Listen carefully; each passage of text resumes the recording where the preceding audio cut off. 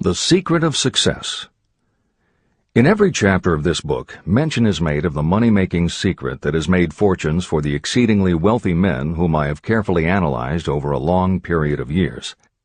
The secret was first brought to my attention by Andrew Carnegie. The canny, lovable old Scotsman carelessly tossed it into my mind when I was but a boy. Then he sat back in his chair with a merry twinkle in his eyes and watched carefully to see if I had brains enough to understand the full significance of what he'd said to me. When he saw that I had grasped the idea, he asked if I would be willing to spend 20 years or more preparing myself to take it to the world, to men and women who, without the secret, might go through life as failures. I said I would, and with Mr. Carnegie's cooperation, I have kept my promise. Editor's comments. In 1908, during a particularly down time in the U.S. economy and with no money and no work, Napoleon Hill took a job as a writer for Bob Taylor's magazine. He was hired to write success stories about famous men. Although it would not provide much in the way of income, it offered Hill the opportunity to meet and profile the giants of industry and business, the first of whom was the creator of America's steel industry, multimillionaire Andrew Carnegie, who was to become Hill's mentor. Carnegie was so impressed by Hill's perceptive mind that following their 3-hour interview he invited Hill to spend the weekend at his estate so they could continue the discussion. During the course of the next 2 days, Carnegie told Hill that he believed any person could achieve greatness if they understood the philosophy of success and the steps required to achieve it. "It's a shame," he said, "that each new generation must find the way to success by trial and error when the principles are really clear-cut."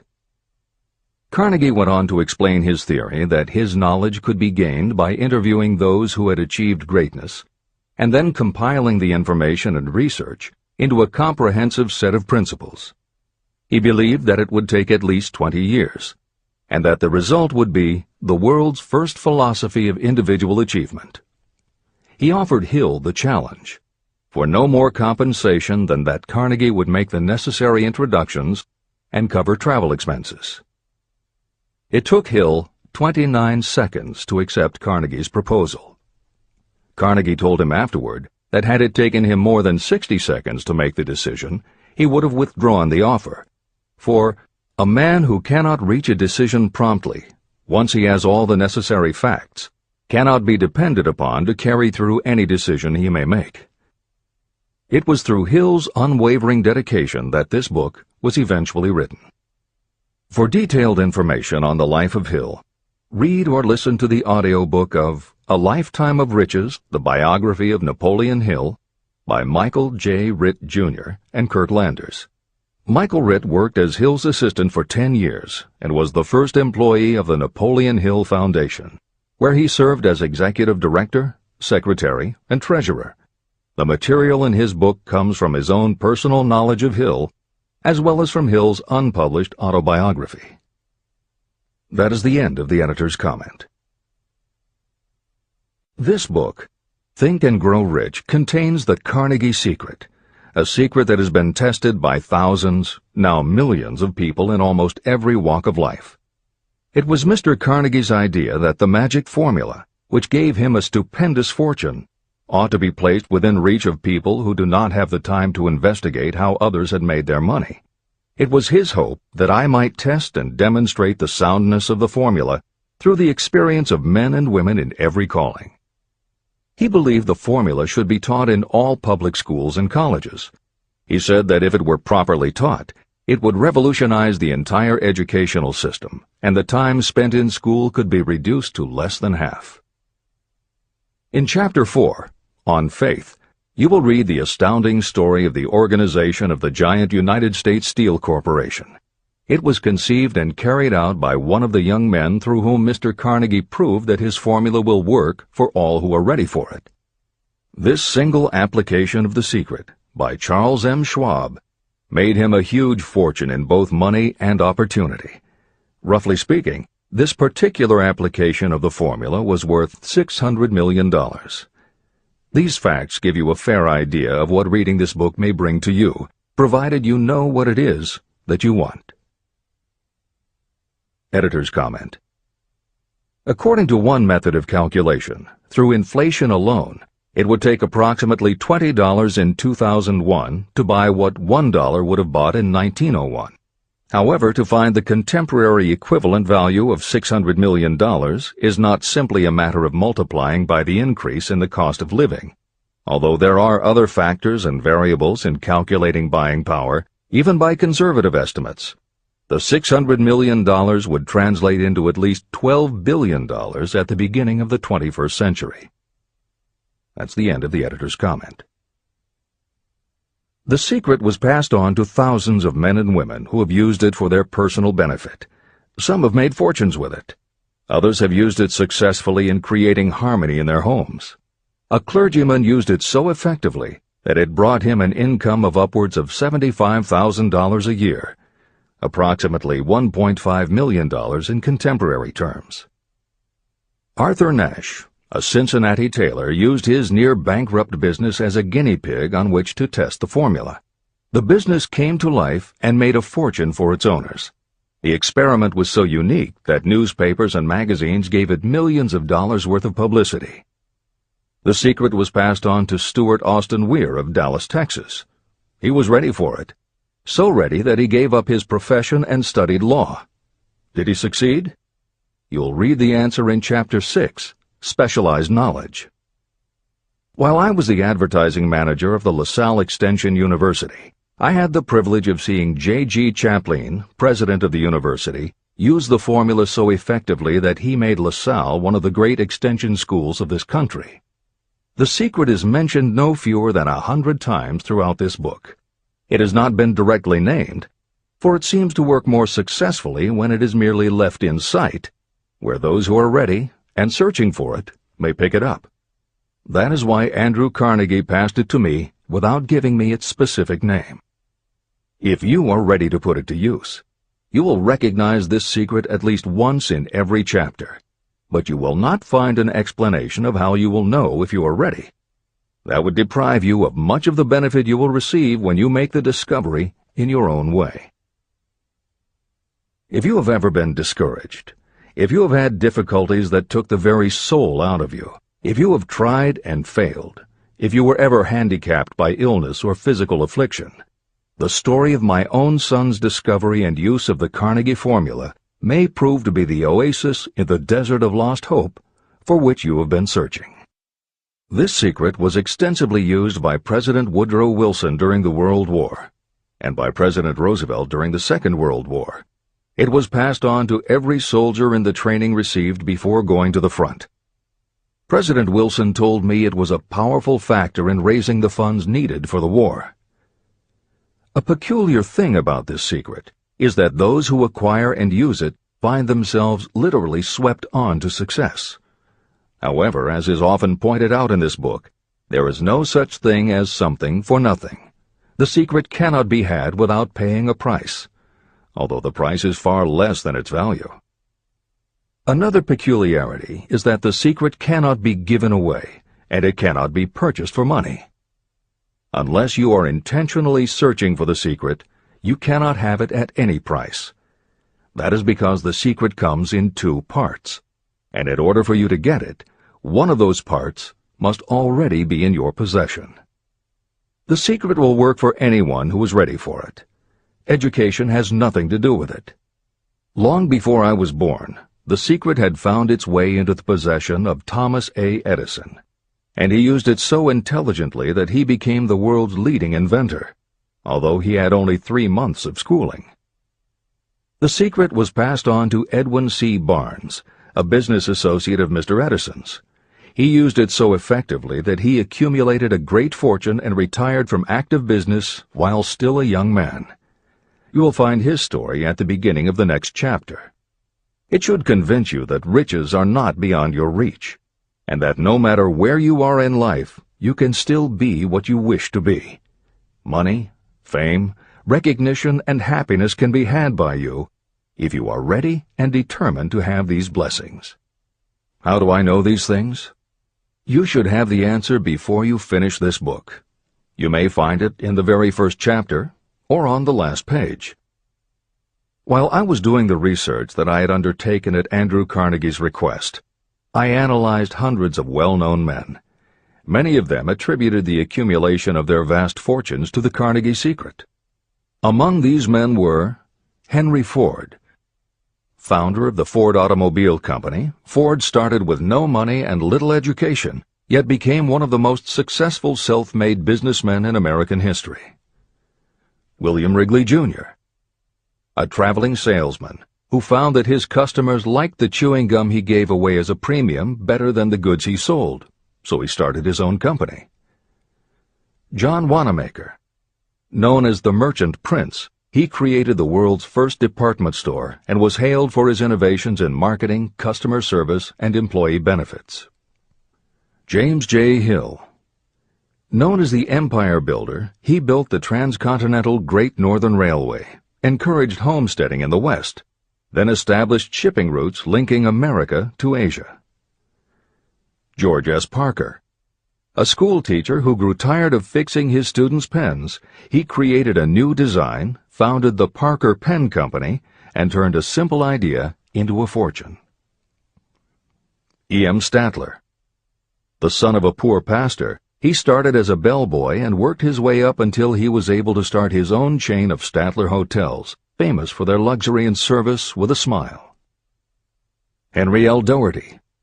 Started at age 12 as an office boy for Columbia Gas, he went on to acquire 53 utilities companies and patented 140 innovations for natural gas and oil production. Cyrus H. K. Curtis. Starting with a small agricultural weekly, Curtis turned it into Ladies' Home Journal, created Saturday Evening Post, then assembled one of the largest newspaper empires. George Eastman. Inventor and founder of the Eastman Kodak Company, he created many of the innovations that popularized photography and transformed the motion picture industry. Charles M. Schwab. The right-hand man of Andrew Carnegie, he was president of Carnegie Steel Company, brokered the deal that formed U.S. Steel, and went on to found Bethlehem Steel. Theodore Roosevelt. 26th President of the United States from 1901 to 1909. John W. Davis. A lawyer and political leader, Davis was Solicitor General under President Woodrow Wilson and later appointed ambassador to Great Britain. Elbert Hubbard. Philosopher, publisher of the Fra magazine, and founder of the Roycrofters Artists Colony, Hubbard was also the author of many bestsellers including A Message to Garcia. Wilbur Wright. A bicycle shop owner who, with his brother Orville, became the first Americans to fly heavier-than-air aircraft and pioneered the aviation industry. William Jennings Bryan. Newspaper publisher, presidential nominee, Secretary of State under President William McKinley, but perhaps best known as the lawyer who defended creationism at the Scopes monkey trial. Dr. David Starr Jordan. Educator, scientist, author of over 50 books, he was the nation's youngest university president at Indiana University and became the first president of Stanford University. J. Ogden Armour. Inherited his family's meatpacking business, turned it into a conglomerate with more than 3,000 products, was an owner of the Chicago Cubs, and a director of National City Bank and American International Corporation. Arthur Brisbane. A crusading journalist and syndicated columnist, Brisbane was sought after by every major news organization and was the most read and highest-paid editorial writer of his day. Dr. Frank Gunsaulus. A Chicago preacher who delivered such a powerful sermon, Philip D. Armour gave him $1 million to start the Armour Institute of Technology, of which he became president. Daniel Willard. President of the B&O Railroad for more than 30 years, he was honored by having the city of Willard, Ohio, named for him. King Gillette. A traveling salesman and born tinkerer, Gillette was trying to shave on a moving train when he came up with the idea of the safety razor, which became the foundation of a corporate giant. Ralph A. Weeks. President of International Correspondence Schools, Weeks helped finance Napoleon Hill's Intra-Wall Institute, established to educate and rehabilitate prison inmates. Judge Daniel T. Wright, instructor at Georgetown Law School, where Napoleon Hill was studying when Bob Taylor's magazine gave him the assignment to write a profile of Andrew Carnegie. John D. Rockefeller. With $1,000 in savings plus another $1,000 borrowed from his father, he started a kerosene company which he grew into the giant Standard Oil and one of the world's greatest fortunes. Thomas A. Edison. Inventor and entrepreneur, he perfected the electric light bulb, the phonograph, the motion picture camera, and owned the rights to more than 1,000 patented inventions. Frank A. Vanderlip. A poor boy who became a journalist, social reformer, and self-made millionaire, he was president of the National City Bank, now Citibank, and Assistant Secretary of the Treasury. F. W. Woolworth. A clerk in a general store, he pioneered the idea of fixed-price selling and self-service and forever changed retail selling with a chain of Woolworth 5 and 10 cent stores. Colonel Robert A. Dollar. Starting with a small schooner bought to haul lumber down the West Coast, he built the Dollar Steamship Company, the largest fleet of luxury liners sailing under the U.S. flag. Edward A. Filene. Founder of the Boston-based stores, he devised revolutionary methods of distribution and merchandising and became famous for the first bargain basement department. Edwin C. Barnes. The only man Thomas Edison ever had as a partner, Barnes took Edison's failing dictaphone and sold it so successfully it became a fixture in offices and made him a multimillionaire. Arthur Nash. A Cincinnati tailor who used his bankrupt business as a guinea pig for the Carnegie Secret and was so successful the newspapers made him famous as Golden Rule Nash. Clarence Darrow. Famed as a lawyer, public speaker, and defender of the underdog, Darrow is best known as the lawyer who defended teaching the theory of evolution at the Scopes monkey trial. Woodrow Wilson. 28th President of the United States of America from 1913 to 1921. William Howard Taft. 27th President of the United States of America from 1909 to 1913. Luther Burbank. World-renowned horticulturalist who introduced over 800 varieties of new plants in his effort to improve the quality of plants and thereby increase the world's food supply. Edward W. Bok. Although he had only 6 years' schooling, by the age of 20 he was editor of Ladies' Home Journal, which he helped to build into the world's most widely circulated magazine. Frank A. Munsey. A telegraph operator who quit to launch Argosy magazine, then parlayed his fortune into a newspaper empire that included the Washington Times and the New York Herald. Elbert H. Gary. Chairman of U.S. Steel, at the time the largest corporation in the world, Gary spearheaded the construction of its first major project, the Gary Works Steel Plant, and the city of Gary, Indiana. Dr. Alexander Graham Bell. Best known as the inventor of the telephone, Bell also perfected recording devices, advances in aircraft, and was a co-founder of the National Geographic Society. John H. Patterson. President of National Cash Register, Patterson was known as an advertising visionary and a genius at motivating his sales force, which made NCR the leader in its field. Julius Rosenwald. A small manufacturer who foresaw the future of mail order, he bought 25% of Sears Roebuck & Company, and together with Richard Sears built it into an icon of American business. Stuart Austin Weir. A construction engineer Hill met in the Texas oil fields who, inspired by the Carnegie Secret, went to law school after age 40 and also helped publish Napoleon Hill's magazine. Dr. Frank Crane. A noted psychologist, essayist, and author of the book 4-Minute Essays on subjects such as the price of liberty, pragmatism, the duty of the rich, and how to keep friends.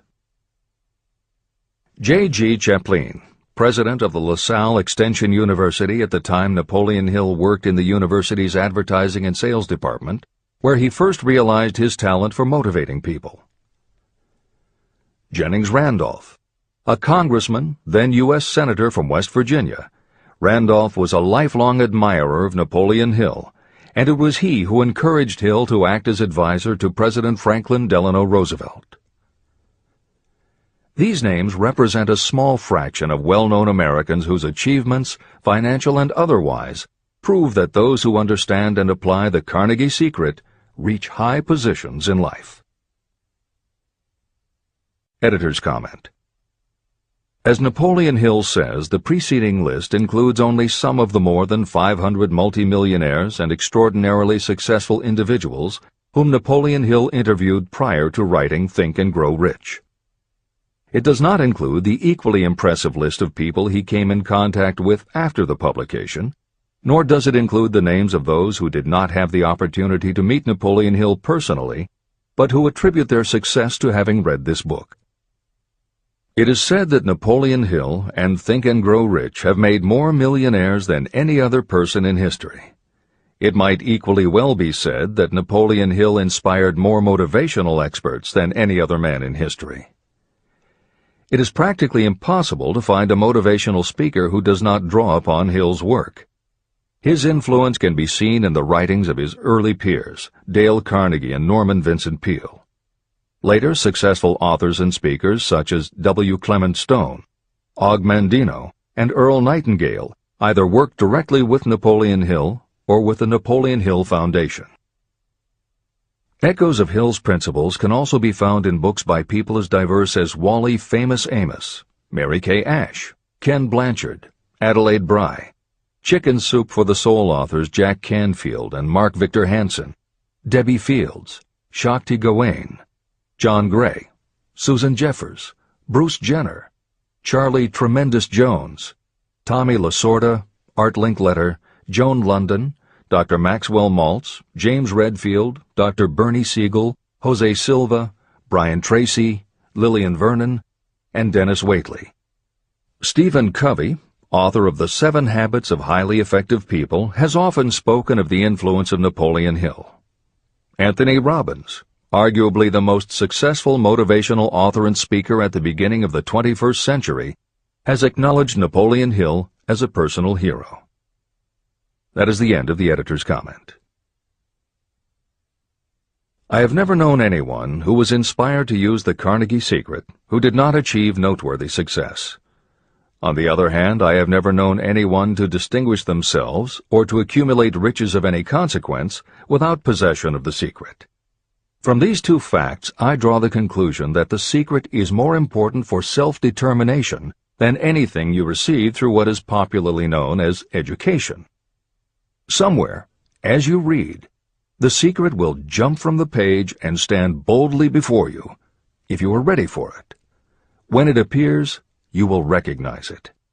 Whether you receive the sign in the first chapter or the last, stop for a moment when it presents itself, and make a note of the time and place. You will want to remember, because it will mark the most important turning point of your life.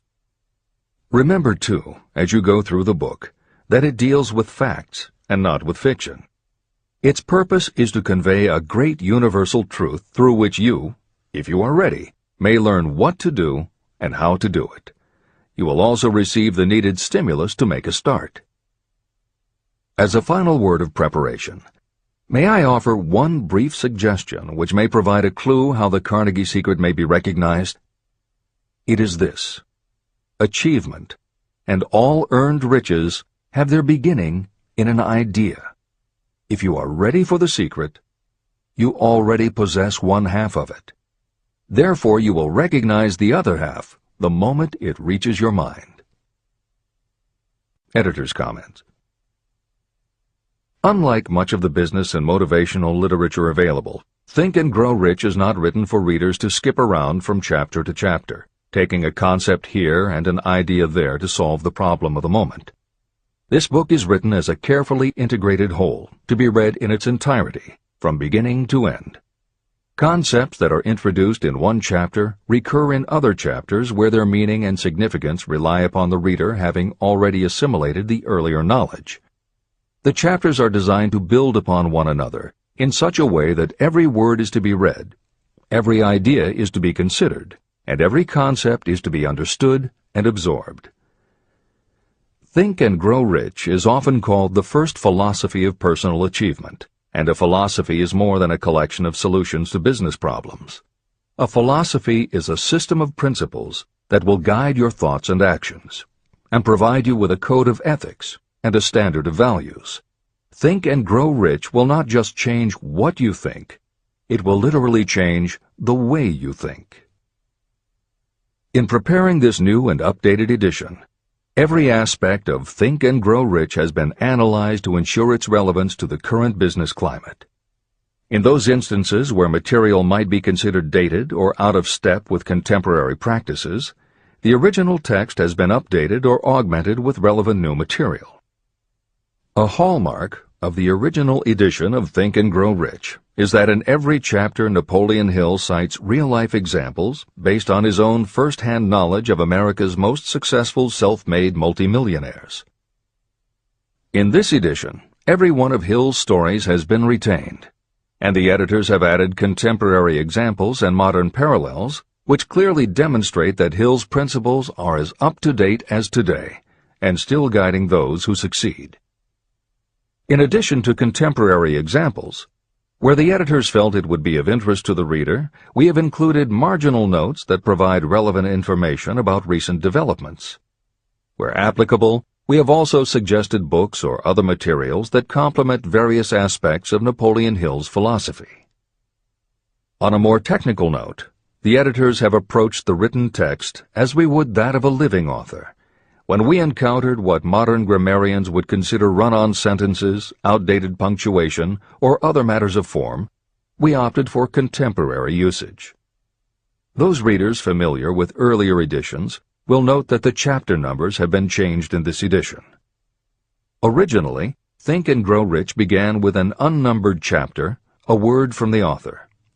In this edition, that text appears as Chapter 1, and is renamed The Secret of Success. The chapters that follow are renumbered sequentially and proceed in their original order. The chapter that was previously titled The Mystery of Sex Transmutation has been retitled Sexuality, Charisma and Creativity, and the text has been restructured and annotated to reflect the role of women in contemporary society. All editorial commentary is clearly set off in a font and style that is different from the original text. This is the end of the editor's comments.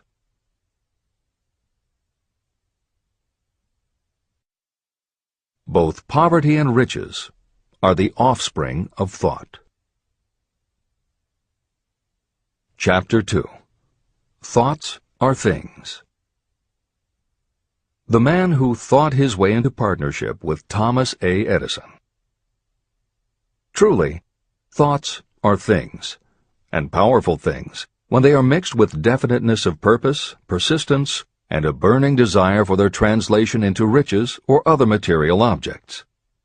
Some years ago, Edwin C. Barnes discovered how true it is that you really can think and grow rich.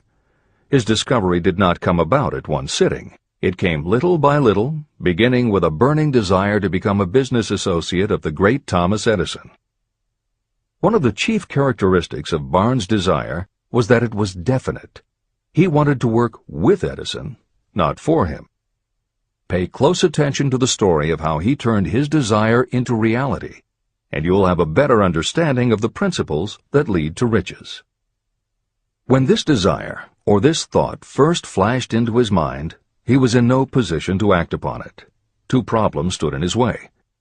He did not know Mr. Edison, and he did not have enough money to buy a train ticket to West Orange, New Jersey, where the famed Edison Laboratory was located.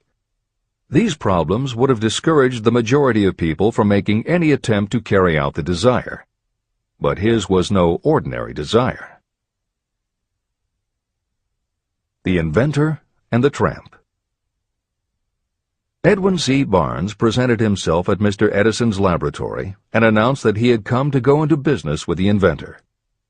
Years later, in speaking about that first meeting, Mr. Edison said about Barnes, "He stood there before me looking like an ordinary tramp, but there was something in the expression of his face which conveyed the impression that he was determined to get what he had come after. I had learned from years of experience with men that when a man really desires a thing so deeply that he is willing to stake his entire future on a single turn of the wheel in order to get it, he is sure to win. I gave him the opportunity he asked for, because I saw he had made up his mind to stand by until he succeeded. Subsequent events proved that no mistake was made." It could not have been the young man's appearance that got him his start in the Edison office. That was definitely against him. It was what he thought that counted. Barnes did not get his partnership with Edison on his first interview. What he did get was a chance to work in the Edison offices at a very nominal wage. Months went by.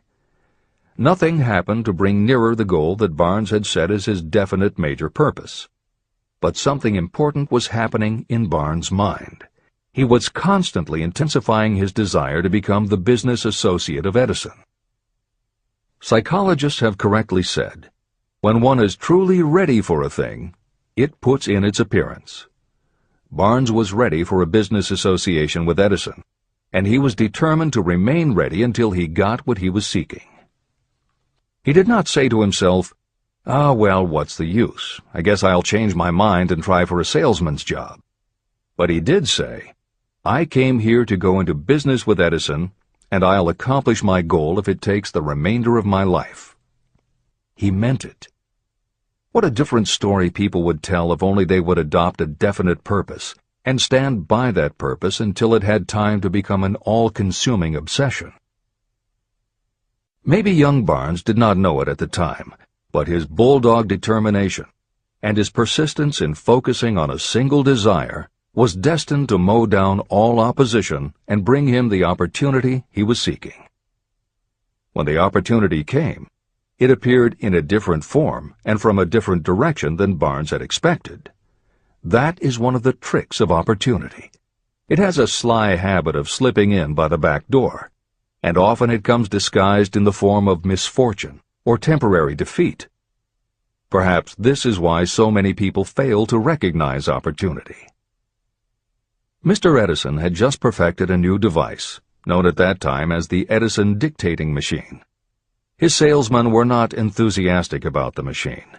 They did not believe it could be sold without great effort. Barnes saw his opportunity.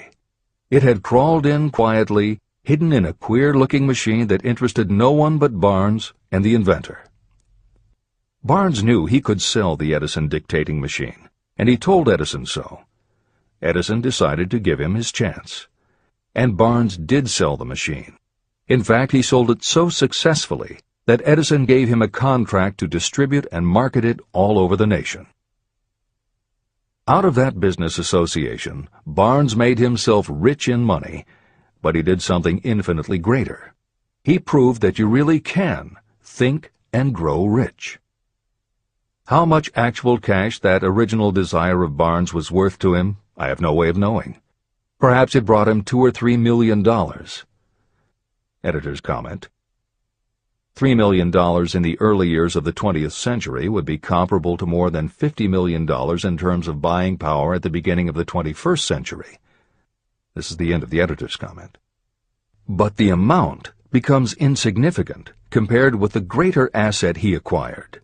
The definite knowledge that an intangible impulse of thought can be transmuted into material rewards by the application of known principles. Barnes literally thought himself into a partnership with the great Edison. He thought himself into a fortune. He had nothing to start with except knowing what he wanted, and the determination to stand by that desire until he realized it. 3 feet from gold.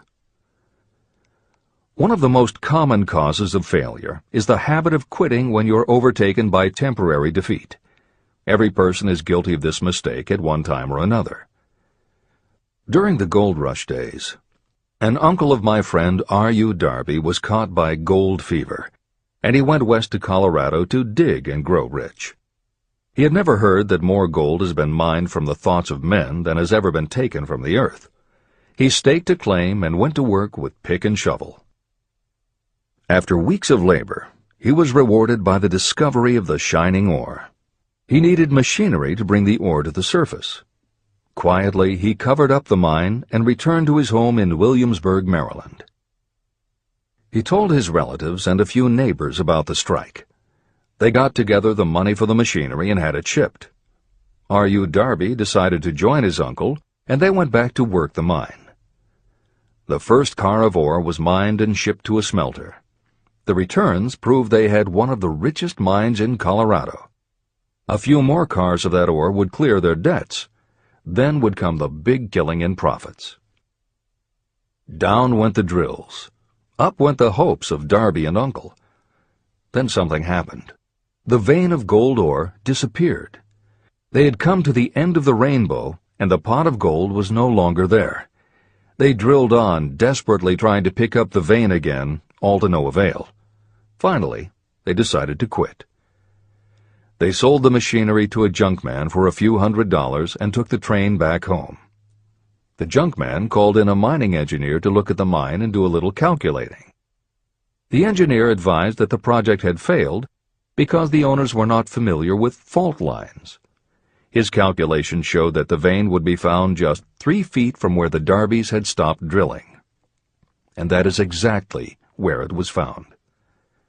The junkman took millions of dollars in ore from the mine because he knew enough to seek expert counsel before giving up. Long afterward, Mr. Darby recouped his loss many times over when he made the discovery that desire can be transmuted into gold.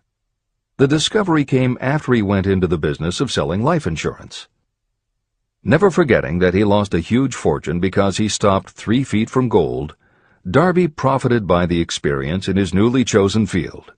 He simply said to himself, "I stopped 3 feet from gold, but I will never stop because men say no when I ask them to buy insurance." Darby became one of a small group of men who sell over $1 million in life insurance annually. He owed his stickability to the lesson he learned from his quitability in the gold mining business. Before success comes in anyone's life, that person is sure to meet with much temporary defeat, and perhaps some failure. When defeat overtakes a person, the easiest and most logical thing to do is to quit. That is exactly what the majority of people do. More than 500 of the most successful people this country has ever known told me their greatest success came just one step beyond the point at which defeat had overtaken them. Failure is a trickster with a keen sense of irony and cunning. It takes great delight in tripping you just when success is almost within reach. Editor's comments. Napoleon Hill's creed, "Every failure brings with it the seed of an equivalent success," was the inspiration for entrepreneur and motivational speaker Wayne Allen Root to write his book, The Joy of Failure. Published in the late 1990s, it not only tells Wayne's personal story of using his failures as stepping stones to success, he also recounts stories from other successful people, which prove that the rich and famous got to be that way only because of what they learned from their failures. People such as Jack Welch, the hugely successful CEO of General Electric, who early in his career failed dramatically when a plastics plant for which he was responsible blew up. Billionaire Charles Schwab was a failure at school and university, flunking basic English twice due to a learning disability, and then failed on Wall Street more than once before he thought of the idea that grew to make him very rich indeed. Sylvester Stallone, Bruce Willis, Oprah Winfrey, Bill Clinton, Stephen Jobs, Donald Trump, and a host of other equally well-known achievers all had to fail in order to learn the lessons that ultimately made them successes. Every one of them was a failure, but none of them was defeated. Charles F. Kettering, who patented more than 200 inventions including the automobile ignition, the spark plug, Freon for air conditioners and the automatic transmission, said, "From the time a person is 6 years old until he graduates from college, he has to take 3 or 4 examinations a year. If he flunks once, he is out." But an inventor is almost always failing. He tries and fails maybe 1,000 times. If he succeeds once, then he's in. These two things are diametrically opposite. We often say that the biggest job we have is to teach a newly hired employee how to fail intelligently. We have to train him to experiment over and over and to keep on trying and failing until he learns what will work. Failures are just practice shots. This is the end of the editor's comment.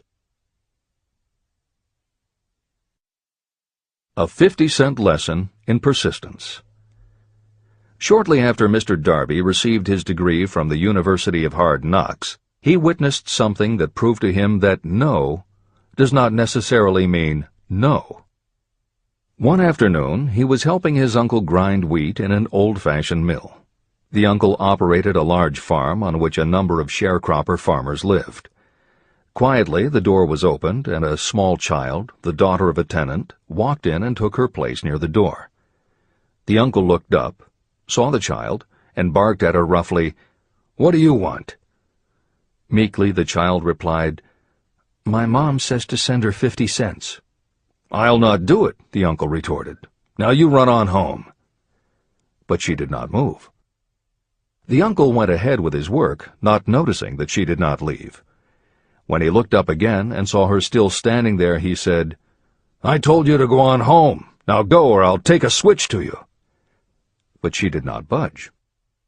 The uncle dropped a sack of grain he was about to pour into the mill hopper and started toward the child.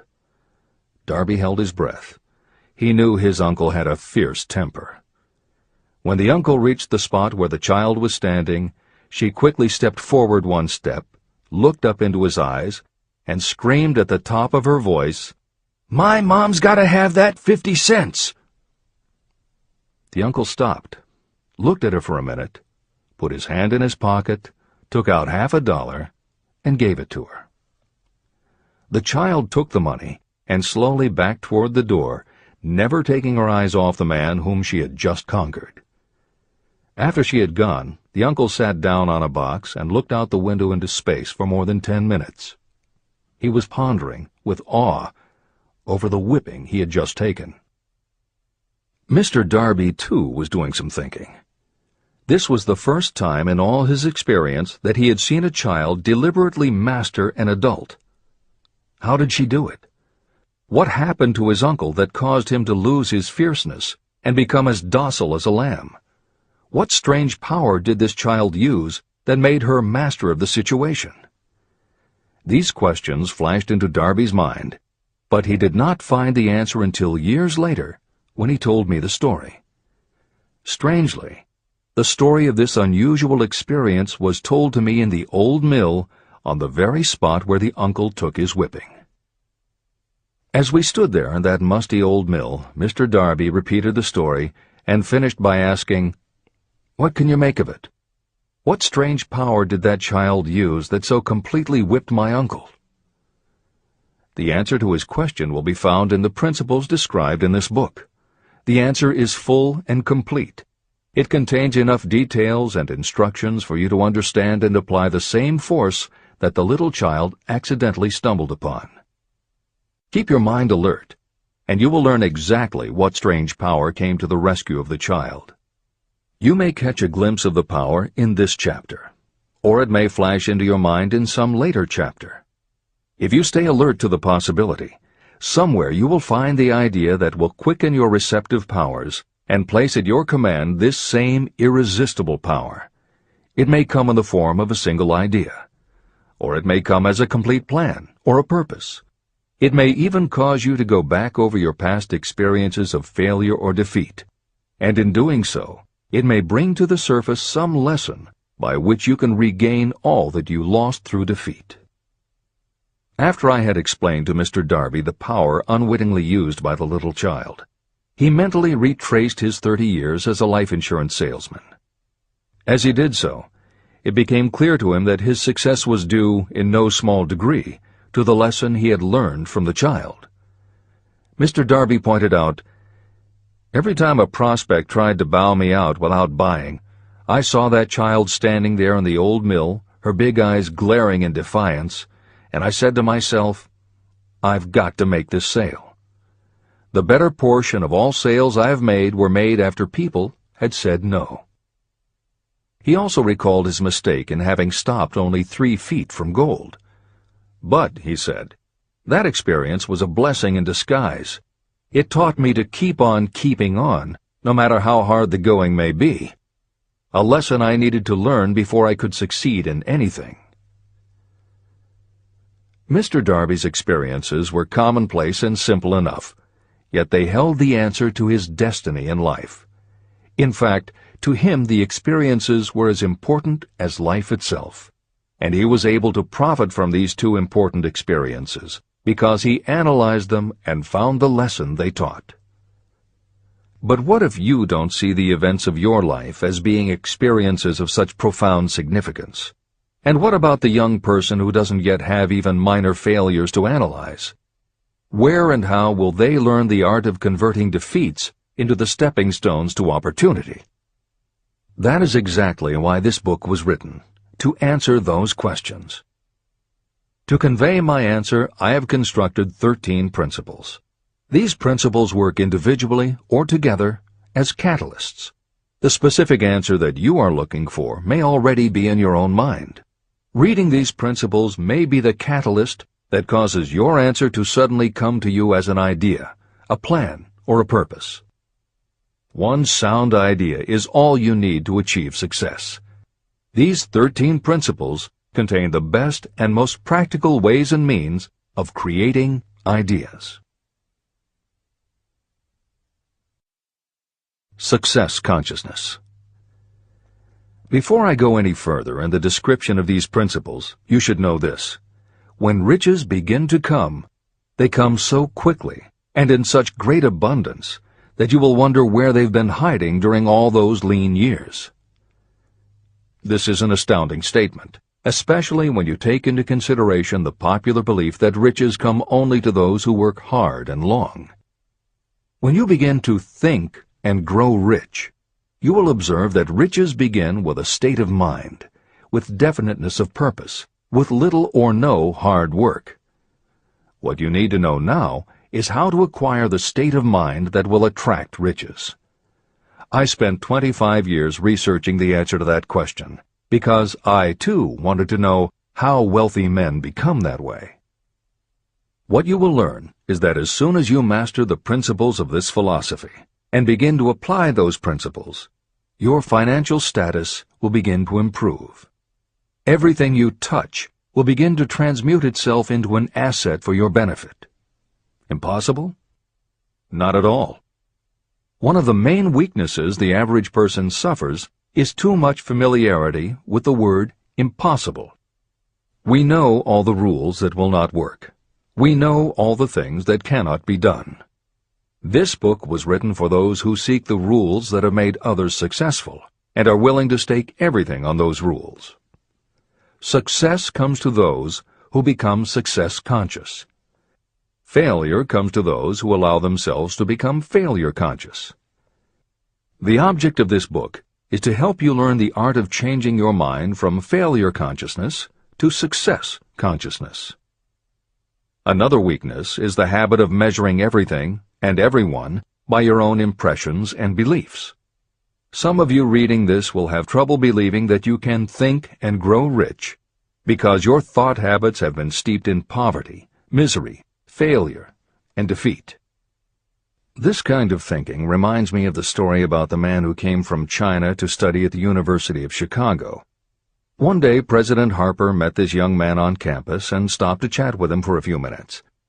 He asked what had impressed him as being the most noticeable characteristic of the American people. "Why," the student exclaimed, "the unusual shape of your eyes." It's all a matter of perspective and habit. The same is true of your belief in what a person can achieve. If you have formed the habit of seeing life only from your own perspective, you may make the mistake of believing that your limitations are in fact the proper measure of limitations. The impossible Ford V8 motor. When Henry Ford decided to produce his famous V8 motor, he chose to build an engine with the entire 8 cylinders cast in one block. Ford instructed his engineers to produce a design for the engine. The design was drawn up on paper, but the engineers agreed to a man that it was simply impossible to cast an 8-cylinder engine block in one piece. Ford said, "Produce it anyway." But they replied, "It's impossible." "Go ahead," Ford commanded, "and stay on the job until you succeed, no matter how much time is required." So the engineers went ahead. 6 months went by. Nothing happened. Another 6 months passed, and still nothing. The engineers tried every conceivable plan to carry out the orders, but the thing seemed out of the question. Impossible. At the end of the year, Ford again checked with his engineers, and again they told him they had found no way to carry out his orders. "Go right ahead," said Ford. "I want it, and I'll have it." They went ahead. And then, as if by a stroke of magic, the secret was discovered. The Ford determination had won once more. Henry Ford was a success because he understood and applied the principles of success. One of these principles is desire, knowing clearly what you want. Remember this Ford story as you continue reading this book. Pick out the lines in which the secrets of his stupendous achievement have been described. If you do this, if you can put your finger on those particular principles that made Henry Ford rich, you may equal his achievements in almost any calling for which you are suited. Editor's comments. To those readers who may interpret Ford's actions as nothing more than obstinacy, the editors would point out that he was employing a technique that has become a common part of strategic planning in many industries, including aerospace, computers, medicine, and the military. When launching large, complicated, long-term projects, the planners often know that at certain points along the way they will need components that simply do not yet exist. The fact that at the beginning there is no way to get from A to B does not deter them. There are many parts of the project they can get started on now, and they just assume that by the time they get to the point where they will need a technology or a device, they will have solved the problem of making it, and they have been proven right time and again. Stated simply, the technique is to clearly know what you want to accomplish, have faith in your ability to do it, and persist until you have accomplished your goal. This is the end of the editor's comments. Why you are the master of your fate. When the famed English poet William Henley wrote the prophetic lines, "I am the master of my fate, I am the captain of my soul," he should have informed us that the reason we are the masters of our fate, the captains of our souls, is that we have the power to control our thoughts. He should have told us that it is because in some way our brains become magnetized with the dominating thoughts that we hold in our minds. And it is as though our magnetized minds attract to us the forces, the people, and the circumstances of life that are in sync with our dominating thoughts. He should have told us that before we can accumulate riches in great abundance, we must magnetize our minds with intense desire for riches. That we must become money-conscious until the desire for money drives us to create definite plans for acquiring it. But, being a poet, Henley contented himself by stating a great truth in poetic form, leaving those who followed him to interpret the philosophical meaning of his lines. Little by little, the truth has unfolded itself, until I have come to know with certainty that the principles described in this book hold the secret of mastery over our economic fate. Principles that can change your destiny. We are now ready to examine the first of these principles, and as we do, I ask you to maintain a spirit of open-mindedness. Remember as you read that these principles are not my invention, nor are they the invention of any one person. These principles have worked for literally millions of people. You, too, can put them to work for you and your own enduring benefit. You will find it easy, not hard to do. Some years ago, I delivered the commencement address at Salem College in Salem, West Virginia. I emphasized with so much intensity the need to have a burning desire that one of the members of the graduating class became completely convinced and made it a cornerstone of his own philosophy. That young man became a congressman and an important factor in President Franklin D. Roosevelt's administration. He wrote me a letter in which he so clearly stated his opinion of the principle of desire outlined in the next chapter that I have chosen to publish his letter as an introduction to that chapter. It gives you an idea of the rewards to come. My dear Napoleon, my service as a member of Congress having given me an insight into the problems of men and women, I am writing to offer a suggestion which may become helpful to thousands of worthy people. In 1922, you delivered the commencement address at Salem College when I was a member of the graduating class. In that address, you planted in my mind an idea which has been responsible for the opportunity I now have to serve the people of my state, and will be responsible, in a very large measure, for whatever success I may have in the future. I recall, as though it were yesterday, the marvelous description you gave of the method by which Henry Ford, with but little schooling, without a dollar, with no influential friends, rose to great heights. I made up my mind then, even before you had finished your speech, that I would make a place for myself, no matter how many difficulties I had to surmount. Thousands of young people will finish their schooling this year and within the next few years. Every one of them will be seeking just such a message of practical encouragement as the one I received from you. They will want to know where to turn, what to do to get started in life. You can tell them, because you have helped to solve the problems of so many, many people. There are thousands of people in America today who would like to know how they can convert ideas into money. People who must start from scratch, without finances, and recoup their losses. If anyone can help them, you can. If you publish the book, I would like to own the first copy that comes from the press, personally autographed by you. With best wishes, believe me, cordially yours, Jennings Randolph. Since that time in 1922, I watched Jennings Randolph rise to become one of the nation's leading airline executives, a great inspirational speaker, and a United States Senator from West Virginia. 35 years after I made that speech, it was my pleasure to return to Salem College in 1957 and deliver the baccalaureate sermon. At that time, I received an honorary Doctor of Literature degree from Salem College. Editor's comments. As you begin the next chapter, the editors would like to reinforce the earlier statement that what you are reading is not just a collection of theories out of which you can cherry-pick what you like. The 13 principles of success were proven by the real-life experiences of the long list of famous successful people cited earlier by Napoleon Hill. His techniques are also practiced and endorsed by the contemporary experts and authors whom the editors mentioned, following Hill's list. More than 60 million people have purchased copies of the book that you are now holding in your hands.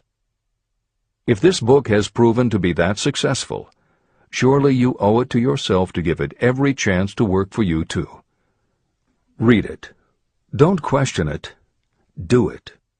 If you don't, if you think that you know better than Napoleon Hill, if you decide to pick and choose the parts that you will believe or follow, then, if you don't succeed, you will never know if your failure lies with this book or with you. This is the end of the editor's comments. Whatever the mind of man can conceive and believe, it can achieve. Chapter 3. Desire, the starting point of all achievement. The first step toward riches. When Edwin C. Barnes climbed down from the freight train in West Orange, New Jersey, he may have resembled a tramp, but his thoughts were those of a king. As he made his way from the railroad tracks to Thomas A. Edison's office, his mind was at work. He saw himself standing in Edison's presence. He heard himself asking Mr. Edison for an opportunity to carry out the one consuming obsession of his life, a burning desire to become the business associate of the great inventor. Barnes' desire was not a hope. It was not a wish. It was a pulsating desire which transcended everything else. It was definite. A few years later, Edwin C. Barnes again stood before Edison, in the same office where he first met the inventor. This time, his desire had been translated into reality. He was in business with Edison. The dominating dream of his life had become a reality. Barnes succeeded because he chose a definite goal, placed all his energy, all his willpower, all his effort. He put everything he had into achieving that goal. 5 years passed before the chance he had been seeking made its appearance. To everyone except himself, he appeared to be just another cog in the Edison business wheel. But in Edwin Barnes' own mind, he was the partner of Edison every minute from the very day that he first went to work there. It is a remarkable illustration of the power of a definite desire. Barnes won his goal because he wanted to be a business associate of Mr. Edison's more than he wanted anything else. He created a plan by which to attain that purpose, and he burned all bridges behind him. He stood by his desire until it became the dominating obsession of his life, and finally, a fact. When he went to West Orange, he did not say to himself, "I will try to induce Edison to give me a job of some sort." He said, "I will see Edison and put him on notice that I have come to go into business with him." He did not say, "I will keep my eyes open for another opportunity in case I fail to get what I want in the Edison organization." He said, "There is one thing in this world that I am determined to have, and that is a business association with Thomas A. Edison. I will burn all bridges behind me and stake my entire future on my ability to get what I want." He left himself no possible way of retreat. He had to win or perish. That is all there is to the Barnes story of success. Allow yourself no retreat.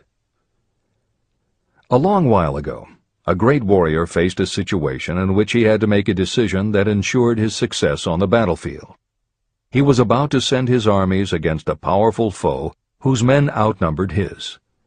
He loaded his soldiers into boats, sailed to the enemy's country, and unloaded the soldiers and equipment. Then he gave the order to burn the ships that had carried them. Addressing his men before the first battle, he said, "You see the boats going up in smoke. That means we cannot leave these shores alive unless we win. We now have no choice. We win or we perish." They won. Every person who wins in any undertaking must be willing to burn his ships and cut all sources of retreat.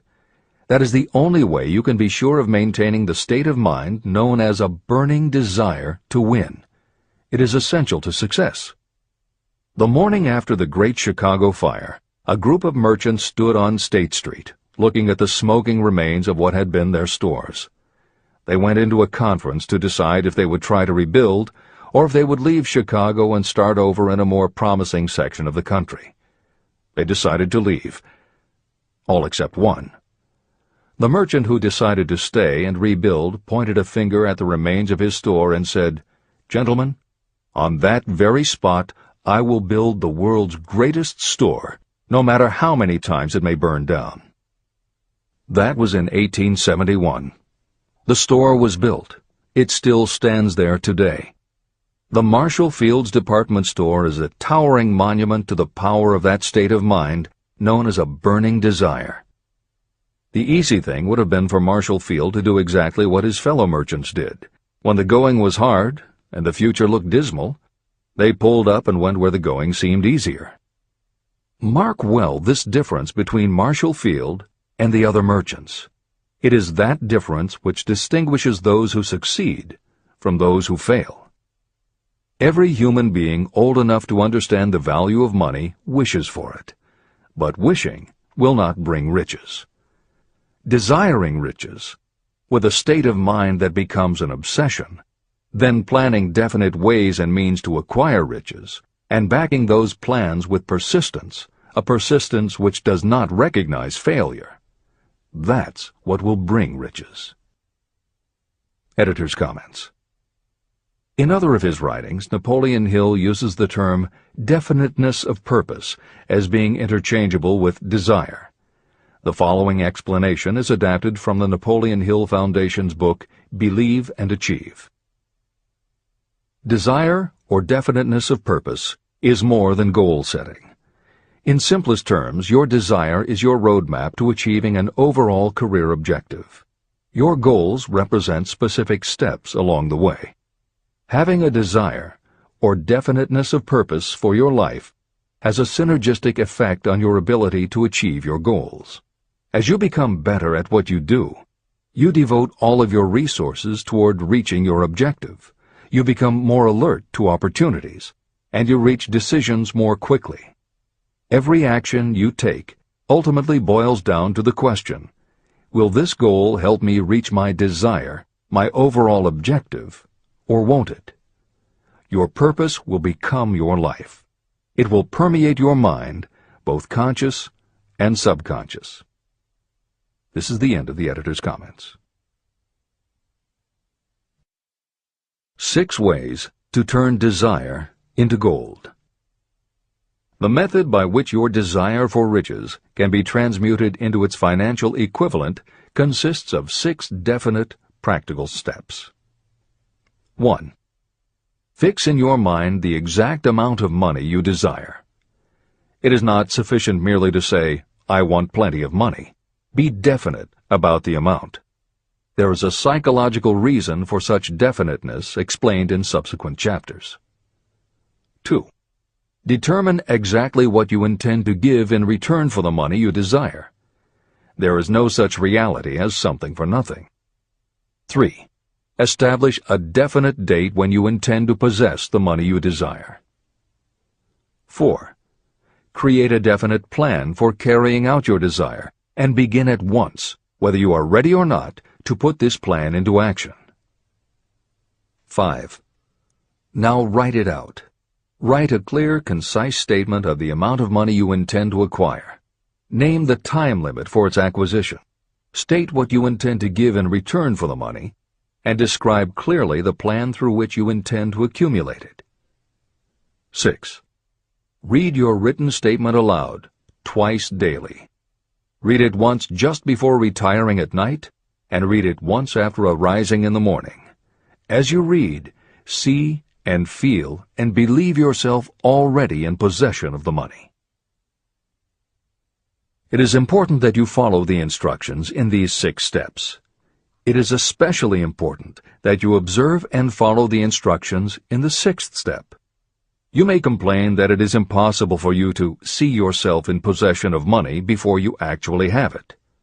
Here is where a burning desire will come to your aid. If you truly desire money so keenly that your desire is an obsession, you will have no difficulty in convincing yourself that you will acquire it. The object is to want money, and to become so determined to have it that you convince yourself you will have it. If you have not been schooled in the workings of the human mind, these instructions may appear impractical. It may help you to know that the information they convey was given to me by Andrew Carnegie, who made himself into one of the most successful men in American history. Carnegie began as an ordinary laborer in the steel mills, but managed, despite his humble beginning, to make these principles yield him a fortune of considerably more than $100 million. Editor's comment. In today's terms, the value of Carnegie's fortune would be at least $20 billion and probably a good deal more. End of editor's comment. It may be of further help to know that the 6 steps were carefully scrutinized by the famed inventor and successful businessman, Thomas A. Edison. He gave his stamp of approval, saying they are not only the steps essential for the accumulation of money, but also for the attainment of any goal. Editor's comments. In the time since Napoleon Hill wrote these words, advances in our understanding of both the physiology of the brain and the psychology of the mind have yielded a much greater understanding of human motivation. Even so, the methods used by modern motivational experts are essentially the same techniques advised by Hill. Research studies confirm that there is sound psychological basis for doing as Hill advises. Be very specific when setting goals. Perform the physical act of committing those goals to paper, and repeat your stated goal aloud to yourself often. These techniques have gained wide acceptance among modern experts in the field. The psychological principle at work is similar to that which underlies autosuggestion and self-hypnosis, concepts that will be discussed in greater depth in Chapter 5, Autosuggestion, and in Chapter 13, The Subconscious Mind. Hill's instruction to see yourself as you will be when you have already achieved your objective is also a specific technique. Today it is commonly taught by motivational experts under the term creative visualization. In Chapter 4 on faith and in Chapter 5 on autosuggestion, Hill elaborates on his method. Before moving on, the editors would like to reinforce Hill's advice to follow his instructions to the letter. The editors know there is a tendency for the reader to assume that it is enough for them just to intellectually understand a concept. As you read Hill's 6 points, you probably found yourself thinking, sure, some people might need to write things down, but I'm not a kid, I get the idea. Or, okay, I understand that saying it out loud might help some less sophisticated people, but I already understand the point intellectually. If you feel that way, let us remind you that many of the most successful people whom you admire did not think they were too smart or too sophisticated to follow Hill's instructions.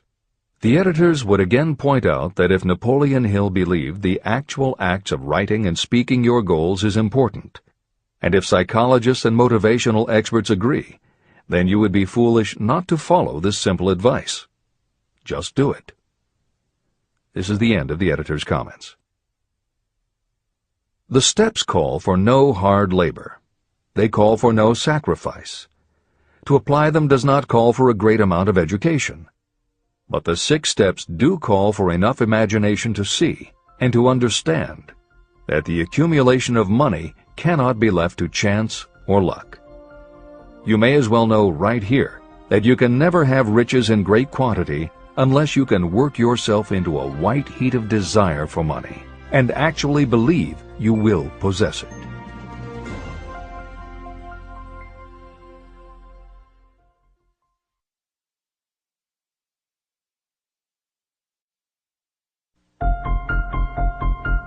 The power of great dreams. If you are in this race for riches, you should be encouraged by the following truth. The world in which we live is demanding new ideas, new ways of doing things, new leaders, new inventions, and new methods, styles, versions, and variations of everything all the time. Behind all this demand for new and better things, there is one quality that you must possess to win, and that is definiteness of purpose, the knowledge of what you want, and a burning desire to possess it. If you truly desire riches, remember that the real leaders of the world have always been people who harnessed and put into practical use the intangible, unseen forces of opportunity. Leaders are the people who convert those opportunities into cities, skyscrapers, factories, transportation, entertainment, and every form of convenience that makes things easier, faster, better, or just make life more pleasant. In planning to acquire your share of the riches, don't let anyone put you down for being a dreamer. To win the big stakes in this changing world, you must catch the spirit of the great pioneers, whose dreams have given to civilization all that it has of value. It is that spirit which serves as the lifeblood of our own country, your opportunity and mine to develop and market our talents. A burning desire to be and to do is the starting point from which the dreamer must take off. Dreams are not born of indifference, laziness, or lack of ambition. If the thing you wish to do is right, and you believe in it, go ahead and do it. Never mind what they say if you meet with temporary defeat. They do not know that every failure brings with it the seed of an equivalent success. Marconi dreamed of a system for sending sound from one place to another without the use of wires. It may interest you to know that Marconi's friends had him taken into custody and examined in a psychiatric hospital when he announced he had discovered a principle by which he could send messages through the air. Evidence that he did not dream in vain may be found in every radio and television set, cellular phone, communication satellite, and every other wireless device in the world. Fortunately, the dreamers of today fare better. Today, your world is filled with an abundance of opportunity that the dreamers of the past never knew. If you doubt this is true, if you are feeling crushed because of a recent failure, you are about to learn how your failure can be your most valuable asset. Almost everyone who succeeds in life gets off to a bad start and passes through many heartbreaking struggles before they arrive. The turning point in the lives of those who succeed usually comes at the moment of some crisis through which they are introduced to their other selves. Editor's comments. Napoleon Hill's concept of the other self is mentioned elsewhere in Think and Grow Rich, but he does not comment on it extensively. The following elaboration is taken from his later writings. You've been thinking about your losses to the exclusion of everything else. The more you concentrate on them, the more you attract other losses. Stop thinking about them, and make up your mind that you are going to benefit from your experience. Whatever personal obstacles you face, you must start getting to know that side of your personality that knows no obstacles, that recognizes no defeats. Cultivate a friendship with the other you, so no matter what you're doing, you are allied with someone who shares your goals. All the philosophy and advice about persuading others will be much more useful to you if you practice it yourself. This is the end of the editor's comment. Sidney Porter discovered the genius that slept within his brain only after he had met with great misfortune. He was found guilty of embezzlement and confined to a prison cell in Columbus, Ohio, and it was there that he became acquainted with his other self. He began to write short stories. Then, while locked in his cell, he began to sell those stories to magazines under the pen name O. Henry. Through the use of his imagination, he discovered himself to be a great author instead of a miserable criminal and outcast. By the time he was released from prison, O. Henry was the most popular short story writer in the country. Editor's comments. More recently, in another prison, another kind of writer met his other self, and country music gained one of its most talented songwriters and biggest stars. As a kid, Merle Haggard's family home was a converted boxcar in Bakersfield, California. After his father died when Merle was 9, more often than not, home for young Merle was a series of juvenile detention centers. At 16, he quit school, and for the next 4 years the only mark Merle Haggard made in the world was a rap sheet for stolen cars, burglaries, and bogus checks. By the age of 20, he was serving time in San Quentin and gaining a reputation as a hard-case con. Then he met his other self.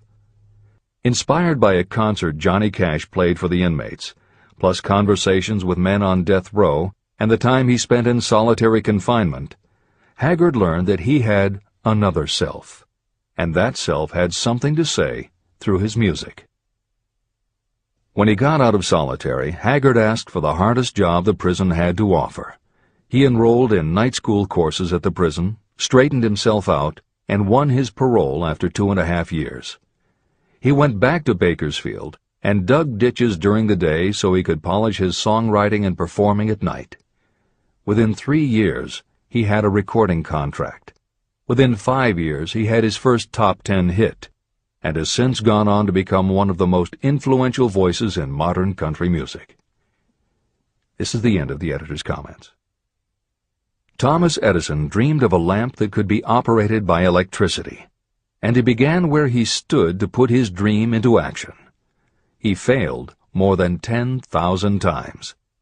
Despite his failures, he stood by that dream until finally he was driven to the discovery of the genius that slept within his brain. Editor's comments. Dean Kamen got to know his other self very early in life. While he was a teenager, Kamen started his own company, building and selling control systems for automated sound and light shows. He was still in high school when he got the contract to automate the Times Square New Year's Eve ball. Though he went on to attend university, he never bothered to graduate because he was too busy working on something he called auto-syringe, the first wearable infusion pump for administering drug therapies. His invention was hailed as a medical landmark, as were many of his other breakthroughs, which include a revolutionary kidney dialysis machine, an insulin pump for diabetics, an improved stent used for heart patients, and more than 150 other devices he has patented.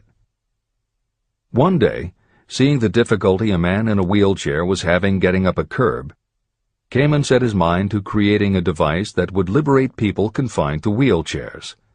The result is the iBot, a revolutionary wheel device that uses computers and a system of stabilizing gyroscopes that imitate the working of the human body. It not only goes over curbs, but it will even go up and down stairs, travel over almost any kind of rough ground, and will allow the user to raise themselves eye to eye with a standing person. And it does it all without the user having to get out of the device or needing anyone's assistance. In 2001, Kamen hit the front pages when he introduced the Segway, a one-person people mover based on his iBot technology. It's a two-wheel scooter-like device that zips and zooms forward, backward, left, right, and comes to a stop without the rider doing anything more than barely shifting his or her body. It is so sensitive that it is almost as though it obeys the user's thoughts. The Segway may be a world-changing invention, with possible applications for work and travel that stagger the imagination. As this is being written, the Segway is already being used to navigate large warehouses and is being tested by police departments and postal employees. While traffic cops and City Hall wrangle over whether the Segway belongs on the sidewalk or the road, Dean Kamen is dreaming a new dream. This time, the dream is an invention that may literally bring light to some of the darkest corners of the earth. Kamen has developed a non-polluting electric generator that can use almost anything as fuel. But here's the extraordinary part. He has created a revolutionary closed system so that the engine's heat is used to purify 10 gallons of drinkable water every hour.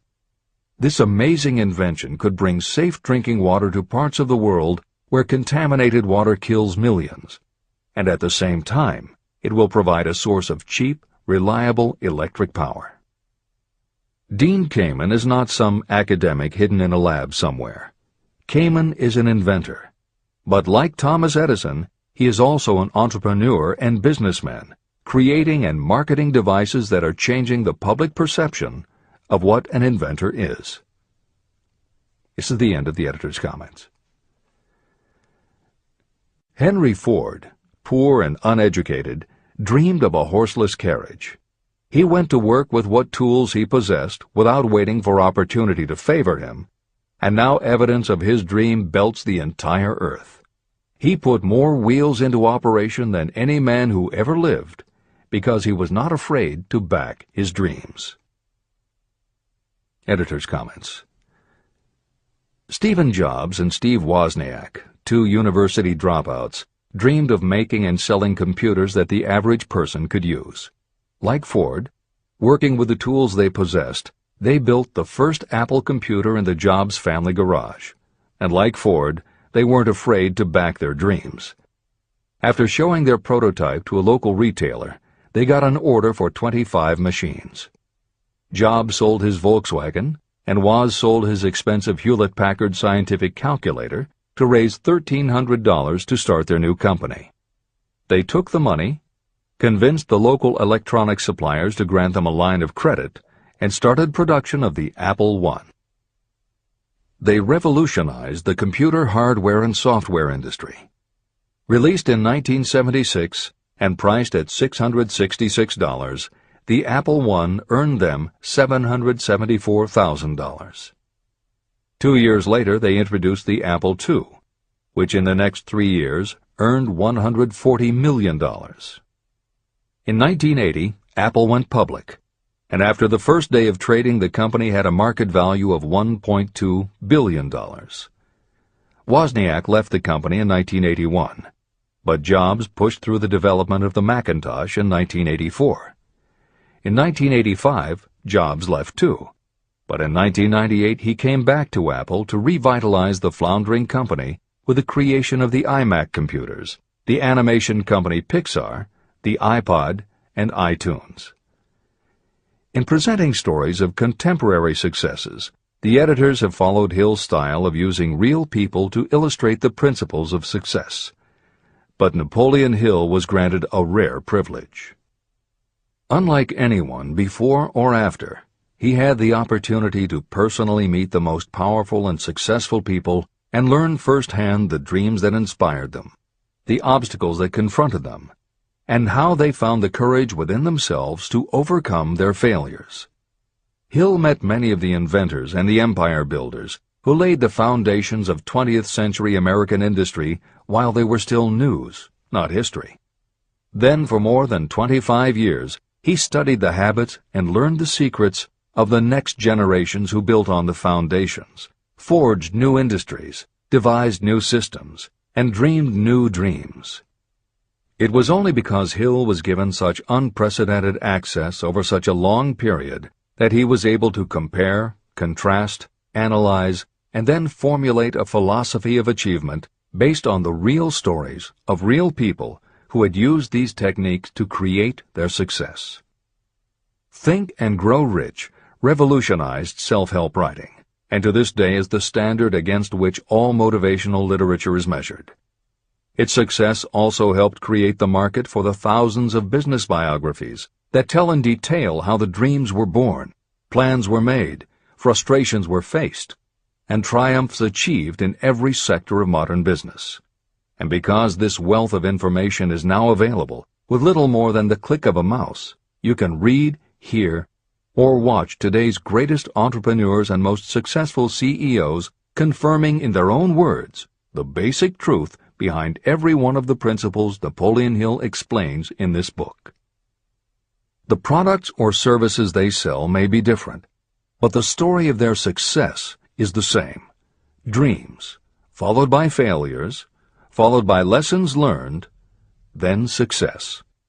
For every Henry Ford, Thomas Edison, or O. Henry that Napoleon Hill cites to make a point, today there is a Steve Jobs, Dean Kamen, or Merle Haggard, proving that Hill's points are still valid. This is the end of the editor's comments. There is a difference between wishing for a thing and being ready to receive it. No one is ready for a thing until they believe they can acquire it. The state of mind must be belief, not mere hope or wish. Open-mindedness is essential for belief. Closed minds do not inspire faith, courage, and belief. Remember, no more effort is required to aim high in life, to demand abundance and prosperity, than is required to accept misery and poverty.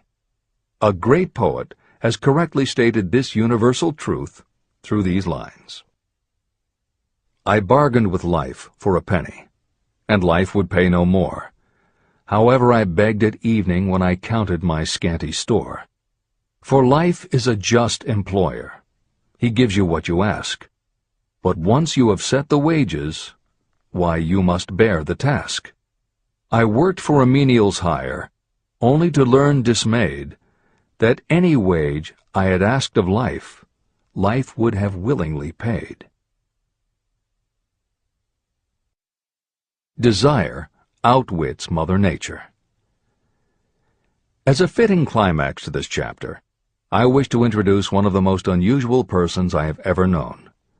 I first saw him a few minutes after he was born. He came into the world without any physical sign of ears. When pressed for an opinion, the doctor concluded that the child might be deaf and mute for life. I challenged that doctor's opinion. I had the right to do so. I was the child's father. I, too, reached a decision. But I expressed my opinion silently, in the secrecy of my own heart. In my own mind, I knew that my son would hear and speak. How? I was sure there must be a way, and I knew I would find it. I thought of the words of the immortal Emerson. The whole course of things goes to teach us faith. We need only obey. There is guidance for each of us, and by lowly listening, we shall hear the right word. The right word? Desire. More than anything else, I desired that my son should not be deaf and unable to speak. From that desire, I never receded, not for a second. What could I do about it? Somehow, I would find a way to transplant into that child's mind my own burning desire for ways and means of conveying sound to his brain without the aid of ears. As soon as the child was old enough to cooperate, I would fill his mind so completely with a burning desire to hear that nature would, by methods of her own, translate it into physical reality. All this thinking took place in my own mind, but I spoke of it to no one. Every day I renewed the pledge I had made to myself that my son should not be deaf. As he grew older and began to take notice of things around him, we observed that he had a slight degree of hearing. When he reached the age when children usually begin talking, he made no attempt to speak, but we could tell by his actions that he could hear certain sounds slightly. That was all I needed to know. I was convinced that if he could hear, even slightly, he might develop still greater hearing capacity. Then something happened that gave me hope. It came from an entirely unexpected source. We bought a phonograph. When the child heard the music for the first time, he went into ecstasies. He promptly appropriated the machine. On one occasion, he played a record over and over for almost 2 hours, standing in front of the phonograph with his teeth clamped on the edge of the case. The significance of this did not become clear to us until years afterward. At the time, we had never heard of the principle of bone conduction of sound. Shortly after he appropriated the phonograph, I discovered that he could hear me quite clearly when I spoke with my lips touching his mastoid bone at the base of the skull. Having determined that he could hear the sound of my voice plainly, I began immediately to transfer to his mind the desire to hear and speak. When I discovered that my son enjoyed bedtime stories, I went to work creating stories designed to develop in him self-reliance, imagination, and a strong desire to hear. There was one storyline in particular that I emphasized over and over. Every time I told it, I gave it some new and dramatic coloring. These stories were designed to plant in his mind the thought that his affliction was not a liability, but an asset of great value. As a result of my studies and personal experience, I firmly believe that every adversity brings with it the seed of an equivalent advantage. However, despite my beliefs, I must confess that I did not have the slightest idea how this disability could ever become an asset. He won a new world with 6 cents. As I analyze the experience in retrospect, I can see now that my son's faith in me had much to do with the astounding results. He did not question anything I told him. I sold him on the idea that he had a distinct advantage over his older brother, and that this advantage would reflect itself in many ways. For example, the teachers in school would observe that he had no ears, and because of this they would show him special attention and treat him with extraordinary kindness. And they always did. I also sold him on the idea that when he became old enough to sell newspapers, his older brother had already become a newspaper merchant, he would have a big advantage over his brother. My reasoning was that people would pay him extra money for his wares because they could see that he was a bright, industrious boy, despite the fact that he had no ears. When he was about 7, he showed the first evidence that my method of stimulating his mind was bearing fruit. For several months he begged for the privilege of selling newspapers, but his mother would not give the project her consent. Finally, he took matters in his own hands. One afternoon, when he was left at home with the staff, he climbed through the kitchen window, shinnied to the ground, and set out on his own. He borrowed 6 cents in capital from the neighborhood shoemaker and invested it in papers, which he sold out. He took his earnings, reinvested in more newspapers, and kept repeating until late in the evening. After balancing his accounts and paying back the 6 cents he had borrowed from his banker, he had a net profit of 42 cents. When we got home that night, we found him in bed asleep with the money tightly clenched in his hand. His mother opened his hand, removed the coins, and cried. Of all things! To me it seemed she was crying over her son's first victory. My reaction was the reverse. I laughed, for I knew that my endeavor to plant in my son's mind an attitude of faith in himself had been successful. His mother saw in his first business venture a little deaf boy who had gone out in the streets and risked his life to earn money. I saw a brave, ambitious, self-reliant little businessman whose stock in himself had been increased 100%. He had gone into business on his own initiative and had won. I was not only pleased, I was impressed. He had clearly demonstrated the first signs of a resourcefulness that would go with him all through life. The little deaf boy went through grade school, high school, and college without being able to hear his teachers, except when they shouted loudly at close range. He did not go to a school for the deaf, and we did not use sign language. We were determined that he should live like any other boy who could hear and speak. We stood by that decision, although it cost us many heated debates with school officials. While he was in high school, he tried an electronic hearing aid, but it was of no value to him. During his last week in college, something happened that marked the most important turning point of his life. Through what seemed to be mere chance, he came into possession of another electronic hearing device, which was sent to him on trial. He was slow about testing it, due to his disappointment with a similar device. Finally, he picked it up carelessly, placed it on his head, and hooked up the battery. Suddenly, as if by magic, his lifelong desire for normal hearing became a reality. For the first time in his life, he heard practically as well as any person with normal hearing. Overjoyed because of the changed world that had been brought to him, he rushed to the telephone, called his mother, and heard her voice perfectly. The next day, for the first time in his life, he plainly heard the voices of his professors in class. For the first time in his life, he could converse freely with other people without them having to speak loudly. Truly, he had come into possession of a changed world. His desire was finally paying dividends. But the victory was not yet complete. He still had to find a definite and practical way to convert his disability into an equivalent asset. Thought that works miracles. Intoxicated with the joy of his newly discovered world of sound, he wrote a letter to the manufacturer of the hearing aid, enthusiastically describing his experience. Something in his letter prompted the company to invite him to New York.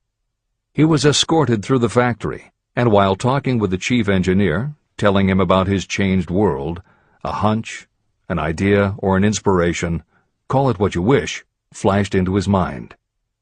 It was this impulse of thought that converted his disability into an asset destined to pay dividends in both money and happiness to thousands for all time to come. The sum and substance of that impulse was this. It occurred to him that he might be of help to the millions of people who go through life without the benefit of hearing devices, if he could find a way to tell them the story of his changed world. For an entire month, he carried out intensive research, during which he analyzed the entire marketing system of the manufacturer of the hearing device. Then he created a plan for reaching out to other hearing-impaired people all over the world, to share with them his newly discovered changed world. When this was done, he put in writing a 2-year plan based upon his findings. When he presented the plan to the company, he was instantly given a position for the purpose of carrying out his ambition. Little did he dream when he went to work that he was destined to bring hope and practical relief to thousands of people who, without his help, would have been limited forever by deafness. There's no doubt in my mind that Blair would have been deaf and unable to speak all his life if his mother and I had not managed to shape his mind as we did. When I planted in his mind the desire to hear and talk and live as other people, there went with that impulse some strange influence that caused nature to become bridge builder and span the gulf of silence between his brain and the outer world. Truly, a burning desire has devious ways of transmuting itself into its physical equivalent. Blair desired normal hearing. Now he has it. He was born with a condition that in those days might easily have sent a person with a less defined desire to the street with a bundle of pencils and a tin cup. The little white lie I planted in his mind when he was a child, by leading him to believe his impaired hearing would become a great asset, has justified itself. I am convinced it is a fact that there is nothing, right or wrong, that belief plus burning desire cannot make real. These qualities are free to everyone. Editor's comments. As Napoleon Hill was finishing this chapter on desire, it was reported that the famed opera singer Madame Schumann-Heink had died. A passage in her obituary struck Hill as being so appropriate to the subject of this chapter that he was moved to comment as follows. End of editor's comment. One short paragraph in the newspaper story about the famed opera singer Madame Schumann-Heink gives the clue to this unusual woman's stupendous success. I quote the paragraph because the clue it contains is none other than desire. Early in her career, Madame Schumann-Heink visited the director of the Vienna Court Opera to have him test her voice. But he did not test it. After taking one look at the awkward and poorly dressed girl, he exclaimed, none too gently, "With such a face, and with no personality at all, how can you ever expect to succeed in opera? My good child, give up the idea. Buy a sewing machine and go to work. You can never be a singer." Never is a long time. The director of the Vienna Court Opera may have known much about the technique of singing, but he knew little about the power of desire when it assumes the proportion of an obsession. If he had known more of that power, he would not have made the mistake of condemning genius without giving it an opportunity. Editor's comments. Although few readers of this edition will be familiar with Madame Schumann-Heink, every reader knows a half-dozen similar stories. It is true for every generation and every kind of music. At some time, even the biggest stars were failures. At some time, someone told them they weren't good enough. But every one of those times that they failed, their desire was bigger than their failure. That is why you know their stories. And it's also why you've never heard about the thousands of other performers who were also told they weren't good enough. The ones you've never heard of are the ones whose desire wasn't big enough. They are the ones who believed that failure was defeat. This is the end of the editor's comment. Several years ago, one of my business associates became ill. He became worse as time went on, and finally was taken to the hospital for an operation. The doctor warned me that there was little if any chance of my ever seeing him alive again. But that was the doctor's opinion. It was not the opinion of the patient. Just before he was wheeled away, he whispered to me, "Do not be disturbed, Chief. I will be out of here in a few days." The attending nurse looked at me with pity. But the patient did come through safely. After it was all over, his physician said, "Nothing but his own desire to live saved him. He never would have pulled through if he had not refused to accept the possibility of death." Editor's comments. By the 1980s, the phenomenon that Napoleon Hill wrote about in the preceding paragraph was embraced by a growing segment of the population.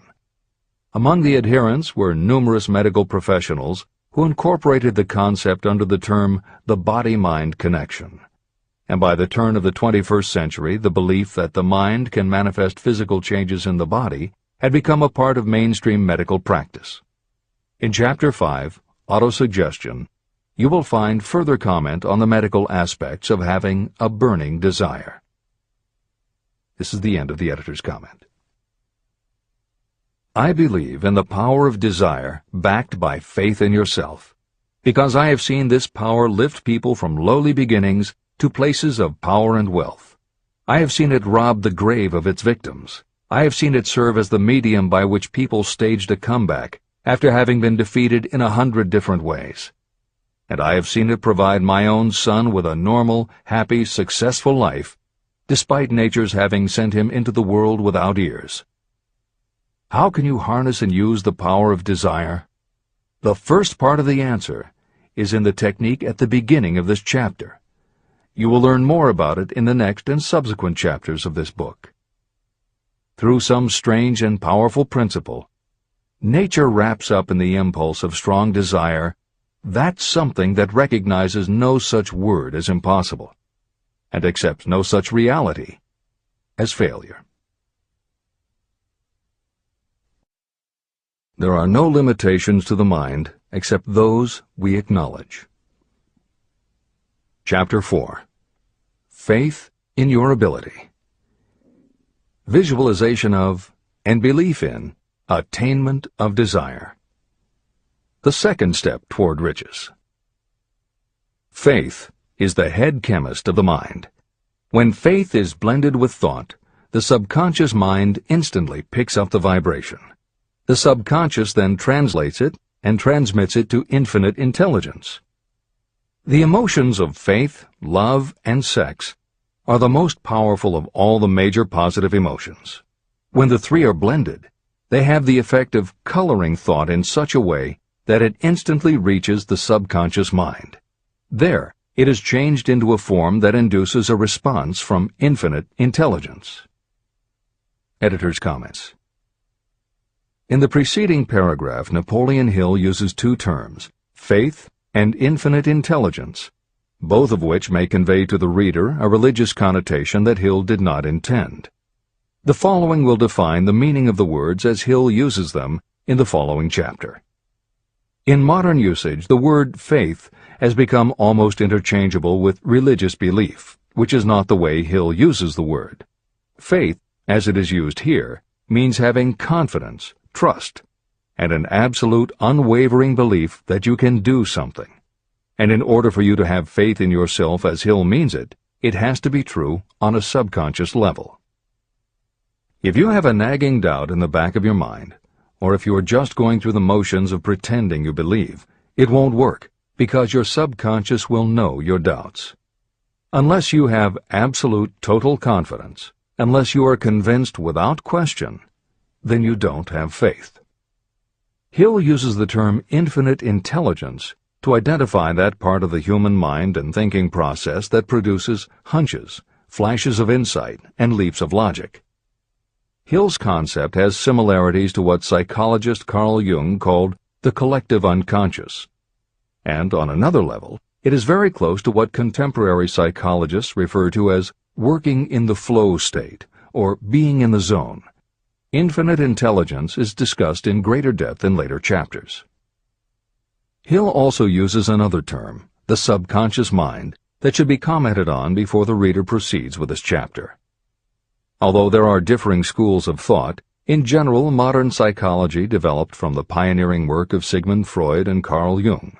Each believed that the human mind operates on both a conscious and an unconscious level, but they differed on the role the subconscious plays and the way it influences attitude and action. Through his own research and studies, Napoleon Hill developed a theory of the conscious and subconscious that is closest to the Jungian view. The following briefly describes the basis of Hill's view. The conscious mind. Your conscious mind receives information through the five senses of sight, smell, taste, hearing, and touch. Your conscious mind keeps track of what you need for thinking and operating, and it filters out what you don't need. Your conscious mind, and what your memory retains, is the intelligence with which you normally think, reason, and plan. The subconscious mind. Your subconscious has access to all the same information your conscious mind receives, but it doesn't reason the way your conscious mind does.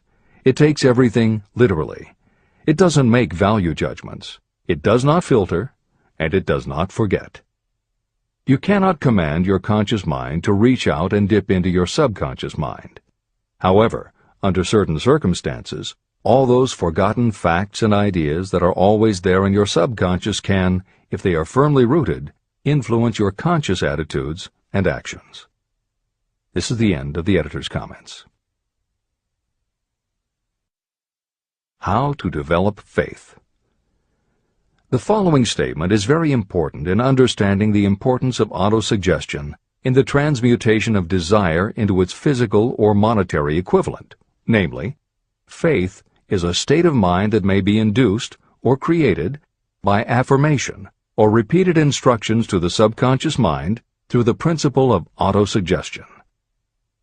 The repetition of affirmations is like giving orders to your subconscious mind, and it is the only known method of voluntary development of the emotion of faith, absolute belief that you can do something. As an illustration, consider why you are reading this book. You want to acquire the ability to transmute the intangible thought impulse of desire into its physical counterpart, money. By following the instructions laid down in the later chapters on autosuggestion and the subconscious mind, you will learn techniques to convince your subconscious mind that you believe you will receive that for which you ask. Your subconscious will act upon that belief and pass it back to you in the form of faith, followed by definite plans for procuring that which you desire. Faith in yourself and your abilities is a state of mind that you will be able to develop at will after you have mastered the 13 principles in this book. This is true because faith is a state of mind that will develop naturally within you when you use and apply these principles. The emotions, or the feeling portion of thoughts, are what give your thoughts vitality, life, and action. The emotions of faith, love, and sex, when mixed with any thought impulse, give it even greater action. All thoughts that have been emotionalized, given feeling, and mixed with faith, absolute belief in your ability, begin immediately to translate themselves into their physical equivalent or counterpart. However, this is not only true of thought impulses that have been mixed with faith, but it is true with any emotion, including negative emotions. What this means is that the subconscious mind will translate into its physical equivalent a thought impulse of a negative or destructive nature just as readily as it will act upon thought impulses of a positive or constructive nature.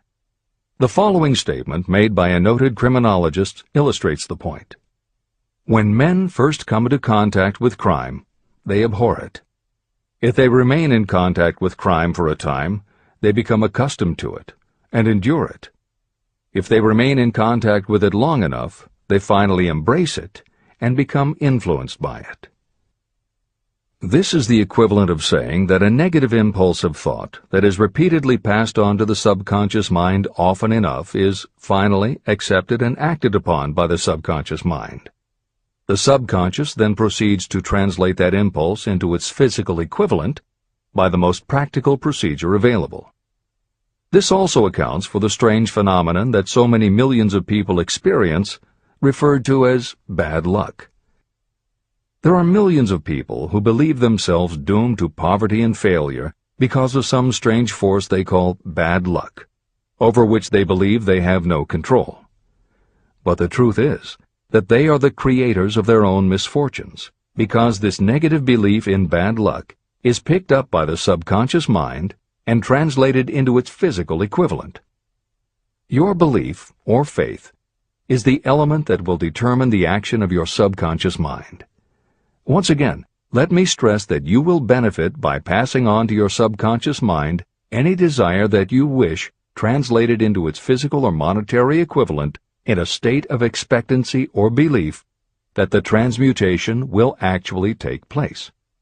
The subconscious mind will transmute into its physical equivalent, by the most direct and practical way available, any order that is given to it in a state of belief or faith that the order will be carried out. At this point, it should also be noted that because of the way that the subconscious operates, there is nothing to stop you from deceiving your subconscious mind when giving it instructions through autosuggestion. That is what I did when I deceived my son's subconscious mind. To make this deception more realistic, when you call upon your subconscious mind, you must conduct yourself just as you would if you were already in possession of the material thing that you are demanding. Editor's comments. It is an axiom of contemporary motivation theory that the subconscious mind cannot distinguish between what is real and what is vividly imagined. One of the most frequently cited studies supporting this concept was done with a group of basketball players. The players were divided into 3 teams, and the players on each team were tested on their ability to make free throws. The teams were then separated for a period of time, and each team was given instructions which they were told would improve their abilities. One team was instructed to practice making baskets on a daily basis. The second team was instructed not to practice during the period and not to even think about basketball. The third team was also instructed not to practice during the period, but instead the members were told to spend their daily practice time visualizing in detail the process of making baskets. At the end of the experiment, the teams were again tested. The team that rested showed a decrease in ability. The team that practiced showed a marked increase in ability. And the team that didn't practice but visualized making baskets showed an increase in ability almost equal to those who had practiced daily. As Hill says, you can deceive your subconscious through autosuggestion. If you convincingly plant an idea in your subconscious will accept and work with the idea as though it were a fact. But the key word is convincingly. If you try to send a message to your subconscious, but in the back of your mind you have a nagging doubt whether it will work, your subconscious will pick that up also. You will have sent mixed messages that cancel each other out. That is why Hill stresses the importance of doing it with faith. Your subconscious will not judge if it is true or false, positive or negative, but it does respond to the power of the input, how emotionalized the thought is. This is the end of the editor's comment. It is essential for you to encourage the positive emotions as the dominating forces of your mind. But faith in yourself doesn't come from merely reading instructions. Now that you understand the theory, you must begin to apply it. By experimenting and practicing, you will develop your ability to mix faith with any order you give to your subconscious. When you have faith in your ability, then you can give your subconscious mind instructions, which it will accept and act upon immediately. When your mind is dominated by positive emotions, it will encourage the state of mind known as faith. Faith in yourself is a state of mind that you can create by autosuggestion. All through the ages, religious leaders have admonished people to have faith. They say to have faith in this, that, and the other dogma or creed, but they have failed to tell people how to have faith. They have not stated that faith is a state of mind that may be induced by self-suggestion. In language that anyone can understand, this book explains the principle through which faith in your ability to accomplish a goal may be developed where it does not already exist. Before we begin, you should be reminded again that faith is the eternal elixir that gives life, power, and action to the impulse of thought. Faith is the starting point of all accumulation of riches. Faith is the basis of all miracles and of all mysteries that cannot be analyzed by the rules of science. Faith is the only known antidote for failure. Faith is the element that, when mixed with desire, gives you direct communication with infinite intelligence. Faith is the element that transforms the ordinary vibration of thought created by the human mind into the spiritual equivalent. Faith is the only way the force of infinite intelligence can be harnessed and used. The magic of self-suggestion. It is a fact that you will come to believe whatever you repeat to yourself, whether the statement is true or false. If you repeat a lie over and over, you will eventually accept that lie as truth. Moreover, you will believe it to be the truth.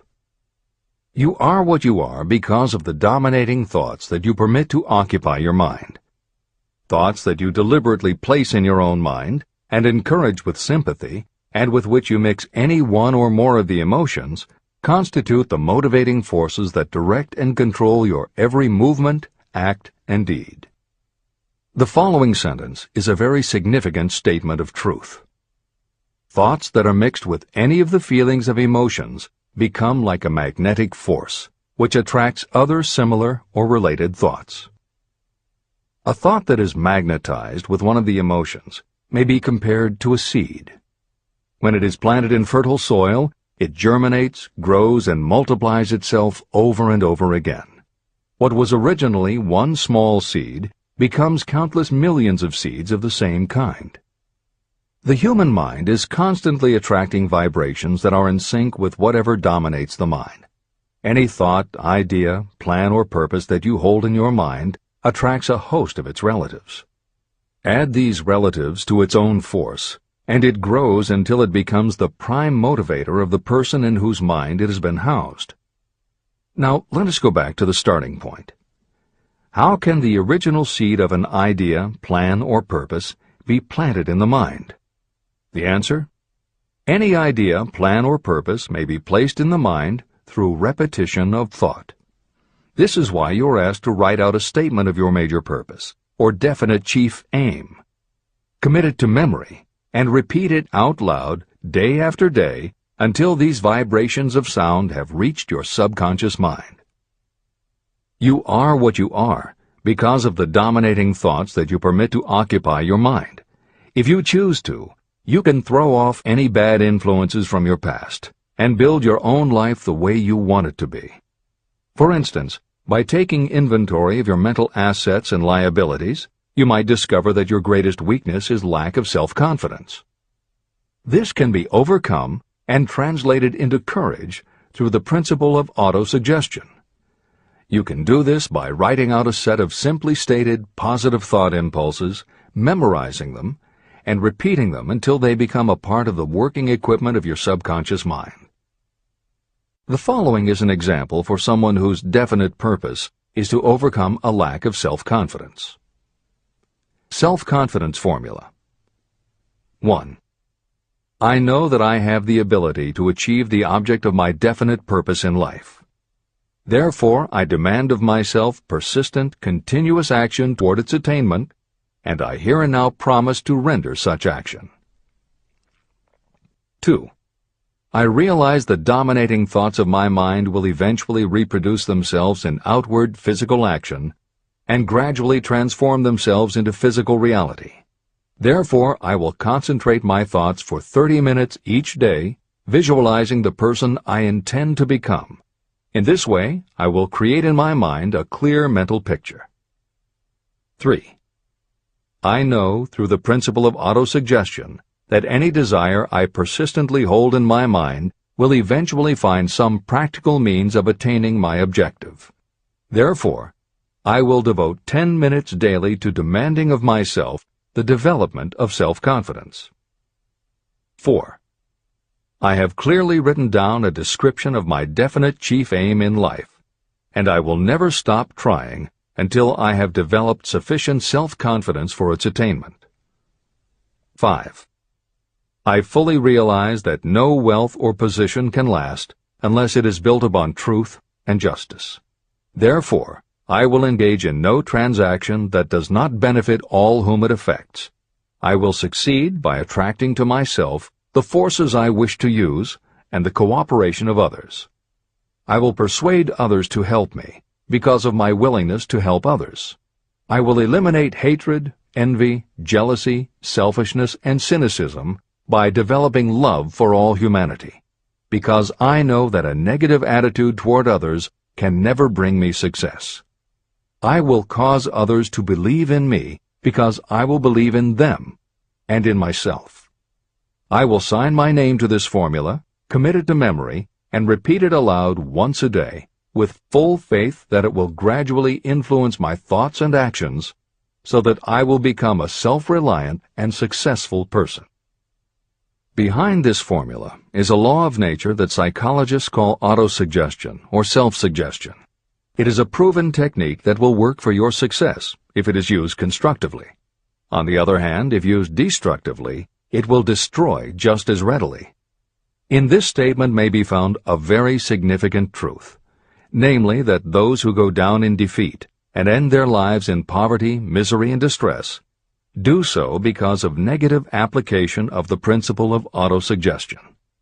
All impulses of thought have a tendency to clothe themselves in their physical equivalent. The disaster of negative thinking. The subconscious mind makes no distinction between constructive and destructive thought impulses. It works with the material we feed it through our thought impulses. The subconscious mind will translate into reality a thought driven by fear just as readily as it will translate into reality a thought driven by courage or faith.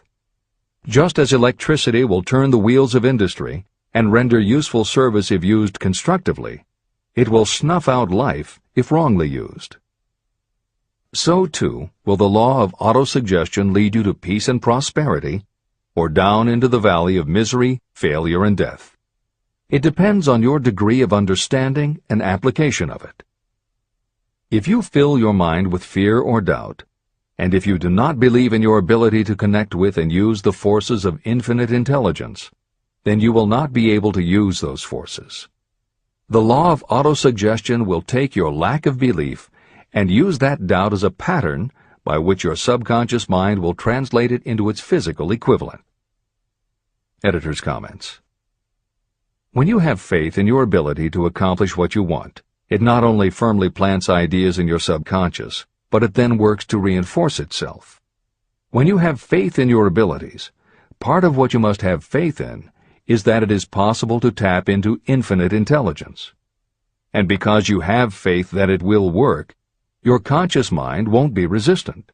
When your conscious doesn't resist, your subconscious mind can send creative ideas to your conscious mind more easily. Then, the more you see the power working in your life, the easier it is for you to act on faith the next time. Will it work for you? You will never know unless you relax your resistance and just have faith that it will. This is the end of the editor's comment. Like the wind that carries one ship east and another west, the law of autosuggestion will lift you up or pull you down according to the way you set your sails of thought. The law of autosuggestion, through which any person may rise to altitudes of achievement that stagger the imagination, is well described in the following verse. Observe the words that have been emphasized, and you will catch the deep meaning that the poet had in mind. If you think you are beaten, you are. If you think you dare not, you don't. If you like to win, but you think you can't, it is almost certain you won't. If you think you'll lose, you're lost. For out in the world we find, success begins with a fellow's will. It's all in the state of mind. If you think you are outclassed, you are. You've got to think high to rise. You've got to be sure of yourself before you can ever win a prize. Life's battles don't always go to the stronger or faster man, but soon or late the man who wins is the man who thinks he can. Editor's comments. As noted at the beginning of this chapter, the way in which Napoleon Hill uses the word faith is meant to have no religious connotation.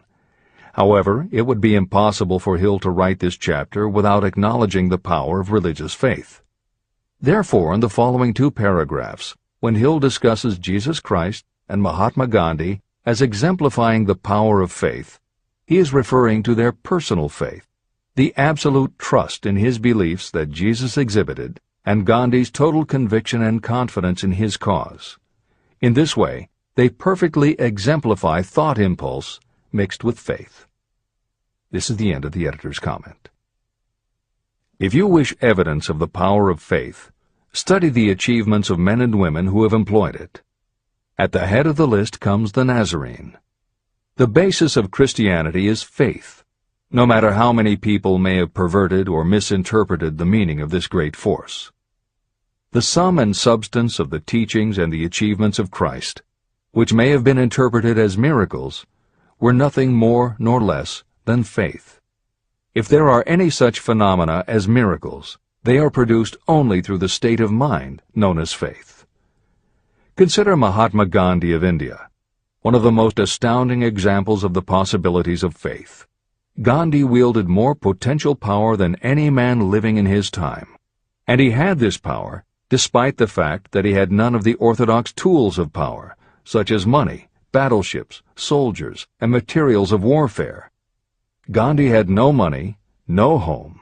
He did not own a suit of clothes, but he did have power. How did he come by that power? He created it out of his understanding of the principle of faith and through his ability to transplant that faith into the minds of 200 million people. Gandhi accomplished the astounding feat of influencing 200 million minds to coalesce and move in unison as a single mind. What other force on earth, except faith, could do as much? How an idea built a fortune. Editor's comment. Although the following story is not exclusively about faith, and it makes no mention of autosuggestion or the subconscious mind, Napoleon Hill included it at this point in every edition of Think and Grow Rich.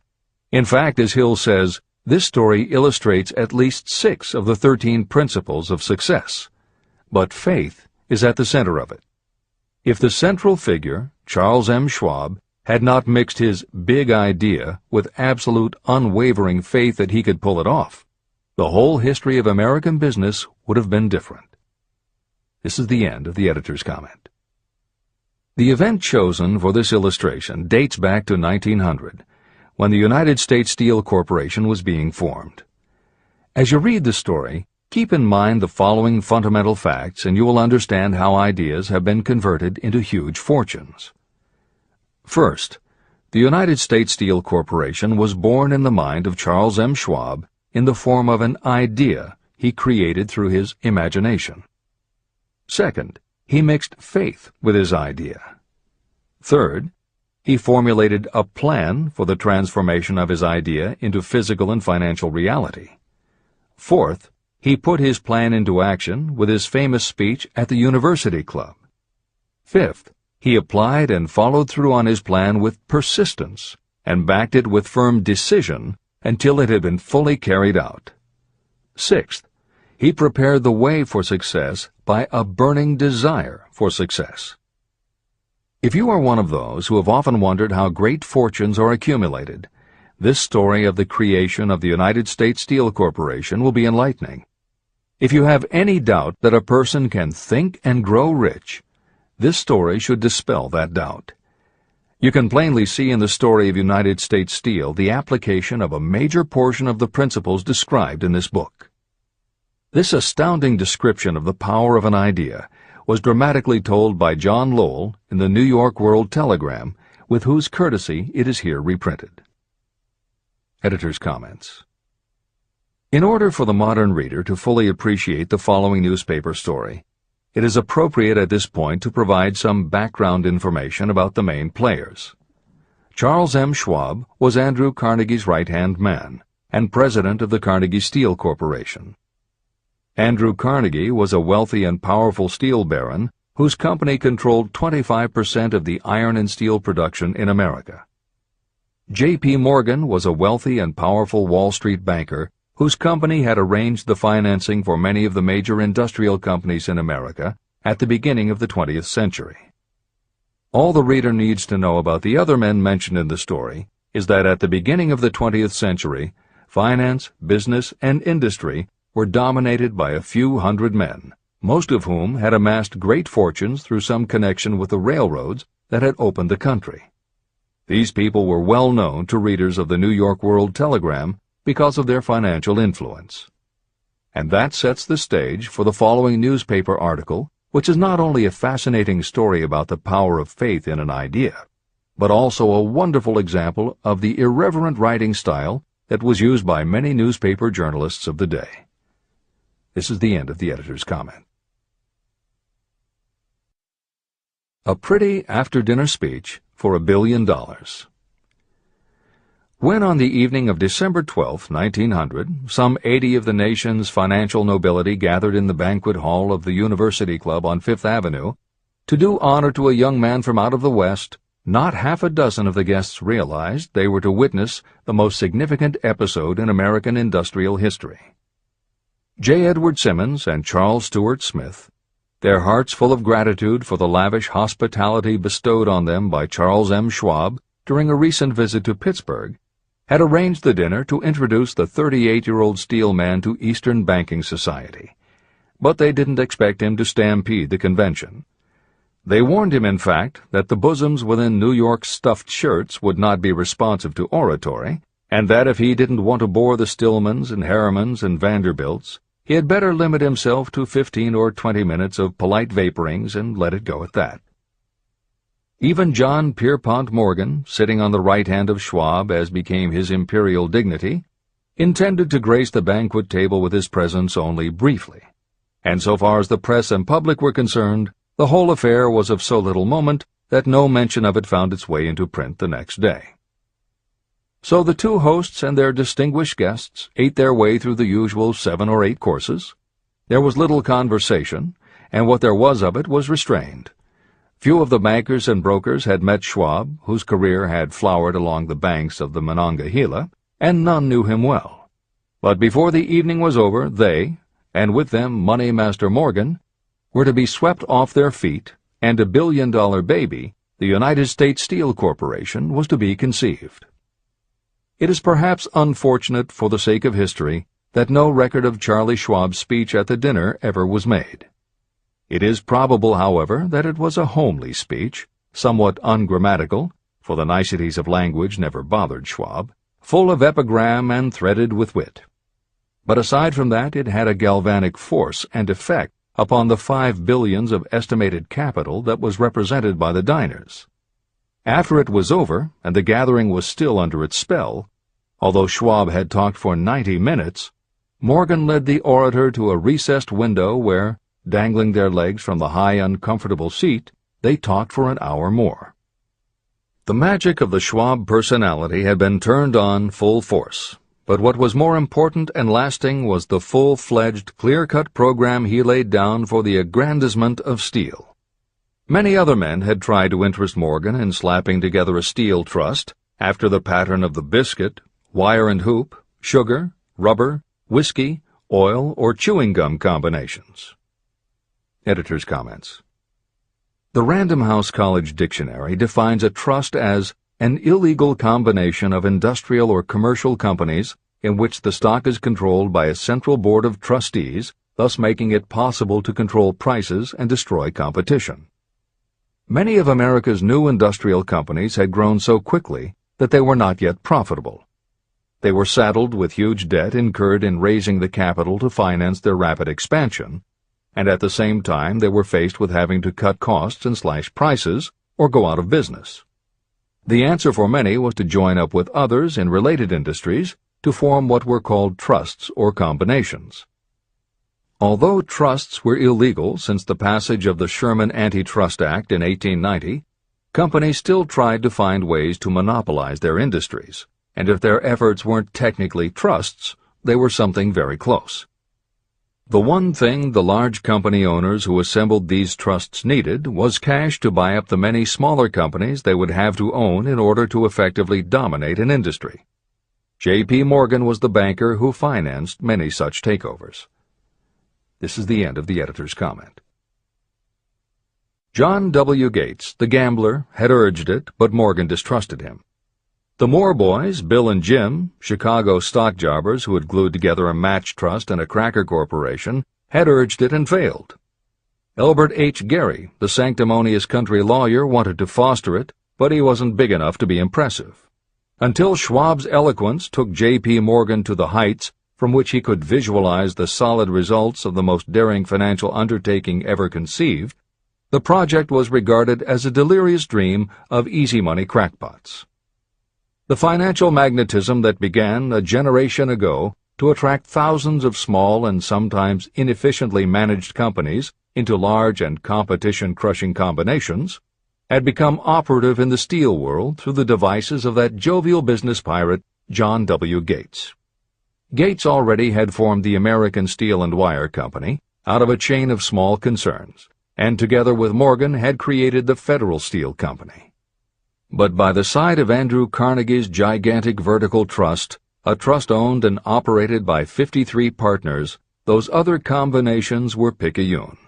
They might combine to their heart's content, but the whole lot of them couldn't make a dent in the Carnegie organization, and Morgan knew it. The eccentric old Scot knew it, too. Editor's comments. Andrew Carnegie was born in Scotland and came to America when he was just a boy. He made his first move to join the elite group of American tycoons when he quit his job as a bobbin boy in a cotton mill, earning $1.20 a week, and got a job as a telegraph messenger boy. He soon taught himself to operate a telegraph key, which got him hired as personal telegrapher and secretary to the head of the Pennsylvania Railroad. It wasn't long before he'd worked his way up the ranks to superintendent of the Pittsburgh division, which in turn put him in a position to become an early investor in the Pullman Company, which became the leading manufacturer of railway cars. Carnegie's investment in Pullman and some successful real estate ventures gave him the capital to go into business for himself. At the end of the Civil War, Carnegie left railroading and started a company that built iron bridges for railroad companies. From building iron bridges, it was a short step to starting his own steel mill, which led him to acquire control of other steel mills, then his own coal fields to supply his smelters, then his own ore boats and rail lines to haul the ore and coal. Because of Carnegie's vertical integration and his use of the most up-to-date manufacturing methods, he was able to sell top-grade steel at the lowest price. He managed to drop the price of steel from $140 a ton to $20 a ton. By 1899, the Carnegie Steel Company controlled about 25% of the iron and steel production in America. The smaller steel manufacturers couldn't compete with Carnegie, so they went to J.P. Morgan for help. He arranged for the financing, and a wide-ranging alliance was put together of companies that were in the business of manufacturing products made from steel. Part of the deal was that they would not buy steel from Carnegie. Andrew Carnegie was not about to be put out of business by a collection of small companies. He announced that he would buy or build his own manufacturing companies to produce finished goods made of steel. This is the end of the editor's comments, and the New York World Telegram story continues. From the magnificent heights of Skibo Castle he had viewed, first with amusement and then with resentment, the attempts of Morgan's smaller companies to cut into his business. When the attempts became too bold, Carnegie's temper was translated into anger and retaliation. He decided to duplicate every mill owned by his rivals. Hitherto, he hadn't been interested in wire, pipe, hoops, or sheet. Instead, he was content to sell such companies the raw steel and let them work it into whatever shape they wanted. Now, with Schwab as his chief and able lieutenant, he planned to drive his enemies to the wall. So it was that in the speech of Charles M. Schwab, Morgan saw the answer to his problem of combination. A trust without Carnegie, giant of them all, would be no trust at all, a plum pudding, as one writer said, without the plums. Schwab's speech on the night of December 12, 1900, undoubtedly carried the inference, though not the pledge, that the vast Carnegie enterprise could be brought under the Morgan tent. He talked of the world future for steel, of reorganization for efficiency, of specialization, of the scrapping of unsuccessful mills and concentration of effort on the flourishing properties, of economies in the ore traffic, of economies in overhead and administrative departments, of capturing foreign markets. More than that, he told the buccaneers among them wherein lay the errors of their customary piracy. Their purposes, he inferred, had been to create monopolies, raise prices, and pay themselves fat dividends out of privilege. Schwab condemned the system in his heartiest manner. The short-sightedness of such a policy, he told his hearers, lay in the fact that it restricted the market in an era when everything cried for expansion. By cheapening the cost of steel, he argued, an ever-expanding market would be created. More uses for steel would be devised, and a goodly portion of the world trade could be captured. Actually, though he did not know it, Schwab was an apostle of modern mass production. Editor's comments. For J.P. Morgan, all of Schwab's talk about economies of scale and expanding markets meant only one thing. Until that night, it was assumed that Andrew Carnegie would continue building his own manufacturing companies to compete with the steel trusts that Morgan had helped put together. Morgan knew that for Carnegie to do so would require an enormous amount of capital, and Morgan also knew that Carnegie had always been strongly against raising money by selling stock in his company. What Schwab seemed to be implying was that rather than going to Wall Street for the money needed to fight the trusts, Carnegie might be interested in selling his business. This is the end of the editor's comment.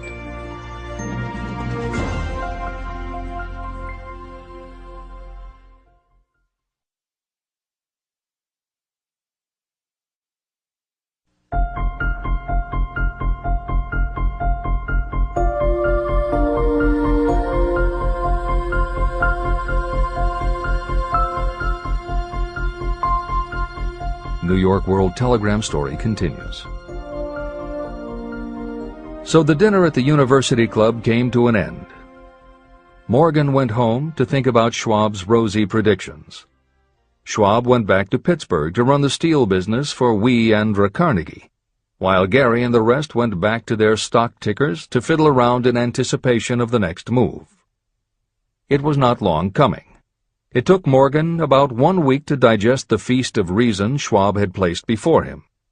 When he had assured himself that no financial indigestion was to result, he sent for Schwab, and found that young man rather coy. Mr. Carnegie, Schwab indicated, might not like it if he found his trusted company president had been flirting with the Emperor of Wall Street, the street upon which Carnegie was resolved never to tread.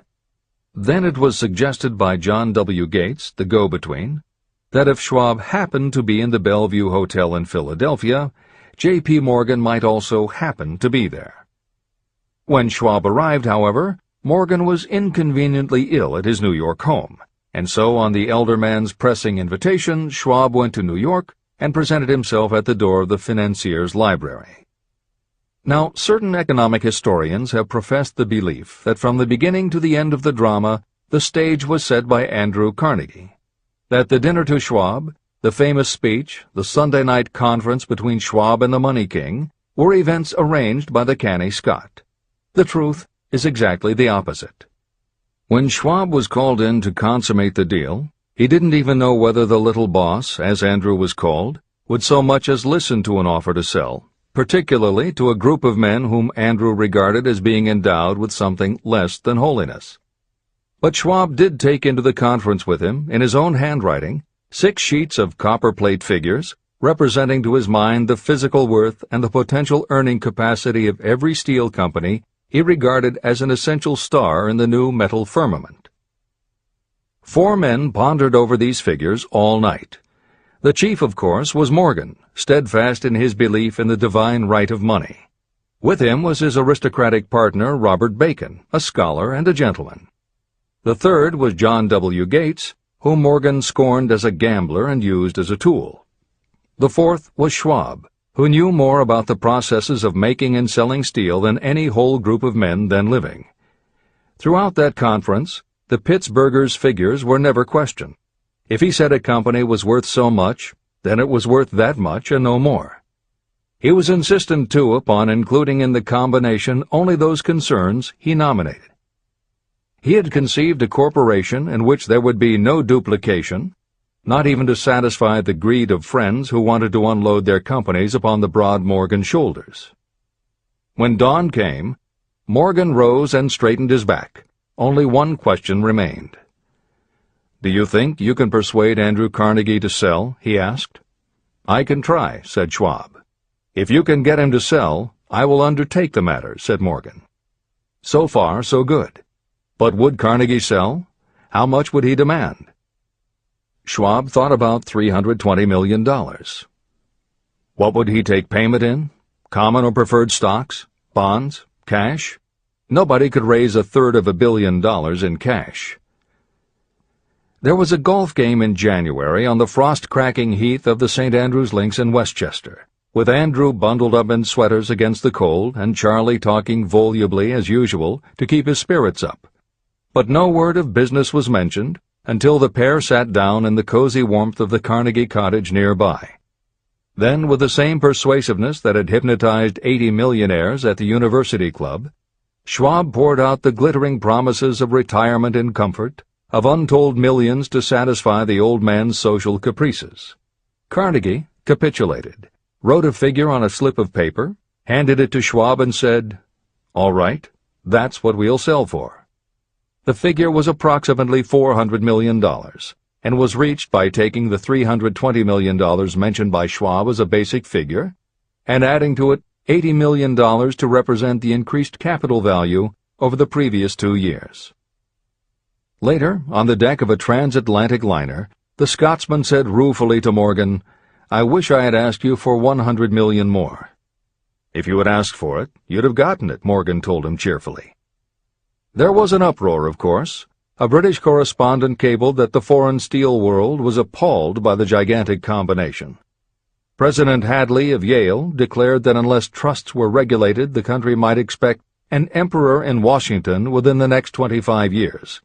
But that able stock manipulator Keene went at his work of shoving the new stock at the public so vigorously that all the excess water, estimated by some at nearly $600 million, was absorbed in a twinkling.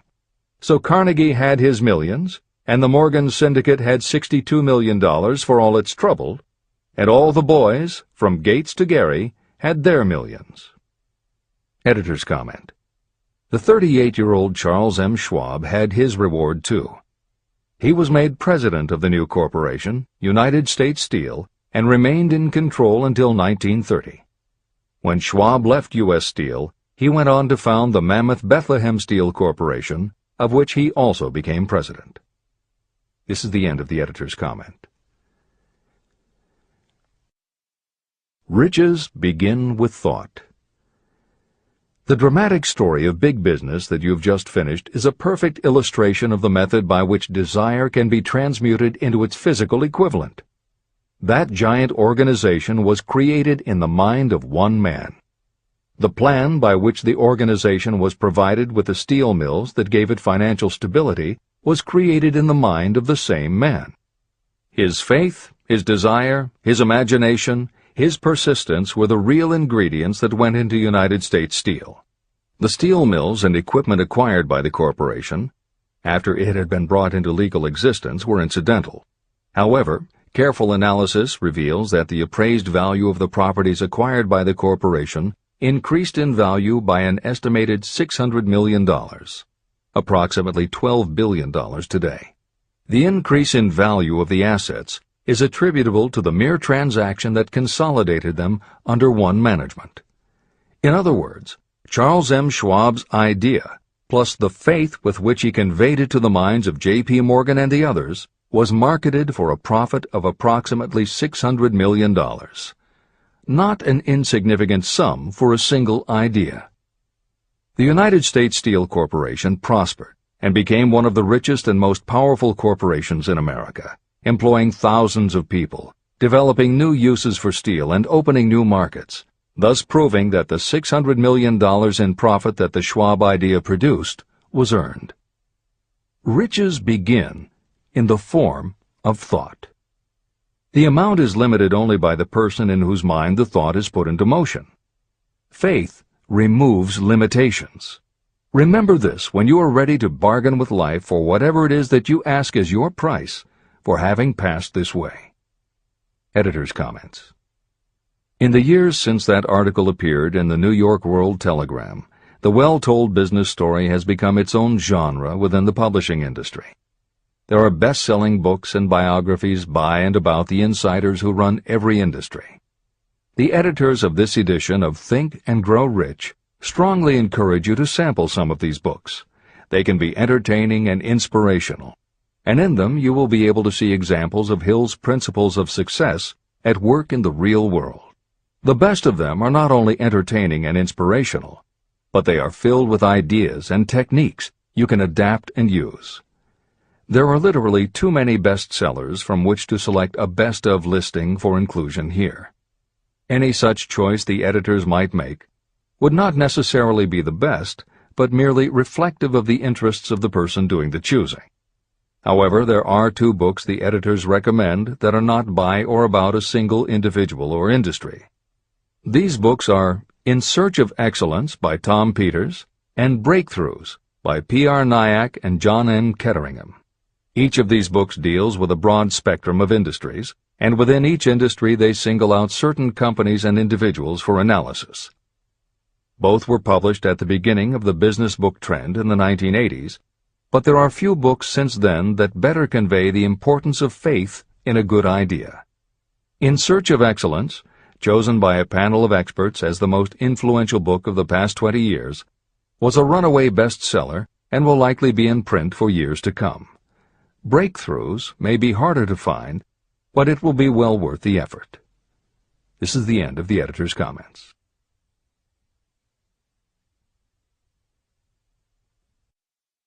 A quitter never wins, and a winner never quits. Chapter 5. Autosuggestion. The medium for influencing the subconscious mind. The third step toward riches. Autosuggestion is a term that applies to all suggestions and all self-administered stimuli that reach your mind through the 5 senses. Stated in another way, autosuggestion is self-suggestion. It is the way of communicating between that part of the mind where conscious thought takes place and that which serves as the seat of action for the subconscious mind.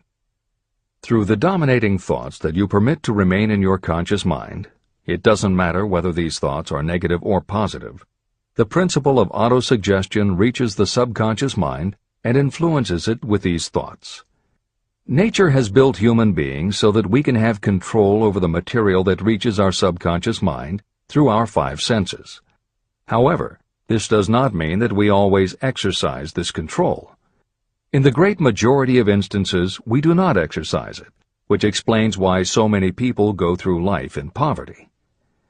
Recall what I said about the subconscious mind resembling a fertile garden, in which weeds will grow if the seeds of more desirable crops are not sown. Autosuggestion is the way you may feed your subconscious on creative thoughts. Or you can, by neglecting it, permit thoughts of a destructive nature to find their way into this rich garden of the mind. Editor's comments. Numerous psychological studies and experiments with hypnotherapy have validated Napoleon Hill's concept that a person's subconscious mind retains everything that person ever experienced. Studies also support the theory that the subconscious is non-judgmental. It does not filter or interpret, it simply processes information literally and stores it. For those readers who may be dubious about the subconscious, or that thoughts stored below the level of consciousness can exert enough influence to affect attitude and behavior, the following explanation should alleviate any such doubts. There is no doubt about the existence of the conditions known by the psychological terms fixations, phobias, and compulsive behaviors. These conditions occur when a child has learned something in such a powerful or dramatic way that the knowledge becomes firmly planted in the child's subconscious mind. Then, even as the child grows to adulthood and the conscious mind learns to understand that information from a mature point of view, because the childhood learning experience was so powerful, the subconscious still retains the childhood understanding of the information. The result is a fixation, phobia, or compulsive behavior that causes a response rooted in childhood, which does not make logical sense to the adult's conscious mind. That is because it does not come from the conscious. It comes from the subconscious belief that was so emotionalized it overrides the adult's logical conscious mind. Hill's theory is based on exactly the same psychological principles. Thoughts do remain stored in the subconscious. They remain just as they were when they were input, and the more highly emotionalized the thoughts are when they are input, the more influence they exert on attitude and behavior.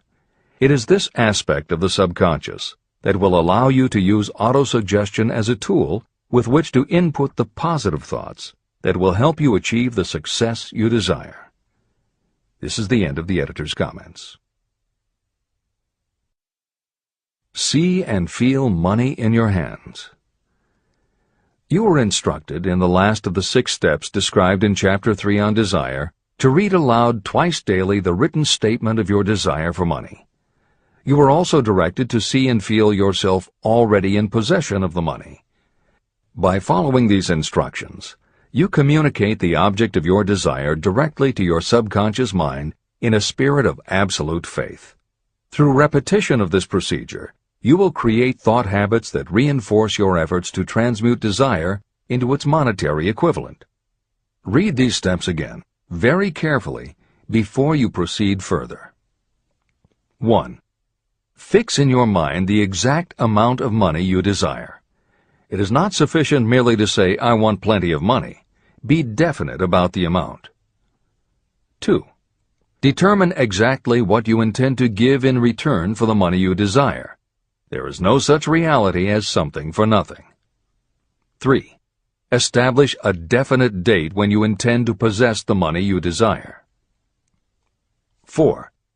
Create a definite plan for carrying out your desire and begin at once, whether you are ready or not, to put this plan into action. 5.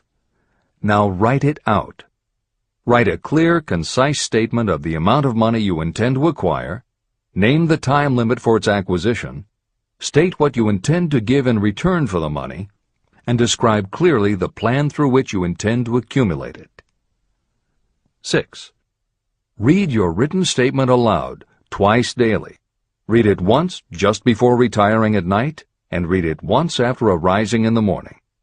As you read, see and feel and believe yourself already in possession of the money.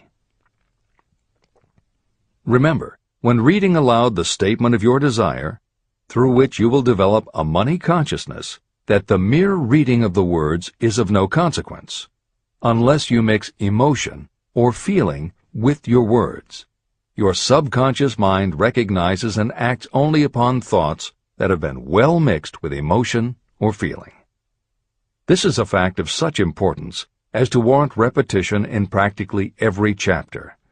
The lack of understanding of this is the main reason the majority of people who try to apply the principle of autosuggestion get no desirable results. Plain, unemotional words do not influence the subconscious mind. You will get no appreciable results until you learn to reach your subconscious mind with thoughts or spoken words that have been well emotionalized with belief. Do not become discouraged if you cannot control and direct your emotions the first time you try. Remember, there is no such possibility as something for nothing. You cannot cheat even if you desire to do so.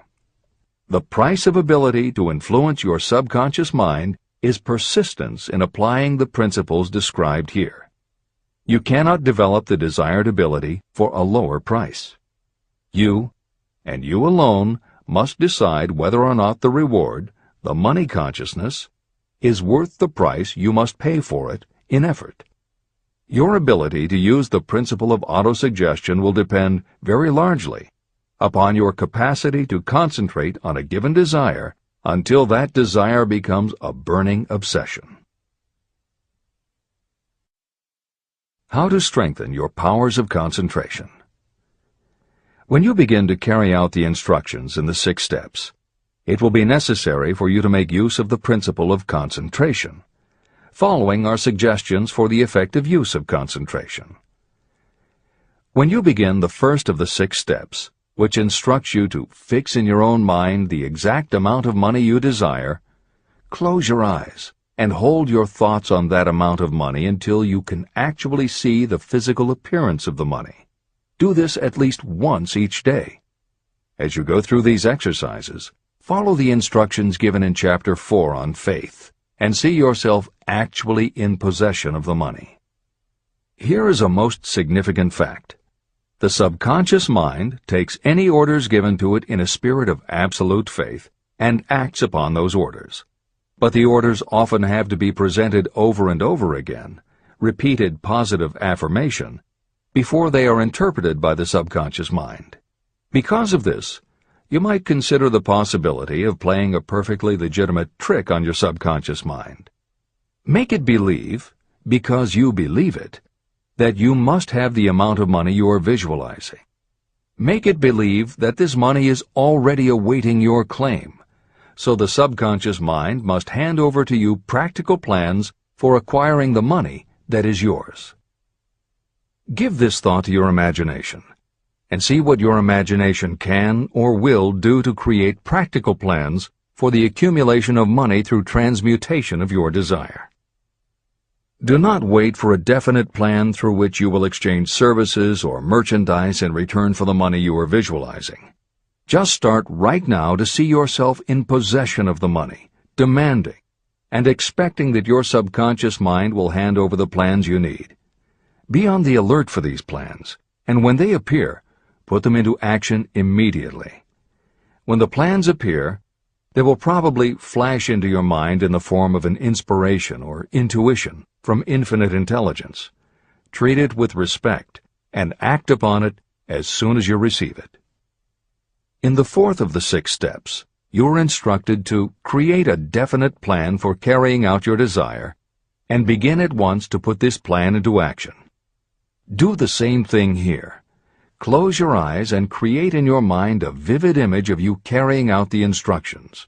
Do not trust to your reason when creating your plan for accumulating money through the transmutation of desire. Your reasoning faculty may be lazy, and if you depend entirely upon it to serve you, it may disappoint you. When visualizing the money you intend to accumulate, see yourself rendering the service or delivering the merchandise you intend to give in return for this money. This is important. Editor's comments. The basic principle underlying autosuggestion is closely related to self-hypnosis, and both techniques played an important role in the development of modern psychology.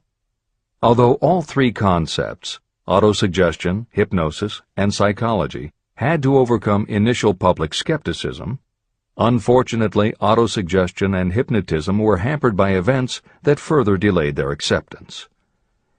Hypnosis was an integral part of the therapies used by the major figures in the development of psychology, including Sigmund Freud, Carl Jung, and William James. It fell out of favor as a therapeutic method when stage magicians began to use the technique in their acts. People found it difficult to give serious consideration to a method that was being used in theaters and nightclubs to make members of the audience do ridiculous things for comic effect. Autosuggestion encountered a similar problem. French psychiatrist Émile Coué was the best-known early advocate of autosuggestion. A contemporary of Sigmund Freud, Coué operated a clinic that treated patients diagnosed with psychosomatic ailments, individuals who have convinced themselves they are ill and even show symptoms but do not actually have a disease. Coué treated his patients with an autosuggestion technique that involved the repetition of statements he termed positive affirmations.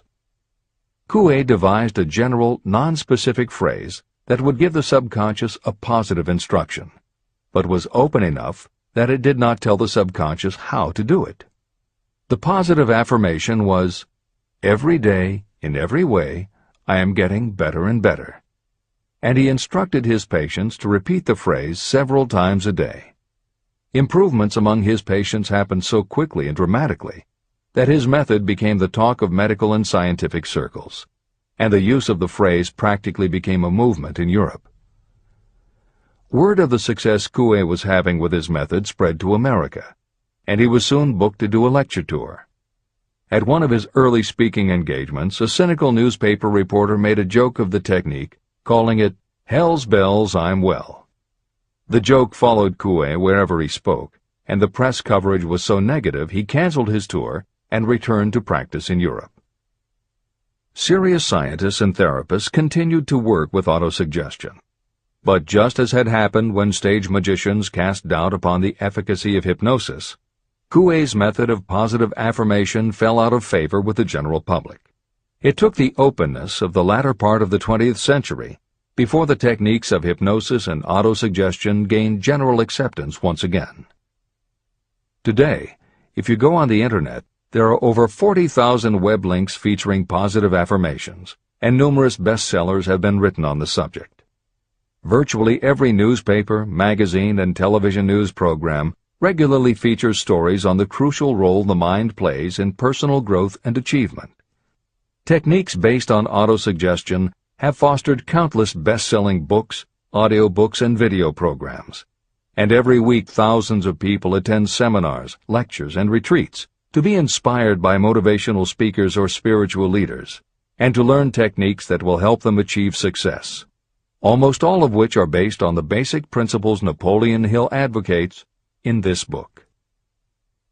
When Hill instructs the reader to close your eyes and hold your thoughts on that amount of money until you can actually see the physical appearance of the money, he is in fact describing the autosuggestion technique most widely taught by contemporary motivational experts.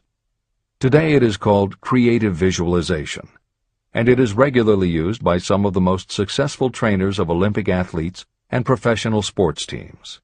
It is used by NASA in training astronauts, and medical professionals use it in a variety of ways, including teaching it to patients who need to elevate their autoimmune system.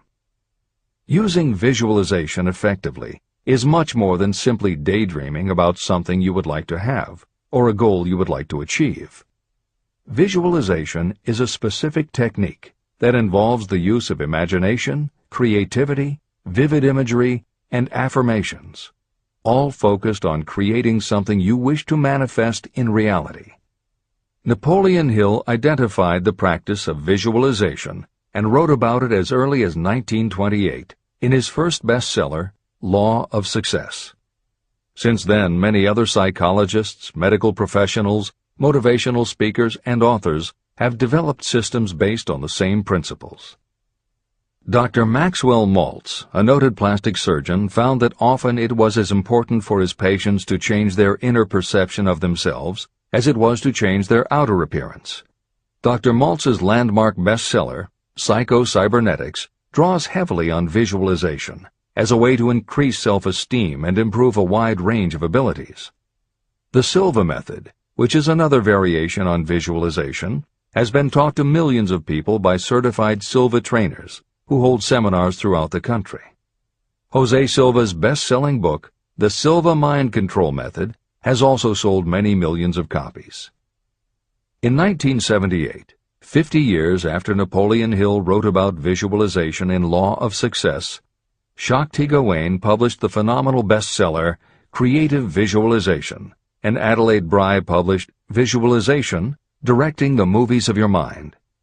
At about the same time, Dr. O. Carl Simonton, an oncologist, concluded that cancer patients who used visualizations in conjunction with chemotherapy treatments had a marked improvement over those who didn't. His bestseller, Getting Well Again, had a profound impact, and it was followed by books from other respected medical professionals, such as Love, Medicine, and Miracles by Dr. Bernie Siegel, and Superimmunity by Dr. Paul Purcell. Other bestsellers by Dr. John Sarno, Dr. Deepak Chopra, and Dr. Andrew Weil have made what once was referred to as alternative medicine now part of mainstream medical practice. This is the end of the editor's comments. Stimulate your subconscious mind. The instructions given previously for the steps necessary in your desire for money will now be summarized and blended with the principles covered by this chapter, as follows. 1. Go to some quiet spot, preferably in bed at night, where you will not be disturbed or interrupted. Close your eyes and repeat aloud, so that you may hear your own words, the written statement of the amount of money you intend to accumulate. Be specific about the time limit for its accumulation, and a description of the service or merchandise you intend to give in return for the money. As you carry out these instructions, see yourself already in possession of the money. For example, suppose that you intend to accumulate $50,000 by the 1st of January 5 years from now, and that you intend to give your personal services as a salesperson in return for the money. Your written statement of your purpose should be similar to the following. By the first day of January, I will have in my possession $50,000, which will come to me in various amounts from time to time during the interim. In return for this money, I will give the most efficient service of which I am capable. I will give the fullest possible quantity and the best possible quality of service as a salesperson of, and describe the service or merchandise you intend to sell. I believe that I will have this money in my possession. My faith is so strong that I can now see this money before my eyes. I can touch it with my hands. It is now awaiting transfer to me at the time and in the proportion that I deliver the service in return for it. I am awaiting a plan for getting this money, and I will follow that plan when it is received. 2.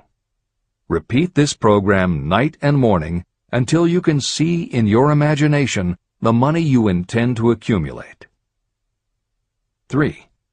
Place a written copy of your statement where you can see it night and morning, and read it just before retiring and upon rising until it has been memorized. Editor's comments. The following is another suggestion, adapted from Hill's later writings, which appear in Napoleon Hill's Keys to Success. Surround yourself with books, pictures, mottos, and other suggestive devices. Pick things that symbolize and reinforce achievement and self-reliance. Constantly add to your collection, and move things to new places where you can see them in a different light and in association with different things. I had a friend who was a realtor who kept her $1 Million Club certificate over her desk to remind herself of what she was capable. One day she took it down to dust and set it on top of a newspaper. When she picked it up again, she saw beneath it an article about the new football coach who had been hired at the university. Guess who bought a house she had been struggling to sell? This is the end of the editor's comments. Remember, as you carry out these instructions, that you are applying the principle of autosuggestion for the purpose of giving orders to your subconscious mind. Remember also that your subconscious mind will act only upon instructions that are emotionalized and handed over to it with feeling. Faith is the strongest and most productive of the emotions. These instructions may at first seem abstract. Do not let this disturb you. Follow the instructions no matter how abstract or impractical they may appear to be. If you do as you have been instructed, in spirit as well as in act, the time will soon come when a whole new universe of power will unfold to you. Skepticism, in connection with all new ideas, is characteristic of all human beings. If you follow the instructions, your skepticism will soon be replaced by belief, and belief will become crystallized into absolute faith. Many philosophers have made the statement that man is the master of his own earthly destiny, but most of them have failed to say why he is the master.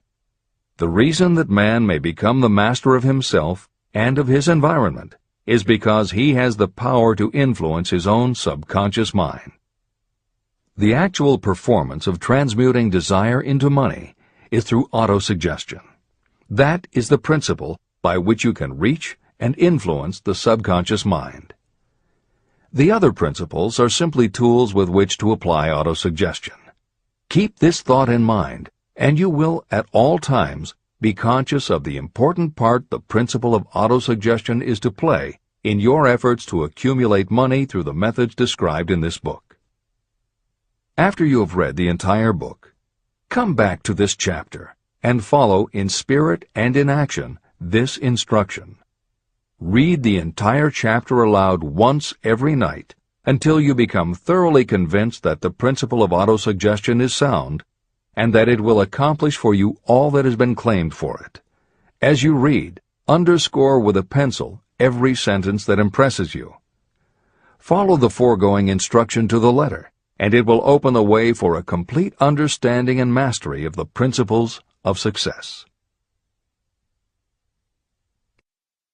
Every adversity, every failure, and every heartache carries with it the seed of an equivalent or a greater benefit. Chapter 6. Specialized Knowledge.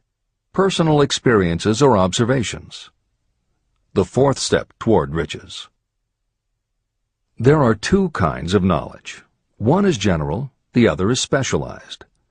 General knowledge, no matter how great in quantity or variety it may be, is of little use in the accumulation of money. The faculties of the great universities possess practically every form of general knowledge known to civilization. Most of the professors have little money. They specialize in teaching knowledge, but they do not specialize in the organization or the use of knowledge. Knowledge will not attract money unless it is organized and directed through practical plans for the specific purpose of accumulating money. Lack of understanding of this fact has been the source of confusion to millions of people who falsely believe that knowledge is power. It is nothing of the sort. Knowledge is only potential power.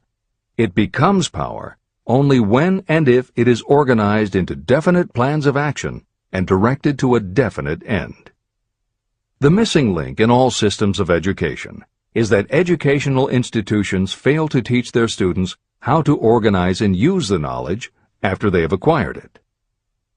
Many people made the mistake of assuming that because Henry Ford had little schooling, he was not a man of education. Those who made this mistake did not understand the real meaning of the word educate. That word is derived from the Latin word educo, meaning to educe, to draw out, or to develop from within. An educated person is not necessarily one who has an abundance of general or specialized knowledge.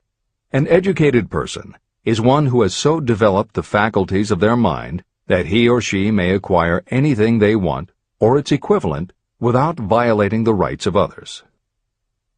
During the World War, a Chicago newspaper published editorials in which, among other statements, Henry Ford was called an ignorant pacifist. Mr. Ford objected to the statements and sued the paper for libeling him. When the suit was tried in the courts, the attorneys for the paper called Mr. Ford to the witness stand for the purpose of proving to the jury that he was ignorant. They asked Mr. Ford a great variety of questions. All of them intended to prove that while he might possess considerable specialized knowledge about manufacturing automobiles, he was in the main ignorant. Mr. Ford was asked such questions as, who was Benedict Arnold, and how many soldiers did the British send over to America to put down the rebellion of 1776? In answer to the last question, Mr. Ford replied, I do not know the exact number of soldiers the British sent over, but I have heard that it was a considerably larger number than ever went back. Finally, Mr. Ford became tired of this line of questioning. In reply to a particularly offensive question, he leaned over, pointed his finger at the lawyer who had asked the question, and said, If I should really want to answer the foolish question you have just asked, or any of the other questions you have been asking me, let me remind you that I have a row of electric push buttons on my desk, and by pushing the right button I can summon to my aid men who can answer any question I desire to ask concerning the business to which I am devoting most of my efforts. Now, will you kindly tell me why I should clutter up my mind with general knowledge for the purpose of being able to answer questions when I have men around me who can supply any knowledge I require? That answer floored the lawyer. Every person in the courtroom realized it was the answer not of an ignorant man, but of a man of education. Any person is educated who knows where to get knowledge when they need it and how to organize that knowledge into definite plans of action. Through the assistance of his mastermind group, Henry Ford had at his command all the specialized knowledge he needed to become one of the wealthiest men in America. It was not essential that he have this knowledge in his own mind. You can get all the knowledge you need. Before you can transmute your desire into money, you will require specialized knowledge of the service, merchandise, or profession that you intend to offer in return for fortune. Perhaps you may need much more specialized knowledge than you have the ability or the inclination to acquire. If this is true, you may bridge your weakness through the aid of your mastermind group. The mastermind is defined as coordination of knowledge and effort in a spirit of harmony between two or more people for the attainment of a definite purpose. The larger meaning of the mastermind group is explained in greater detail in later chapters. Editor's comments. After reading Hill's definition of the mastermind, many people may assume that he is describing teamwork. That would not be correct. The following explanation is adapted from the Napoleon Hill Foundation's book, Believe and Achieve. Teamwork can be achieved by any group, even one whose members have disparate interests, because all it requires is cooperation. In teamwork, people might simply be cooperating because they like the leader or out of a sense of duty. Some team members will give 100% to any team that pays them enough, but they have little concern about the objective. And sometimes there is good teamwork because different members have different agendas. A board of directors may disagree, even be unfriendly, and still run a business successfully. Musical groups are made up of notoriously self-centered people who work as a team if it will help them get ahead. Masterminds, on the other hand, are formed of individuals who have the same agenda, a deep sense of mission, and commitment to the same goal. Masterminds represent the highest order of thinking by a group of knowledgeable people, each contributing their absolute best according to their abilities, expertise, and background. If you have ever been a part of a meeting when everything just clicked and ideas built upon other ideas, with each member contributing until out of the group activity came the best possible idea or solution, that was a mastermind at work. Napoleon Hill believed that you must make the mastermind experience a regular part of your life if you really want to succeed. How to select the right people for your mastermind will be discussed further in Chapter 11, The Power of the Mastermind. This is the end of the editor's comment. The accumulation of great fortunes calls for power, and power is acquired through highly organized and intelligently directed specialized knowledge. That knowledge does not, necessarily, have to be in the possession of the person who accumulates the fortune. This should give hope and encouragement to those who want to accumulate a fortune, but don't have the necessary education to supply such specialized knowledge. People sometimes go through life suffering from inferiority complexes because they are not people of education. The person who can organize and direct a mastermind group of people who possess the knowledge needed is just as much a person of education as any other individual in the group. Thomas A. Edison had only 3 months of schooling during his entire life, but he did not lack education. Neither did he die poor. Henry Ford had less than a 6th grade schooling, but he managed to do pretty well by himself financially. Albert Einstein was working as a clerk in a patent office when he began to develop his world-altering scientific theories. Editor's comments. Had Einstein been born today, he might have been diagnosed in his early years as having attention deficit disorder. As a child, he was slow to learn to talk. As a student, he showed little promise and was expelled from at least one school. But what Einstein could do was to focus his concentration on a goal of his choice.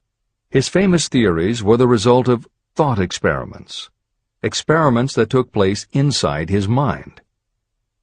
It is said that the breakthrough which led him to the theory of relativity came not from specialized knowledge of physics or mathematics, but from his ability to imagine what would happen if he were riding on a beam of starlight through space.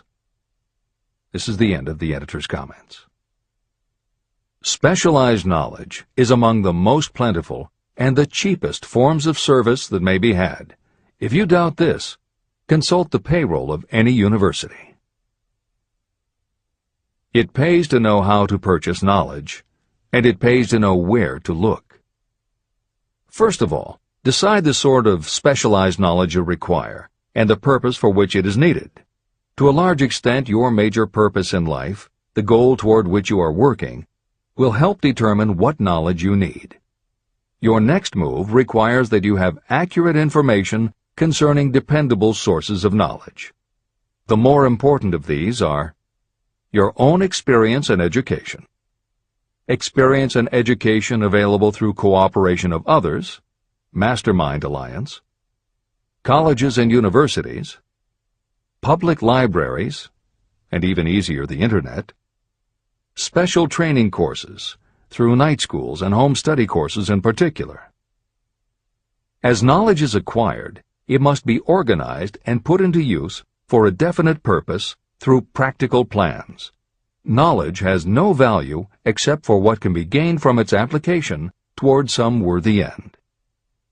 Successful people never stop acquiring specialized knowledge related to their major purpose, business, or profession. Those who are not successful usually make the mistake of believing that the knowledge-acquiring period ends when you finish school. The truth is that schools do little more than teach you how to acquire practical knowledge. Editor's comments. At this point in the original edition of Think and Grow Rich, Napoleon Hill included a newspaper story about education and job opportunities. Although the contemporary job market has changed considerably, the author of the article, Robert Moore, Director of Placements at Columbia University, made some comments that are perfectly aligned with the philosophy of Think and Grow Rich and are still holding true today. One such comment was, "The man who has been active on the campus, whose personality is such that he gets along with all kinds of people, and who has done an adequate job with his studies, has a most decided edge over the strictly academic student." One of the largest industrial companies, the leader in its field, in writing to Mr. Moore concerning prospective seniors at the college said, "We emphasize qualities of character, intelligence, and personality far more than specific educational background." Although few would argue that education is valuable, as Moore implies above and as Hill noted earlier about Edison, Ford, and Einstein, academic accomplishment has never been a sure indicator of success. The October 27, 2003 issue of Time magazine made a similar point in their cover story about the changes being made in the SAT exam. Although the article's primary focus is on the efforts to make the SAT less biased, it also notes that recent research indicates that neither the SAT nor IQ tests have proven to be very reliable predictors of future real-world achievement. In his best-selling book, Emotional Intelligence, author Daniel Goleman has created a persuasive argument that the way in which a person handles themselves and their relationships, which he calls emotional intelligence, or EI, is a much better indicator than IQ in predicting whether a person will be successful in life. In his later books, Working with Emotional Intelligence and Primal Leadership, Goleman applies his theory to the workplace, focusing on emotional intelligence leadership techniques and comparing corporate managers' EI with their IQ to analyze which has the greatest positive effect on the financial bottom line. Daniel Goleman's theories have caused some significant changes within educational circles and among management theorists, but their greatest impact has been on individuals who have gone through life intimidated because they believe they aren't smart enough. For them, Goleman's books offer convincing evidence that although they may not have conventional education, their natural abilities and interpersonal skills can be far more important in achieving success. This is the end of the editor's comments. One of the most reliable and practical sources of knowledge available to those who need specialized schooling are night schools, extension courses, and seminars. The correspondence schools give specialized training anywhere the U.S. mails go, or via the Internet. One advantage of home study training is the flexibility of the study program, which permits you to study during spare time. Another advantage of home study training, if the school is carefully chosen, is that most courses offer some method of personal consultation, which can be of priceless value to those needing specialized knowledge. No matter where you live, you can share the benefits. A lesson from a collection agency. Anything acquired without effort and without cost is generally unappreciated and often discredited. Perhaps this is why we get so little from our marvelous opportunity in public schools. The self-discipline you will learn from a program of specialized study can make up for the wasted opportunity when knowledge was available without cost. Being asked to pay, whether you make good grades or poor, has the effect of causing you to follow through with the course when you would otherwise drop it. I learned this from experience when I enrolled for a home study course in advertising. After completing 8 or 10 lessons, I stopped studying.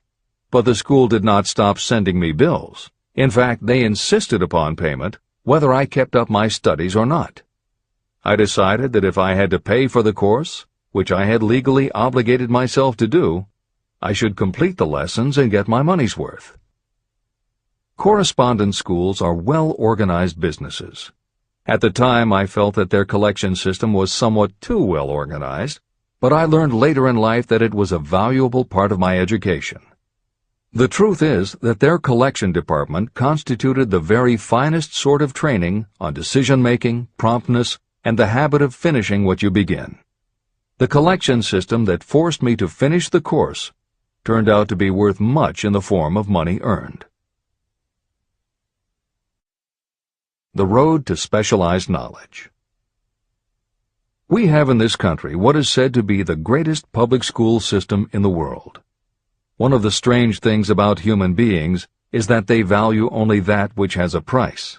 The free schools of America and the free public libraries do not impress people because they are free.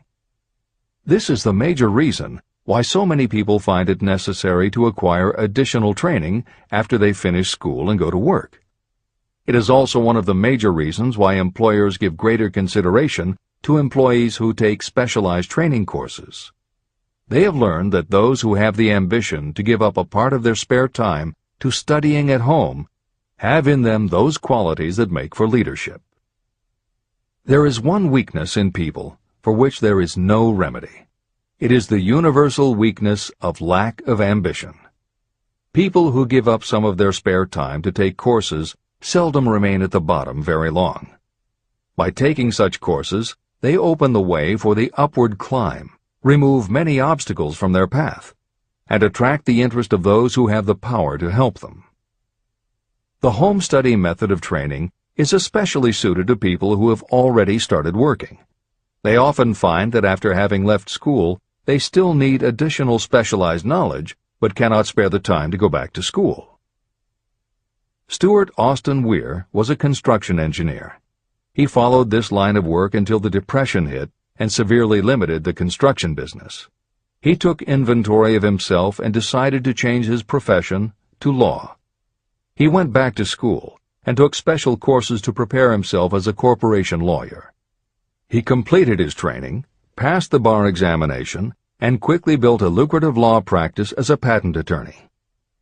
Just to keep the record straight, and to anticipate the excuses of those who will say, "I couldn't go to school because I have a family to support," or "I'm too old," I will add that Mr. Weir was past 40 and married when he went back to school.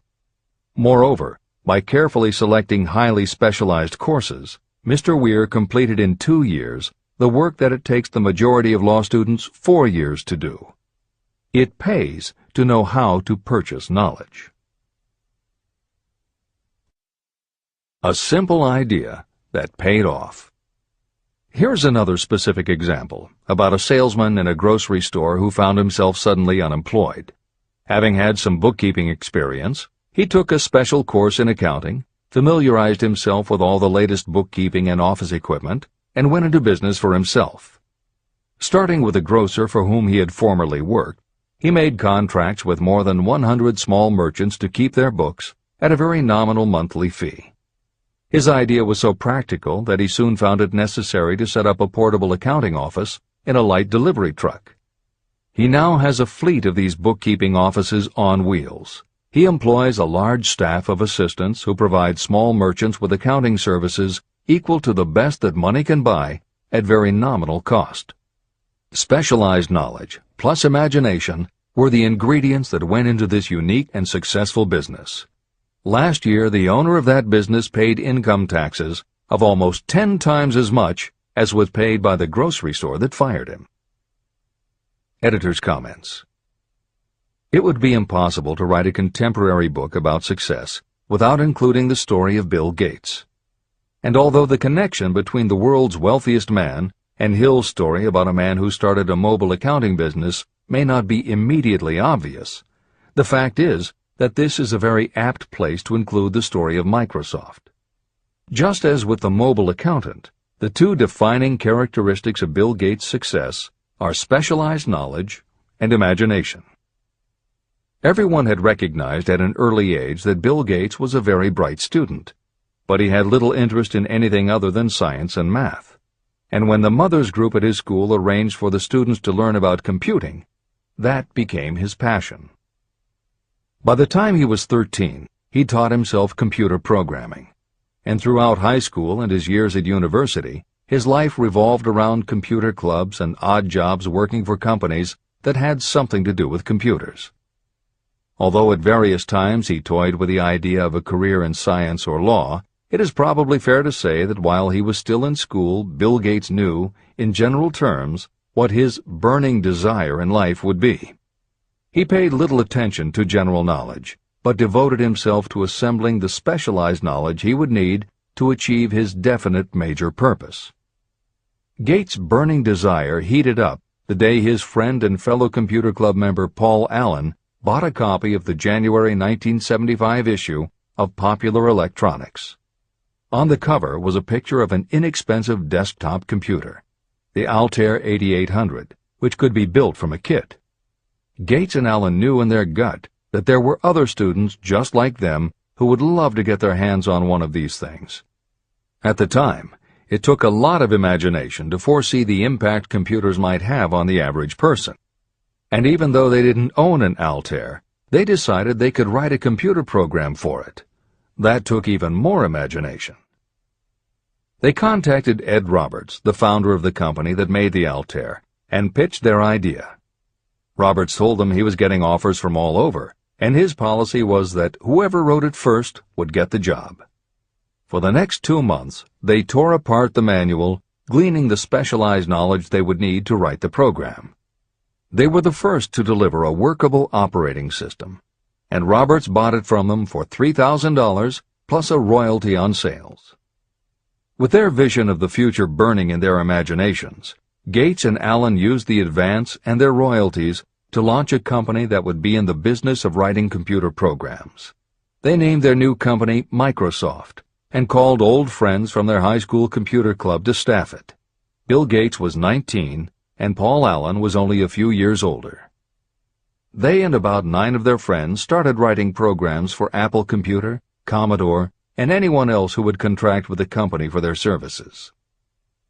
For the next 5 years, Bill Gates and Paul Allen had their share of imaginative ideas, but mostly they concentrated on learning the specialized knowledge needed to run and grow a successful business.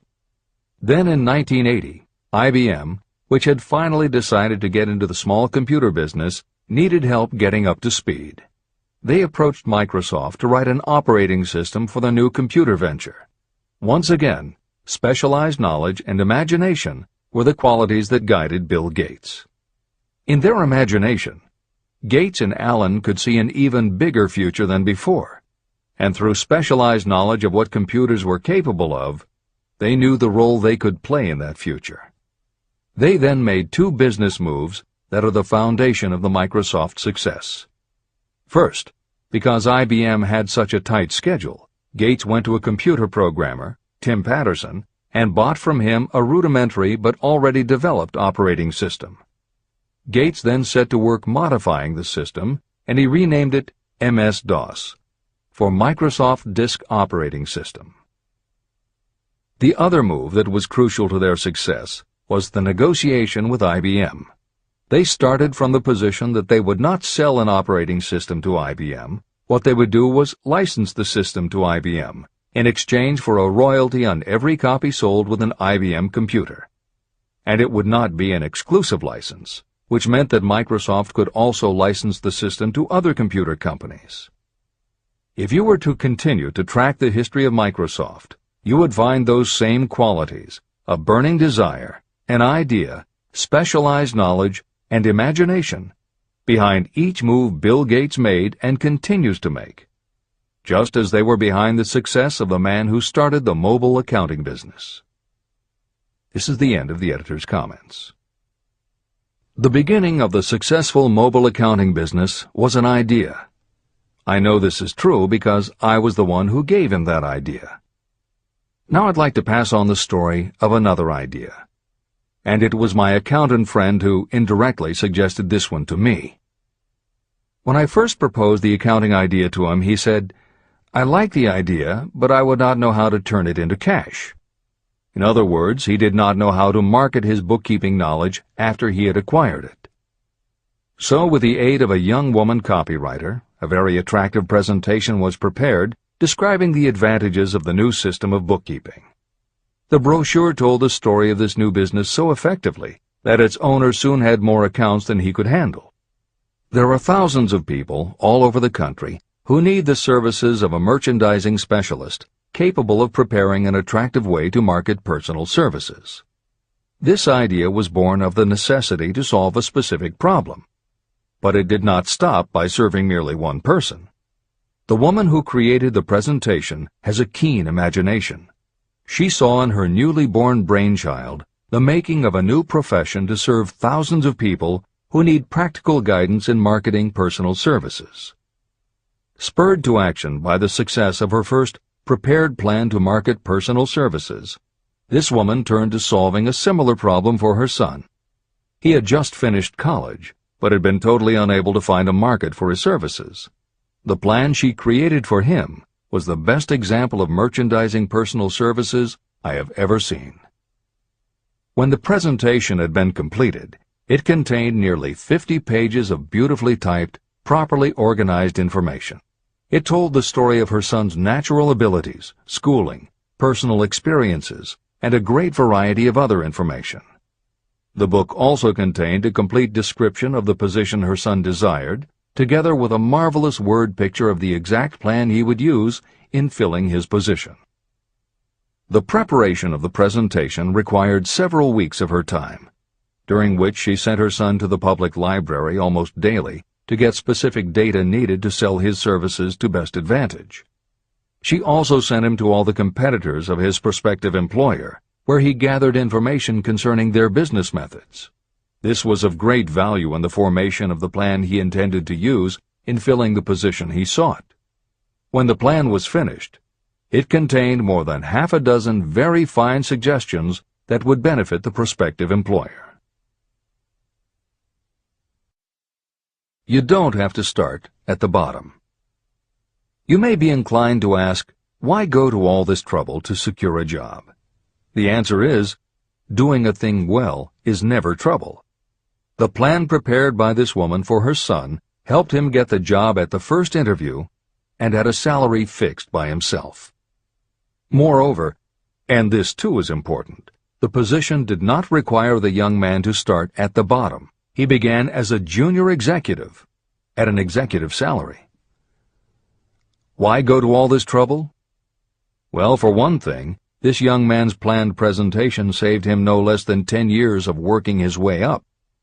The idea of starting at the bottom and working your way up may appear to be sound, but the major objection to it is this.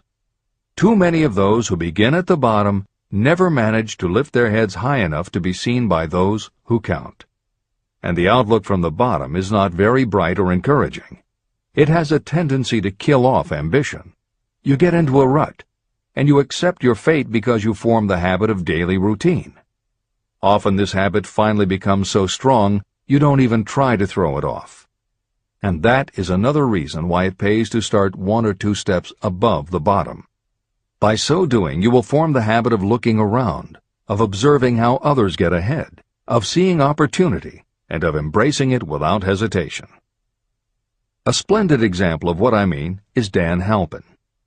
During his college days, he was manager of the famous 1930 championship Notre Dame football team, when it was under the direction of the late Knute Rockne. Halpin finished college at a very unfavorable time. The Depression had made jobs scarce.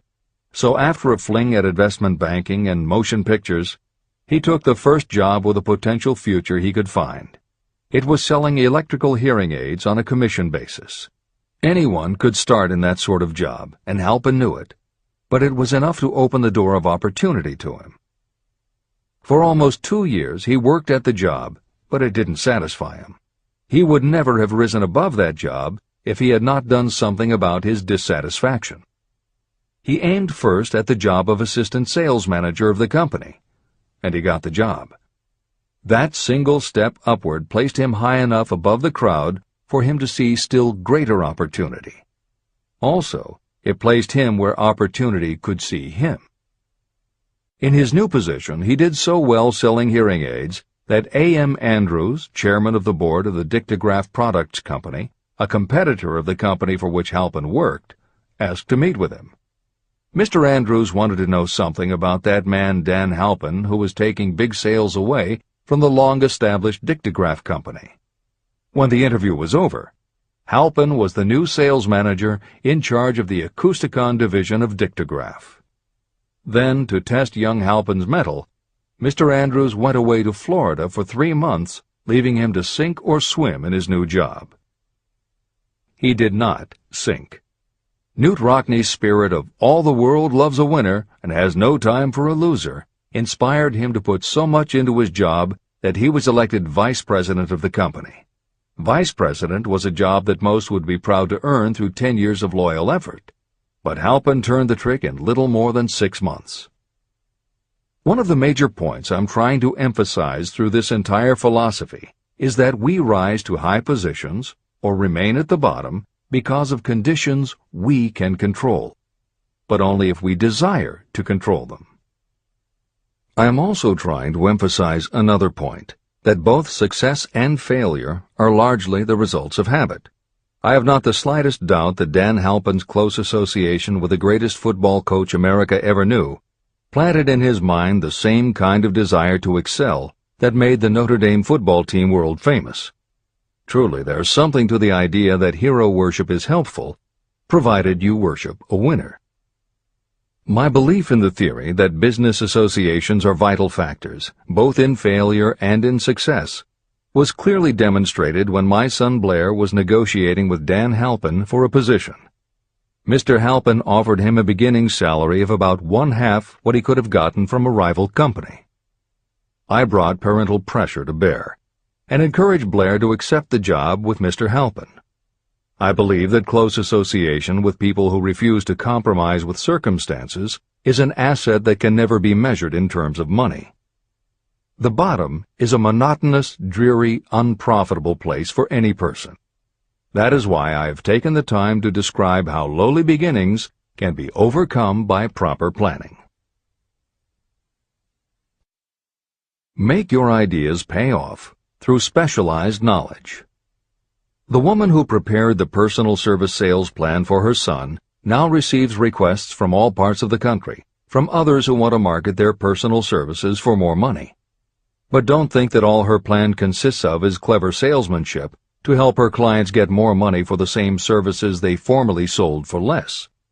She looks after the interests of the purchaser as well as the seller of personal services.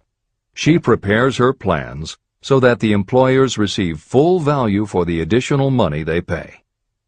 If you have the imagination and seek a more profitable outlet for your personal services, this suggestion may be the stimulus for which you have been searching. The idea could earn you an income far greater than that of the average doctor, lawyer, or engineer whose education required several years in college. Editor's comments. Mary Kay Ash was literally researching and writing down specialized knowledge when the idea for a new business was born in her imagination.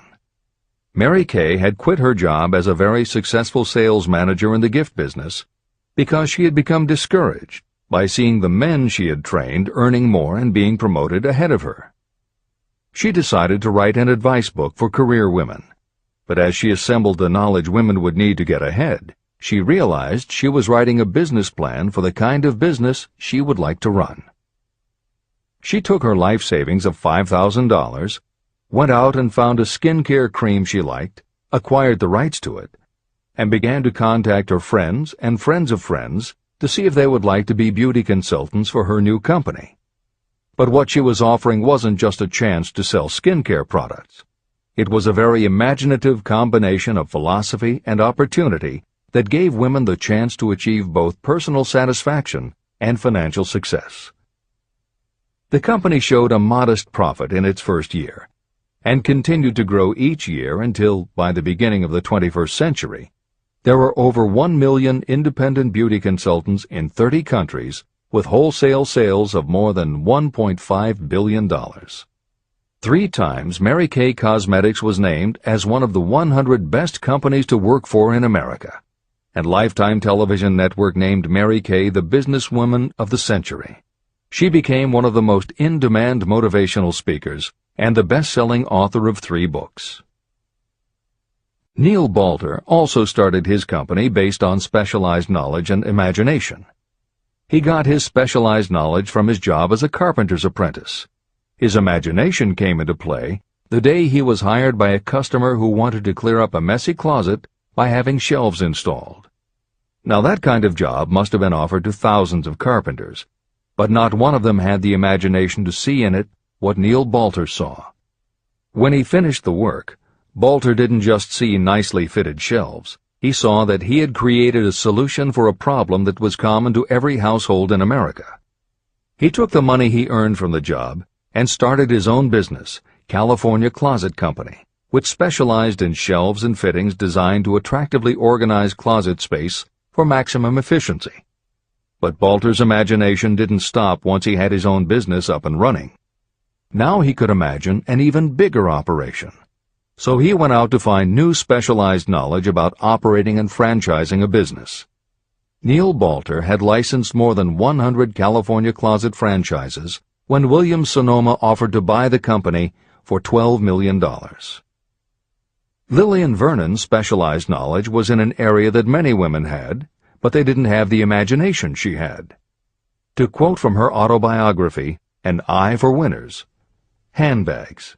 I knew about those. Why not sell them? And belts to match.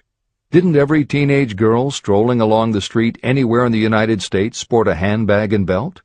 And my handbags would offer something special. Each one would be personalized with initials. I knew with absolute certainty that teenagers would go for items that made them feel unique. She believed enough in her idea that she spent $495 to take a small ad in 17 magazine. The ad brought in $32,000 in orders. That was when Lillian Vernon started to gather other specialized knowledge about renting space, manufacturing products, warehousing, and shipping, all of which she'd need to grow her idea of bags and belts into a direct response business featuring a whole array of distinctively monogrammed items. Within a few years, she needed more specialized knowledge about product photography, layout, printing, and direct mail, as she imagined having her own catalog. She started by mailing a 16-page black-and-white catalog to 125,000 customers who had bought products from her in the past. At the beginning of the 21st century, Lillian Vernon was still picking the merchandise and overseeing the design of her catalogs, many of which now run well over 100 full-color pages, are mailed to millions of people many times each year, and generate approximately $250 million in annual sales. There is another story about gathering specialized knowledge that is so good we will use it to conclude this editorial comment. It actually comes from the Napoleon Hill archives, and although he did not include it in Think and Grow Rich, he often used it as an example in his lectures and seminars.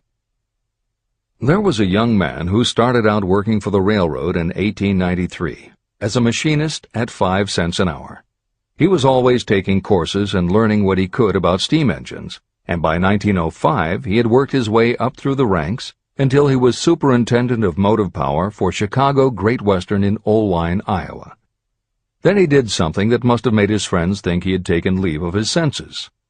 He was attending the Chicago Automobile Show when a red and white locomobile caught his attention. He put up his life savings of $700 and convinced a friend to co-sign a loan for $4,300 so he could buy the car. He promptly took it home, put it into a shed, jacked it up, and proceeded to take it apart piece by piece. Then he put it back together again. Then he took it apart and put it back together again. After doing that a few more times, he had learned what he wanted to know. And that was how Walter P. Chrysler gathered the specialized knowledge he needed to get himself out of railroading and into the automobile business. This is the end of the editor's comment. There is no fixed price for sound ideas. Behind all ideas is specialized knowledge. But remember, specialized knowledge is more abundant and more easily acquired than ideas.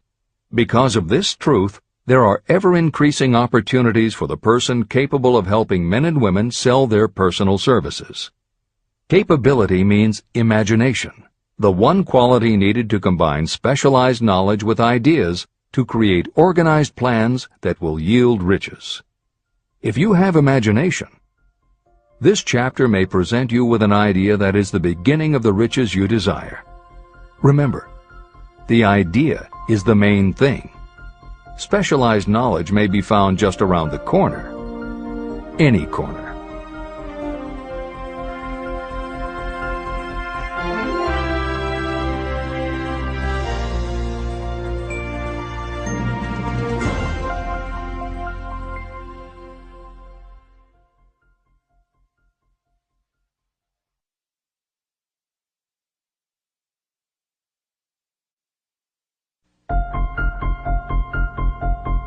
Happiness is found in doing, not merely in possessing. Chapter 7. Imagination, the workshop of the mind. The fifth step toward riches. The imagination is literally the workshop where all plans are created. It is where the impulse, the desire, is given shape, form, and action through the aid of the imaginative faculty of the mind. It has been said that we can create anything that we can imagine. Through the aid of imagination, we have discovered and harnessed more of nature's forces during the past 50 years than during the entire history of the human race previous to that time. And even with all we have accomplished, we have come nowhere near the limit of what we are capable. Our only limitation, within reason, lies in the development and use of our imagination. The human imagination offers so much possibility, it is as though we have merely discovered that we have an imagination, and have just started to use it in a very elementary way. Two forms of imagination. The imaginative faculty functions in two forms. One is known as synthetic imagination, and the other as creative imagination. Editor's comments. In modern usage, the word synthetic has taken on a negative connotation, implying that something is artificial, not the real thing. Today the word synthesized, which is defined as something made up from component parts, would better describe what Hill had in mind, and has been substituted here accordingly. This is the end of the editor's comment. Synthesized imagination. Through this faculty, you arrange old concepts, ideas, or plans into new combinations. Synthesized imagination does not create anything. It merely works with the material of experience, education, and observation with which it is fed. It is the faculty used by most inventors, with the exception of those geniuses who draw upon the creative imagination when they cannot solve problems through synthesized imagination. Creative imagination. Through the faculty of creative imagination, the finite human mind has direct communication with infinite intelligence, the faculty through which hunches and inspirations are received. It is by this faculty that all basic or new ideas are handed over to mankind. It is through this faculty that we pick up vibes from other people, and in that way one individual may tune in or communicate with the subconscious minds of others. This concept is explained in greater detail later. The creative imagination works automatically, but only when your conscious mind is motivated, energized, and working at such a high rate that it becomes very perceptive and receptive, such as when the conscious mind is stimulated through the emotion of a strong desire. The great leaders of business, industry, and finance, and the great artists, musicians, poets, and writers became great because they developed the faculty of creative imagination. Editor's comment. At this point, it should be noted that both kinds of imagination are equally valuable to you, and they work together so seamlessly it is often hard to tell where one ends and the other begins. For instance, when Jeff Bezos created the idea of Amazon.com, was it synthesized imagination or creative imagination? At the time, Many people were getting onto the idea of the Internet as a sales medium. From this, it could be concluded that he was drawing upon experience, education, and observation, which would mean he was using synthesized imagination. But why did he decide to sell books? Was that synthesized or creative? Did that idea come out of something in his subconscious that just felt like books were the right thing? And what about that name? Calling a bookstore Amazon didn't make sense to anyone but Bezos, but it certainly caught the public's attention. How important was the name in the store's success? Was that choice creative or synthesized? Now take it a step further. What about eBay? Amazon had already shown that you could sell a lot of goods on the Internet. When Pierre Omidyar hit on the idea of selling things on the Internet by turning it into an auction house, what part was synthesized and what part was creative? The answer is, it doesn't matter. Whether you are consciously assembling the parts of a plan, or if subconsciously the pieces fall into place and suddenly hit you in a flash of inspiration, all that matters is that you are putting your imagination to work. And the more you use it, the better both the synthesized and the creative will work for you. This is the end of the editor's comment. Desire is a thought, an impulse. It is nebulous and ephemeral. It is abstract and of no value until it has been transformed into its physical counterpart.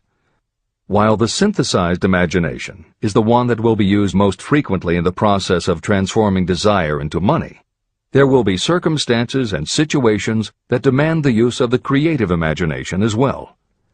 Both the synthesized and the creative imagination become more alert and receptive with use. And though your imaginative faculty may have become weak through lack of use, you can revive it. Just as any muscle or organ of the body develops the more it is used, your imagination also becomes more receptive in direct response to the amount that you use it. Use your synthesized imagination. First, let us focus attention on the development of the synthesized imagination. This is the faculty that you will use more often in converting desire into money. Transformation of the intangible impulse of desire into the tangible reality of money calls for the use of a plan or plans. To make plans, you must use your imagination. Mainly, this will require you to use your synthesized imagination as you draw upon your experience, your education, and your observations. Editor's comment. The following is adapted from Hill's later writing and appears in Napoleon Hill's Keys to Success. An excellent example of synthesized imagination is Edison's invention of the light bulb. He began with one recognized fact that other people had discovered. A wire could be heated by electricity until it produced light. The problem was that the intense heat quickly burned the wire out, and the light never lasted more than a few minutes. Edison failed more than 10,000 times in his attempt to control this heat. When he found the method, it was by applying another common fact that had simply eluded everyone else. He realized that charcoal is produced by setting wood on fire, covering it with soil, and allowing the fires to smolder. The soil permits only enough air to reach the fire to keep it burning without blazing, and that way the wood isn't burned up. When Edison recognized this fact, his imagination immediately associated it with the idea of heating the wire. He placed the wire inside a bottle, pumped out most of the air, and produced the first incandescent light. It burned for 8.5 hours. Everything that Edison used to make the electric light was widely known, but the way he synthesized the knowledge changed the world and made him a very wealthy man. W. Clement Stone called the process the R2A2 formula: recognize and relate, assimilate and apply. If you do that with everything you see, hear, think, and experience, it will give you a new way of looking at familiar things. If you do that, you can achieve what others believe is impossible. Later in this chapter, you will read of other fortunes that grew from even simpler synthesized ideas. And these stories should lead you to conclude that the combination of ideas is nothing that you couldn't have thought of yourself. That alone should start your own imagination synthesizing ideas. However, Even though these stories will inspire you, and you will be anxious to get started, this is not yet the point for you to start making plans. Here, and throughout Think and Grow Rich, Napoleon Hill reminds the reader that this book is meant to be read all the way through before beginning to put the philosophy into practice. There are other ideas to be assimilated from later chapters that will influence your imagination and therefore affect the plans you may develop. This is the end of the editor's comments. Read the entire book through, then come back to this chapter and begin to put your imagination to work on the building of a plan for transforming your desire into money. Examples and instructions for creating plans are given in almost every chapter. Carry out the instructions that are best suited to your needs and put your plan in writing. The moment you complete this, you will have definitely given concrete form to your intangible desire. Now, read that sentence once more in a slightly different way. The moment I put my plan in writing, I will have definitely given concrete form to my desire. Now read it aloud and realize what you are telling yourself. Desire is only a thought. Through synthesized imagination, your experience, education, and observations will give it shape, form, and action.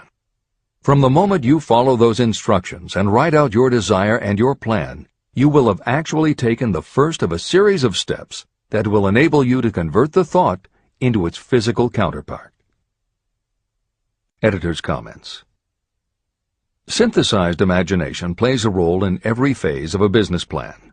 In fact, some of the most successful companies actually get started from synthesized imagination. When an entrepreneur, drawing upon his or her education, experience, and observations, takes an idea from one source and gives it a new application. That is exactly what happened with Ruth Handler. She and her husband, along with another partner, had started a small manufacturing company which had evolved into toy manufacturing. The success of their business depended on coming up with new toy ideas. Watching her young daughter at play, Ruth Handler noticed that she was fascinated with cutout books that featured teenage girl or career women paper dolls that she could cut out clothes for. She also knew that little girls loved to play dress-up in grown-up clothes. These ideas, drawn from Ruth Handler's education, experience, and observations, synthesized themselves in her imagination and came together as a new idea. Ruth Handler announced that they should make a lifelike teenage girl doll. Not a paper doll, but a real three-dimensional grown-up doll with a woman's figure, and they could also make grown-up clothes to fit it, so that girls could play dress-up with the doll. In honor of the source of inspiration, Ruth Handler named the new doll after her daughter, Barbie. As obvious as it seems now, until Ruth Handler, no one had the imagination to make and market a doll that looked like a woman, and certainly no one had ever made endless collections of tiny women's fashions for a doll to wear. Previously, we mentioned Jeff Bezos creating Amazon by combining the idea of a bookstore with the Internet, and Pierre Omidyar doing the same thing with auctions when he launched eBay. Mary Kay Ash took the idea of women running their own businesses and added the idea of door-to-door sales. Anita Roddick took the trend of all-natural ingredients, combined it with cosmetics, and created the body shop empire. Bernard Marcus and Arthur Blank took the concept of the supermarket, combined it with hardware, and created Home Depot. Thomas Stemberg and Leo Kahn did the same thing with office supplies and launched Staples. Once the connections are made, it may seem obvious, but making these supposedly obvious connections has brought success to many people. Napoleon Hill says imagination is like a muscle that can be strengthened through use. Just as there are specific exercises that will build and improve physical muscles, specific exercises have been developed to improve and build imagination, and it is commonly accepted that creativity developed in one area will affect your creativity in others. Dr. Edward de Bono, one of the most highly regarded experts in the field, has written more than 25 books, including the bestsellers Lateral Thinking and 6 Thinking Hats, that are literally designed to make you think. Dr. Betty Edwards' bestseller, Drawing on the Right Side of the Brain, uses drawing techniques to awaken creativity. Dr. Gabrielle Rico's bestseller, Writing the Natural Way, uses a technique called clustering as a way to break writer's block. And Tony Buzan uses a similar method for opening your mind that he terms mind mapping. In their bestseller, Super Learning, Sheila Ostrander and Lynn Schroeder show ways to use classical music. And Roger Von Eck suggests puzzles and riddles as stimuli in A Whack on the Side of the Head. This is the end of the editor's comments. Tapping into creative imagination. The earth on which you live, you yourself, and every other material thing are the result of evolutionary change, through which bits of matter have been organized and arranged in an orderly fashion. As far as science has been able to determine, the entire universe consists of but two things, matter and energy. Moreover, and this statement is of stupendous importance, this earth, every one of the billions of individual cells of your body, and every subatomic particle of matter began as an intangible form of energy. Through the combination of energy and matter has been created everything perceptible, from the largest star in the heavens down to and including man himself. Desire is a thought impulse. Thought impulses are forms of energy. When you begin the process of acquiring money by using the thought impulse of desire, you are drafting into your service the same stuff that nature used in creating this earth, as well as every material form in the universe, including your body and your brain, in which the thought impulses function. Editor's comments. Although recent developments in physics, gauge theory, string theory, membrane theory, and others, have advanced our understanding of matter and energy, Hill's preceding description remains in accord with modern science.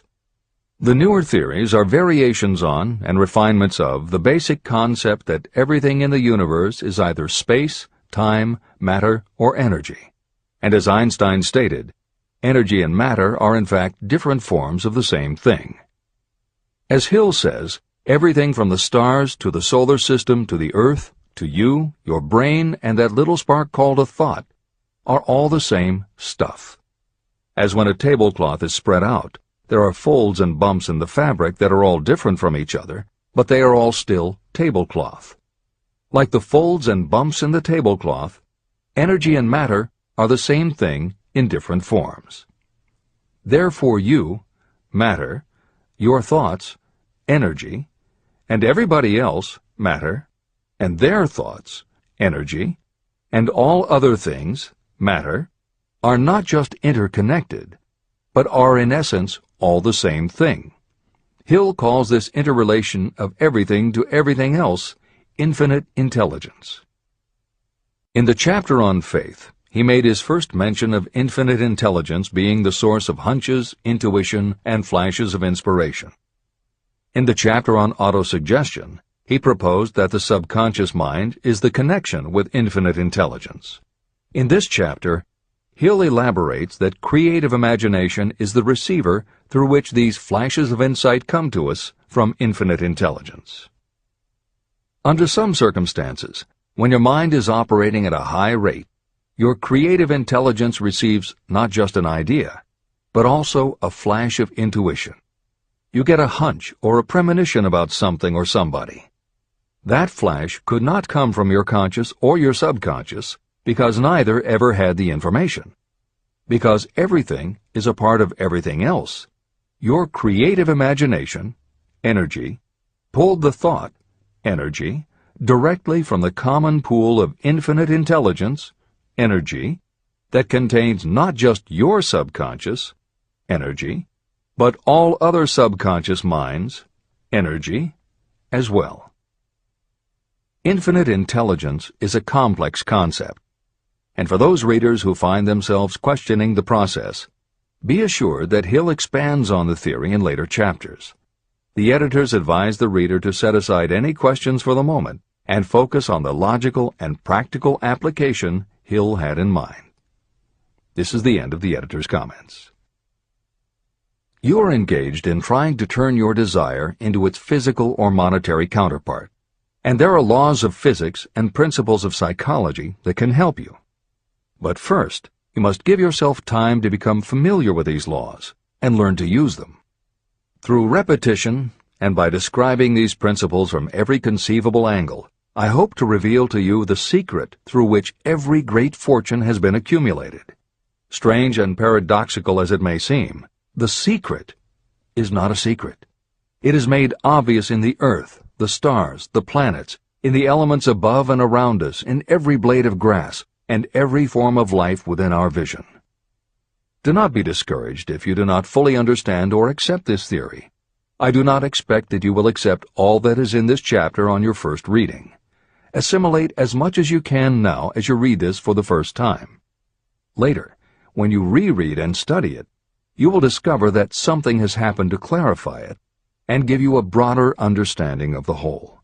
Above all, do not stop nor hesitate in your study of these principles until you have read the book at least 3 times. Then you will not want to stop. How to make practical use of imagination. Ideas are the beginning points of all fortunes. Ideas are products of the imagination. Following are 2 true stories about ideas that have yielded huge fortunes. I hope that these stories will convey how important a role imagination can play in turning an idea into success, and that they will illustrate the method by which imagination may be used in accumulating riches. The Enchanted Kettle. In the late 1880s, an old country doctor drove to town, hitched his horse, quietly slipped into a drugstore by the back door, and began dickering with a young drug clerk. For more than an hour, behind the prescription counter, the old doctor and the clerk talked in low tones.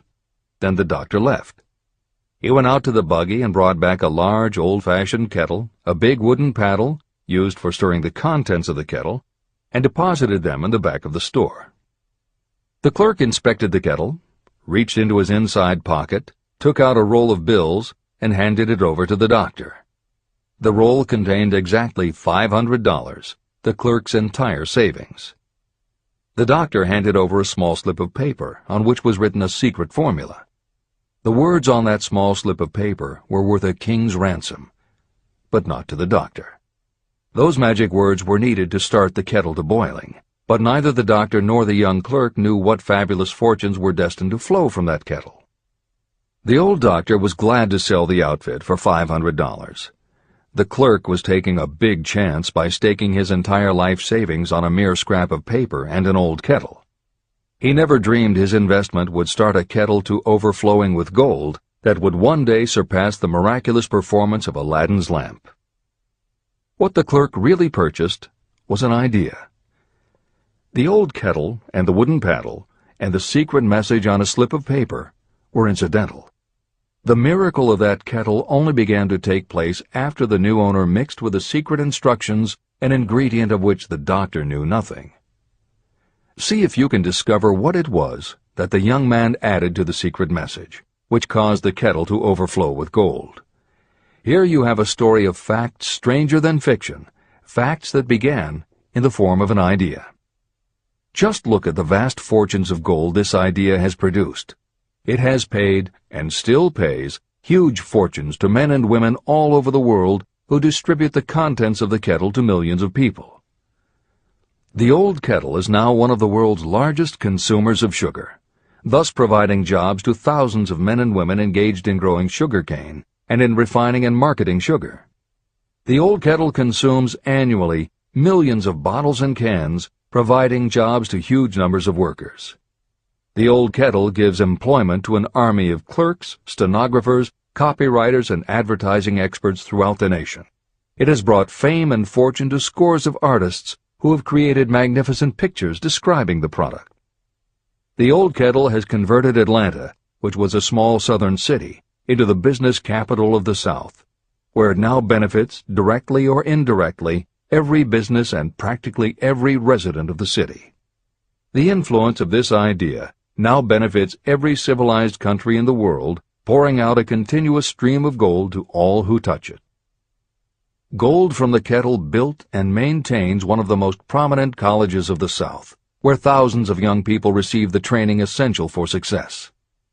If the product of that old brass kettle could talk, it would tell thrilling tales in every language, tales of love, of business, of professional men and women who are daily being stimulated by it. I am sure of at least one such tale of romance, for I was a part of it, and it all began not far from the very spot on which the drug clerk purchased the old kettle. It was there that I met my wife, and it was she who first told me of the enchanted kettle. It was the product of that kettle we were drinking when I asked her to accept me for better or worse. Whoever you are, wherever you may live, whatever your occupation, just remember every time you see the words Coca-Cola that its vast empire of wealth and influence grew out of a single idea. And that idea, the mysterious ingredient the drug clerk, Asa Candler, mixed with a secret formula, was imagination. Stop and think of that for a moment. Keep in mind that the steps to riches described in this book are the very same principles through which the influence of Coca-Cola has been extended to every city, town, village, and crossroads of the world. Now here's the most important thing to remember.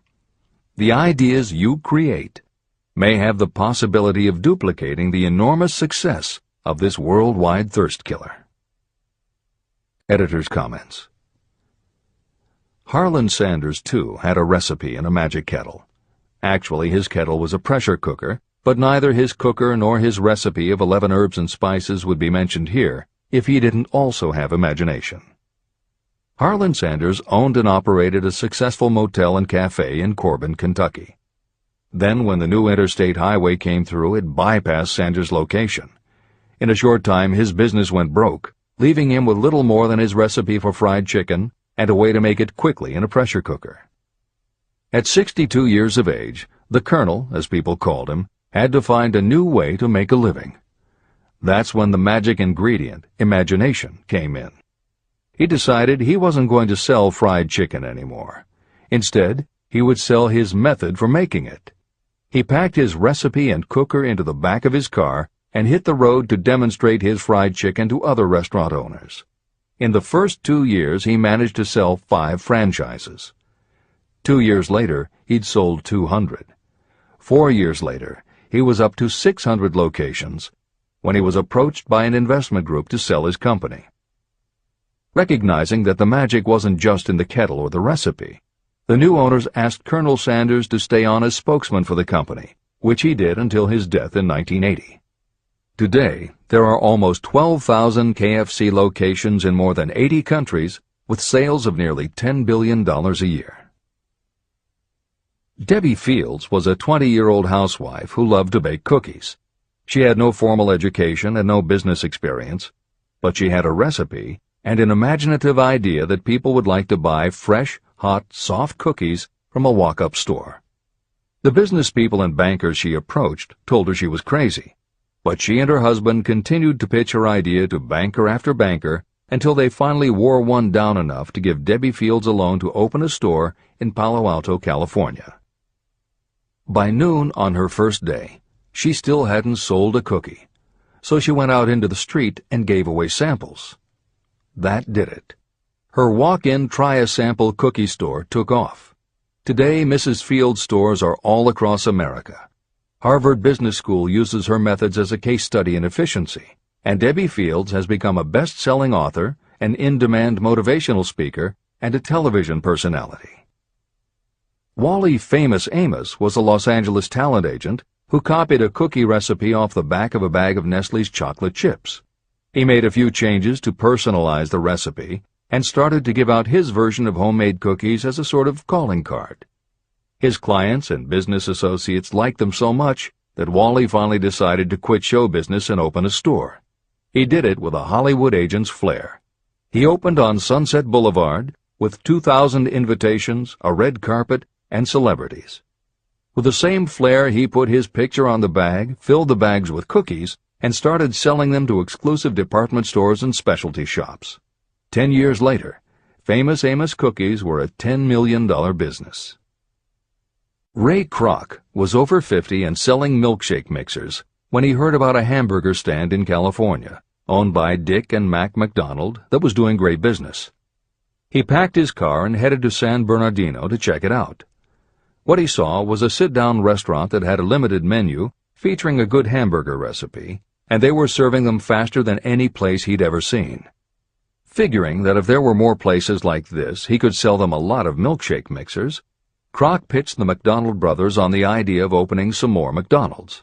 They were interested, but they didn't know who they could get to open the new restaurants. This time, it was a recipe and a magic griddle, but it still needed the extra ingredient, imagination. On the spot, Ray Kroc offered to go into business with them and open the restaurants himself. According to the signs on the golden arches, Ray Kroc's imagination paid off in billions of hamburgers sold.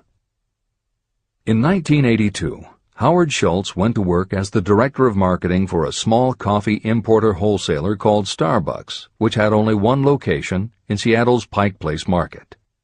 While he was on a trip to Italy, Schultz got the idea that the coffee bar culture he saw in Milan could be transposed to the downtown Seattle scene. He convinced the company to try it. His coffeehouse idea was such a success that Schultz went out and raised the money to buy the company. 5 years after he'd joined Starbucks, he was CEO of a company that had 17 locations. 15 years later, Schultz's coffeehouse culture was on every corner of America, and there were more than 7,000 Starbucks worldwide. As a final example of imagination, we offer Paul Newman's salad dressing. Now, it would seem that it doesn't take much imagination for a big celebrity to put his name on a product, and that's what Newman thought too. But when he and his partner, A.E. Hotchner, pitched their salad dressing idea to companies that specialize in marketing foods, nobody was interested unless they would personally put up about $1 million for the first year's operations. According to Newman and Hotchner's book, Shameless Exploitation, they found out that almost all celebrity products in the food business have been disastrous failures, and now nobody would touch them. So when it came to marketing salad dressing, even Paul Newman's big name wasn't the magic they needed. And unless they were willing to put up a ridiculous amount, money wasn't the magic either. The magic would have to be in the imaginative way that they would convince the right people to help them, and in having the perseverance to stick with it until they succeeded. And just like most everyone with an idea, they were told they were crazy to try it. They were turned down by bottling companies that wouldn't do small runs, and they were rejected by distributors who wouldn't take a chance on another celebrity product. In the end, it was one supermarket owner, Stu Leonard, who helped hook them up with the right suppliers. But even that wouldn't have been enough if Stu Leonard hadn't had enough imagination to see the possibilities and agree to put Newman's own salad dressing on the shelves in his store. 15 years later, Newman's Own Brands was a $100 million company, which gives all profits to charity. This is the end of the editor's comments.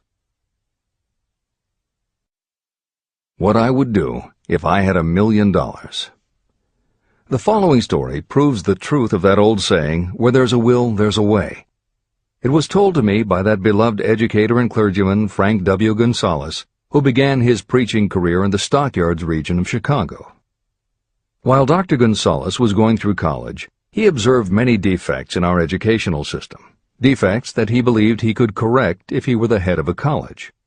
He made up his mind to organize a new college in which he could carry out his ideas without being handicapped by orthodox methods of education. He needed $1 million to put the project across. Where was he to lay his hands on so large a sum of money? That was the question that absorbed most of this ambitious young preacher's thought, but he couldn't seem to make any progress. Every night, he took that thought to bed with him. He got up with it in the morning. He took it with him everywhere he went. He turned it over and over in his mind until it became a consuming obsession with him. Being a philosopher as well as a preacher, Dr. Gonzalez recognized, as do all who succeed in life, that definiteness of purpose is the starting point from which one must begin. He recognized, too, that definiteness of purpose takes on life and power when backed by a burning desire to translate that purpose into its material equivalent. He knew all these great truths, yet he did not know where or how to lay his hands on $1 million. The normal thing would have been to give up and quit, saying, "Ah, well, my idea's a good one, but I can't do anything with it because I can't raise the $1 million." That is exactly what the majority of people would have said, but it is not what Dr. Gonzalez said. What he said, and what he did, are so important that I will now introduce him and let him speak for himself. One Saturday afternoon, I sat in my room thinking of ways and means of raising the money to carry out my plans. For nearly 2 years I had been thinking, but I had done nothing but think. The time had come for action. I made up my mind, then and there, that I would get the necessary $1 million within a week. How? I was not concerned about that. The main thing of importance was the decision to get the money within a specified time. I want to tell you that the moment I reached a definite decision to get the money within a specified time, a strange feeling of assurance came over me, such as I had never before experienced. Something inside me seemed to say, "Why didn't you reach that decision a long time ago? The money was waiting for you all the time." I called the newspapers and announced I would preach a sermon the following morning entitled, "What I Would Do If I Had $1 Million." I went to work on the sermon immediately, but I must tell you frankly that the task was not difficult because I had been preparing that sermon for almost 2 years. Long before midnight, I had finished writing the sermon. I went to bed and slept with a feeling of confidence, for I could see myself already in possession of the $1 million. Next morning I arose early, went into the bathroom, read the sermon, then knelt on my knees and asked that my sermon might come to the attention of someone who would supply the needed money. While I was praying, I again had that feeling of assurance that the money would be forthcoming. In my excitement, I walked out without my sermon and did not discover the oversight until I was in my pulpit and about ready to begin delivering it.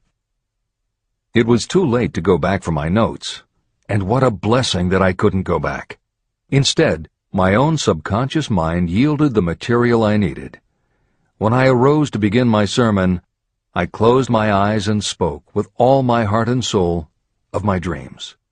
I not only talked to my audience, but I fancy I talked also to God. I told what I would do with $1 million if that amount were placed in my hands. I described the plan I had in mind for organizing a great educational institution, where young people would learn to do practical things and at the same time develop their minds. When I had finished and sat down, a man slowly arose from his seat, about 3 rows from the rear, and made his way toward the pulpit. I wondered what he was going to do. He came into the pulpit, extended his hand, and said, "Reverend, I liked your sermon. I believe you can do everything you said you would if you had $1 million. To prove that I believe in you and your sermon, if you will come to my office tomorrow morning, I will give you the $1 million. My name is Philip D. Armour." Young Gonzalez went to Mr. Armour's office, and the $1 million was presented to him. With that money he founded the Armour Institute of Technology, now known as Illinois Institute of Technology. The $1 million that launched the Armour Institute came as the result of an idea. Behind the idea was a desire that young Gonzalez had been nursing in his mind for almost 2 years. Observe this important fact. He got the money within 36 hours after he reached a definite decision in his own mind to get it and decided upon a definite plan for getting it. There was nothing new or unique about young Gonzalez vaguely thinking about $1 million and weakly hoping for it. Others have had similar thoughts. But there was something very unique and different about the decision he reached on that memorable Saturday, when he put vagueness into the background and definitely said, "I will get that money within a week." The principle through which Dr. Gonzalez got his $1 million is still alive. It is available to you. This universal law is as workable today as it was when the young preacher made use of it so successfully. Editor's comments. The Armour Institute of Technology opened in 1893, offering courses in engineering, chemistry, architecture, and library science, and in 1940 became the Illinois Institute of Technology when the Armour Institute merged with the Lewis Institute, a Chicago college that had opened in 1895 and offered liberal arts as well as science and engineering courses. In 1949, the Institute of Design, founded in 1937, also merged with IIT, followed in 1969 by the Chicago-Kent College of Law and the Stewart School of Business, and in 1986 by the Midwest College of Engineering. Today there are several campuses in downtown Chicago. IIT has been called the alma mater of accomplishments. This is the end of the editor's comment. How to transmute ideas into cash. Asa Candler and Dr. Frank Gonzalez had one characteristic in common. Both knew the astounding truth that ideas can be transmuted into cash through the power of definite purpose plus definite plans. If you are one of those who believe that hard work and honesty alone will bring riches, you can forget it. It is not true. Riches, when they come in huge quantities, are never the result of hard work alone. Riches come, if they come at all, in response to definite demands based upon the application of definite principles, and not by chance or luck. Generally speaking, an idea is a thought that prompts you to action because it appeals to your imagination. All master salespeople know that ideas can be sold where merchandise cannot. Ordinary salespeople do not know this. That is why they are ordinary. A publisher of low-priced books made a discovery that has been worth much to publishers. He learned that many people buy titles and not the contents of books. By merely changing the name of one book that was not moving, his sales of that book jumped upward more than 1 million copies. The inside of the book was not changed in any way. He merely ripped off the cover and put on a new cover with a title that had box office appeal. That, as simple as it may seem, was an idea. It was imagination. Editor's comment. For those readers who think that replacing the cover of a book is just too simple, or that they couldn't do it anyway because they are not book publishers, the editors would point out that if you had had that simple idea before the publisher did, he probably would have been glad to sell you those failed books at pennies on the dollar. Then you could have been the one to change the cover, and suddenly you would have been the publisher of a bestseller. However, the idea of replacing the covers wouldn't have meant a thing if you didn't also have ideas about how to market and promote that flashy new cover. And that is Hill's point. Coca-Cola was a recipe, a creative idea. But it would have stayed just a recipe if Asa Candler hadn't also had other creative ideas to market it and the faith in himself to carry through on those ideas. Spence Silver was a chemist working for 3M when, by accident, he created a glue that wasn't very sticky.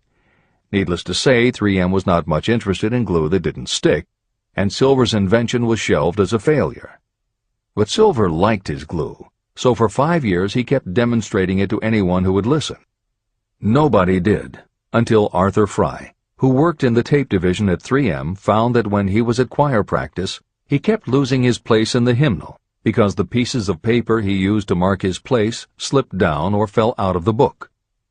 A little of Silver's not very sticky glue on the slips of paper, and they stayed where he wanted them, then peeled off easily when he was done. That was the eureka moment. They had just invented the world's best bookmark, Post-its. But that's not the end of the story, or the end of the imaginative ideas that were needed to make Post-its happen. Fry would also need perseverance. First, he had to convince the engineers to solve production problems, and to do it, he knocked a hole in his basement wall so he could install a prototype of the production equipment. He stuck with it, and finally, 2 years later, 3M gave the project to their marketing department. The marketing experts put together ads and brochures selling this sticky notepad idea and rolled it out in a 4-city test. The results were a disaster. Nobody got it, so nobody bought it. Who would pay money for scratch paper? The Post-it project was about to be scrapped when Jeffrey Nicholson and Joseph Ramey added their imaginations. Like Silver and Fry, Nicholson and Ramey had faith in the idea because they saw how people in their office fell in love with these little sticky pieces of paper once they started working with them. So Nicholson and Ramey went to Richmond, Virginia, one of the 4 test cities that had failed, and they went up and down the business district, going into offices and giving pads of Post-its to receptionists, secretaries, and anyone else who would listen. Whereas 3M's conventional marketing machinery had failed, Giving Post-its to the people who would actually use them did the trick. Once those Richmond office workers started to use Post-its, it didn't seem like a bad idea at all to pay for scratch paper. They got it, and they bought it. The Richmond test turned from failure to success, and soon Post-its were sticking to everything around the world. Here's another simple idea that imagination turned into success. The story began with a man whose problem was just the opposite of spent silvers. This man had something that stuck too well. George de Mestral was a Swiss mountaineer who went hunting one day with his dog. But when they got home, they were both covered with burrs. The burrs were so difficult to remove that de Mestral put them under a magnifying glass to learn why. He saw that they were covered with tiny hooks which attached themselves to fur and fabric. That was when the flash hit. If burrs stuck where you didn't want them, why couldn't you put tiny hooks on things so they would stick where you did want them? Like everyone else mentioned in this book, de Mestral had an imaginative idea, but that was just the beginning. He also had the faith in himself to keep going when people laughed at his idea, which many did, until he eventually found a French textile plant that would help him do what he wanted.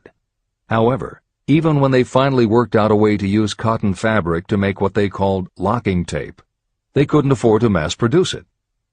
And that's when de Mestral accidentally discovered that when you sew nylon under infrared light, it naturally made little hooks. Now they could manufacture it economically. All they needed was a name. One side was fuzzy like velvet, and the other side was crochet, the French word for hook. Take half vel and half crow, combine it with imagination. The result is Velcro, and a Swiss mountaineer becomes a business tycoon. The Sony Corporation once tried to make a very small stereo tape recorder that would work with standard-size cassettes, but they couldn't do it. They could make a small playback machine, but at the time the electronics needed to also make it a recording machine just couldn't be made small enough. They concluded that the design was a failure. Then one day Sony's honorary chairman, Masaru Ibuka, walked into the laboratory and saw that a few of the engineers were using the prototypes of the failed tape recorder to listen to music tapes. They didn't seem to care that it couldn't record. They just liked to be able to walk around listening to their favorite music. Then came the imaginative idea that made all the difference. Ibuka remembered that another division was working on lightweight headphones. That was the flash. Ibuka's imagination made the connection that the rest of the engineers had not. In Ibuka's view, they hadn't made a failed recorder. They had created a successful private stereo listener. They added the headphones, named it the Walkman, and it revolutionized both the music business and the electronics industry. Clarence Saunders was a grocery clerk in a small southern retail store. One day he was standing with a tray in his hands waiting his turn in a cafeteria. He had never earned more than $20 a week before then, and no one had ever noticed anything about him that indicated unusual ability, but something took place in his mind as he stood in the line of waiting people that put his imagination to work. That was when he came up with the idea that this same self-serve concept would also work at the grocery store. Clarence Saunders took the idea to his boss. Naturally, his boss told him he was crazy. So Clarence Saunders quit his job, went out and did what he needed to do to raise the money, and opened the first self-serve grocery store. He called it Piggly Wiggly, and Clarence Saunders, the $20-a-week grocery clerk, rapidly became the multi-million-dollar chain store grocery man of America. Sylvan Goldman was the owner of a number of Piggly Wiggly stores in Oklahoma, and like any good businessman, he spent a lot of time watching his customers go up and down the aisles, putting their choices into their baskets or net shopping bags. One night, while trying to figure out how to get his customers to buy more at one time, he found himself staring at a basket sitting on the seat of a wooden folding chair. Eureka! He called in his mechanic, Fred Young. They put some wheels on the bottom of the legs, added another basket below the seat, and the shopping cart was born. As this edition is being readied for publication, there are about 35 million shopping carts in America, and approximately 1.25 million new carts are sold each year. Thomas Stemberg, whom we also mentioned earlier, was another supermarket executive who watched his customers as they shopped. By this time, shopping carts were well established in supermarkets, and it was because his customers were pushing shopping carts up and down the aisles that he got his flash of inspiration. He was so sure of his idea that he convinced another supermarket executive, Leo Kahn, to join him. Together, they took the supermarket concept and applied it to selling office supplies. And in 1986 they opened their first store in Brighton, Massachusetts. They called it Staples. In 1989 they took the company public, and 10 years later there were more than 1,000 Staples stores with revenues exceeding $7 billion. We'll end this commentary with another set of connected stories, which make the point that sometimes the most imaginative part of marketing is in the timing. If you were to go shopping in the late 1800s, it usually meant bartering with a merchant who would then have to get the goods from storage shelves kept behind the counter. In the 1870s, fixed pricing was just starting to be used by storekeepers. Merchants were trying the idea by setting out a table of merchandise that was all priced the same, usually 5 cents. Frank Winfield Woolworth was a clerk in a general store, and he convinced the store owner to let him try the 5-cent table idea. Although it worked, the owner wasn't impressed. So Woolworth borrowed $350 from his boss, and in 1879 opened his first 5-cent store in Utica, New York. It was an entire store full of goods where everything cost a nickel. A year later, he had 4 stores, and the 4th one, in Lancaster, Pennsylvania, was the first that he named F.W. Woolworth's 5 and 10 cent store. 20 years later, he had 238 stores. By the time of his death in 1919, there were over 1,000 F.W. Woolworth locations. He had established the first nationwide chain of general merchandise stores, and he had built the tallest building in New York City as his headquarters. The Woolworth Company stayed true to the original idea and didn't carry any merchandise that cost more than a dime until 1932, when the top price was raised to 20 cents. But as times changed, the fixed price was dropped, the merchandise became more varied, and the company kept growing until it had over 8,000 stores worldwide, selling everything from notions to appliances and furniture. Then in the 1960s and 1970s, something started to happen. The mood of America was changing, but the Woolworth stores weren't. And that was when Sam Walton opened the first Walmart in Rogers, Arkansas, in 1962. Walton got into the retail business after the Second World War, when his father-in-law loaned him the money to buy a franchise Butler Brothers store in Bentonville, Arkansas. By 1962, Sam and his brother Bud owned 16 variety stores in Arkansas, Missouri, and Kansas. It was in these stores that Sam Walton first started adding the magic ingredient of imagination. In addition to his flair for promotion, Sam tried new approaches to the way household goods and general merchandise could be sold at retail. He insisted on clean, well-lighted interiors, and he introduced the concept of self-service, with aisles wide enough for shopping carts and checkout counters at the front of the store.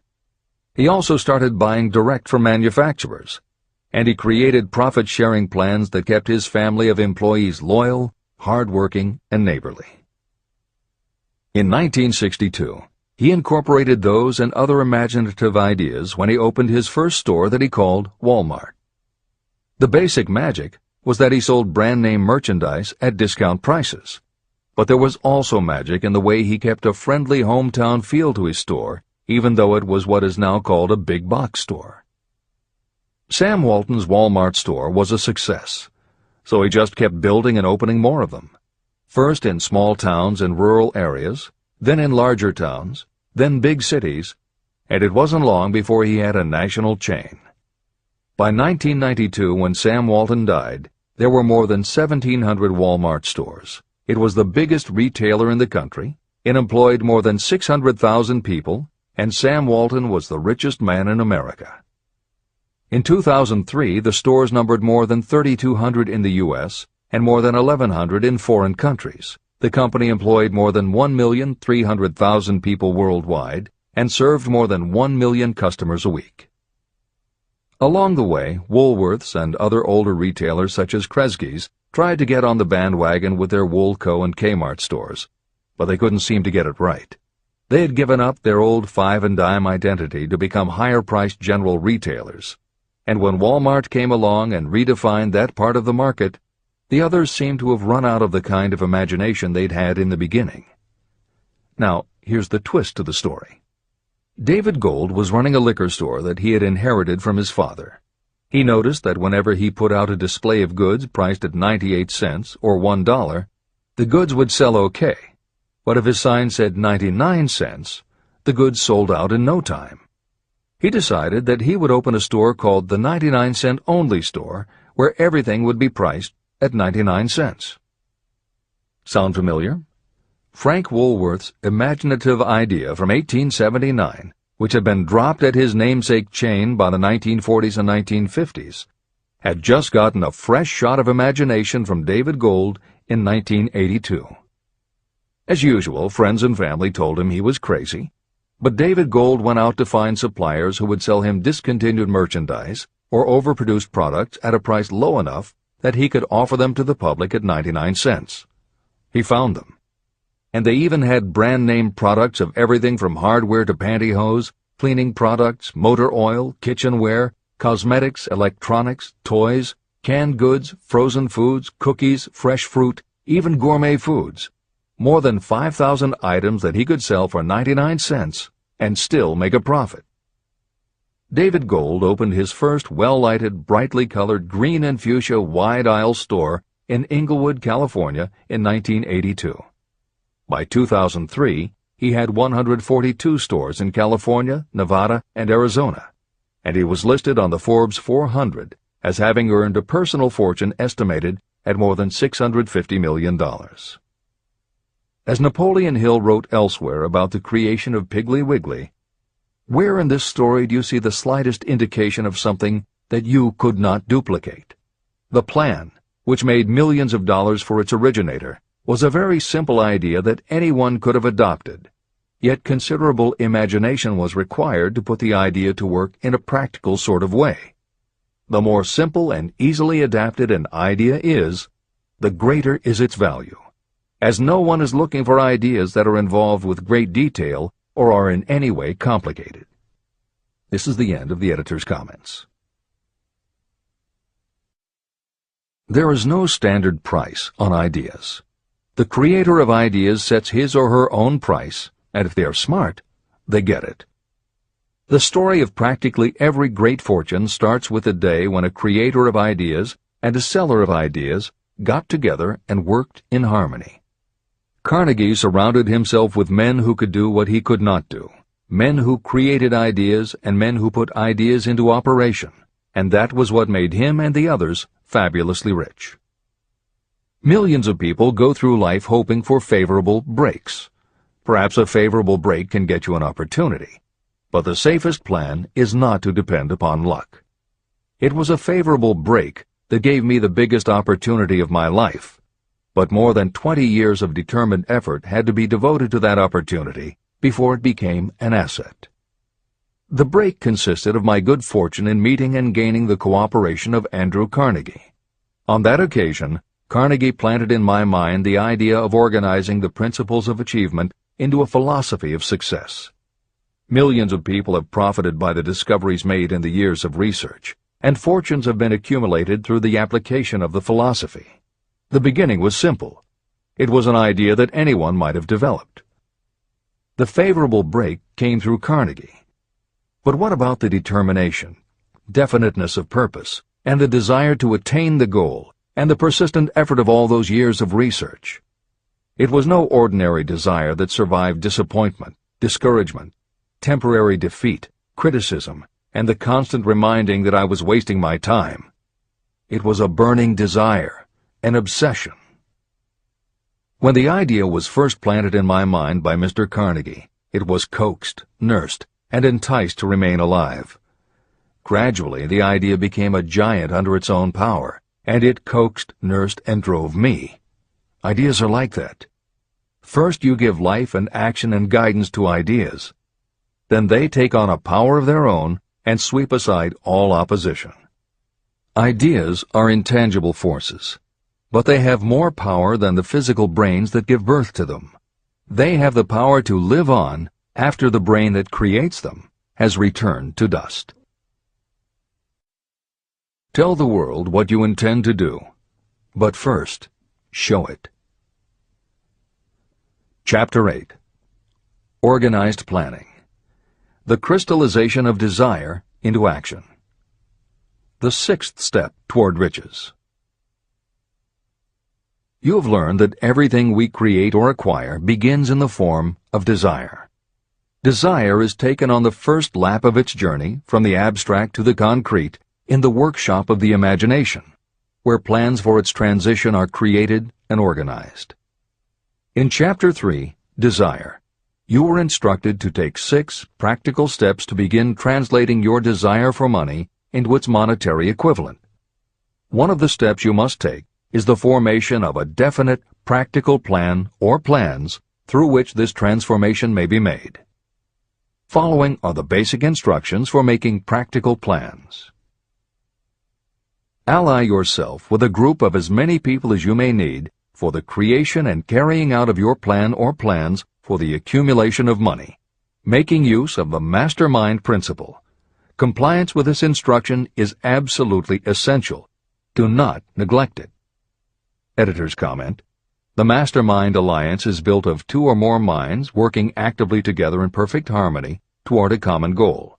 This concept was introduced in Chapter 6, Specialized Knowledge, and is described in more detail in Chapter 11, The Power of the Mastermind. This is the end of the editor's comment. Before forming your Mastermind Alliance, decide what advantages and benefits you may offer the individual members of your group in return for their cooperation. No one will work indefinitely without some form of compensation. No intelligent person should request or expect another to work without adequate compensation, although this may not always be in the form of money. Arrange to meet with the members of your mastermind group at least twice a week, and more often if possible, until you have jointly perfected the necessary plan or plans for the accumulation of money. Maintain perfect harmony between yourself and every member of your mastermind group.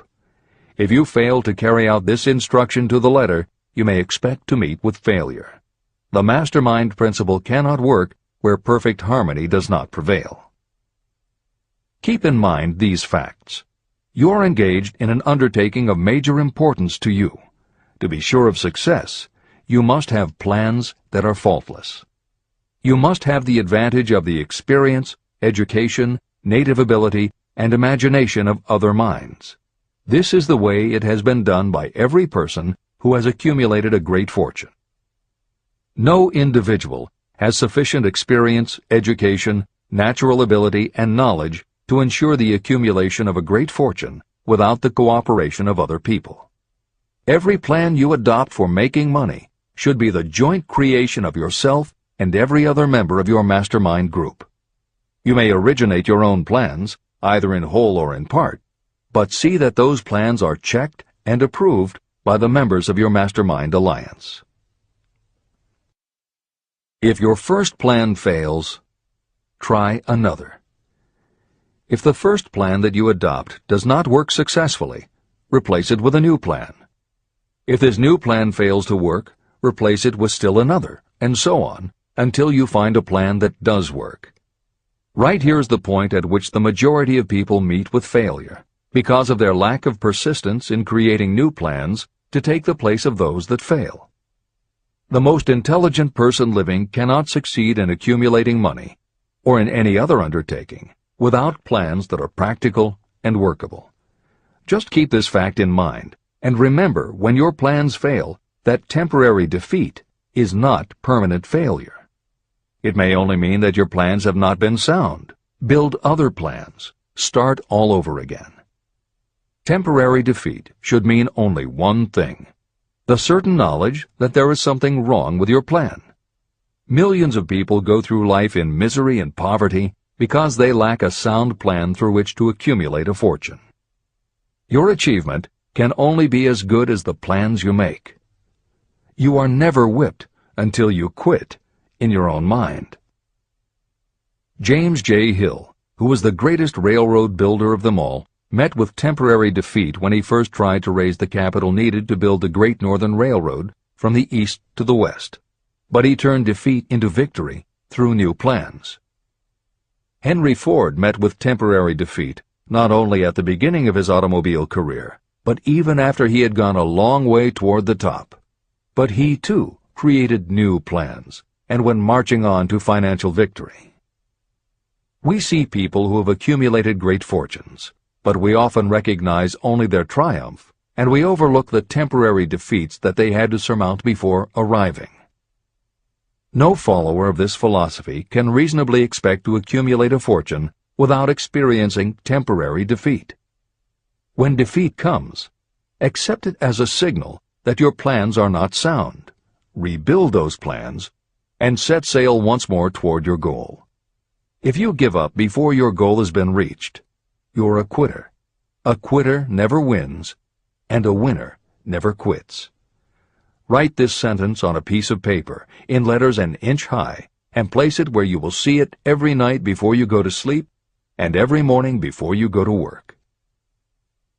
When you begin to select members for your mastermind group, choose those who do not take defeat seriously. Some people foolishly believe that only money can make money. This is not true. Desire, transmuted into its monetary equivalent through the principles in this book, is the way money is made. Money, of itself, is nothing but inert matter. It cannot move, think, or talk, but it can hear when someone who desires it calls it to come. Intelligent planning is essential for success in any undertaking designed to accumulate riches. Following are detailed instructions to those who must begin the accumulation of riches by selling personal services. It should encourage you to know that practically all the great fortunes began either from selling personal services or from the sale of ideas. When you think about it, what else except ideas and personal services can you give in return for riches if you don't have products or property? Leaders and followers. Broadly speaking, there are two types of people in the world. One type is known as leaders, and the other as followers. Decide at the outset whether you intend to become a leader in your chosen calling or remain a follower. The difference in compensation is vast. The follower cannot expect to make as much as a leader, although some followers make the mistake of thinking they should. It is no disgrace to be a follower. On the other hand, it is no credit to remain a follower. Most great leaders began as followers. They became great leaders because they were intelligent followers. With few exceptions, the person who cannot follow a leader intelligently cannot become an efficient leader. The person who can follow a leader most efficiently is usually the person who develops into leadership most rapidly. An intelligent follower has many advantages, including the opportunity to acquire knowledge from the leader. The major attributes of leadership. The following are important factors of leadership. 1. Unwavering courage based upon knowledge of yourself and your occupation. No follower wishes to be dominated by a leader who lacks self-confidence and courage. Certainly no intelligent follower will be dominated by such a leader for very long. 2. Self-control. The person who cannot control himself can never control others. Self-control sets a strong example for your followers, which the more intelligent followers will emulate. 3. A keen sense of justice. Without a sense of fairness and justice, no leader can command and retain the respect of their followers. 4. Definiteness of decision. Those who waver in decisions show that they are not sure of themselves and therefore cannot lead others successfully. 5. Definiteness of plans. Successful leaders must plan their work and work their plans. Leaders who move by guesswork, without practical definite plans, are like a ship without a rudder. Sooner or later, they will land on the rocks. 6. The habit of doing more than paid for. One of the penalties of leadership is the necessity of the leaders to willingly do more than they require of their followers. 7. A pleasing personality. Leadership calls for respect. Followers will not respect a leader who does not grade high on all of the factors of a pleasing personality. 8. Sympathy and understanding. Successful leaders must be in sympathy with their followers. Moreover, they must understand them and their problems. 9. Mastery of detail. Successful leadership calls for mastery of the details of the leader's position. 10. Willingness to assume full responsibility. Successful leaders must be willing to assume responsibility for the mistakes and the shortcomings of their followers. If a leader tries to shift this responsibility, that leader will not remain the leader. If one of your followers makes a mistake or is incompetent, you must consider that it is you who failed. 11. Cooperation. The successful leader must understand and apply the principle of cooperative effort and be able to induce followers to do the same. Leadership calls for power, and power calls for cooperation. There are two forms of leadership. The first, and by far the most effective, is leadership by consent of and with the sympathy of the followers. The second is leadership by force, without the consent and sympathy of the followers. History is filled with evidences that leadership by force cannot endure. The downfall and disappearance of dictators and kings is significant. It means that people will not follow forced leadership indefinitely. Napoleon, Mussolini, Hitler were examples of leadership by force. Their leadership passed. Editor's comment.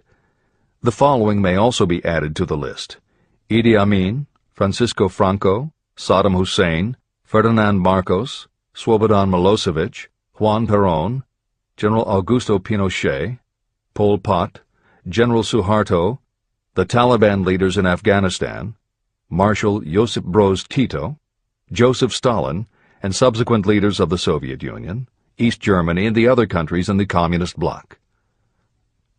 This is the end of the editor's comment. Those that remain see their power eroding and slipping away. Leadership by consent of the followers is the only leadership that can endure. People may follow forced leadership temporarily, but they will not do so willingly. Successful leaders will embrace the 11 factors of leadership described in this chapter, as well as some other factors. Those who make these attributes the basis of their leadership will find abundant opportunity to lead in any walk of life. The 10 major causes of failure in leadership. The following are the major faults of leaders who fail. It is just as essential for you to know what not to do as it is to know what to do. 1. Inability to organize details. Efficient leadership calls for the ability to organize and master details. No genuine leader is ever too busy to do anything that may be required in the capacity as leader. Whether a leader or follower, when you admit that you are too busy to change your plans or to give attention to any emergency, you are admitting your inefficiency. The successful leader must be the master of all details connected with the position. That means, of course, that you must acquire the habit of relegating details to capable lieutenants. 2. Unwillingness to render humble service. Truly great leaders are willing, when occasion demands, to perform any sort of labor that they would ask another to perform. The greatest among ye shall be the servant of all is a truth that all able leaders observe and respect. 3. Expectation of pay for what they know, instead of what they do with what they know. The world does not pay you for what you know, it pays you for what you do, or what you induce others to do. 4. Fear of competition from followers. Leaders who fear that one of their followers may take their position are practically sure to realize that fear sooner or later. Able leaders train understudies to whom they may delegate any of the details of their position. Only in this way can leaders multiply themselves and be at many places and give attention to many things at one time. It is an eternal truth that leaders receive more pay for their ability to get others to perform than they could possibly earn by their own efforts. An efficient leader may, through knowledge of the job and a magnetic personality, greatly increase the efficiency of others and get them to render more service and better service than they could render without the leader's guidance. 5. Lack of imagination. Without imagination, the leader is incapable of meeting emergencies or of creating plans by which to guide followers efficiently. 6. Selfishness.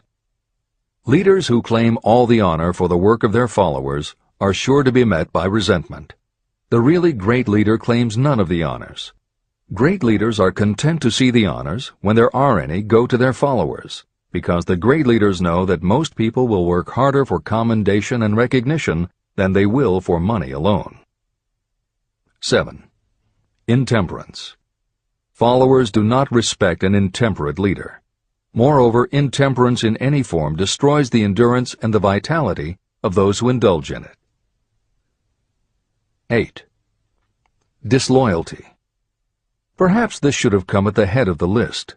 Leaders who are not loyal to their duty, and to those both above and below them, cannot maintain their leadership for long. Disloyalty marks you as being less than the dust of the earth, and it will bring the contempt it deserves. Lack of loyalty is one of the major causes of failure in every walk of life. 9. Emphasis of the authority of leadership. The efficient leader leads by encouraging, and not by trying to instill fear in the hearts of those who follow. Leaders who try to impress their followers with their authority come within the category of leadership through force. If you are a real leader, you will have no need to advertise that fact. It is apparent in your conduct, by your sympathy, understanding, fairness, and a demonstration that you know your job. 10. Emphasis of title. Competent leaders require no title to give them the respect of their followers.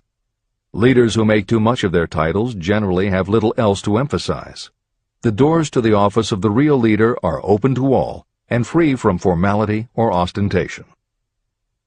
These are among the most common causes of failure in leadership. Any one of these faults is sufficient to cause failure. Study the list carefully if you aspire to leadership, and make sure that you are free of these faults. Editor's comment. Warren Bennis, a professor who teaches management and organization, said, "A manager is someone who does things right. A leader is someone who does the right thing." Admiral Grace Hopper was the ranking female Navy officer when she was interviewed for 60 Minutes. She said, "You manage things. You lead people." This is the end of the editor's comment.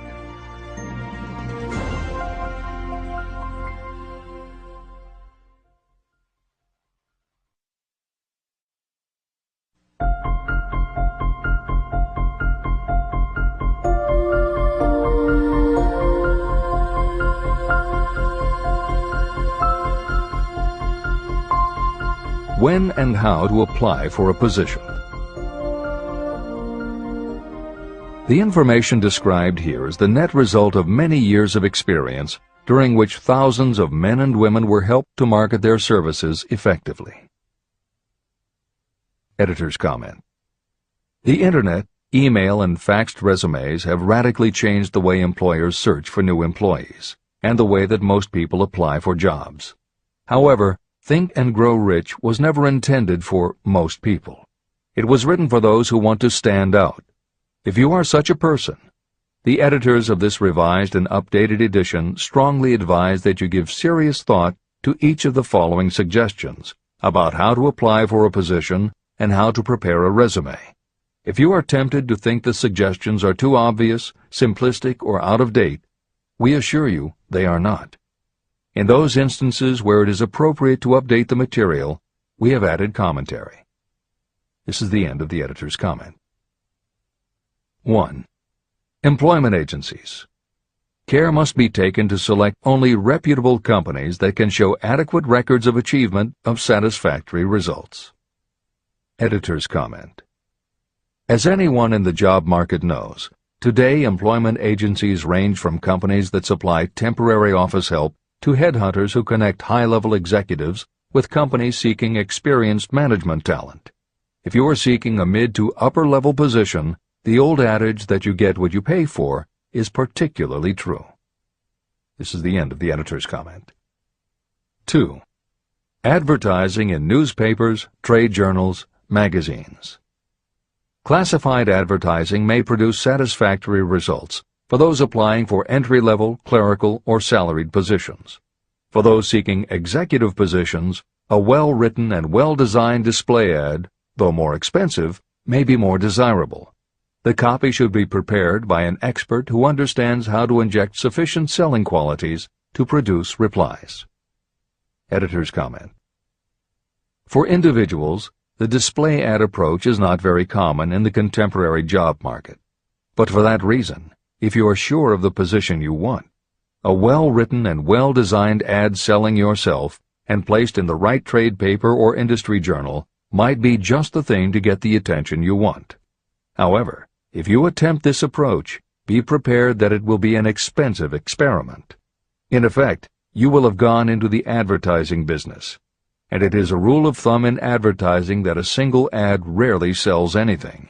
It usually requires multiple exposures before the buyer, the potential employer, is motivated to buy, hire, a product, you. This is the end of the editor's comment. 3. Personal letters of application. These should be directed to particular firms or individuals that could need the kind of service or experience you have to offer. Letters should be neatly typed always and signed by hand. You should include a complete resume or outline of your qualifications. Both the letter of application and the resume should be prepared by an expert. Editor's comment. In the contemporary job market, sending a letter of application when no job has been advertised can in fact be a very successful approach. But this is only for those who truly know what they want and will take the time to prepare a convincing presentation. Managers in a position to hire always have an eye out for good prospective employees.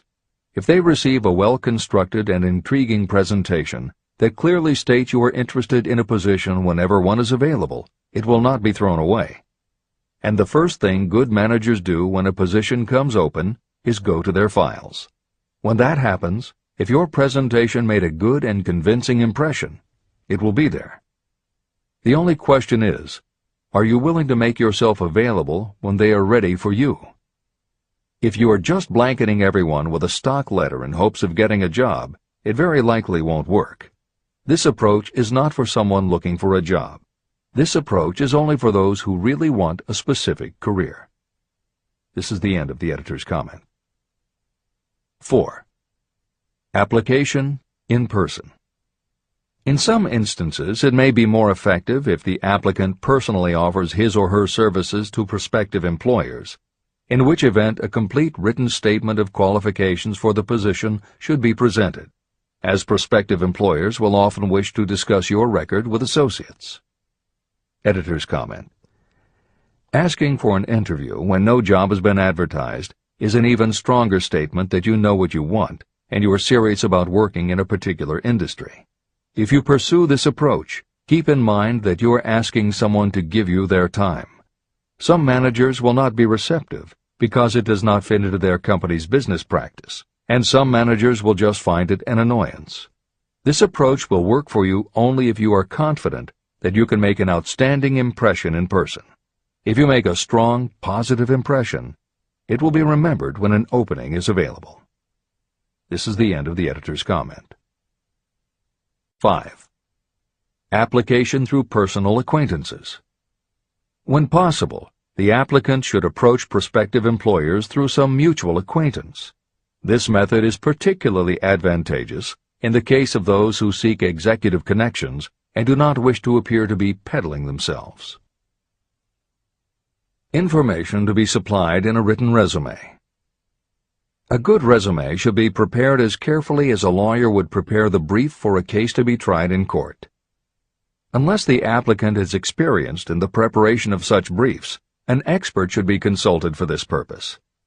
When successful businesses want to advertise, they hire specialists who understand the psychology of advertising to sell their products. If you are selling your personal services, you should do the same. Editor's comment. The job market in America has never been as bad as it was when Napoleon Hill wrote the preceding paragraph. Because of the Great Depression, many adults had never had any kind of steady job, let alone sought a career position, and there were few places to learn how to do it. Since that time, many excellent books have been published on the subject, and companies that offer professional help in preparing resumes have become very common. However, neither books nor copywriters are magic. It all begins with what you have to offer. The editors of this edition suggest that you start to assemble your presentation using the guidelines that appear below. Once you have a first draft, you should review at least one of the books on the subject to see what suggestions are offered that might help you sell yourself better than you have already done. Then, depending how satisfied you are, you might also want to seek advice from a professional who specializes in such presentations. We offer 2 notes of caution. First, make sure that your presentation does not look like something turned out by a resume mill. Having received many resumes over the years, the editors warn you that some professionals use the same stock phrases, buzzwords, and formats for every client, and this can be a dead giveaway that someone else prepared your resume, or that you have simply copied from a book. Your intention should be to make yours stand out. The second word of caution is, don't go overboard in trying to stand out. There is a balance between catching an employer's attention and looking like you are trying too hard. For instance, if you are a New York marketing executive applying to a Los Angeles company, sending your application with a bag of fresh bagels by next morning FedEx would probably make a good impression, whereas sending a dartboard with your picture in the center might be viewed as just a little too cute and a little too much. Clever is good, but professional is a must. Never be so clever that you don't look professional. Following are a set of guidelines for preparing your resume. Because part of your search for a position will involve responding to ads for job openings, and because it has become common to respond by faxing applications and resumes, Napoleon Hill's guidelines should be used to prepare 2 separate presentations.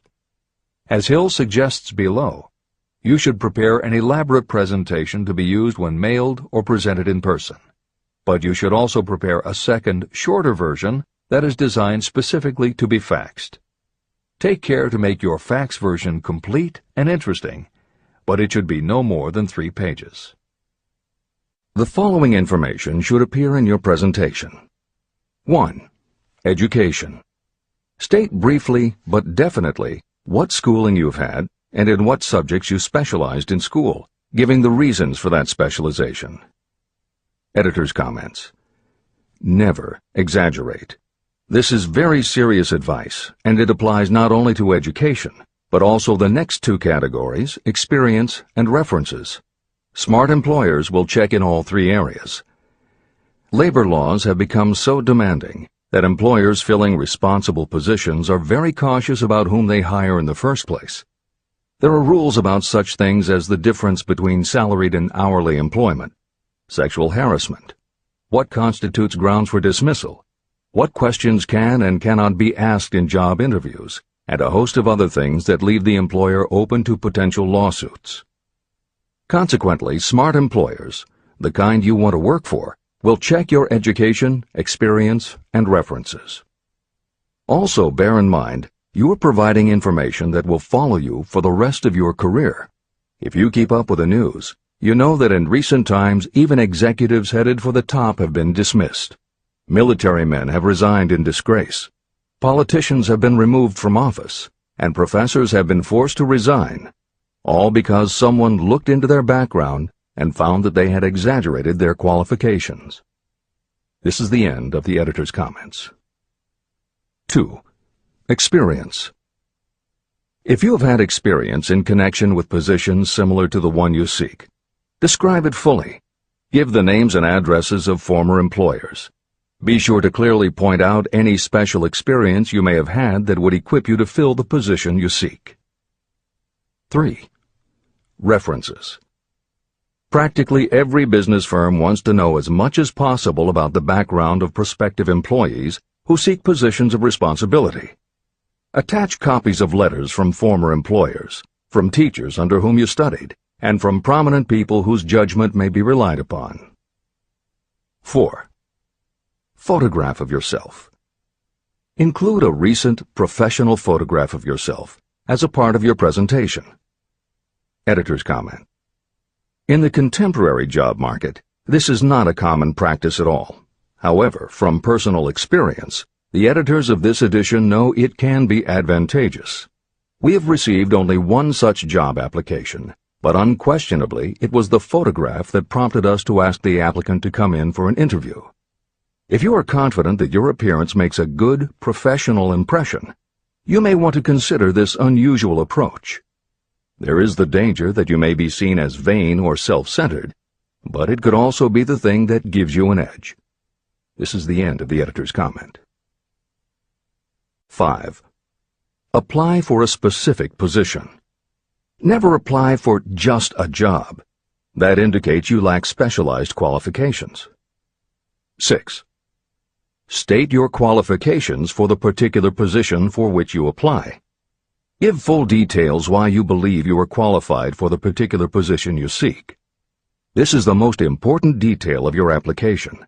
It will determine, more than anything else, what consideration you receive. 7. Offer to go to work on probation. This may appear to be a radical suggestion, but experience has proved that it seldom fails to win at least a trial.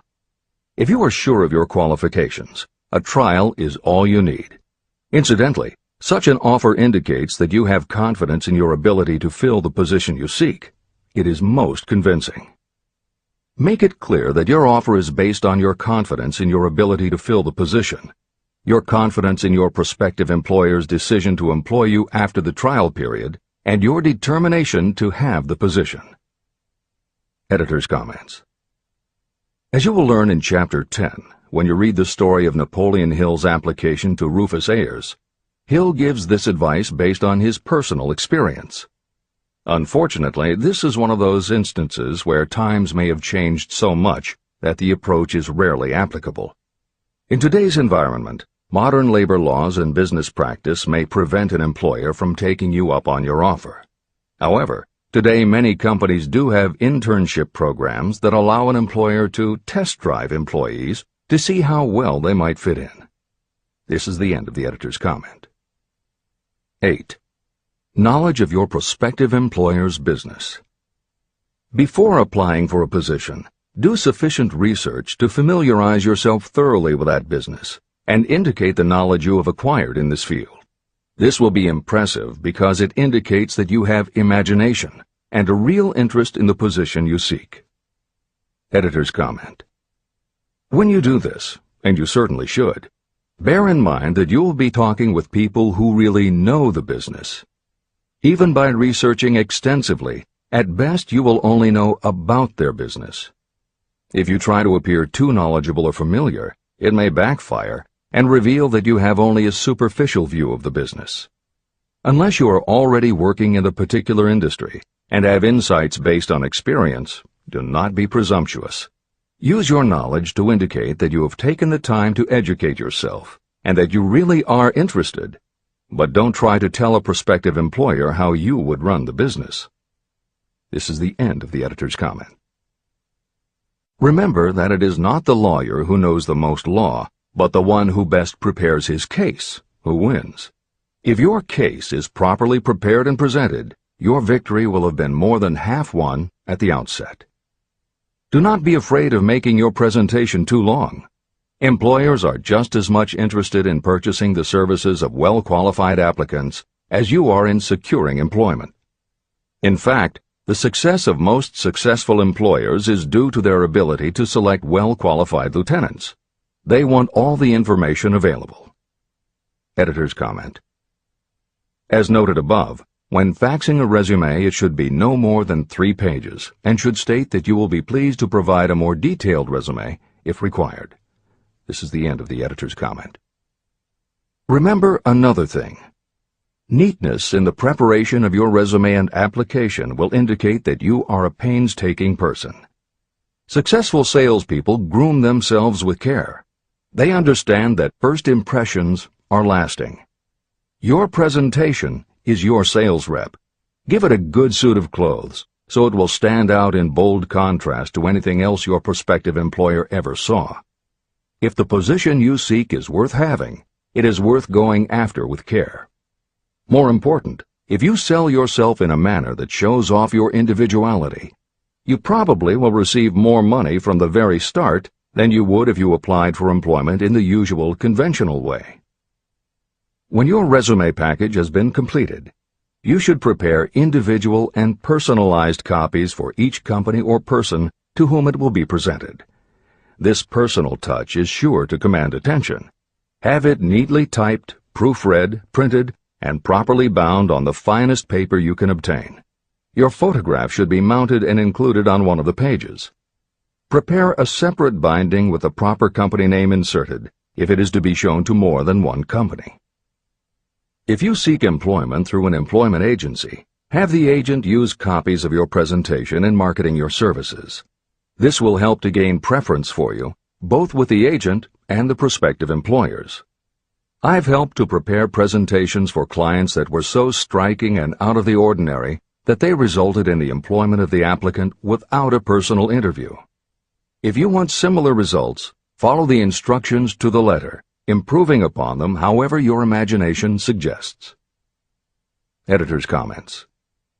Today, every office supply store offers a wide variety of paper stock, folders, binders, and presentation materials that can be put together in a way that is both unique and professional looking.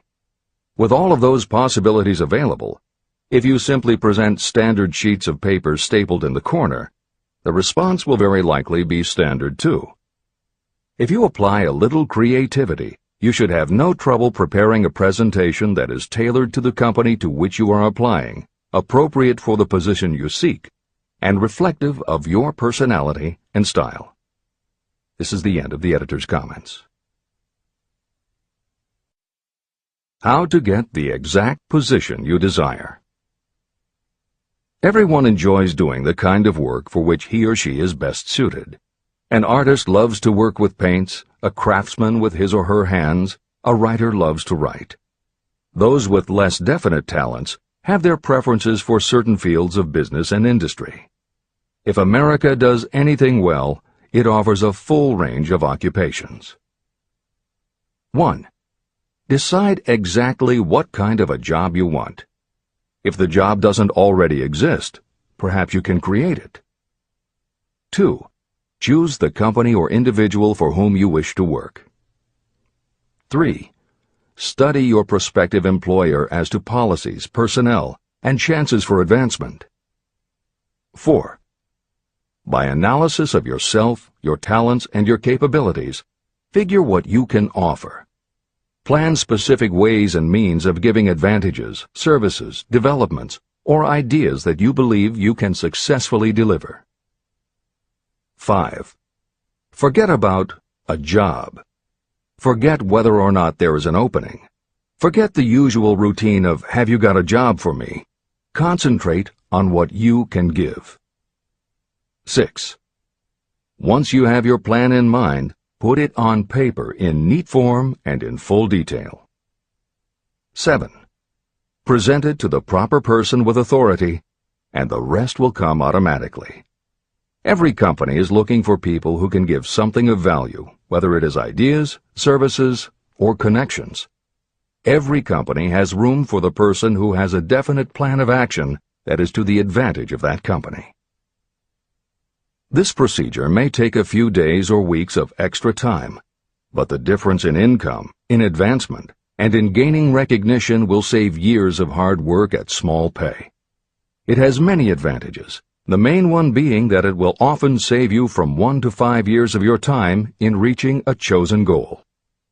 Every person who starts, or gets in halfway up the ladder, does so by deliberate and careful planning. The new way of marketing services. Men and women who market their services must recognize the change that has taken place in connection with the relationship between employer and employee. The future relationship should be more in the nature of a partnership, consisting of the employer, the employee, and the public they serve. In the past, employers and employees have bartered among themselves, not considering that in reality they were bargaining at the expense of the third party, the public they served. Both the employer and the employee should consider themselves as fellow employees whose business it will be to serve the public efficiently. Editor's comment. In the preceding paragraph, Napoleon Hill once again demonstrates his foresight into the future direction of American business. As you will recognize in the following section, the point he makes by citing the coal and gas companies would at a later time be equally applicable to the telephone monopolies, and later still to computer software and internet companies, and to cable television suppliers when competitors started to offer satellite TV.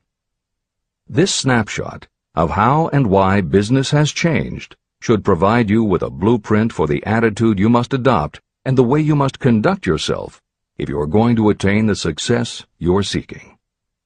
This is the end of the editor's comment. During the Depression, I spent several months in the anthracite coal region of Pennsylvania, studying conditions that all but destroyed the coal industry. The coal operators and the unions drove hard bargains in negotiating their labor contracts. The cost of the bargaining was passed on to the customer by adding to the price of the coal. However, in the end, they discovered their actions had worked against them. What their delays and high prices had actually accomplished was to open the market to their competitors.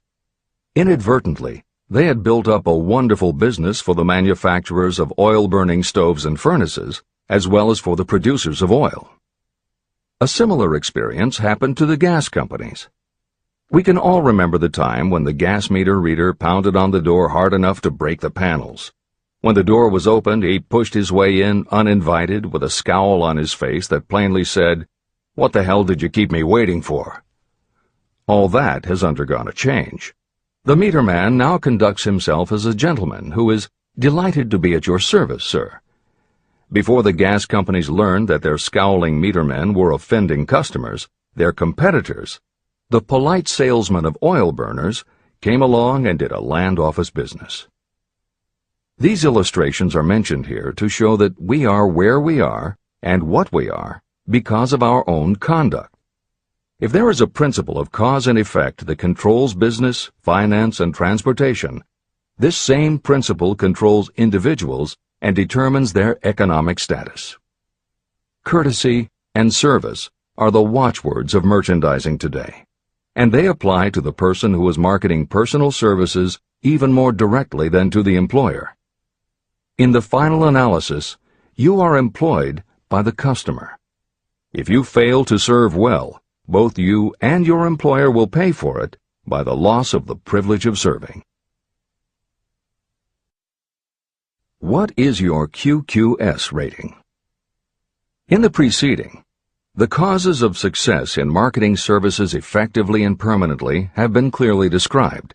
Unless those causes are studied, analyzed, understood, and applied, no one can market services effectively and permanently.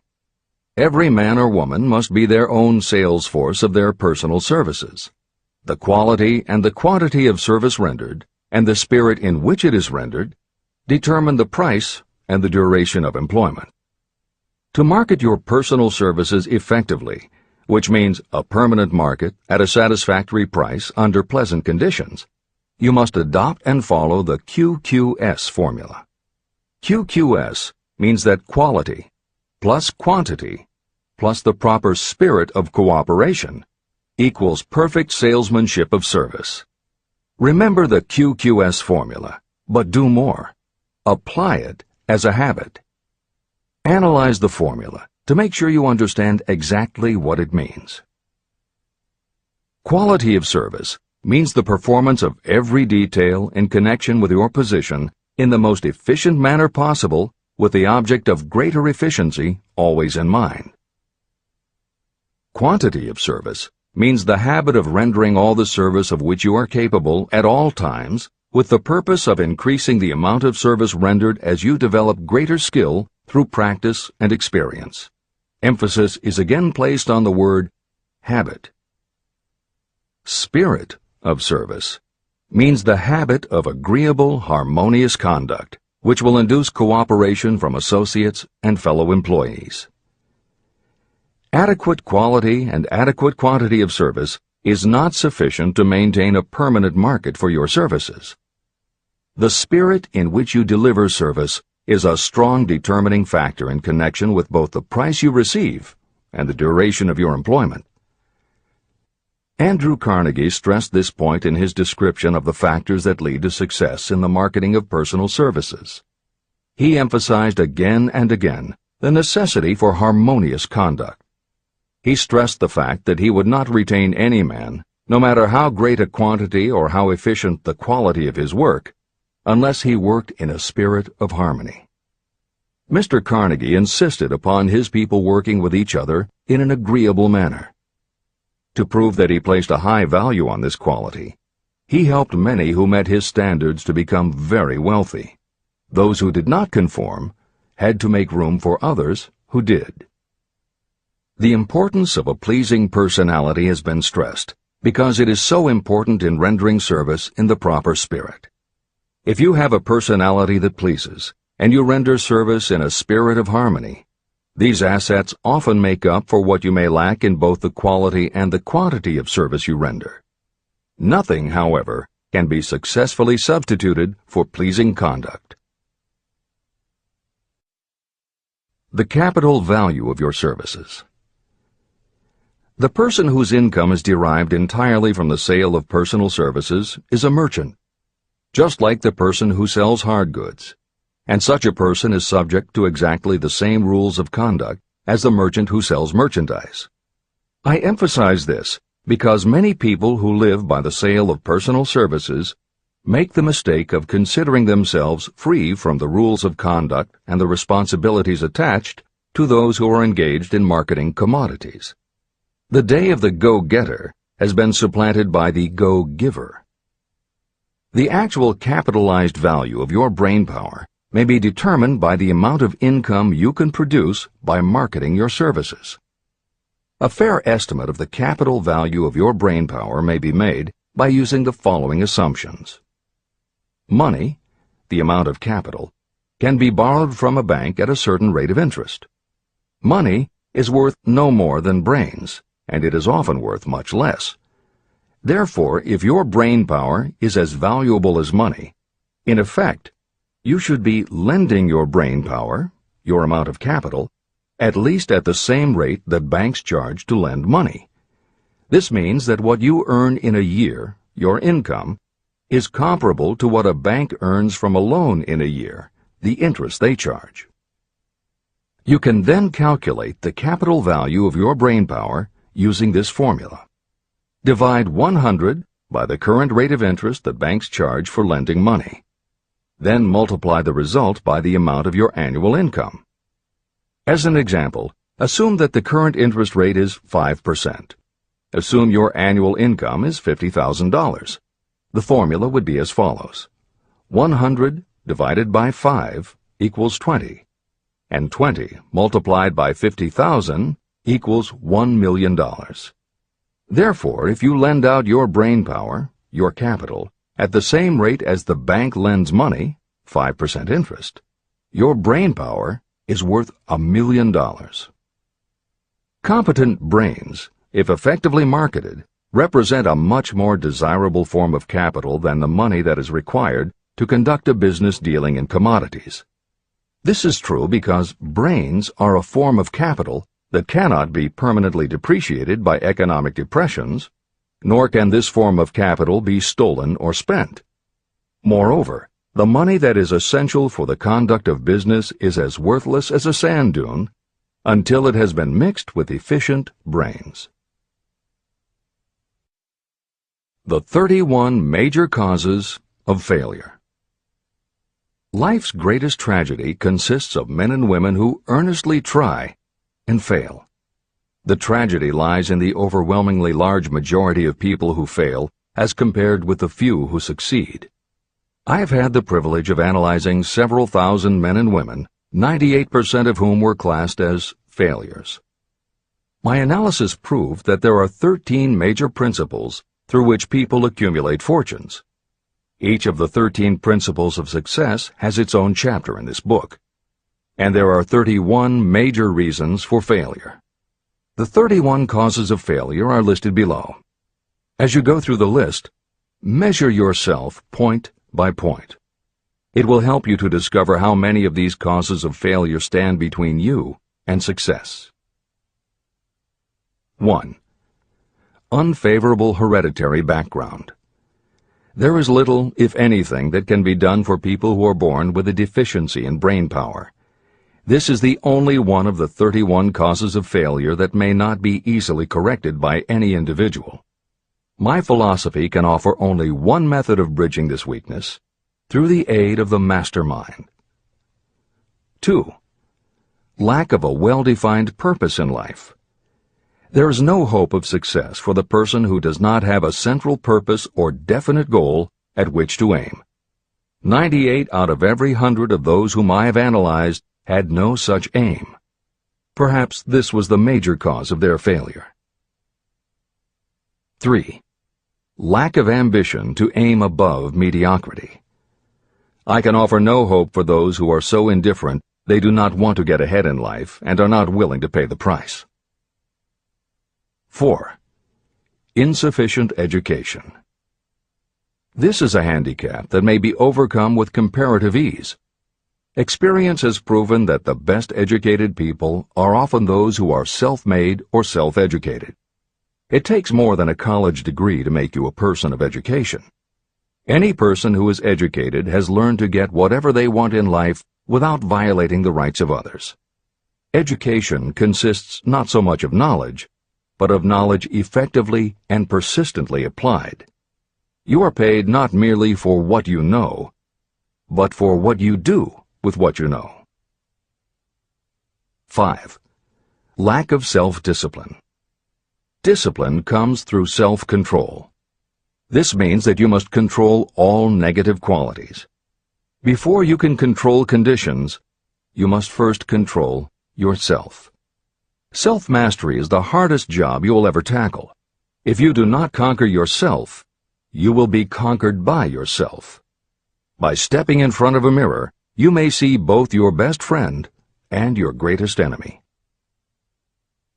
6. Ill health. No person may enjoy outstanding success without good health.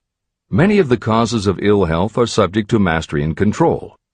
These, in the main, are overeating of foods not conducive to health, wrong habits of thought or negative thinking, wrong use of and overindulgence in sex, lack of proper physical exercise, an inadequate supply of fresh air due to improper breathing. 7. Unfavorable environmental influences during childhood. As the twig is bent, so shall the tree grow. Most people who have criminal tendencies acquire them as the result of bad environment and improper associates during their childhood or youth. Procrastination. This is one of the most common causes of failure.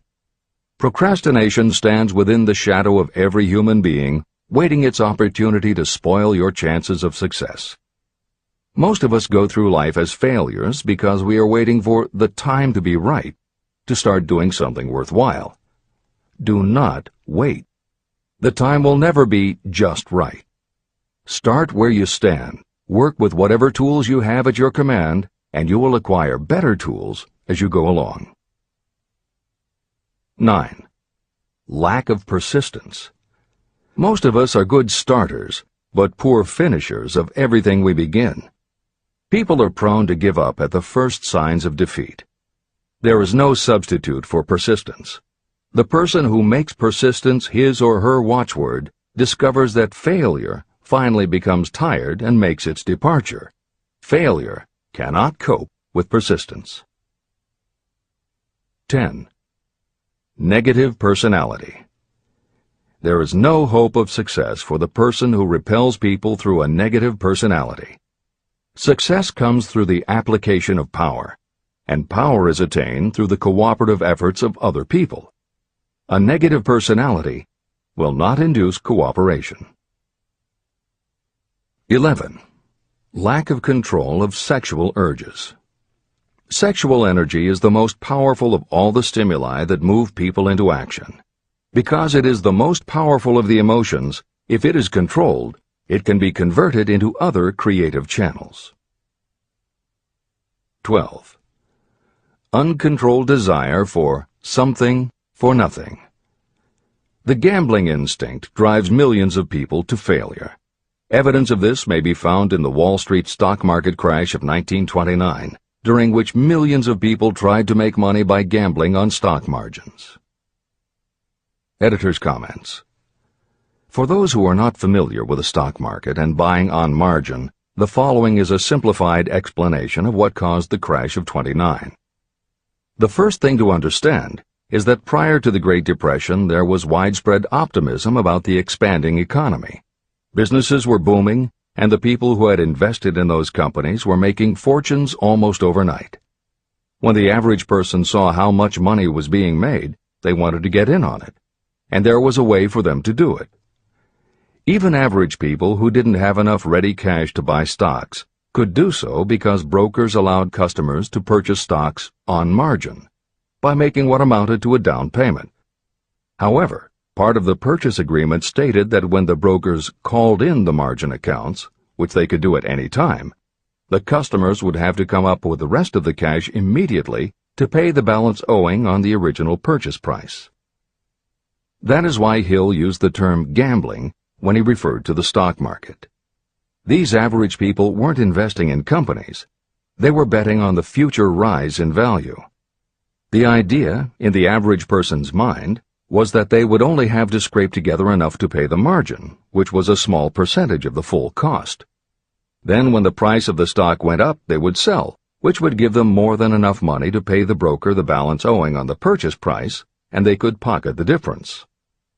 This worked fine as long as stock prices continued to rise, but when the stock market crashed, the stockbrokers called in the margins, and the people who had bought at prices they really couldn't afford suddenly found that they had to come up with the cash. And that was why so many average people got wiped out in the crash of '29. They gambled money they didn't have by buying on margin. This is the end of the editor's comments. 13. Lack of a well-defined power of decision. Those who succeed reach decisions promptly and change them very slowly. Those who fail reach decisions very slowly and change them frequently and quickly.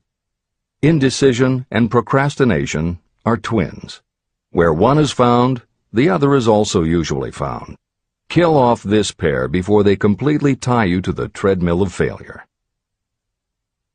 14.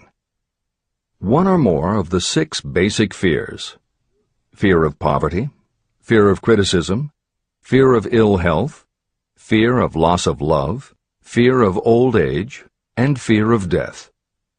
You will find an in-depth analysis of these 6 basic fears in the final chapter. They must be mastered before you can market your services effectively. 15. Wrong selection of a mate in marriage. This is a most common cause of failure. The relationship of marriage brings people intimately into contact. Unless this relationship is harmonious, failure is likely to follow. Moreover, it will be a form of failure that destroys ambition. 16. Overcaution. The person who takes no chances generally has to take whatever is left when others are through choosing. Overcaution is as bad as undercaution. Both are extremes to be guarded against. Life itself is filled with the element of chance. 17. Wrong selection of associates in business. This is one of the most common causes of failure in business. In marketing personal services, you should use great care to select an employer who will be an inspiration and who is intelligent and successful. We emulate those with whom we associate most closely. Pick an employer who is worth emulating. 18. Superstition and prejudice. Superstition is a form of fear. It is also a sign of ignorance. Successful people keep open minds and are afraid of nothing. 19. Wrong selection of a vocation. You cannot have outstanding success in work that you do not like. The most essential step in the marketing of personal services is that of selecting an occupation into which you can throw yourself wholeheartedly. Although money or circumstances may require you to do something you don't like for a time, no one can stop you from developing plans to make your goal in life a reality. Editor's comments. Most contemporary experts agree with Napoleon Hill's statement that finding the work you love is of key importance in achieving success that is truly rewarding. This concept coincides so well with modern attitudes that it has inspired a number of books, including Feel the Fear and Do It Anyway by Susan Jeffers, Wishcraft by Barbara Sher, and Do What You Love, The Money Will Follow by Marcia Sinitar. All three books became bestsellers by expanding upon that single concept. This is the end of the editor's comments. 20. Lack of concentration of effort. The jack of all trades seldom is good at any. Concentrate all of your efforts on one definite chief aim. 21. The habit of indiscriminate spending. You cannot succeed if you are eternally in fear of poverty. Form the habit of systematic saving by putting aside a definite percentage of your income. Money in the bank gives you a very safe foundation of courage when bargaining for the sale of personal services. Without money, you must take what you are offered and be glad to get it. 22. Lack of enthusiasm. Without enthusiasm, you cannot be convincing. Moreover, enthusiasm is contagious, and the person who has it under control is generally welcome in any group of people. 23. Intolerance.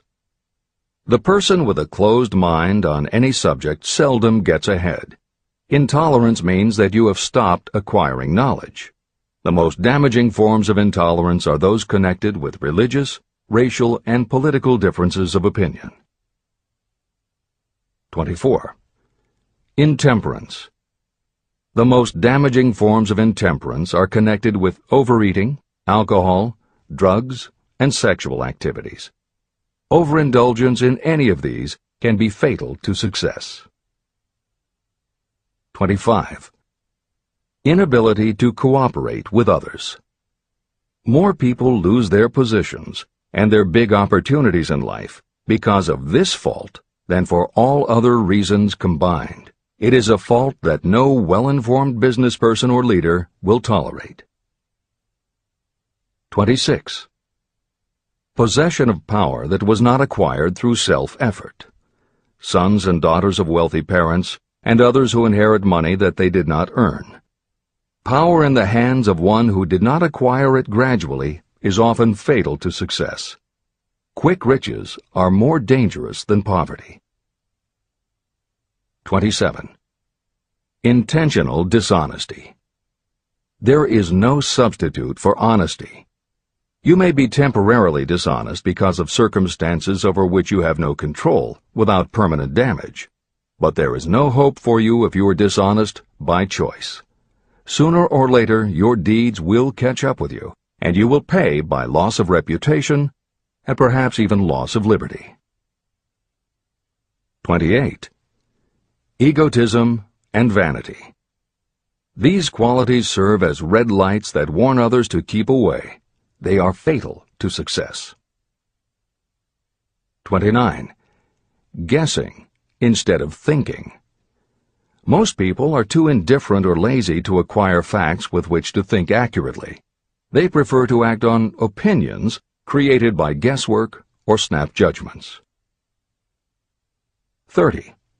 Lack of capital. This is a common cause of failure among those who start out in business for the first time. You must have a sufficient reserve of capital to absorb the shock of your mistakes and to carry you over until you have established a reputation.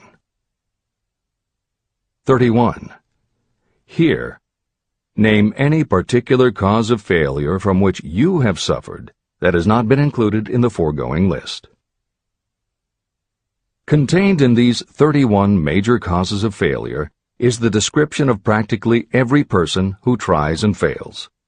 It will be helpful if you get someone who knows you well to go over this list with you and help you to analyze yourself by each of these causes of failure. Most people cannot see themselves as others see them. You may be one who cannot. Do you know your own worth?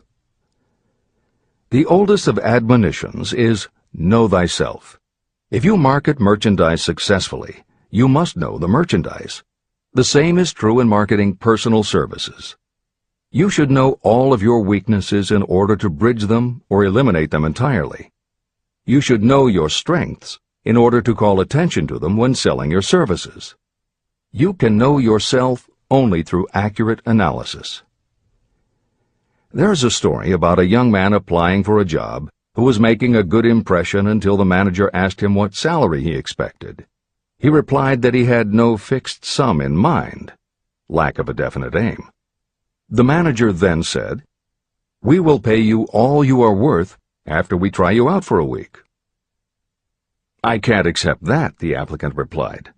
"I'm already getting more than that where I'm now employed." It may seem funny, but it makes a serious point. Before you even begin to negotiate for a better salary in your present position or begin to seek employment elsewhere, be sure that you are worth more than you now receive. It is one thing to want money. Everyone wants more. But it is something entirely different to be worth more. Many people mistake their wants for their just dues. Your financial wants have nothing whatever to do with your worth. Your value is established entirely by your ability to render useful service or your capacity to induce others to render such service. Take inventory of yourself. Annual self-analysis is essential in the effective marketing of personal services, just like you would take an annual inventory if you were in merchandising. Moreover, your yearly analysis should show a decrease in your faults and an increase in your virtues. You go ahead, stand still, or go backward in life. Your objective should be to go ahead. Annual self-analysis will disclose whether advancement has been made and, if so, how much. It will also disclose any backward steps you may have taken. The effective marketing of personal services requires you to move forward, even if the progress is slow. Your annual self-analysis should be made at the end of each year, so you can include in your New Year's resolutions any improvements that the analysis indicates should be made. Take this inventory by asking yourself the following questions, and by checking your answers with the aid of someone who will not permit you to deceive yourself. Self-analysis questionnaire. 1. Have I attained the goal that I established as my objective for this year? You should work with a definite yearly objective to be attained as a part of your major life objective. 2.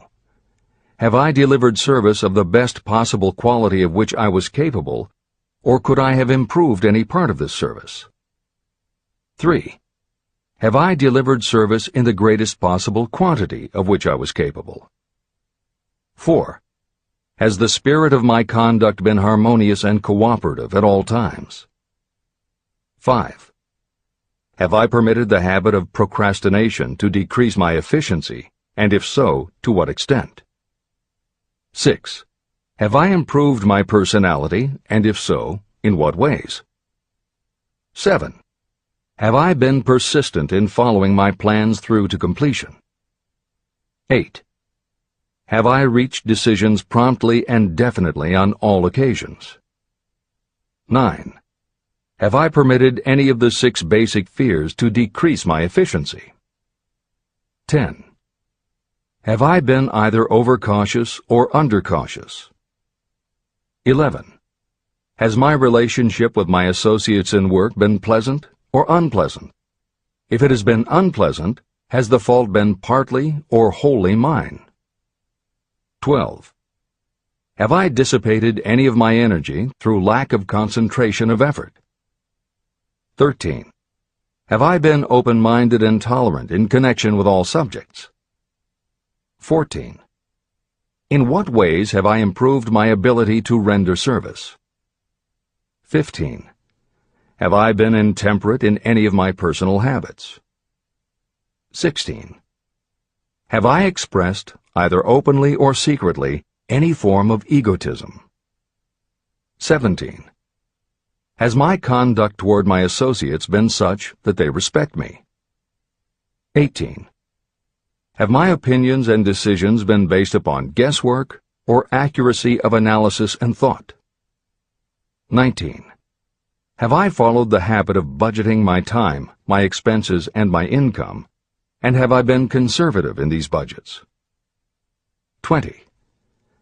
How much time have I devoted to unprofitable effort which I might have used to better advantage? 21. How may I rebudget my time and change my habits so I will be more efficient during the coming year? 22. Have I been guilty of any conduct that was not approved by my own conscience? 23. In what ways have I rendered more service and better service than I was paid to render? 24. Have I been unfair to anyone, and if so, in what way? 25. If I had been the purchaser of my own services for the year, would I be satisfied with my purchase? 26. Am I in the right vocation, and if not, why not? 27. Has the purchaser of my services been satisfied with the service I have rendered, and if not, why not? 28. What is my present rating on the fundamental principles of success? Make this rating fairly and frankly, and have it checked by someone who is courageous enough to do it accurately. After you have finished reading through to the end of this book at least once, and you are sure you have assimilated the information in this chapter, you will be ready to create a practical plan for marketing your personal services. In this chapter, you should have found adequate descriptions of every principle essential in planning the sale of personal services. These include the major attributes of leadership, the most common causes of failure in leadership, a description of the fields of opportunity for leadership, the main causes of failure in all walks of life, and the important questions that should be used in self-analysis. This extensive and detailed presentation has been included because it will be needed by you if you are going to earn your riches by marketing your personal services. Those who have lost their fortunes and those who are just beginning to earn money have nothing but personal services to offer in return for riches. Therefore, it is essential that you have real, practical information that you'll need to market your services to best advantage.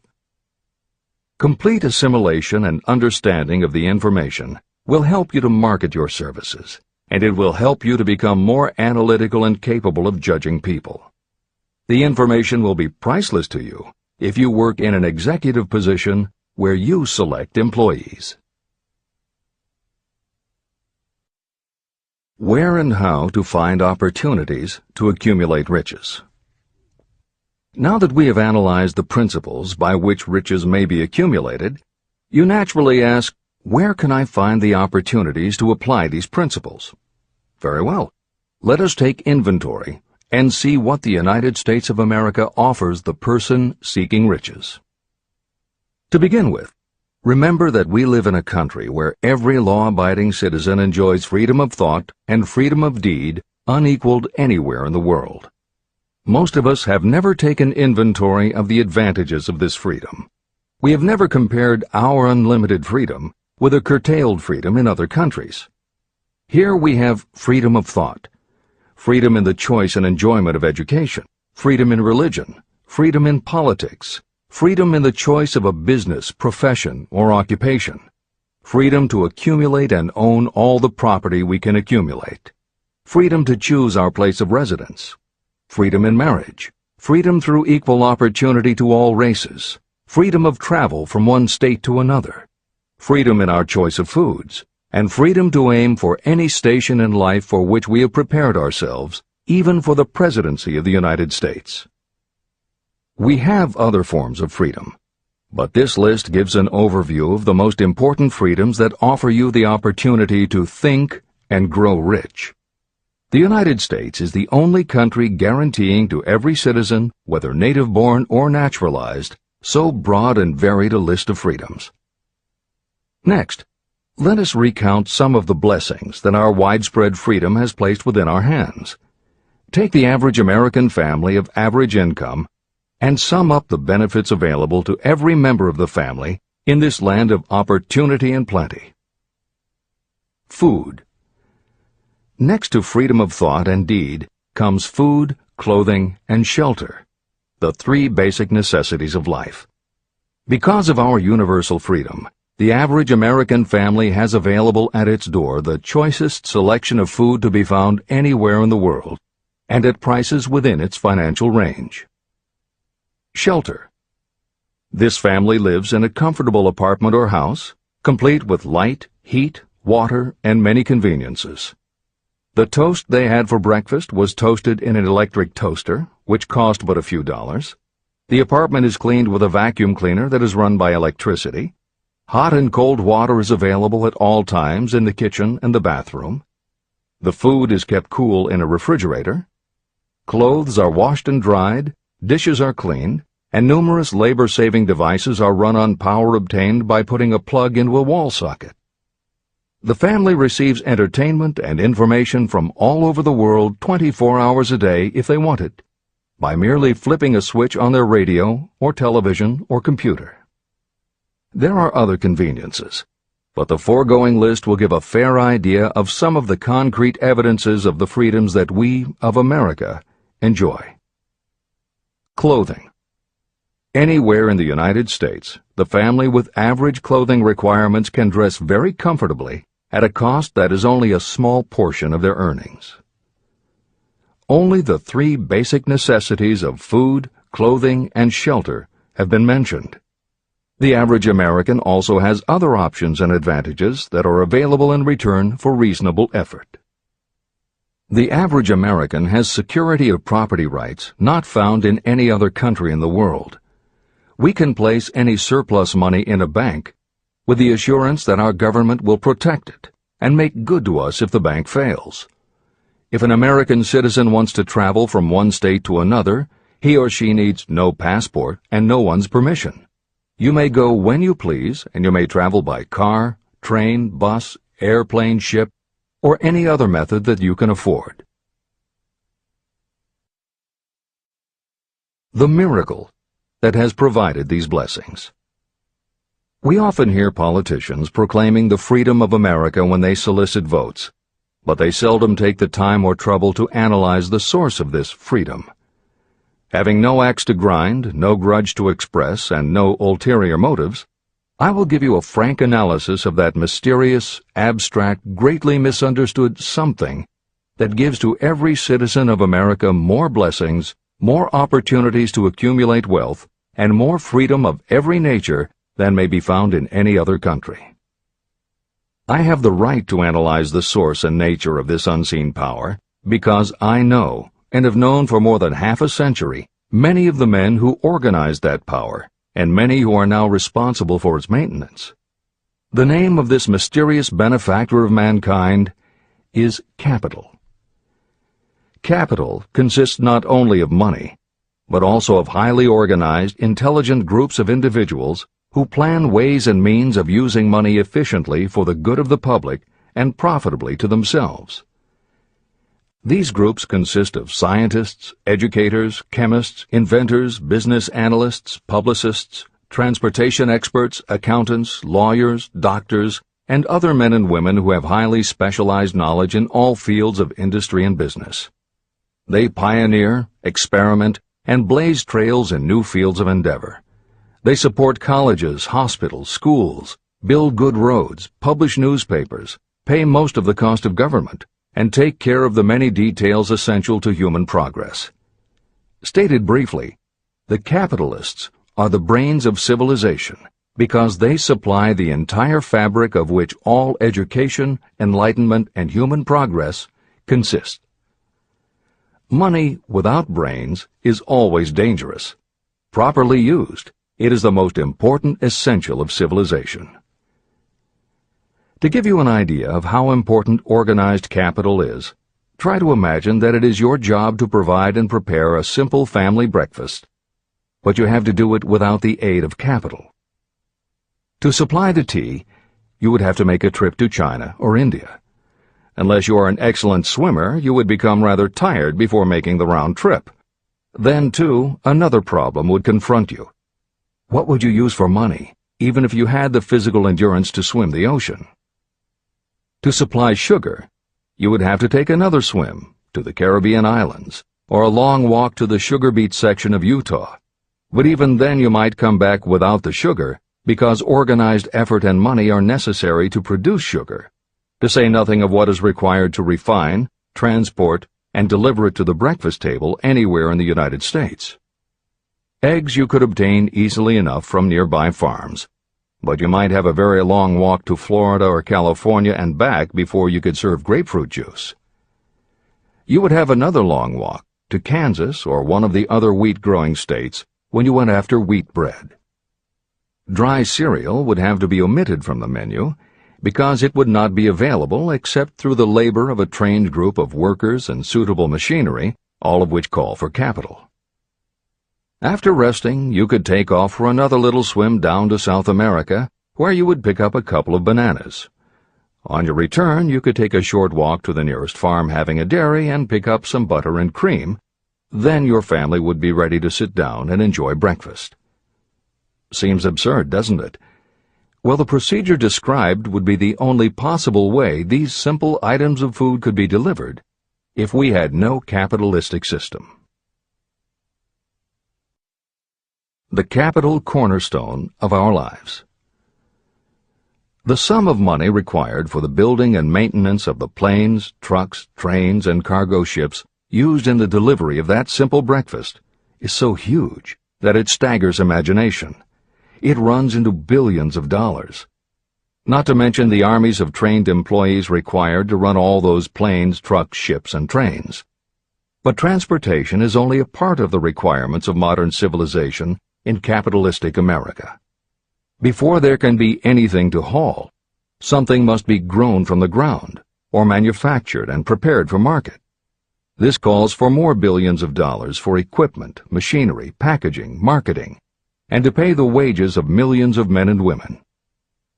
Transportation systems do not spring up from the earth and function automatically. They come in response to the call of civilization. They come through the labor and ingenuity and organizing ability of people who have imagination, faith, enthusiasm, decision, and persistence. These men and women are known as capitalists. They are motivated by the desire to build, construct, achieve, render useful service, earn profits, and accumulate riches. And because they render service without which there would be no civilization, they earn for themselves great riches. Just to keep the record simple and understandable, I will add that these capitalists are the same men and women who are often denounced as the greedy establishment or Wall Street. I'm not attempting to present a case for or against any group or any system of economics. The purpose of this book, a purpose to which I have faithfully devoted more than half a century, is to present to anyone who wants the knowledge the most dependable philosophy through which individuals may accumulate riches in whatever amounts they desire. The reasons I have analyzed the economic advantages of the capitalistic system are: 1. To point out that all who seek riches must recognize and adapt themselves to the system that controls all approaches to fortunes, large or small. 2. To present the side of the picture opposite to the one portrayed by politicians and demagogues and the media, who often refer to organized capital as if it were something poisonous. This is a capitalistic country. It was developed through the use of capital. We who claim the right to partake of the blessings of freedom and opportunity, we who seek to accumulate riches here, should know that neither riches nor opportunity would be available to us if organized capital had not provided these benefits. There is only one dependable method of accumulating and legally holding riches, and that is by rendering useful service. No system has ever been created by which anyone can legally acquire riches through mere force of numbers, or without giving in return an equivalent value of one form or another.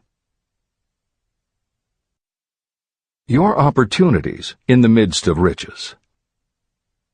America provides all the freedom and all the opportunity to accumulate riches that any honest person may require. When you go hunting for game, you select hunting grounds where game is plentiful. When you are seeking riches, the same rule naturally applies.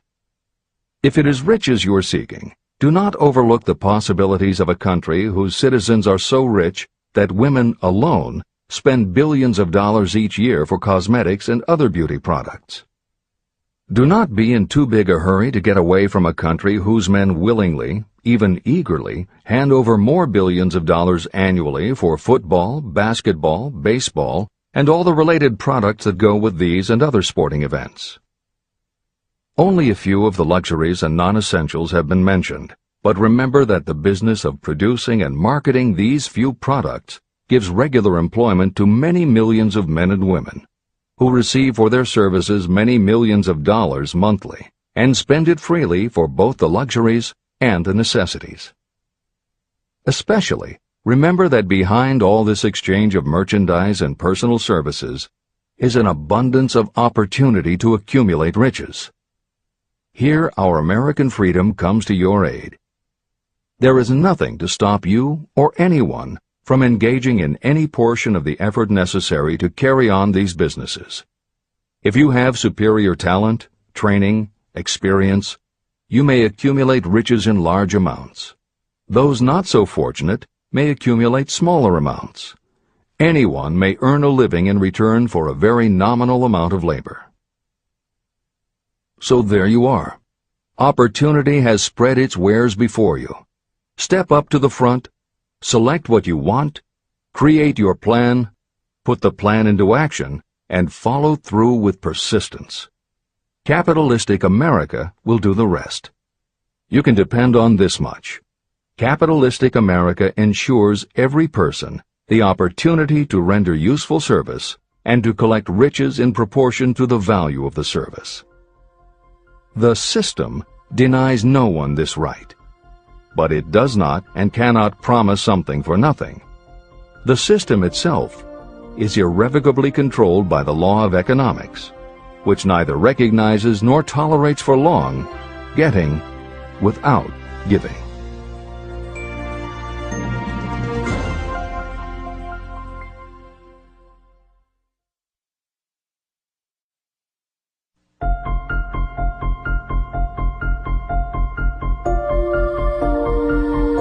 Conceit is a fog that envelops a man's real character beyond his own recognition. It weakens his native ability and strengthens all his inconsistencies.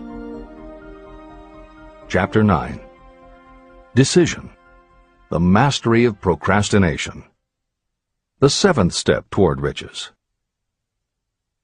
Analysis of over 25,000 men and women who had experienced failure reveals that lack of decision was near the head of the list of the 31 major causes of failure.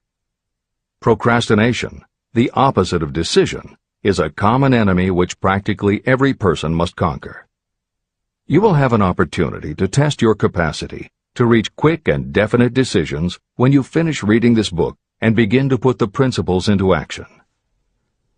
My analysis of several hundred people who had accumulated fortunes well beyond the $1 million mark disclosed the fact that every one of them had the habit of reaching decisions promptly and of changing these decisions slowly. People who fail to accumulate money, without exception, have the habit of reaching decisions, if at all, very slowly and of changing these decisions quickly and often. One of Henry Ford's most outstanding qualities was his habit of reaching decisions quickly and definitely and changing them slowly. This quality was so pronounced in Mr. Ford that it gave him the reputation of being obstinate. It was this quality that prompted Mr. Ford to continue to manufacture his famous Model T, the world's ugliest car, when all of his advisors and many of the purchasers of the car were urging him to change it. Perhaps Mr. Ford delayed too long in making the change, but the other side of the story is that Mr. Ford's firmness of decision yielded a huge fortune before the change in model became necessary. Some say that Mr. Ford's definiteness of decision was just obstinacy, but even this quality is preferable to slowness in reaching decisions and quickness in changing them. Editor's comments.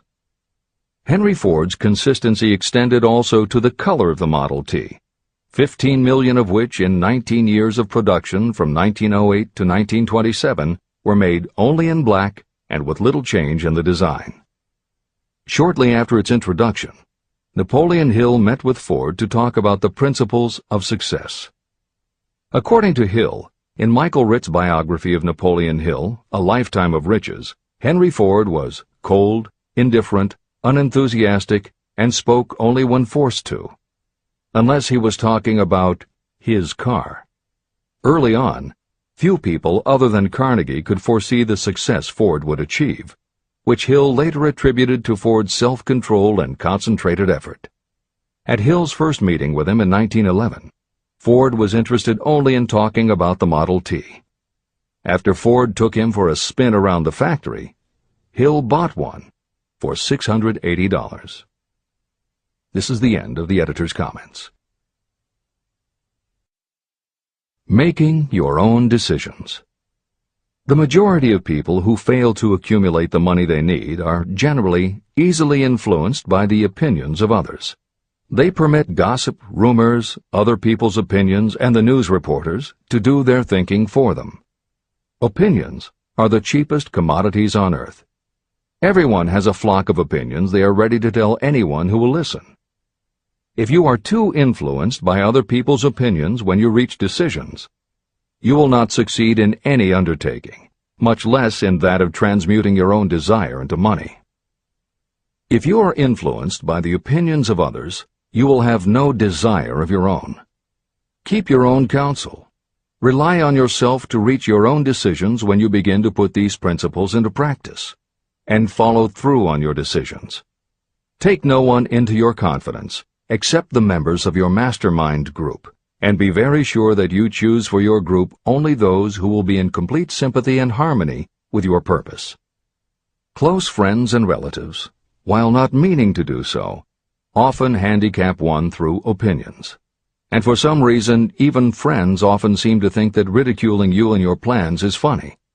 Thousands of men and women carry inferiority complexes with them all through life because some well-meaning but ignorant person destroyed their confidence through opinions or ridicule. You have a brain and mind of your own. Use it, and reach your own decisions. If you need facts or information from others to help you reach decisions, acquire the facts or information you need quietly, without disclosing your purpose. It is characteristic of people who have a smattering of knowledge to try to give the impression that they know more than they do. Such people generally do too much talking and too little listening. Keep your eyes and ears open and your mouth closed if you wish to acquire the habit of prompt decision. Those who talk too much do little else. If you talk more than you listen, you may miss some important piece of knowledge that might have been very useful to you. By talking too much, you may also disclose your plans and purposes to people who will take great delight in defeating you because they envy you. Remember, every time you open your mouth in the presence of a person who really has knowledge, you tip your hand and show that person your exact stock of knowledge, or you tip your hand to your lack of it. The mark of genuine wisdom is modesty and silence. Keep in mind that every person is, like you, seeking the opportunity to accumulate money. If you talk about your plans too freely, You may be surprised when you learn that some other person has beat you to it by using the plans you bragged about. Let one of your first decisions be to keep a closed mouth and open ears and eyes. As a reminder to yourself, copy the following epigram in large letters and place it where you will see it daily. Tell the world what you intend to do, but first, show it. This is the equivalent of saying that deeds and not words are what count most. The value of decisions depends upon the courage required to render them. The great decisions that served as the foundation of civilization were reached by assuming great risks, which often meant the chance of death. Lincoln's decision to issue his famous Proclamation of Emancipation, which gave freedom to African Americans, was rendered with full understanding that his act would turn thousands of friends and political supporters against him. When the rulers of Athens gave Socrates the choice of disclaiming his teachings or being sentenced to death, Socrates' decision to drink the cup of poison, rather than compromise in his personal belief, was a decision of courage. It turned time ahead 1,000 years and gave to people then unborn the right to freedom of thought and of speech. 56. Who risked the gallows? The greatest decision of all time, as far as any American citizen is concerned, was reached in Philadelphia on July 4, 1776, when 56 men signed their names to a document that they well knew would bring freedom to all Americans, or leave every one of the 56 hanging from a gallows. You have heard of this famous document, the Declaration of Independence. But have you taken from it the great lesson in personal achievement it so plainly taught? We all remember the date of this momentous decision, but few of us realize what courage that decision required. We remember our history as it was taught. We remember dates and the names of the men who fought. We remember Valley Forge and Yorktown. We remember George Washington and Lord Cornwallis. But we know little of the real forces behind these names, dates, and places. We know even less of that intangible power that ensured freedom long before Washington's armies reached Yorktown. It is nothing short of tragedy that the writers of history have missed entirely even the slightest reference to the irresistible power that gave birth and freedom to the nation destined to set up new standards of independence for all the peoples of the earth. I say it is a tragedy because it is the same power that must be used by every individual who overcomes the difficulties of life and forces life to pay the price asked. Let us briefly review the events that gave birth to this power. The story begins with an incident in Boston on March 5, 1770. British soldiers were patrolling the streets, openly threatening the citizens by their presence. The colonists resented armed men marching in their midst. They began to express their resentment openly, hurling stones as well as epithets at the marching soldiers, until the commanding officer gave orders. Fix bayonets. Charge. The battle was on. It resulted in the death and injury of many. The incident aroused such resentment that the Provincial Assembly, made up of prominent colonists, called a meeting for the purpose of taking definite action. Two of the members of that assembly were John Hancock and Samuel Adams. They spoke up courageously and declared that a move must be made to eject all British soldiers from Boston. Remember this. A decision, in the minds of two men, might properly be called the beginning of the freedom that we of the United States now enjoy. Remember, too, that the decision of these two men called for faith and courage because it was dangerous. Before the assembly adjourned, Samuel Adams was appointed to call on Hutchinson, the governor of the province, and demand the withdrawal of the British troops. The request was granted, and the troops were removed from Boston, but the incident was not closed. It had caused a situation that was destined to change the entire trend of civilization. Richard Henry Lee became an important factor in this story, because he and Samuel Adams corresponded frequently, sharing freely their fears and their hopes concerning the welfare of the people of their provinces. From this practice, Adams conceived the idea that a mutual exchange of letters between the 13 colonies might help to bring about the coordination of efforts so badly needed in connection with the solution of their problems.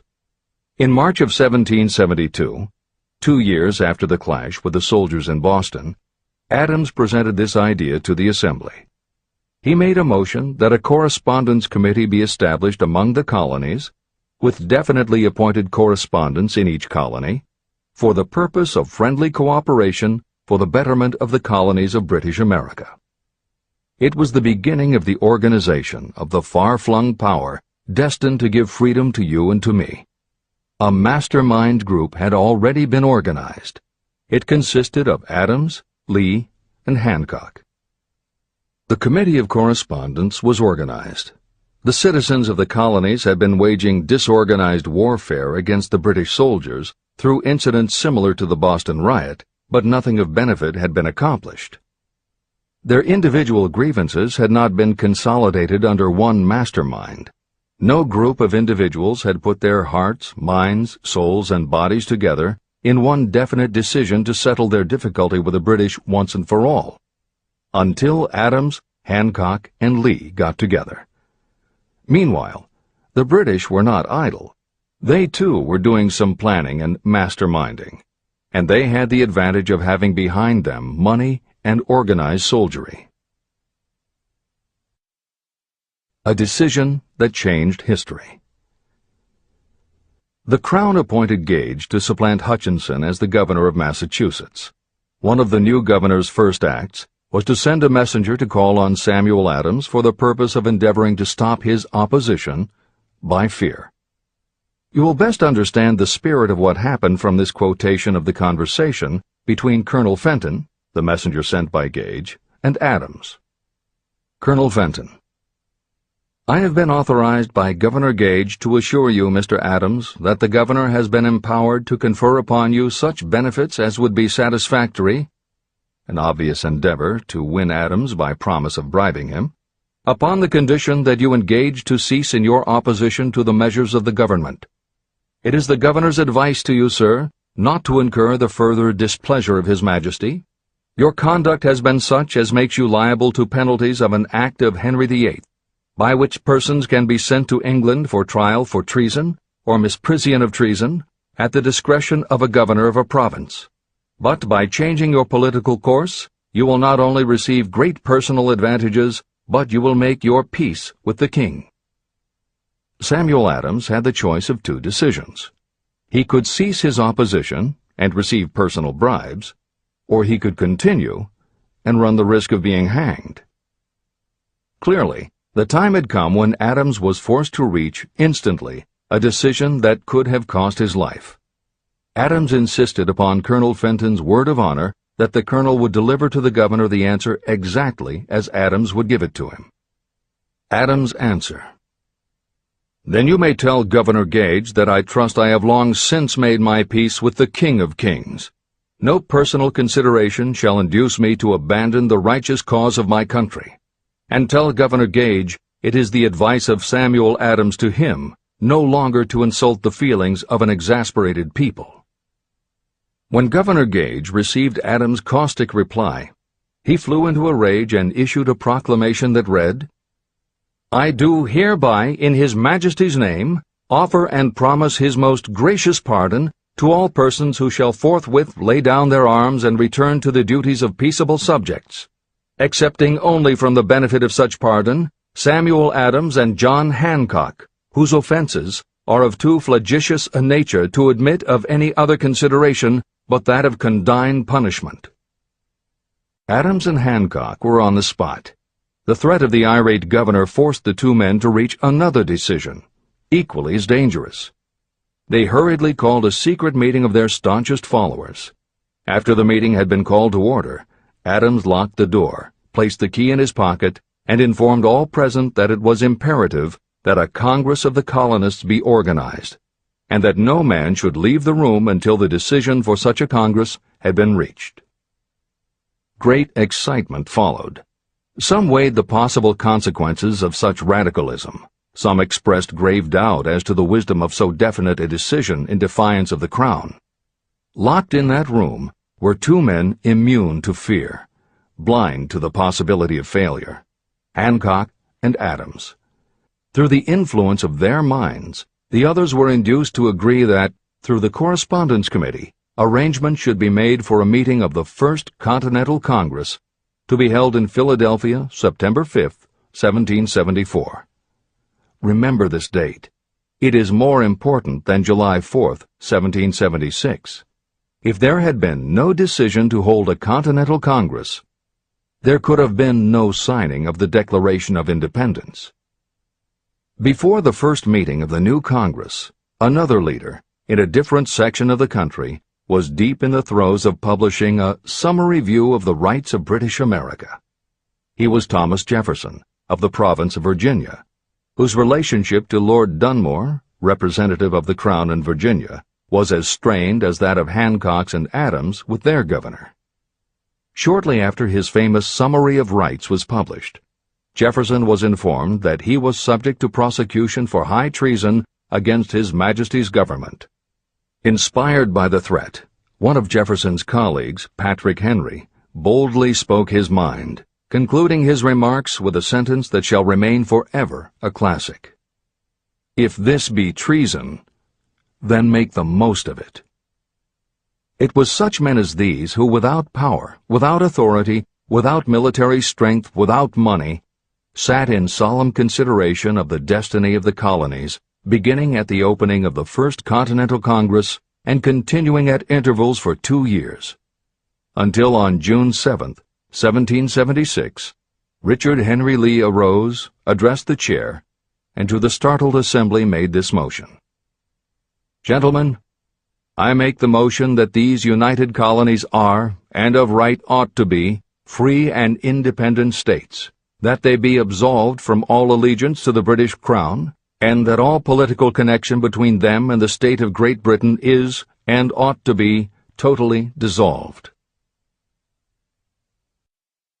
The most momentous decision ever placed on paper. Lee's astounding motion was discussed fervently and at such length that he began to lose patience. Finally, after days of argument, he again took the floor and declared in a clear, firm voice, "Mr. President, we have discussed this issue for days. It is the only course for us to follow. Why then, sir, do we longer delay? Why still deliberate? Let this happy day give birth to an American republic. Let her arise, not to devastate and to conquer, but to re-establish the reign of peace and of law." Before his motion was finally voted upon, Lee was called back to Virginia because of serious family illness. But before leaving, he placed his cause in the hands of his friend, Thomas Jefferson, who promised to fight until favorable action was taken. Shortly thereafter, the President of the Congress, Hancock, appointed Jefferson as chairman of a committee to draw up a Declaration of Independence. Long and hard the committee labored on a document that would mean, when accepted by the Congress, that every man who signed it would be signing his own death warrant should the colonies lose in the fight with Great Britain that was sure to follow. The document was drawn, and on June 28th, the original draft was read before the Congress. For several days it was discussed, altered, and made ready. On July 4th, 1776, Thomas Jefferson stood before the Assembly and fearlessly read the most momentous decision ever placed on paper. When in the course of human events it becomes necessary for one people to dissolve the political bands which have connected them with another, and to assume among the powers of the earth the separate and equal station to which the laws of nature and of nature's God entitled them, a decent respect to the opinions of mankind requires that they should declare the causes which impel them to the separation. When Jefferson finished, the document was voted upon, accepted, and signed by the 56 men, every one staking his own life upon his decision to write his name. By that decision came into existence a nation destined to bring to mankind forever the privilege of making decisions. Analyze the events that led to the Declaration of Independence, and be convinced that this nation, which now holds a position of commanding respect and power among all nations of the world, was born of a decision created by a mastermind consisting of 56 men. Note well the fact that it was their decision that ensured the success of Washington's armies, because the spirit of that decision was in the heart of every soldier who fought with him, and served as a spiritual power which recognizes no such thing as failure. Note also, with great personal benefit, that the power that gave this nation its freedom is the same power that must be used by every individual who becomes self-determining. This power is made up of the principles described in this book. It will not be difficult to detect in the story of the Declaration of Independence at least 6 of these principles: desire, decision, faith, persistence, the mastermind, and organized planning. Know what you want, and you will generally get it. Throughout this philosophy, you'll find the suggestion that thought, backed by strong desire, will transmute itself into its physical equivalent. The story of the founding of America and the story of the organization of the United States Steel Corporation are perfect examples of the method by which thought makes this astounding transformation. In your search for the secret of the method, do not look for a miracle, because you will not find it. You will find only the eternal laws of nature. These laws are available to every person who has the faith and the courage to use them. They may be used to bring freedom to a nation or to accumulate riches. Those who reach decisions promptly and definitely know what they want and generally get it. The leaders in every walk of life decide quickly and firmly. That is the major reason why they are leaders. The world has a habit of making room for the people whose words and actions show that they know where they are going. Indecision is a habit that usually begins when a person is young. It becomes more and more of a habit as the youth goes through grade school, high school, and even through college without definiteness of purpose. The habit of indecision goes with the student into the occupation he or she chooses.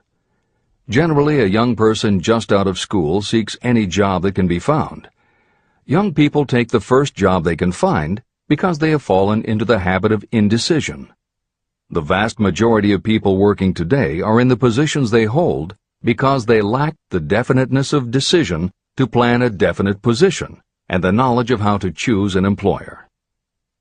Definiteness of decision always requires courage, sometimes very great courage. The 56 men who signed the Declaration of Independence staked their lives on the decision to affix their signatures to that document. The person who reaches a definite decision to go after a specific job and make life pay the price he or she asks does not stake his or her life on that decision. They stake their economic freedom. Financial independence, riches, and desirable business positions are not within reach of the person who neglects or refuses to expect, plan, and demand these things. The person who desires riches in the same spirit that Samuel Adams desired freedom for the colonies is sure to accumulate wealth. No man achieves great success who is unwilling to make personal sacrifices. Chapter 10. Persistence.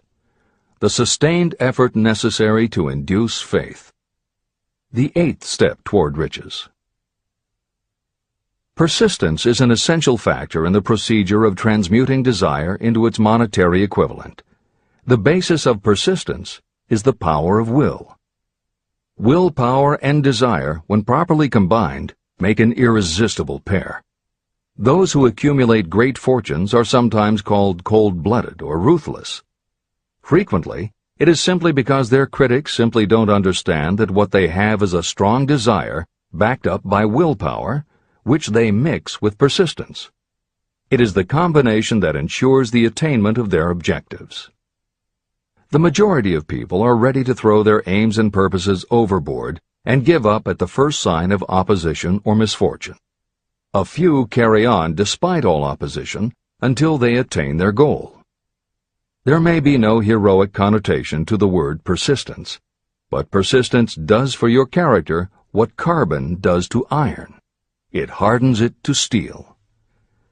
The building of a fortune will involve the application of the entire 13 factors of this philosophy. These principles must be understood, and they must be applied with persistence by all who accumulate money. Your test of persistence. If you are reading this book with the intention of seriously applying the knowledge, the first test of your persistence will come when you begin to follow the 6 steps described in the 3rd chapter. Desire. Unless you are one of the few people who already have a definite goal and a definite plan for its attainment, you may read the instructions, but you will never actually apply them in your daily life. Lack of persistence is one of the major causes of failure. Moreover, my experience with thousands of people has proved that lack of persistence is a weakness common to the majority of people. However, it is a weakness that may be overcome by effort. The ease with which lack of persistence may be conquered will depend entirely upon the intensity of your desire. The starting point of all achievement is desire. Keep this constantly in mind. Weak desires bring weak results, just as a small amount of fire makes a small amount of heat. If you are lacking in persistence, this weakness may be remedied by building a stronger fire under your desires. Continue reading through to the end of this book. Then go back to Chapter 3 and start immediately to carry out the instructions for using the 6 steps. The eagerness with which you follow these instructions will indicate clearly how much or how little you really desire to accumulate money. If you find that you are indifferent, you may be sure that you have not yet acquired the money consciousness that you must possess before you can be sure of accumulating a fortune. Fortunes gravitate to those whose minds have been prepared to attract them, just as surely as water gravitates to the ocean. If you are weak in persistence, focus on the instructions in Chapter 11, Power of the Mastermind. Surround yourself with a mastermind group, and through the cooperation of the members of this group, you can develop persistence.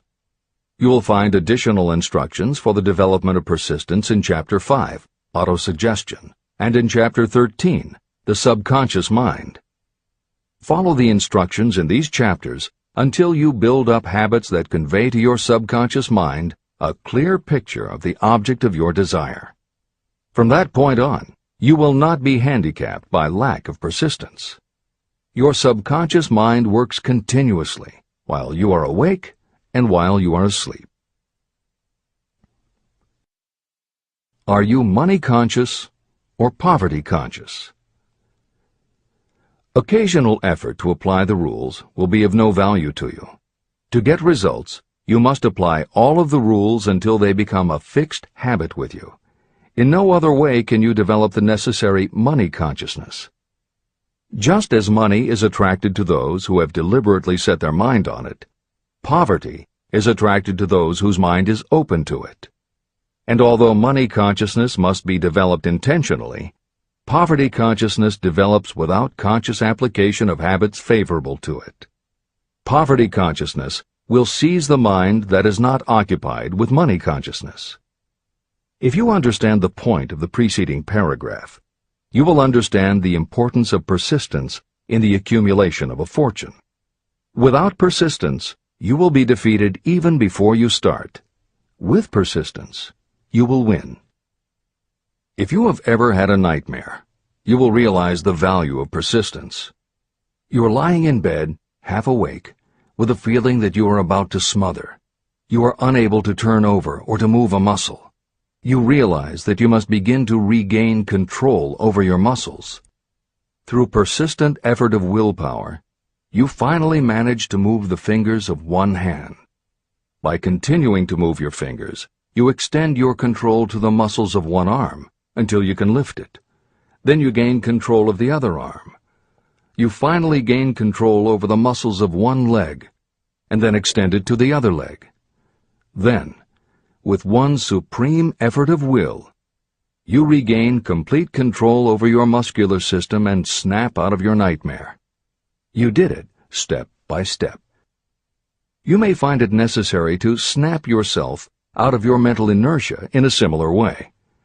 First, by moving slowly, then increasing your speed, until you gain complete control over your will. Be persistent, no matter how slowly you may have to move at first. With persistence will come success. Snap out of mental inertia. If you select your mastermind group with care, you will have in it at least one person who will aid you in the development of persistence. Some people who have accumulated great fortunes did so because of necessity. They developed the habit of persistence because circumstances forced them to become persistent. Those who have cultivated the habit of persistence seem to enjoy insurance against failure. No matter how many times they are defeated, they finally arrive up toward the top of the ladder. Sometimes it appears that there is a hidden guide whose duty is to test us through all sorts of discouraging experiences. Those who pick themselves up after defeat and keep on trying finally arrive, and the world says, "I knew you could do it." The hidden guide lets no one enjoy great achievement without passing the persistence test. Those who can't take it simply do not make the grade. Those who can take it are rewarded for their persistence, and in return they get the goal they are pursuing. But that is not all. They receive something infinitely more important than material compensation: the knowledge that every failure brings with it the seed of an equivalent advantage. Persist past your failures. The people who learn from experience the importance of persistence will not accept defeat as being anything more than temporary. They are the ones whose desires are so persistently applied that defeat is finally changed into victory. We see that an overwhelmingly large number of people go down in defeat, never to rise again. We also see the few who take the punishment of defeat as an urge to greater effort. But what we do not see, what most of us never suspect of existing, is the silent but irresistible power that comes to the rescue of those who fight on in the face of discouragement. If we speak of this power at all, we call it persistence and let it go at that. One thing is sure: if you do not have persistence, you will not achieve noteworthy success in any calling. As I am writing these lines, I can look out the window and see, less than a block away, the great mysterious Broadway, the graveyard of dead hopes and the front porch of opportunity. From all over the world, people have come to Broadway seeking fame, fortune, power, love, or whatever it is that human beings call success. Once in a great while, someone steps out from the long procession of seekers, and the world hears that another person has conquered Broadway. But Broadway is not easily nor quickly conquered. Broadway acknowledges talent, recognizes genius, and pays off in money only after a person has refused to quit. The secret is always inseparably attached to one word: persistence. Editor's comments.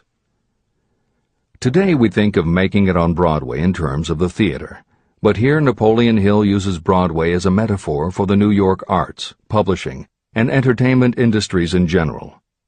In the original edition of Think and Grow Rich, Hill used this introduction to tell of Fannie Hurst, one of the best-selling authors of the day, who pounded the streets of New York for 4 years and received 36 rejection slips from one publisher alone before her persistence paid off and she finally got published. Although Napoleon Hill chose Fannie Hurst to illustrate his point about overcoming poverty and adversity, he knew all about both from personal experience. Hill's own story is one of very humble beginnings and devastating failures that would have defeated most people. It was only through his extraordinary persistence that the original edition of the book you hold in your hands was published. And for that reason, the editors of this edition have included this brief biography of Napoleon Hill. The following is adapted from A Lifetime of Riches, the biography of Napoleon Hill, written by Michael J. Ritt, Jr. and Kirk Landers, and also draws upon Napoleon Hill's first bestseller, his 4-volume masterwork, Law of Success. In it, Hill told of the 7 turning points in his own life, and those excerpts told in his words are told in the first person. Born into poverty in the backwoods of Virginia, young Nap, as he was called, was the local gun-toting troublemaker. He would probably have ended up a criminal had his widowed father not met and married Martha Ramey Banner. Nap's new stepmother set out to change the family's mountain ways, and she started by trading Napoleon a typewriter for his six-shooter pistol. She told him, "If you become as good with a typewriter as you are with that gun, you may become rich and famous and known throughout the world." Her faith and encouragement turned young Nap around, and by the age of 15, he was submitting stories to the local newspapers and doing everything he could to get himself out of his meager circumstance. After completing high school and 1 year at a business college, he wrote an audacious letter to Rufus Ayers, one of the most powerful men in the coal industry. Hill wrote to apply for a job, but he said that he didn't want a salary. In fact, he said he would pay Ayers. Hill proposed that Ayers could charge him whatever he wanted on a monthly basis, but if at the end of 3 months Hill had proved his worth, he then would expect Ayers to pay him a salary of the same monthly amount. Ayers admired Hill's style and hired him, with pay. First turning point. After finishing a course at a business college, I took a job as stenographer and bookkeeper. As a result of having practiced the habit of performing more work and better work than that for which I was paid, I advanced rapidly until I was assuming responsibilities and receiving a salary far out of proportion to my age. Hill also proved to be so trustworthy and honest that Ayers promoted him to replace the manager, making this 19-year-old the youngest manager of a mine and in charge of 350 men. Then fate reached out and gave me a gentle nudge. My employer lost his fortune, and I lost my position. This was my first real defeat, and even though it came about as a result of causes beyond my control, I didn't learn a lesson from it until many years later. Second turning point. My next position was that of sales manager for a large lumber manufacturer in the South. My advancement was rapid, and I did so well that my employer took me into partnership with him. We began to make money, and I began to see myself on top of the world again.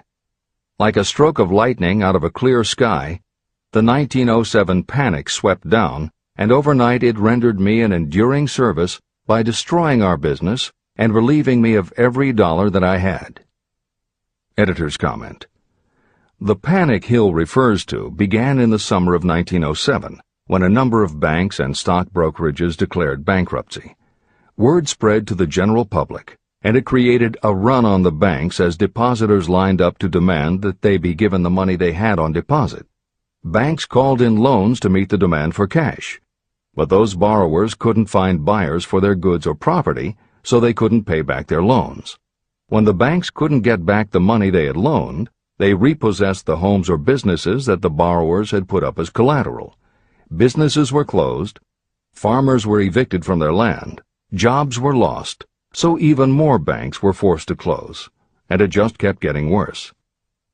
America was caught in a downward spiral that was reversed only when the major Wall Street bankers and financial executives, who were themselves in danger of losing their businesses, stepped in to shore up troubled banks.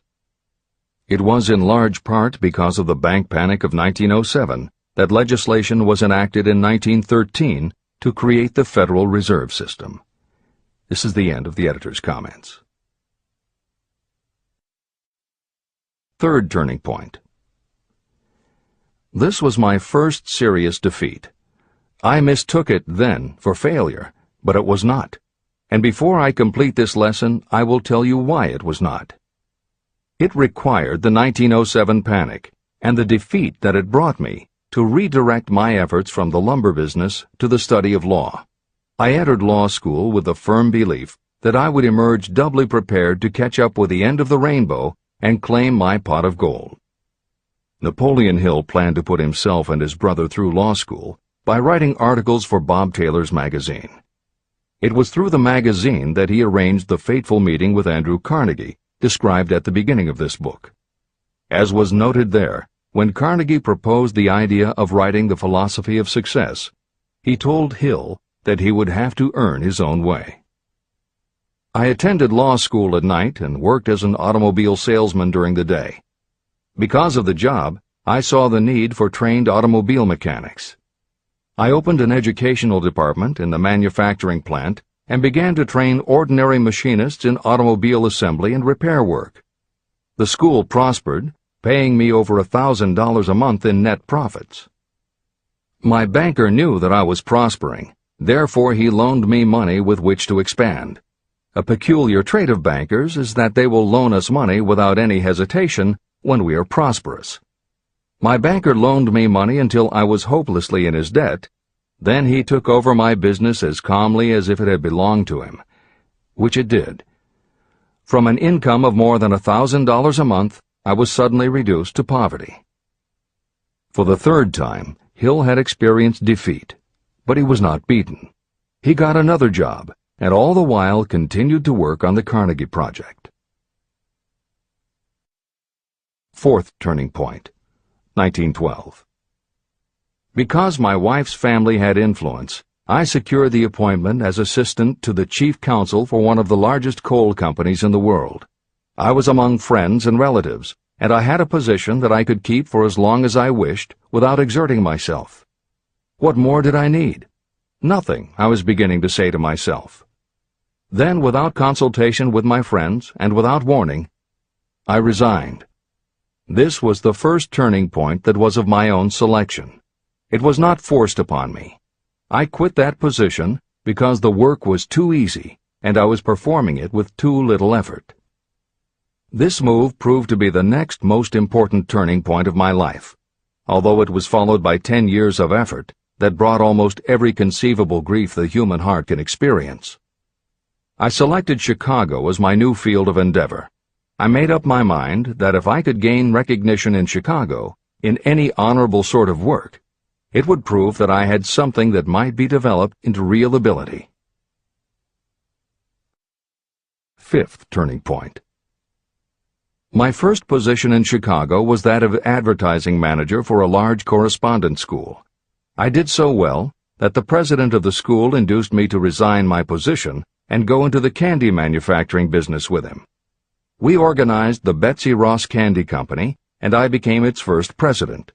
The business grew rapidly, and soon we had a chain of stores in 18 different cities. They did so well, in fact, Hill's partners decided they wanted to take over the business.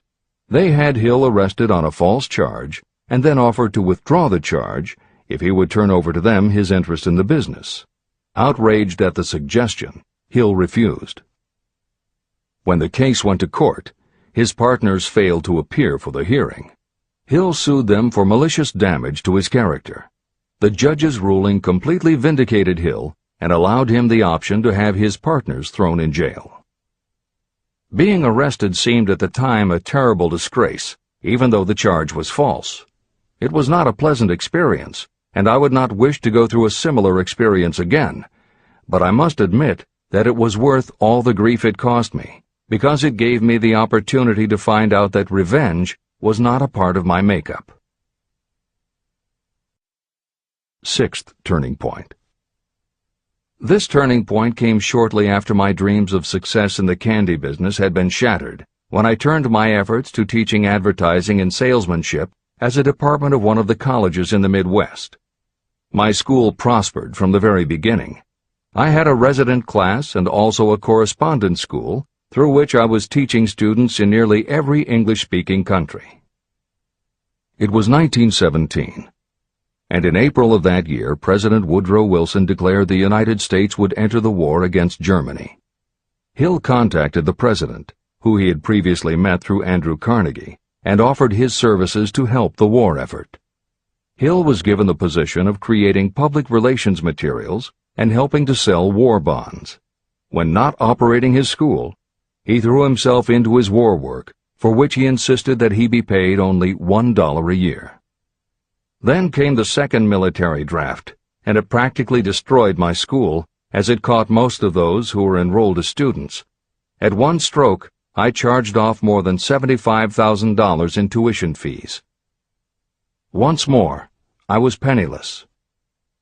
Despite the fact that Hill had to scrape just to get by, he continued to work for President Wilson and continued to refuse to take any compensation. Though Hill had a family to support, and the ridicule of his relatives put a tremendous strain on relations, he also continued to work on the Carnegie Project. Hill later said, "Believe me, there were times when between the needling of my relatives and the hardships I endured, it was not easy to maintain a positive mental attitude and persevere. Sometimes in barren hotel rooms, I almost believed my family was right. The thing that kept me going was my conviction that one day I would not only successfully complete my work, but also be proud of myself when it was finished." Seventh turning point. To describe the seventh of the turning points in my life, I must go back to November 11th, 1918. Armistice Day, the end of the World War. The war had left me without a penny, as I have already said, but I was happy to know that the slaughter had ceased and reason was about to reclaim civilization. The time had come for another turning point.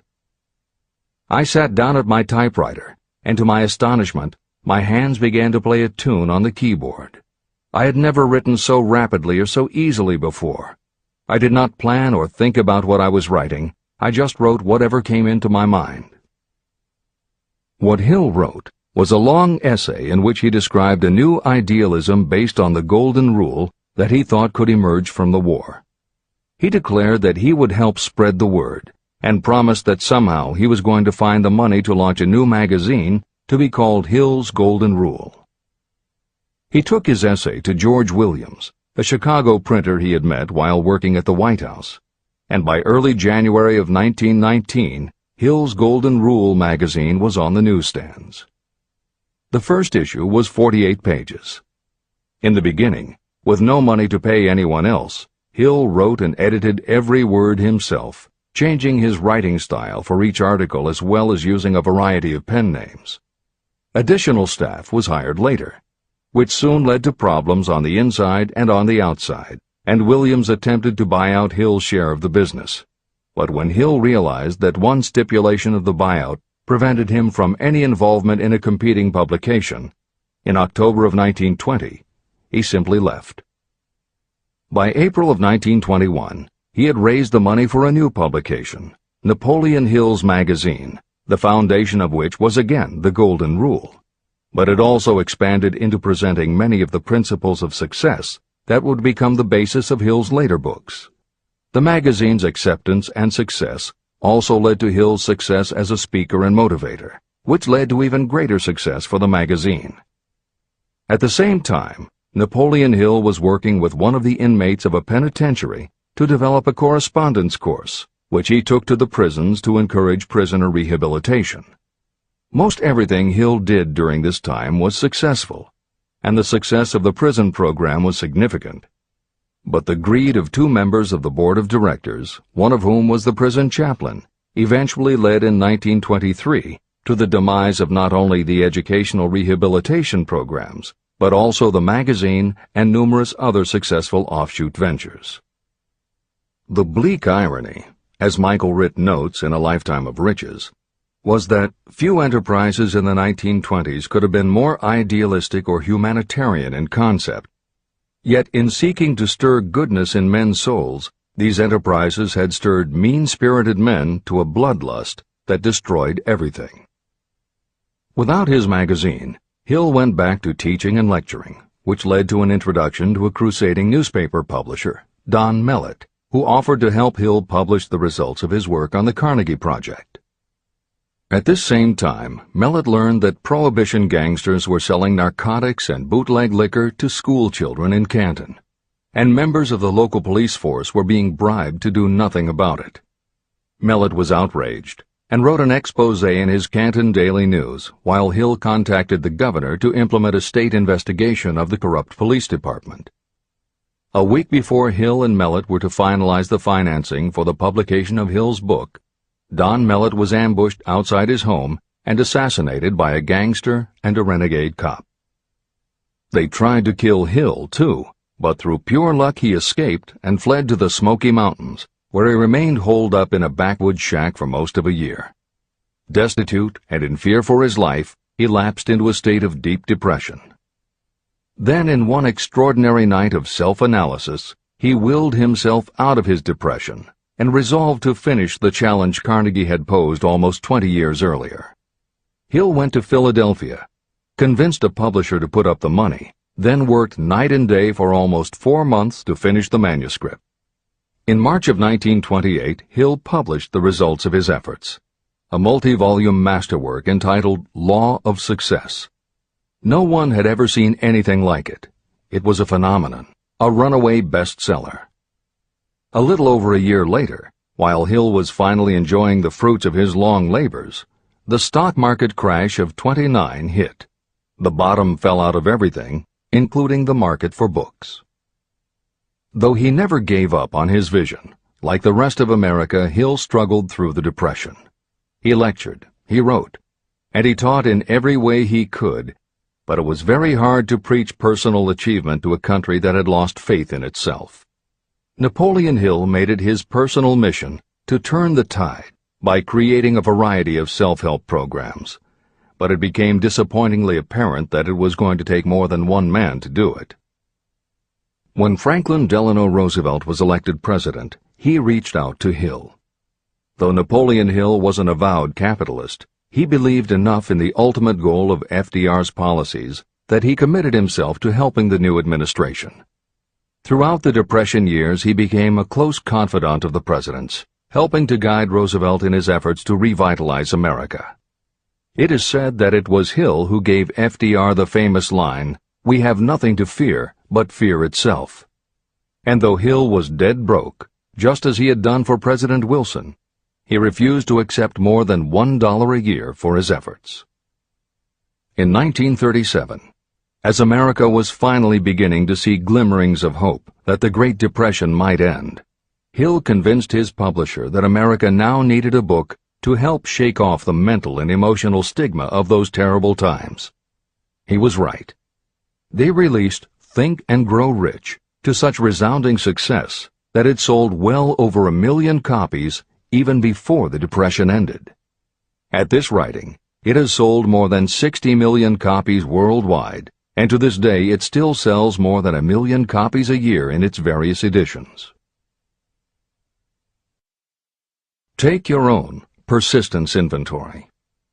Persistence is a state of mind. Therefore, it can be cultivated. Like all states of mind, persistence is based upon definite causes, among them these. Definiteness of purpose. Knowing what you want is the first and most important step toward the development of persistence. A strong motive will force you to surmount difficulties. Desire. It is comparatively easy to acquire and maintain persistence in pursuing the object of intense desire. Self-reliance. Belief in your ability to carry out a plan encourages you to follow the plan through with persistence. Self-reliance can be developed through the principle described in Chapter 5, Autosuggestion. Definiteness of plans. Organized plans, even ones that may be weak or impractical, encourage persistence. Accurate knowledge. Knowing that your plans are sound, based upon experience or observation, encourages persistence. Guessing, instead of knowing, destroys persistence. Cooperation. Sympathy, understanding, and cooperation with others tend to develop persistence. Willpower. The habit of concentrating your thoughts on making plans to attain your definite purpose leads to persistence. Habit. Persistence is the direct result of habit. The mind absorbs and becomes a part of the daily experiences upon which it feeds. Fear, the worst of all enemies, can be overcome by forcing yourself to perform and repeat acts of courage. Everyone who has seen active service in war knows this. Take inventory of yourself and determine what you are lacking in this essential quality of persistence. Measure yourself point by point and see how many of the previous 8 factors of persistence you lack. The analysis may lead to discoveries that will give you a new understanding of yourself and what you need to get ahead. The following is a list of the real enemies that stand between you and achievement. These are not only the symptoms indicating weakness of persistence, but also the deeply seated subconscious causes of this weakness. Study the list carefully, and face yourself squarely if you really wish to know who you are and what you are capable of doing. These are the weaknesses that must be mastered by anyone who really wants to accumulate riches. 1. Failure to recognize and to define clearly exactly what you want. 2. Procrastination, with or without cause, usually backed up with a long list of alibis and excuses. 3. Lack of interest in acquiring specialized knowledge. 4. Indecision, and the habit of passing the buck instead of facing issues squarely, also backed by alibis and excuses. 5. The habit of relying upon excuses instead of making definite plans to solve your problems. 6. Self-satisfaction. There is little remedy for this, and no hope for those who suffer from it. 7. Indifference, usually reflected in your readiness to compromise rather than meet opposition and fight it. 8. The habit of blaming others for your mistakes and accepting circumstances as being unavoidable. 9. Weakness of desire because you neglected to choose motives that will push you to take action. 10. Willingness to quit at the first sign of defeat, based upon one or more of the 6 basic fears. 11. Lack of organized plans that you have written out so they can be analyzed. 12. The habit of neglecting to act on ideas or to grasp opportunity when it presents itself. 13. Wishing instead of willing. 14. The habit of compromising with poverty instead of aiming at riches. A general lack of ambition to be, to do, or to own. 15. Searching for all the shortcuts to riches, trying to get without giving a fair equivalent, usually reflected in the habit of gambling or trying to drive unfair bargains. 16. Fear of criticism, resulting in failure to create plans and put them into action because of what other people might think, do, or say. This is one of your most dangerous enemies because it often exists in your subconscious mind and you may not even know it is there. See the 6 basic fears in the last chapter. If you fear criticism. Following is an examination of the symptoms of the fear of criticism. The majority of people permit relatives, friends, and the public at large to influence them so that they cannot live their own lives because they fear criticism. Many people make mistakes in marriage but stay married, then go through life miserable and unhappy because they fear criticism. Anyone who has submitted to this form of fear knows the irreparable damage it does by destroying one's ambition and the desire to achieve. Millions of people neglect to go back and get an education after having left school because they fear criticism. Countless numbers of men and women permit relatives to wreck their lives in the name of family duty because they fear criticism. Duty does not require you to submit to the destruction of your personal ambitions and the right to live your own life in your own way. People refuse to take chances in business because they fear the criticism that may follow if they fail. The fear of criticism in such cases is stronger than the desire for success. Too many people refuse to set high goals for themselves because they fear the criticism of relatives and friends who may say, "Don't aim so high, people will think you're crazy." When Andrew Carnegie suggested that I devote 20 years to the organization of a philosophy of individual achievement, my first impulse was fear of what people might say. His suggestion was far greater than anything I had ever conceived for myself. My first instinct was to create excuses, all of them traceable to the fear of criticism. Something inside of me said, "You can't do it. The job is too big and requires too much time. What will your relatives think of you? How will you earn a living? No one has ever organized a philosophy of success. What right have you to believe you can do it? Who are you anyway to aim so high? Remember your humble birth. What do you know about philosophy? People will think you are crazy, and they did. Why hasn't some other person done this before now? These and many other questions flashed into my mind. It seemed as if the whole world had suddenly turned its attention to me with the purpose of ridiculing me into giving up all desire to carry out Mr. Carnegie's suggestion. Later in life, after having analyzed thousands of people, I discovered that most ideas are stillborn.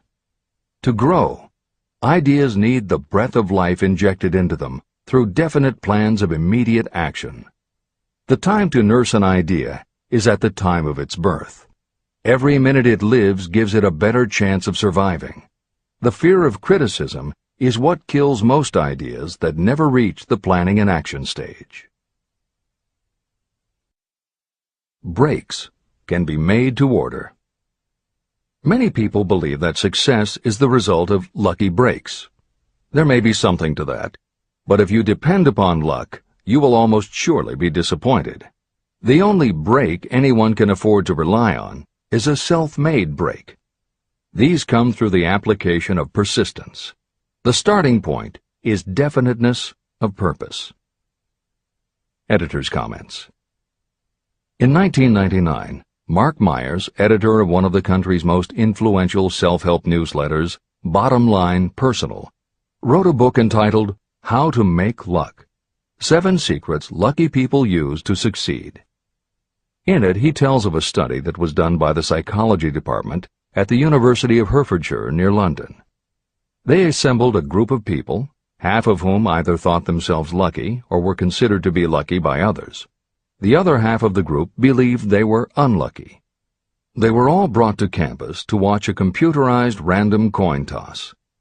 Each person watched as a cartoon elf came on screen and flipped a coin. Each was asked to call heads or tails. The results of the experiment proved that the unlucky group guessed right approximately the same number of times as the lucky group. In follow-up interviews, the researchers concluded that the only difference between so-called lucky and unlucky people was that the lucky people tended to remember the good things that had happened in their lives, and those that thought they were unlucky tended to dwell on the bad things. The scientific fact is that luck, in terms of calling a coin toss, spinning a wheel, or turning a card, is completely random, and there's nothing we can do about it. All we can control is what we say and do. Everything else that happens to us depends upon the actions of others and the random world in which we live. Then why do some people seem to be so lucky and get all the lucky breaks? Myers says it is because, unlike luck, lucky breaks are something you can control. And lucky people, whether they know it or not, have taken specific steps to make their good luck. You can influence lucky breaks in 2 ways. You have to intentionally put yourself in luck's way, and you must make people want to help you because they believe that you deserve their help. Once you have let the world know you are ready for a break, luck is largely a matter of being introduced to opportunities by people who open doors for us. Myers calls these people gatekeepers.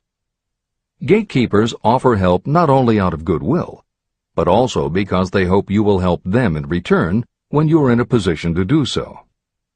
People who are lucky make it a point to impress their gatekeepers so that they will be the first to come to mind when opportunities arise.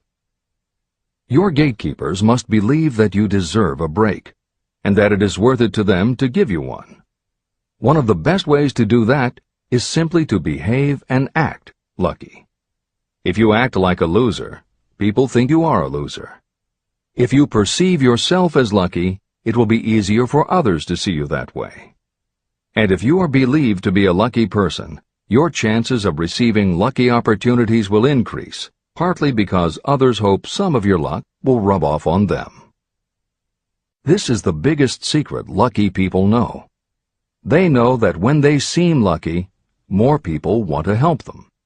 There are people waiting to make a difference in your life if you show them you are willing to make an effort and that you are enthusiastic. Mark Myers' book is devoted to explaining ways to do that. As Hill says, the only lucky break anyone can afford to rely upon is a self-made break. These come through the application of persistence. The starting point is definiteness of purpose. This is the end of the editor's comments. If you stop the first 100 people you meet on the street and ask them what they want most in life, 98 of them would not be able to tell you. If you press them for an answer, some will say security, many will say money, a few will say happiness, and others will say fame and power. Some might tell you they want social recognition, ease in living, the ability to sing, dance, or write. But none of them will be able to give you the slightest indication of a plan by which they hope to attain these vaguely expressed wishes. Riches do not respond to wishes. They respond only to definite plans backed by definite desires through constant persistence. How to develop persistence. There are 4 simple steps that lead to the habit of persistence. They call for no great amount of intelligence, no particular amount of education, and little time or effort. These necessary steps are: 1. A definite purpose, backed by a burning desire for its fulfillment. 2. A definite plan, expressed in continuous action. 3. A mind closed tightly against all negative and discouraging influences, including negative suggestions of relatives, friends, and acquaintances. 4. A friendly alliance with one or more persons who will encourage you to follow through with both plan and purpose. These 4 steps are essential for success in all walks of life. An important purpose of the 13 principles of this philosophy is to enable you to take those 4 steps as a matter of habit. They are steps by which you may control your economic destiny. They are steps that lead to freedom and independence of thought. They are steps that lead to riches, in small or great quantities. They are steps that lead the way to power, fame, and worldly recognition. They are 4 steps that guarantee favorable breaks. They are steps that convert dreams into physical realities. They are steps that lead also to the mastery of fear, discouragement, indifference. There is a magnificent reward for anyone who learns to take these 4 steps. It is the privilege of writing your own ticket and of making life yield whatever price is asked. How to master difficulties. What mystical power gives people of persistence the capacity to master difficulties? Does the quality of persistence set up in your mind some form of spiritual, mental, or chemical activity that gives you access to supernatural forces? Does infinite intelligence throw itself on the side of the person who still fights on when the whole world seems to be against them? These and many other similar questions were in my mind as I watched Henry Ford start from scratch and build an industrial empire with little more than persistence. Or Thomas A. Edison, who, with less than 3 months of schooling, became the world's leading inventor.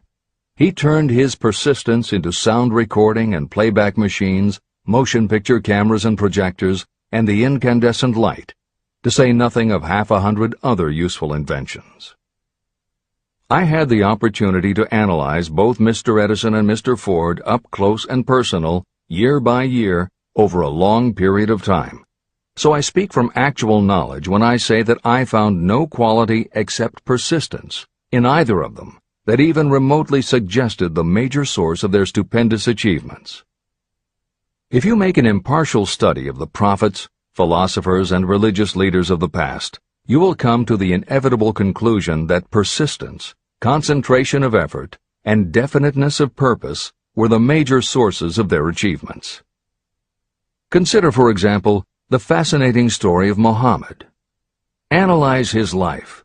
Compare him with men of achievement in this modern age of industry and finance, and observe how they all have one outstanding trait in common: persistence. If you want to understand more about the power of persistence and how it works, I strongly suggest that you read a biography of Muhammad. Editor's comments. At the beginning of the 21st century, there was an increased interest in Islam due to the attacks on the World Trade Center and the subsequent War on Terror. Consequently, the modern reader will have no difficulty finding a number of very good books about Muhammad. At the time that Hill was writing the first edition of Think and Grow Rich, one of the best biographies of Muhammad was written by Esad Bey, who was born in Baku, Azerbaijan, the son of a Jewish businessman named Nusenbaum. Later, he changed his name when he converted to Islam. During the Russian Revolution, he fled his home for Berlin, where he lived until the rise of Hitler again forced him to move, first to Austria and then finally to Italy. It is believed by some that this man known as Esad Bey also wrote under another pen name, Kurban Said, and was in fact the author of the acclaimed Azerbaijani novel, Ali and Nino. That Napoleon Hill was very impressed with this particular biography of Muhammad is clear from his recommendation, which follows. I strongly suggest that you read a biography of Muhammad, especially the one by Esad Bey. This brief review of that book, which appeared in the Herald Tribune, will provide a preview of the rare treat in store for those who take the time to read the entire story of one of the most astounding examples of the power of persistence known to civilization. The Last Great Prophet. Reviewed by Thomas Sugru. Muhammad was a prophet, but he never performed a miracle. He was not a mystic. He had no formal schooling. He did not begin his mission until he was 40. When he announced that he was the messenger of God, bringing word of the true religion, he was ridiculed and labeled a lunatic. Children tripped him, and women threw filth upon him. He was banished from his native city, Mecca, and his followers were stripped of their worldly goods and sent into the desert after him.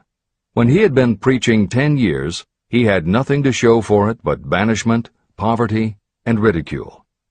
Yet before another 10 years had passed, he was dictator of all Arabia, ruler of Mecca, and the head of a new world religion which was to sweep to the Danube and the Pyrenees before exhausting the impetus he gave it. That impetus was threefold: the power of words, the efficacy of prayer, and man's kinship with God. His career never made sense. Muhammad was born to impoverished members of a leading family of Mecca. Because Mecca, the crossroads of the world, home of the magic stone called the Kaaba, great city of trade and the center of trade routes, was unsanitary, its children were sent to be raised in the desert by Bedouins. Muhammad was thus nurtured, drawing strength and health from the milk of nomad, vicarious mothers. He tended sheep and soon hired out to a rich widow as leader of her caravans. He traveled to all parts of the Eastern world, talked with many men of diverse beliefs, and observed the decline of Christianity into warring sects. When he was 28, Khadijah, the widow, looked upon him with favor and married him. Her father would have objected to such a marriage, so she got him drunk and held him up while he gave the paternal blessing. For the next 12 years, Muhammad lived as a rich and respected and very shrewd trader. Then he took to wandering in the desert, and one day he returned with the first verse of the Koran and told Khadijah that the archangel Gabriel had appeared to him and said that he was to be the messenger of God. The Koran, the revealed word of God, was the closest thing to a miracle in Muhammad's life. He had not been a poet. He had no gift of words. Yet the verses of the Koran, as he received them and recited them to the faithful, were better than any verses which the professional poets of the tribes could produce. This, to the Arabs, was a miracle. To them, the gift of words was the greatest gift. The poet was all-powerful.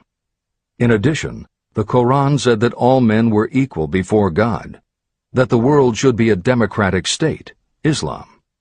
It was this political heresy, plus Muhammad's desire to destroy all the 360 idols in the courtyard of the Kaaba, which brought about his banishment.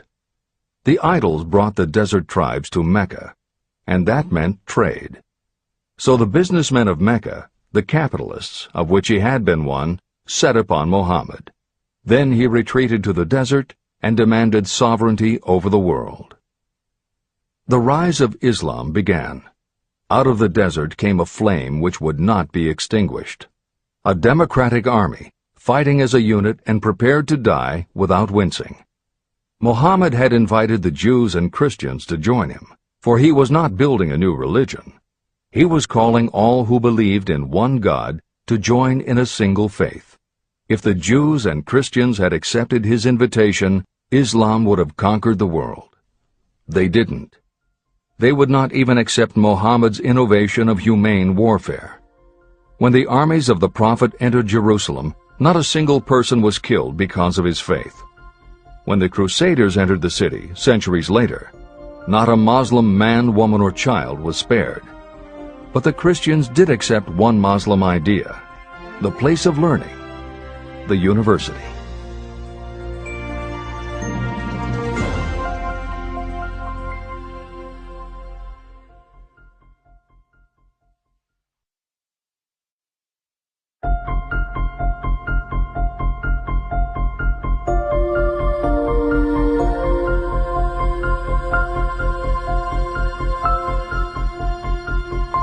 The ladder of success is never crowded at the top.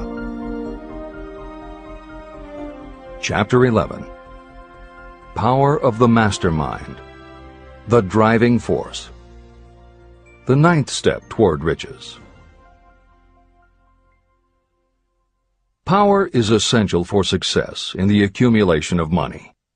Plans are useless without sufficient power to turn them into action. This chapter will describe the method by which an individual may attain and apply power.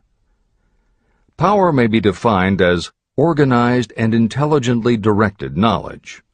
Power, as the term is used here, refers to organized effort, sufficient to enable an individual to transmute desire into its monetary equivalent. Organized effort is produced through the coordination of effort of two or more people who work toward a definite end in a spirit of harmony. Power is required to accumulate money.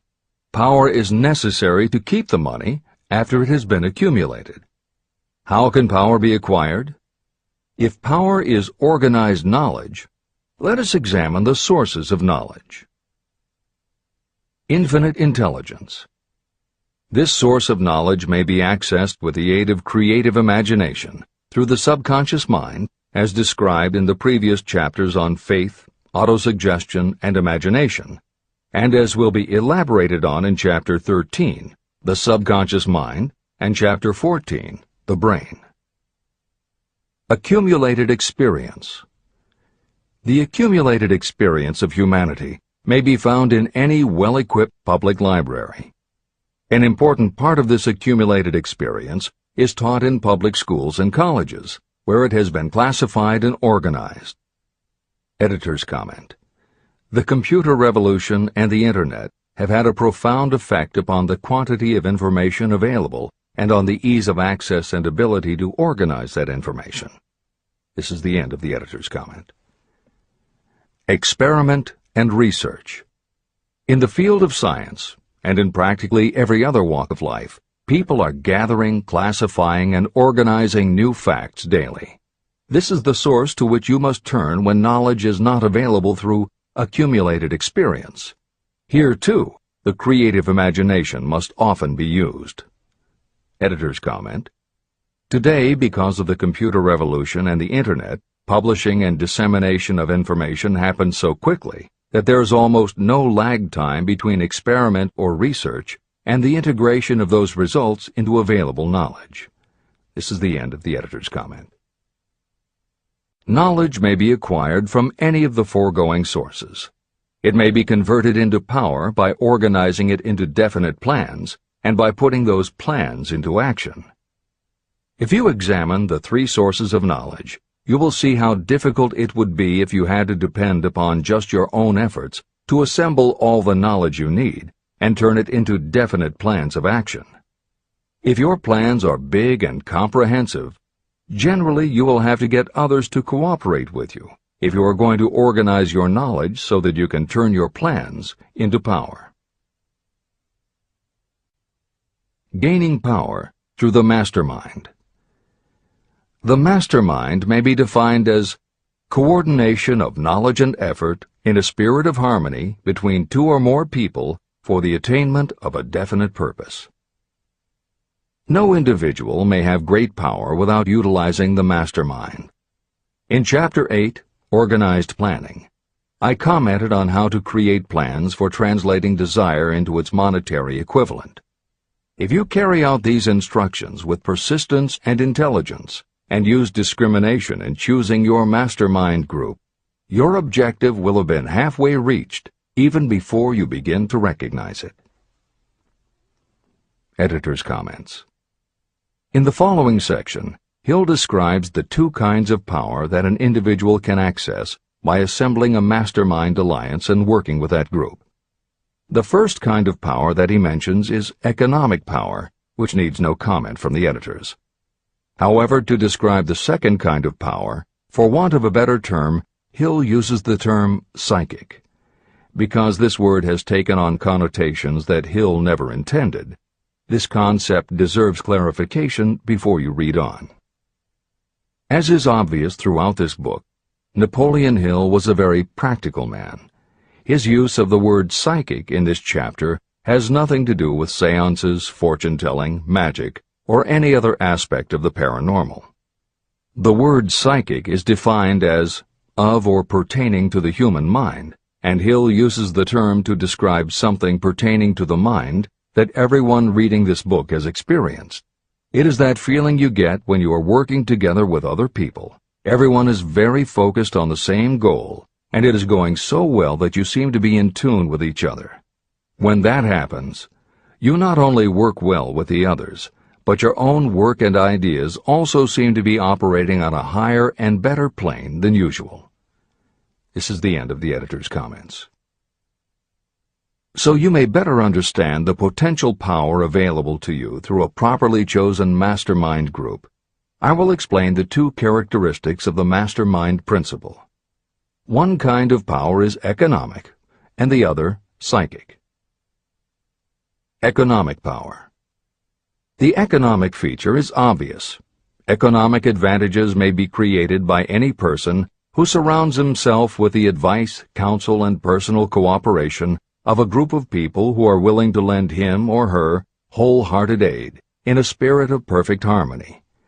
This form of cooperative alliance has been the basis of nearly every great fortune. Your understanding of this great truth may definitely determine your financial status. Psychic power. What I refer to as the psychic phase of the mastermind principle is a little more difficult to comprehend. You'll get a better sense of the meaning from this statement. No two minds ever come together without creating a third, invisible, intangible force, which may be likened to a third mind. The human mind is a form of energy. When the minds of two people are coordinated in a spirit of harmony, the energy of each mind seems to pick up on the energy of the other mind, which constitutes the psychic phase of the mastermind. The mastermind principle, or rather the economic feature of it, was first called to my attention by Andrew Carnegie. Discovery of this principle was responsible for the choice of my life's work. Mr. Carnegie's mastermind group consisted of a staff of approximately 50 people with whom he surrounded himself for the purpose of manufacturing and marketing steel. He knew little of the technical side of the steel business. His strength was his ability to get others to work together in perfect harmony toward achieving a common goal. Carnegie attributed his entire fortune to the power he accumulated through this mastermind alliance.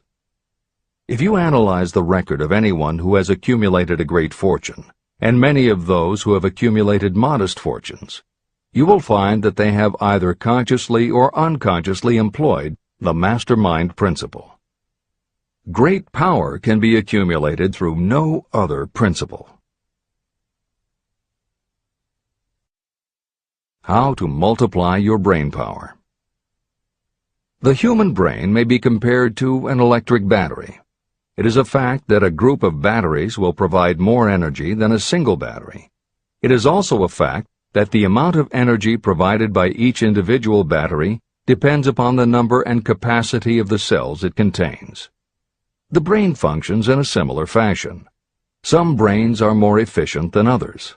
A group of brains coordinated or connected in a spirit of harmony will provide more thought energy than a single brain.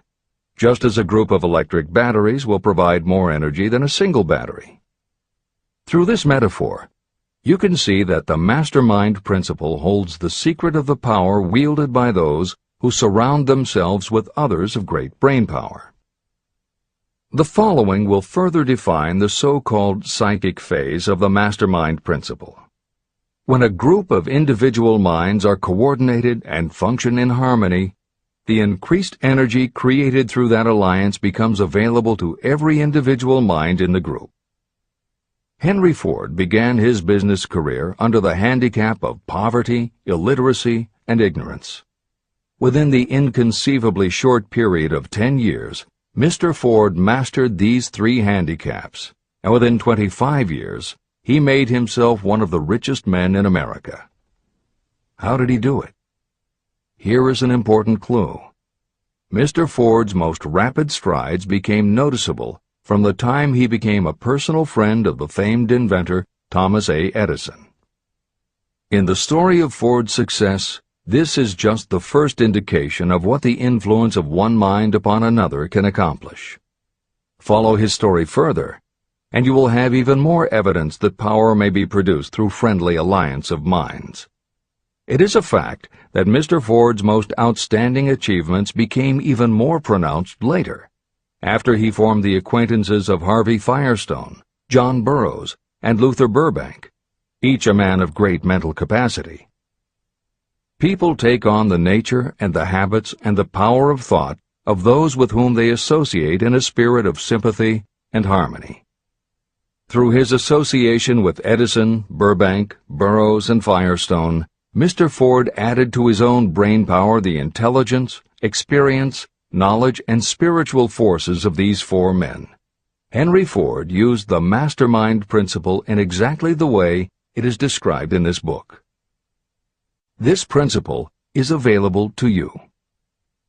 I have already mentioned Mahatma Gandhi.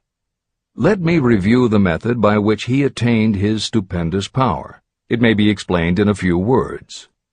He came by power through inducing over 200 million people to coordinate with mind and body in a spirit of harmony for a definite purpose. In brief, Gandhi accomplished a miracle, for it is a miracle when 200 million people can be induced, not forced, to cooperate in a spirit of harmony. If you doubt that this is a miracle, try to get even 2 people to cooperate in a spirit of harmony for any length of time. Every person who manages a business knows how difficult it is to get employees to work together in a spirit even remotely resembling harmony. Editor's comments. The first step in putting together your mastermind alliance is to clearly know your desire. Your desire will tell you what you need. It could be a small group, just 2 or 3 people, as was the case with Stephen Jobs and Steve Wozniak when they formed Apple, Bill Gates and Paul Allen launching Microsoft, or Steven Spielberg, Jeffrey Katzenberg, and David Geffen creating DreamWorks SKG. Or it could be a large group, such as the Mastermind Alliance of 30 regional directors of Century 21 Real Estate, which founder Arthur Bartlett firmly believes was essential to the company's success. Napoleon Hill suggests that in most cases it should be a dozen people or less, and generally the smaller the better. Choosing the people means finding those who not only share your vision, but who will also share their ideas, information, and contacts with you. They will let you use the full strength of their experience, training, and knowledge as if it were your own, and they will do it in a spirit of perfect harmony. The question that immediately comes to every reader's mind is, where do I find people who will help me to that degree? Napoleon Hill cannot answer that question for you, but he does tell you what to look for. Where you look is up to you. And if you really do have the desire to succeed, you will start looking and you won't give up until you find the right people. Napoleon Hill's description of the mastermind that appears below is augmented with additional material from articles and speeches he wrote after the publication of Think and Grow Rich. These were compiled for publication by Hill's friend, mentor, and business associate, W. Clement Stone, and appear in 2 books, Napoleon Hill's Keys to Success and Believe and Achieve. This is the end of the editor's comments. Finding your mastermind members. Ally yourself with a group of as many people as you may need in order to assemble a mastermind that will assist you in creating and carrying out your plan or plans for the accumulation of money. Compliance with this instruction is absolutely essential. Choose to associate with people who share common values, goals, and interests, yet who each have a strong desire to contribute to the overall effort. Trial and error will be part of the process, but there are 2 qualities to keep foremost in your mind. The first is ability to do the job. Do not select people for your alliance merely because you know them and like them. Such people are valuable to you because they improve the quality of your life, but they are not necessarily suited to a mastermind alliance. Your best friend may not be the most knowledgeable marketing professional, but perhaps he or she can introduce you to someone who is. The second quality is the ability to work in a spirit of harmony with others. There must be a complete meeting of minds without any reservations. Personal ambition must be subordinate to the achievement of the purpose of the alliance. This includes your own. You must also insist upon confidentiality. Some people can give away an idea simply because they love to talk. You don't need them in your group. Attune yourself to every member of the group. Try to imagine how you would react in a given situation if you were in his or her shoes. Pay attention to body language. Sometimes facial expressions and movements say far more about what a person feels than the words that come out of his or her mouth. Be sensitive to what is not being said. Sometimes what is left out is far more important than what is included. Don't try to force the group along too quickly. Allow for those who want to test ideas by playing devil's advocate. Compensating your mastermind. Before forming your mastermind alliance, decide what advantages and benefits you may offer the individual members of your group in return for their cooperation. No one will work indefinitely without some form of compensation. No intelligent person should request or expect another to work without adequate compensation. Wealth will obviously have the most appeal to your members. Be fair and generous in your offer. Recognition and self-expression may be just as important as money to some of your members. Remember that in such partnerships, the principle of going the extra mile, doing more and better than paid for, is especially important. As the leader, you should set an example for the others to follow. Each member must agree at the outset on the contribution each will make, and on the division of benefits and profits. Otherwise, be assured that dissension will arise, you will have wasted everyone's time, you will ruin friendships, and your venture will be destroyed. Meeting with your mastermind. Arrange to meet with the members of your mastermind group at least twice a week, and more often if possible, until you have jointly perfected the necessary plan or plans for the accumulation of money. The first meeting will be involved in sorting out strengths and weaknesses, and in fine-tuning your plans.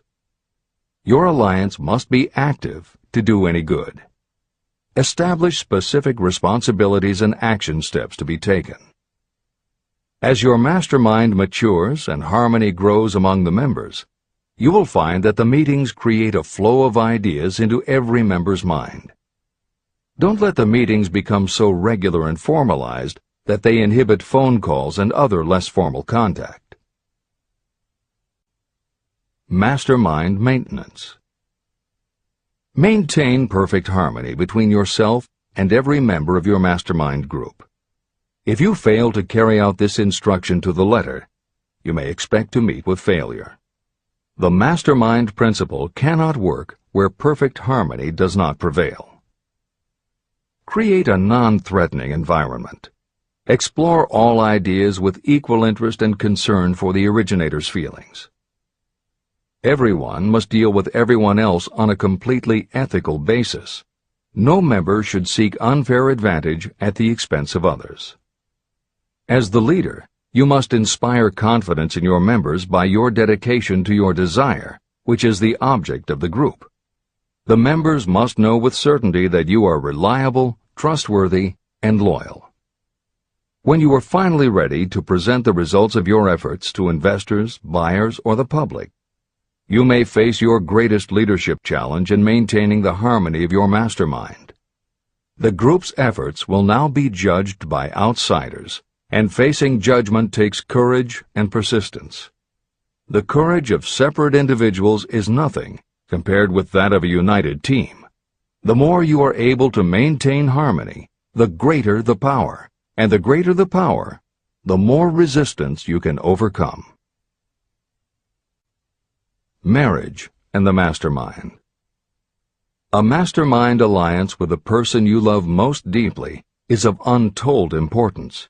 If you are married and have not built your relationship on the same principles of harmony that are crucial to any alliance, you may have some reselling to do with your spouse. Set aside time each day to talk about what you want to achieve and how you are going about it. Rely on your definiteness of purpose to build your persuasive abilities, to convince your partner of the benefits of the work you are doing. It is very unlikely that your work will not affect your husband or wife in some significant way, and you absolutely must not drag your partner unwillingly into any adventure. Build your mastermind alliance into your marriage from the start, and it will steady and support you through the darkest moments. In fact, your whole family should be incorporated into your alliance. Lack of harmony at home can easily spill over elsewhere. A united family is a great team. The mastermind and infinite intelligence. The list of sources from which you can get power is headed by infinite intelligence. When two or more people coordinate in a spirit of harmony and work toward a definite objective, they place themselves in position to absorb power directly from that great universal storehouse that I refer to as infinite intelligence. This is the greatest of all sources of power. It is the source to which geniuses and great leaders turn, whether they may be conscious of the fact or not. In Chapter 13, The Subconscious Mind, and Chapter 14, The Brain, the methods for accessing infinite intelligence will be described in greater detail. This is not a course on religion. Neither the principle of infinite intelligence nor any other principle in this book should be interpreted as interfering with, endorsing, or rejecting any person's religious beliefs. This book is confined exclusively to instructing the reader how to transmute the definite purpose of desire for money into its monetary equivalent. Read, and really think about what you are reading. Soon the entire subject will unfold, and you will see it in perspective. At this point, you are only seeing the detail of the individual chapters. Editor's comments. This chapter would not be complete without commenting on a mastermind that came into being almost 15 years after the first publication of Think and Grow Rich. Napoleon Hill's own mastermind alliance with multimillionaire businessman and philanthropist W. Clement Stone.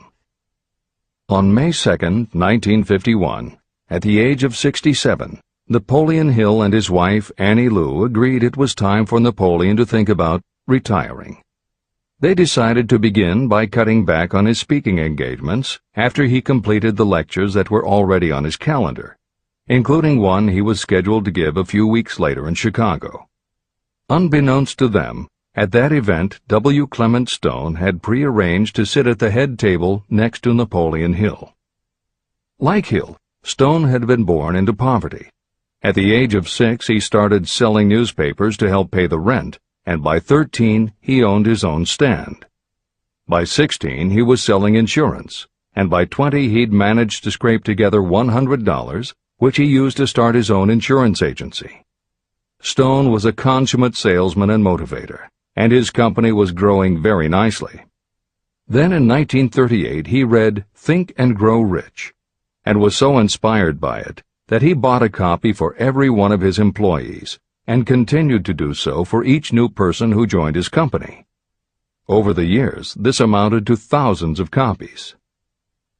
When Stone was introduced to Hill, he told him about all the copies he had purchased of Think and Grow Rich and said that he firmly believed it was Hill's book that had transformed his sales force and turned his company from modest to extraordinary success. Napoleon Hill and W. Clement Stone found that they were in such complete accord that by the end of their first meeting, Hill had decided to postpone his retirement and join with Stone in a venture dedicated to creating a better world for this and future generations. Within a year, they launched Napoleon Hill Associates. They published new books by Hill, including How to Raise Your Own Salary and The Master Key to Riches. They reissued Hill's earlier bestsellers, and they co-authored a new bestseller, Success Through a Positive Mental Attitude. They also launched Success Unlimited magazine, created PMA Science of Success home study courses, made television programs, radio shows, a documentary film entitled A New Sound in Paris, which showed the amazing changes that happened when the entire town of Paris, Missouri, adopted the Napoleon Hill philosophy. And they both crisscrossed America speaking, teaching, giving interviews, and spreading the philosophy to as many people as possible. In addition to his work with Napoleon Hill Associates, Hill also consulted to W. Clement Stone's company, Combined Insurance Company of America. Hill designed and implemented a new training program for the sales force, which was so successful he astounded the business world by helping Stone grow his company from $30 million in assets to $100 million in less than 10 years. When W. Clement Stone passed away in 2002, his company, now known as Aon Corporation, had revenues of $2 billion a year. W. Clement Stone had personally given more than $275 million to various charitable and philanthropic organizations. There has perhaps never been a greater example of coordination of knowledge and effort in a spirit of harmony between two or more people for the attainment of a definite purpose. The sheer volume of work and scope of influence achieved in a 10-year period by Napoleon Hill and W. Clement Stone leaves little question as to the power and importance of a mastermind alliance. This is the end of the editor's comments. The power of positive emotions. Money is shy and elusive. It must be wooed and won by methods not unlike those used by a determined lover. And the power you use in the wooing of money is not greatly different from what you use to attract the one you love. It is the power of positive emotion. That power, when successfully used in the pursuit of money, must be mixed with faith. It must be mixed with desire. It must be mixed with persistence. It must be applied through a plan, and that plan must be set into action. When money comes in large quantities, it flows to the one who accumulates it as easily as water flows downhill. There exists a great unseen stream of power, which may be compared to a river that flows in two directions. One side flows in one direction, carrying all who get into that side of the stream onward and upward to wealth. The other side flows in the opposite direction, carrying all who are unfortunate enough to get into it and can't pull themselves out downward to misery and poverty. Everyone who has accumulated a great fortune has recognized the existence of this stream of life. It consists of one's thinking process. Positive emotions form the side of the stream that carries you to fortune. Negative emotions form the side that carries you down to poverty. This is a point of great importance to the person who is following this book with the object of accumulating a fortune. If you are caught in the side of the stream of power that leads to poverty, this book will serve as an oar by which you may propel yourself over into the other side of the stream. But it can serve you only through application and use. Merely reading and passing judgment on it, either one way or another, will be of no benefit to you. Poverty and riches can change places. But when riches take the place of poverty, The change only happens through well-conceived and carefully executed plans. The same is not true of poverty. Poverty needs no plan. It needs no one to help it because it is bold and ruthless. Riches are shy and timid. They have to be attracted. More gold has been mined from the thoughts of men than has ever been taken from the earth. Chapter 12. Sexuality, Charisma, and Creativity. The 10th step toward riches. Editor's comments. What motivates human beings is the subject of continuing scientific research and philosophical debate. There is general agreement that the prime motivators are the basic human needs for food and water, shelter and clothing, and safety. Beyond these basic life-sustaining needs, however, there are other factors that motivate people to action. It is the definition of the other factors and their order of importance that continues to be open to interpretation. Perhaps the most widely known theory is psychologist Abraham Maslow's hierarchy of human needs, which lists 8 levels of motivational forces, starting with the basic physiological and safety needs, then ascends through belonging and love, esteem, understanding, aesthetics, self-actualization, and transcendence. Other psychologists and sociologists have defined and arranged the categories differently, but in almost all cases there is agreement that after the primary life-sustaining needs are met, sex and love are the next most important motivating forces. Napoleon Hill also compiled a hierarchy of what he referred to as mind stimuli. Like Maslow and other researchers, Hill identified sex and love as the most powerful non-life-sustaining factors in human motivation, but his focus was not on sex and love as they pertain to procreation. Hill was intrigued by the theory that if sex and love are such powerful forces in driving humans to action, there might be a correlation to outstanding achievement or material success. And if such a relationship exists, can the motivating force be intentionally channeled to this purpose? In the original edition of the following chapter, Hill used terms such as sex emotion and sex energy in his analysis of these motivating forces as they relate to attitude and personality.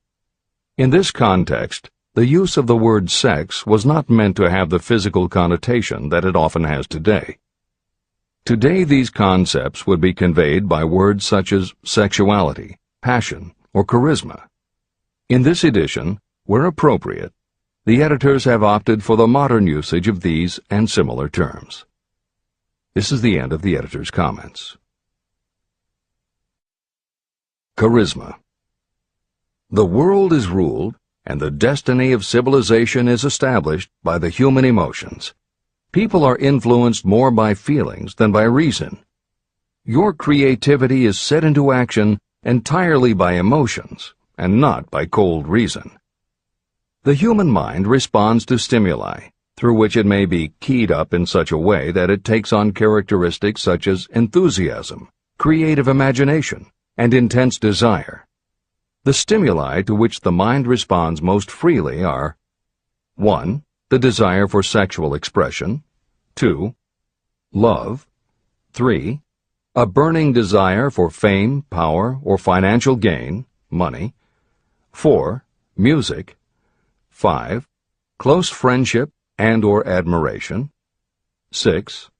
A mastermind alliance based upon the harmony of 2 or more people who ally themselves for advancement, 7.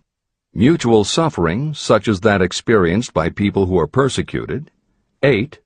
Autosuggestion, 9. Fear, 10. Alcohol and drugs. The desire for sexual expression comes at the head of the list of stimuli that step up the mind and start the wheels of physical action. The emotions associated with a human sexual drive bring into being a state of mind.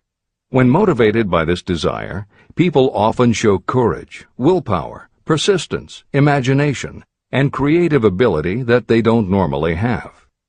So strong and impelling is the desire for sexual expression that people freely run the risk of life and reputation because of it. A river may be dammed and its water controlled for a time, but eventually it will force an outlet. The same is true of the emotions related to sexual expression. It may be submerged and controlled for a time, but its very nature causes it to be ever-seeking means of expression. The desire for sexual expression is inborn and natural. The desire cannot and should not be submerged or eliminated, but it can be given other outlets that enrich the body, mind, and spirit. When harnessed and redirected, this motivating force has been used as a powerful creative force in literature, art, and other pursuits, including the accumulation of riches. A teacher who has trained more than 30,000 salespeople came to the conclusion that individuals who are most confident sexually are the most efficient salespeople. The explanation is that the factor of personality known as personal magnetism is a manifestation of sexual energy. Editor's comments. There have been numerous psychological and sociological studies about the relationship between sexuality and success that tend to support Hill's observation. Because physical characteristics are the most quantifiable aspects of sexuality, most research studies focus on gender, attractiveness, body size, and age, and they measure indicators such as first impressions, expectation of performance, perception of performance, and social interaction. These studies generally conclude that when comparing individuals of equal competence, for men, the perception is that taller men will do better than short, a full head of hair will outperform balding, handsome or virile will beat out plain or older. For women, the results are comparable. The perception is that attractive performs better than plain, slim or shapely scores higher than overweight, younger is expected to be superior to older. These observations about physical sexuality may seem obvious, but they lead to a conclusion that is very significant. Obviously, not all people who succeed are tall and virile or attractive and shapely. It is also a fact that the success of those who are short, balding, plump, or plain isn't always due to superior skill or luck. Clearly, there is another kind of attractiveness that often supersedes physical appeal. This other kind of attractiveness is connected to human sexuality, but it is not what would usually be referred to as sexy. People who have this quality are often said to have chemistry, personality, charm, or appeal. Hill called this kind of attraction personal magnetism. Today, the more common term is charisma. This is the end of the editor's comments. When employing salespeople, a good sales manager looks for personal magnetism or charisma as the first requirement. People who lack this kind of sexual energy will never become enthusiastic, nor inspire others with enthusiasm. And enthusiasm is one of the most important requisites in salesmanship, no matter what you're selling. The public speaker, preacher, lawyer, or salesperson who is lacking in charisma is a flop as far as being able to influence others is concerned.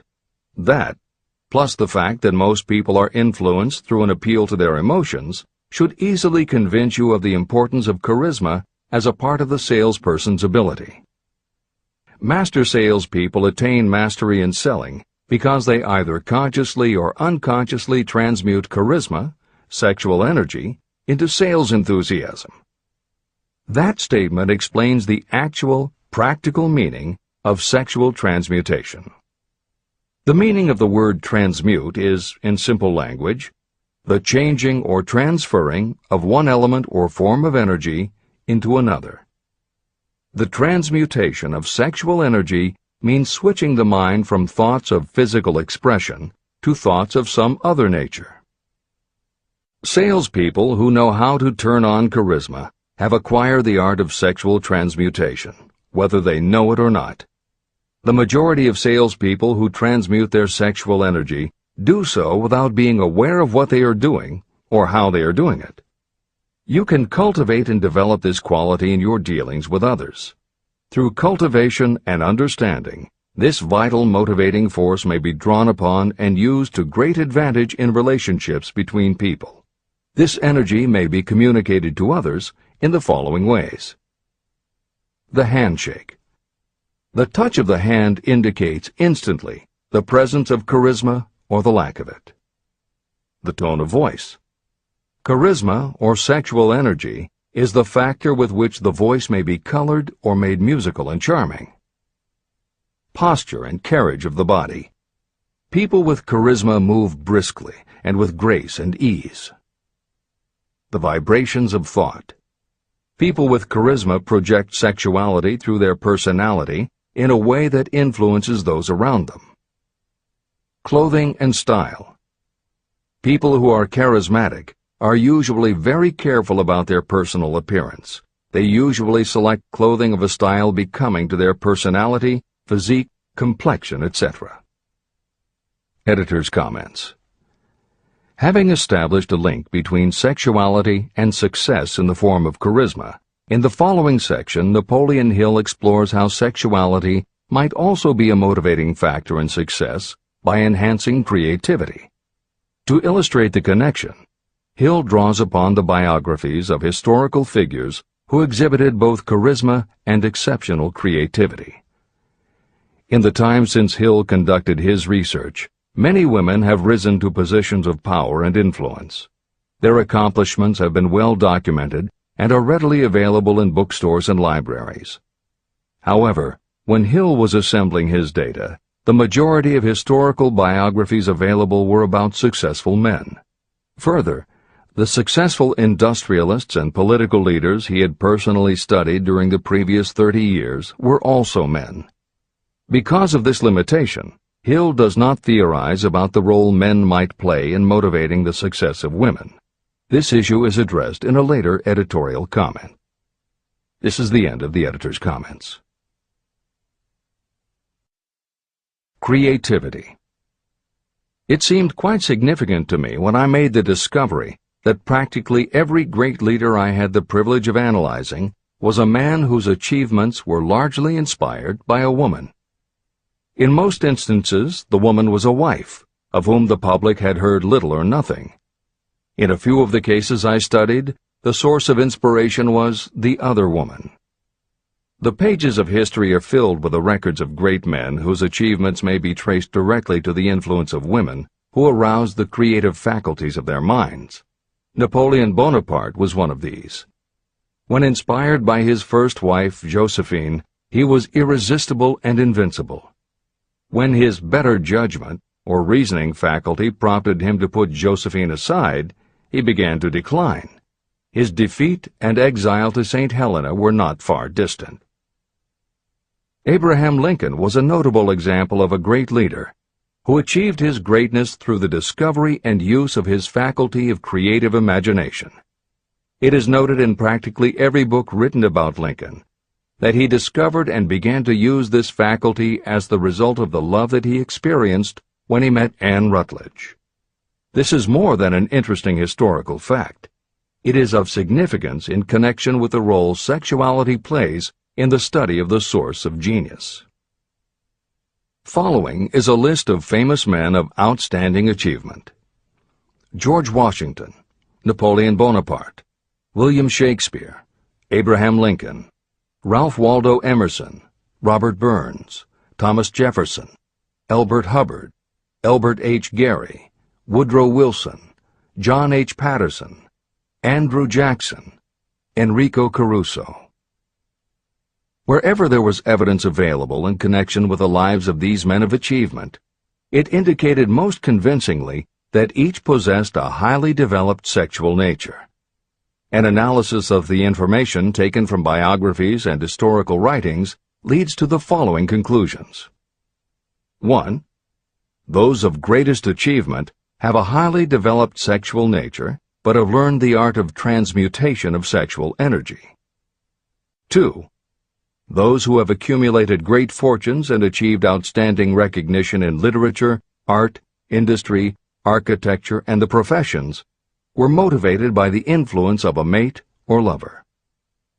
When driven by these emotions, people become gifted with a superpower for action.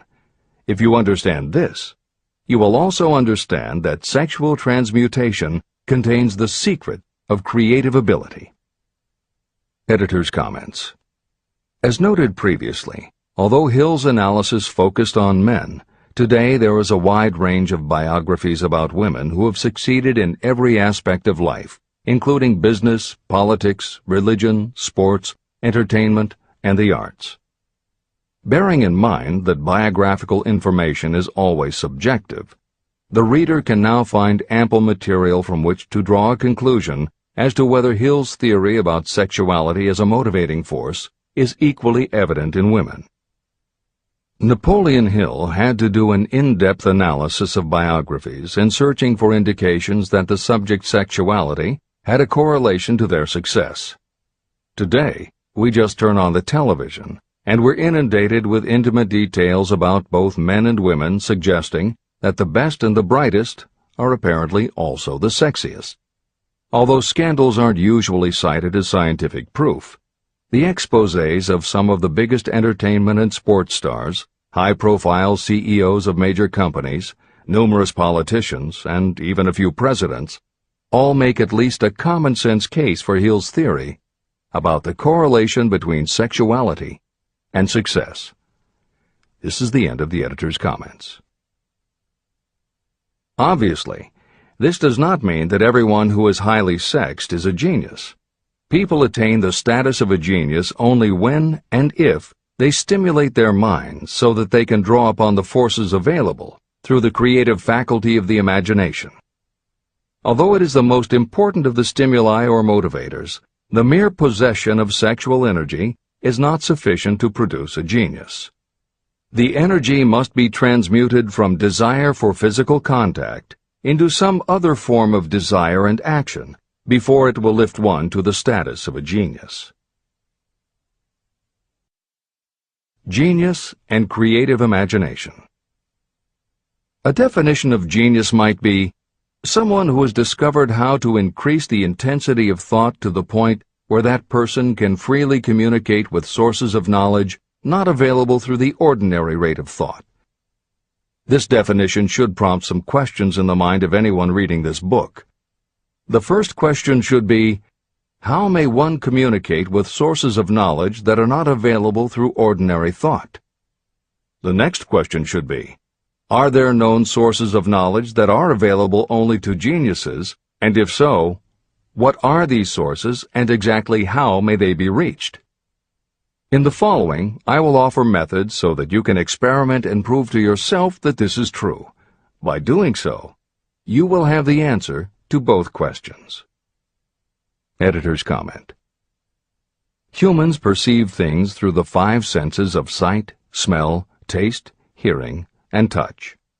Another kind of perception, as when you have a feeling about something, was discussed in the chapters on desire, faith, and autosuggestion.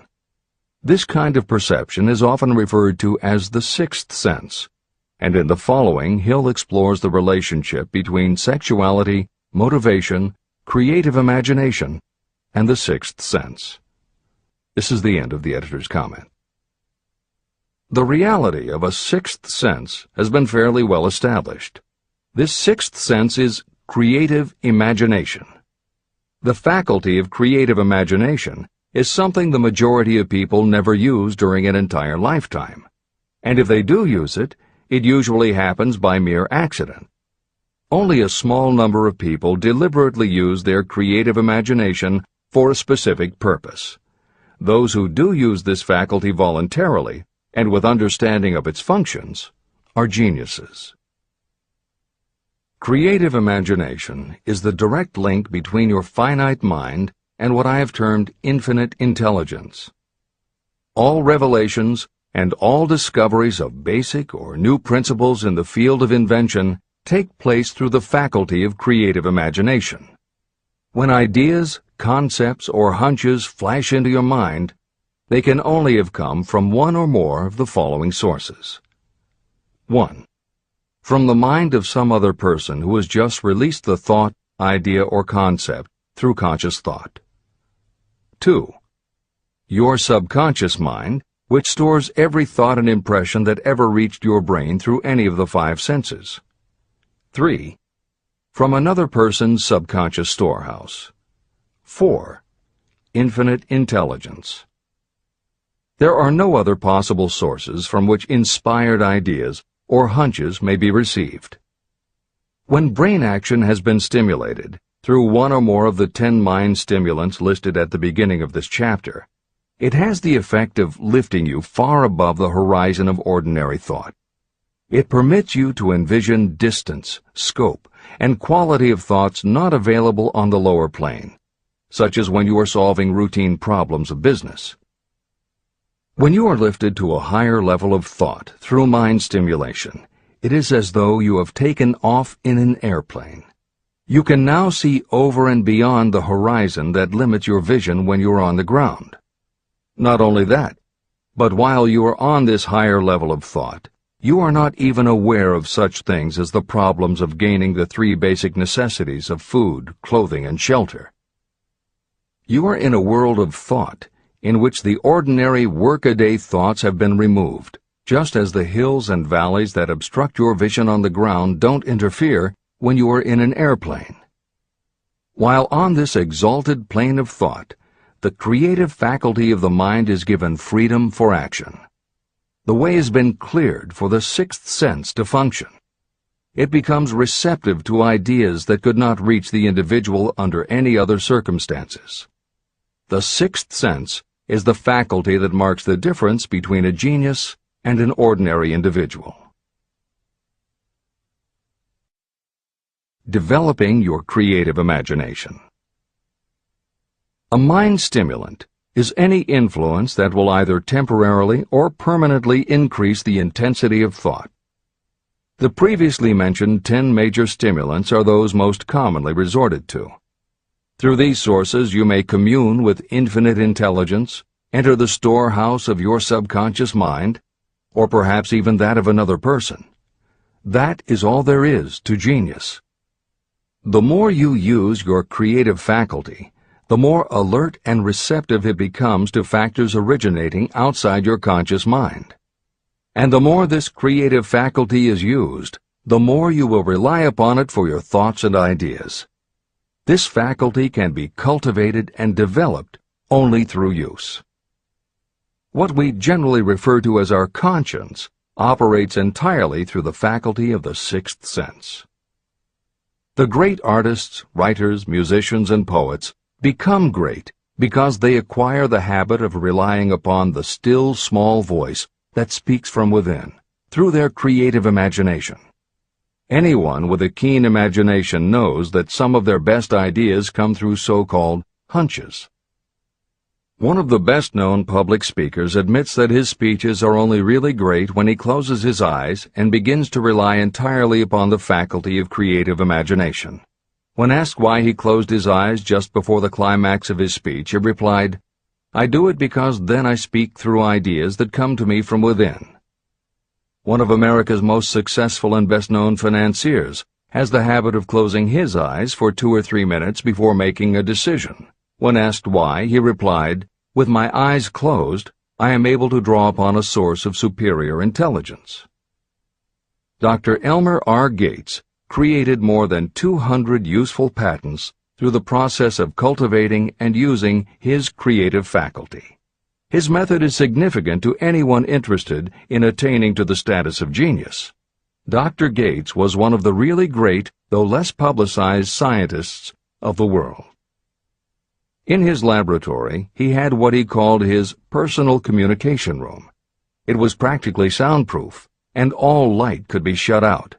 It had a small table on which he kept a pad of writing paper. In front of the table, on the wall, was a light switch. When Dr. Gates desired to draw upon the forces available to him through his creative imagination, he would go into this room, seat himself at the table, shut off the lights, and concentrate on the known factors of the invention he was working on. He would stay in that position until ideas began to flash into his mind in connection with the unknown factors of the invention. On one occasion, ideas came through so fast that he was forced to write for almost 3 hours.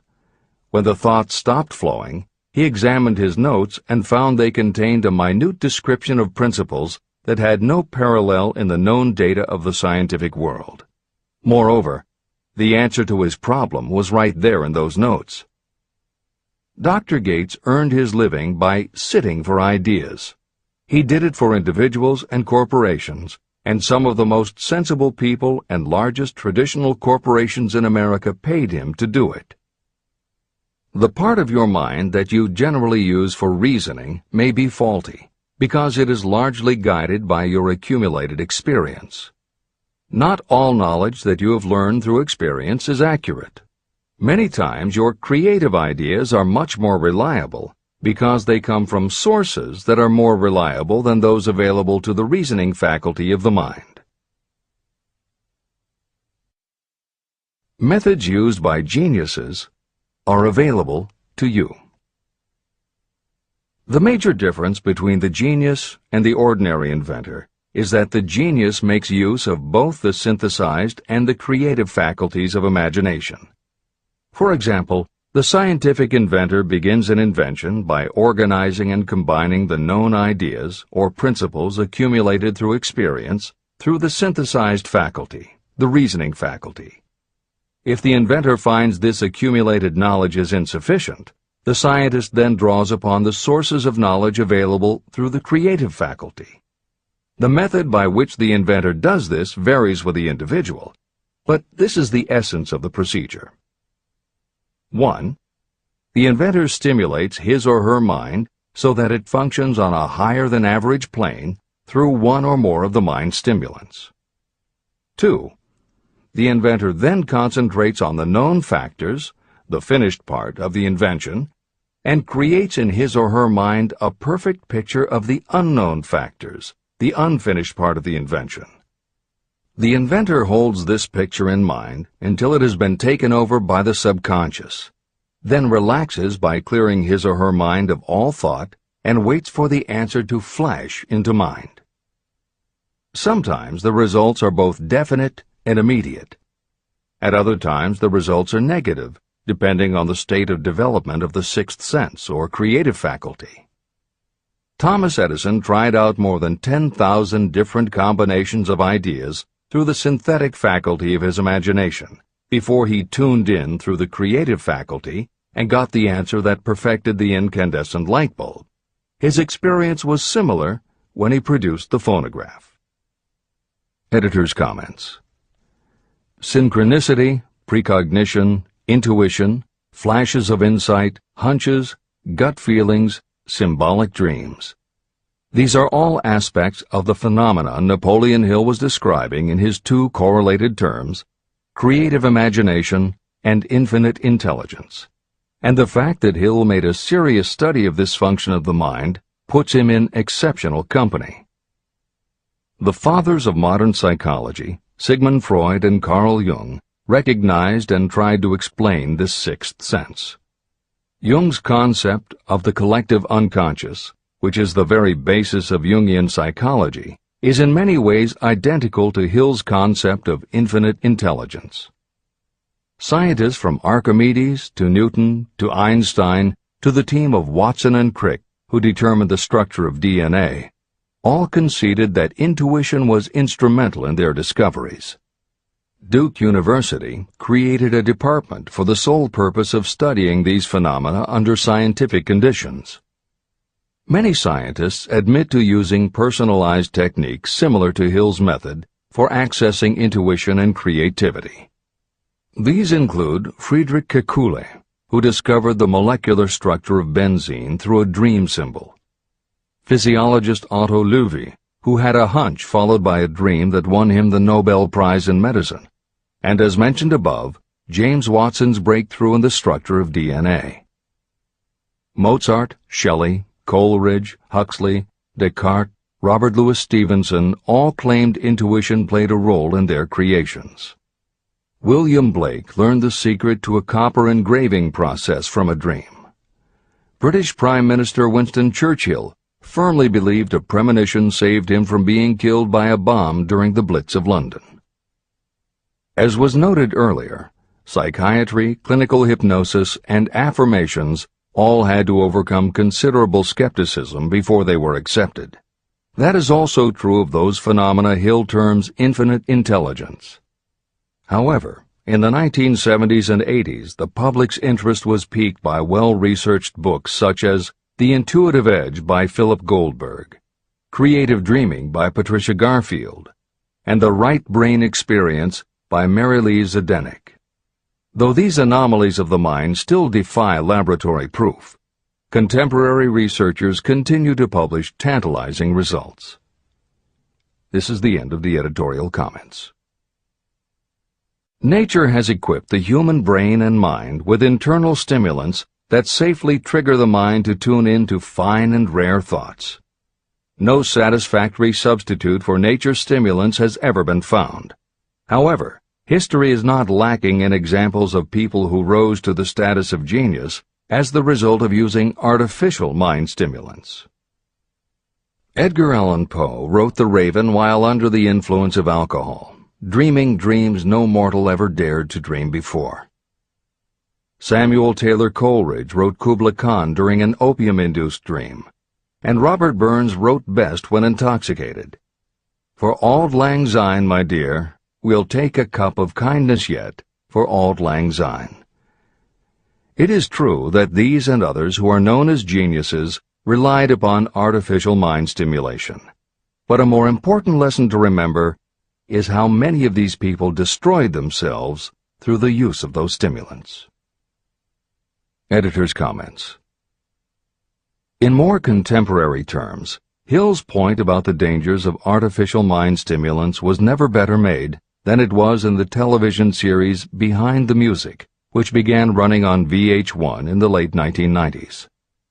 The series was meant to chronicle the lives of rock stars and celebrate their hits, but after viewing 2 or 3 of the shows, they all began to look the same.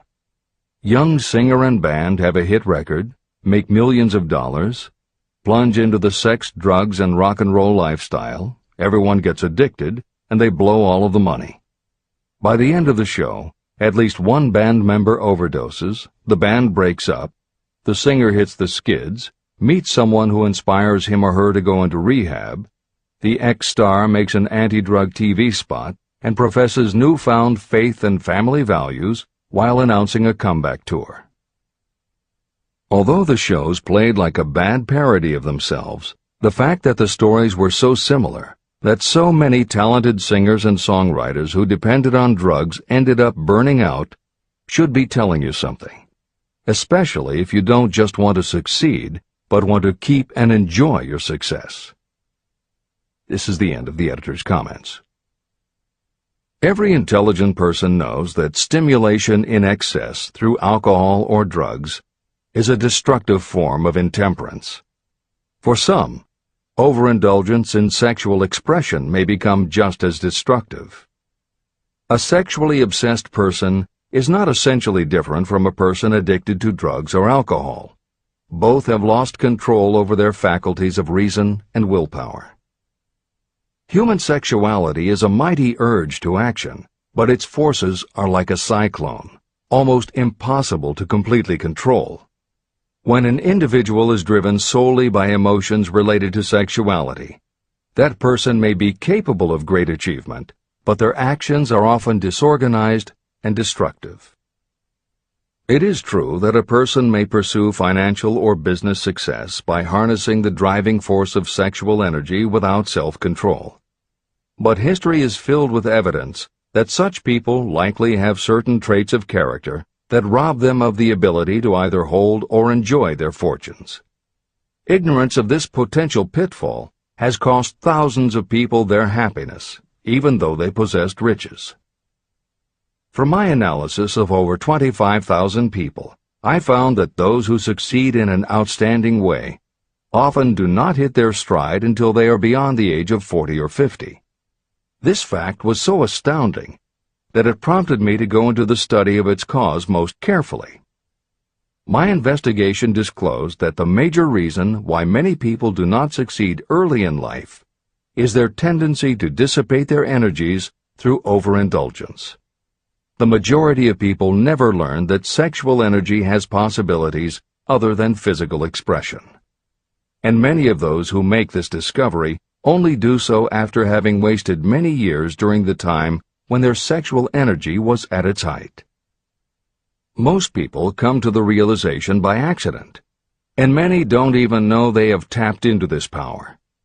They may recognize that their power of achievement has increased, but they have no idea what caused the change. They are just vaguely aware that nature begins to harmonize the emotions of love and sex, so that they may draw upon these great forces and apply them as stimuli to action. The importance of love. Love, romance, and sex are all emotions capable of driving people to heights of superachievement. When combined, these three emotions may lift you to an altitude of a genius. Every person who has been moved by genuine love knows that it leaves enduring traces upon the human heart. The effect of love endures, because love is spiritual in nature. Those who cannot be stimulated to great heights of achievement by love are hopeless. They are dead, though they may seem to live. If you believe you are unfortunate because you have loved and lost, you are wrong. One who has loved truly can never lose entirely. Love is whimsical and temperamental. It comes when it pleases and goes away without warning.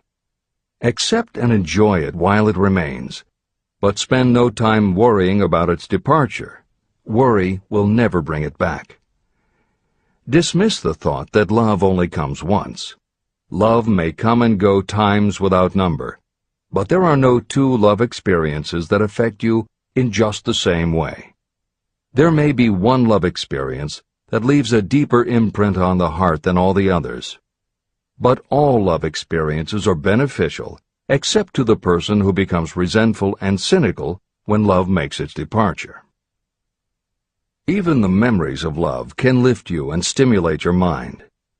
Go back into your yesterdays at times and bathe your mind in the beautiful memories of past love. It will soften your worries and give you a source of escape from the unpleasant realities of life. And maybe, during this temporary retreat into the world of fantasy, your subconscious mind will yield to you ideas or plans that may change the entire financial or spiritual status of your life. There should be no disappointment over love, and there would be none if people understood the difference between the emotions of love and sex. Love is an emotion of many shades and colors, but the most intense and burning of all is that experienced in the blending of the emotions of love and sex. Marriages or committed relationships that are not blessed with love properly balanced with sex cannot be happy ones, and seldom endure. Love alone will not bring happiness, nor will sex alone. Love is spiritual. Sex is biological. No experience that touches the human heart with a spiritual force can possibly be harmful, except through ignorance or jealousy. The presence of destructive emotions in the human mind may poison it in a way that destroys your sense of justice and fairness. Just as a chemist can take certain chemical elements, none of which are harmful in themselves, and by mixing them together create a deadly poison, in a similar manner the emotions of sex and jealousy, when mixed, may turn just as lethal. Love is the emotion that serves as a safety valve and brings balance, reason, and constructive effort. Love is, without question, life's greatest experience. It can bring you into communion with infinite intelligence. When love guides the emotions, it may lead you well on your way toward creative effort. The road to genius consists of the development, control, and use of sex, love, and romance. Briefly, the process may be stated as follows. Encourage the presence of the positive emotions as the dominating thoughts in your mind, and discourage all the destructive emotions. The mind is a creature of habit. It thrives on the dominating thoughts fed to it. Through your willpower, you may discourage the presence of any emotion and encourage the presence of any other. Control of your mind, through the power of your will, is not difficult. Control comes from persistence and habit. The secret of control lies in understanding the process of transmutation. When any negative emotion presents itself in your mind, it can be transmuted into a positive or constructive emotion by the simple procedure of changing your thoughts. There is no other road to genius than through voluntary self-effort. When the emotion of romance is added to those of love and sex, the obstructions between the finite mind and infinite intelligence are removed. Then, a genius has been born.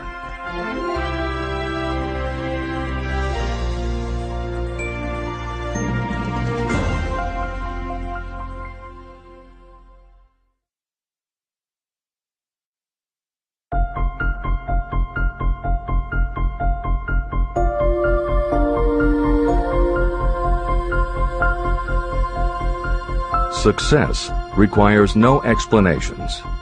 Failure permits no alibis. Chapter 13. The Subconscious Mind. The Connecting Link. The 11th Step Toward Riches. The subconscious mind consists of a field of consciousness, in which every impulse of thought that reaches the conscious mind, through any of the five senses, is classified and recorded.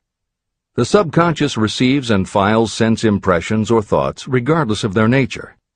You can plant in your subconscious mind any plan, thought, or purpose that you desire to translate into its physical or monetary equivalent. Those desires that have been mixed with emotional feeling and faith in your ability are the ones that are strongest. Therefore, they are the first to which the subconscious responds. The subconscious mind works day and night, and in some way which is not fully understood, the subconscious seems able to draw upon the forces of infinite intelligence for the power to transmute your desires into their physical equivalent. And it does it in the most straightforward and practical way. You cannot entirely control your subconscious mind, but you can hand over to it any plan, desire, or purpose that you wish transformed into concrete form. Refer again to the instructions for using the subconscious mind in Chapter 5, Autosuggestion. Editor's comments. In the chapter on autosuggestion, the four primary methods for planting and reinforcing suggestions in your subconscious are: 1. The formulation and writing out of your desire. 2. The repetition of positive affirmations. 3. The creative visualization of your goal. And 4. By acting as though the goal is already yours. This is the end of the editor's comment. From my research, I have concluded that the subconscious mind is the connecting link between the finite mind of man and infinite intelligence. It is the intermediary through which you may draw upon the forces of infinite intelligence. From my research, I have concluded that the subconscious mind is the connecting link between the finite mind of man and infinite intelligence. It is the intermediary through which you may draw upon the forces of infinite intelligence. Only the subconscious mind contains the process by which mental impulses, thoughts, are modified and changed into their spiritual, energy, equivalent. It alone is the medium through which prayer, desire, may be transmitted to the source capable of answering prayer, infinite intelligence. How to energize your subconscious mind for creative effort. The possibilities of what you can do when you connect creative effort with the subconscious mind are stupendous. They inspire me with awe. I never approach the discussion of the subconscious mind without a feeling of littleness and inferiority, due to the fact that man's entire stock of knowledge on this subject is so pitifully limited. First, you must accept as a reality the existence of the subconscious mind and what it can do for you. This will enable you to understand its possibilities as a medium for transmuting your desires into their physical or monetary equivalent, and then you will comprehend the full significance of the instructions given in Chapter 3, Desire. You will also understand the importance of making your desires clear and putting them in writing. You will understand as well the necessity of persistence in carrying out instructions. The 13 principles that are the basis of this book are the stimuli with which you acquire the ability to reach and to influence your subconscious mind. Do not become discouraged if you cannot do this on your first attempt. Remember that the subconscious mind can be directed only through habit. You have not yet had time to master faith. Be patient. Be persistent. Editor's comments. There are two aspects to Hill's theory of the subconscious mind. There are two aspects to Hill's theory of the subconscious mind. One is the concept of the subconscious as the storehouse of all information and thoughts that you have ever experienced. The second is the concept of the subconscious as the gateway to infinite intelligence. In this chapter, Hill focuses primarily on the subconscious as a storehouse. Expanding on the editorial comment about the subconscious mind that appears in the chapter on autosuggestion, proof that the subconscious is a storehouse of information is confirmed in the use of hypnotherapy by psychiatrists. Through hypnosis, psychiatrists are able to help patients open the door to their subconscious so that they can retrieve information about traumatic situations that have been filtered out or repressed by the conscious mind. Further proof is in the use of hypnosis by law enforcement officials to recapture information such as license plate numbers and other details that the conscious mind of a witness has filtered out. Although results vary from person to person, there is no doubt that the subconscious has access to information that the conscious mind does not. This storehouse aspect of the subconscious is what accounts for some ideas that come to us through creative imagination. In some instances, bits of information and ideas that our conscious mind has forgotten will connect with each other on a subconscious level to create a new idea, and that idea will be received by our creative intelligence, which presents it to us as a flash of inspiration. You can't completely control this process, but you can condition yourself to come up with more and better ideas. It is a fact that a traumatic experience, the result of which creates a strongly planted idea, can influence the way a person thinks and acts. If that is true, then by intentionally using all of your efforts to powerfully plant an idea in your subconscious, you should be able to create what would amount to a good traumatic experience that will influence the way you think and act in a positive way. This is exactly how you develop what Hill calls a money consciousness. If you do everything within your power to strongly, firmly, and with complete faith and conviction plant the idea that you will be successful and achieve your desire, your subconscious will accept and store that idea. If you have planted the idea so strongly that it is the dominant idea in your subconscious, it will influence all of the other ideas and information stored there. When you have given your subconscious this specific direction that it did not have before, it will begin to put together pieces of information, and through your creative intelligence, you will find that you are coming up with more and better plans and ideas to accomplish your goal. But as Hill says, you can do this only through faith and habit.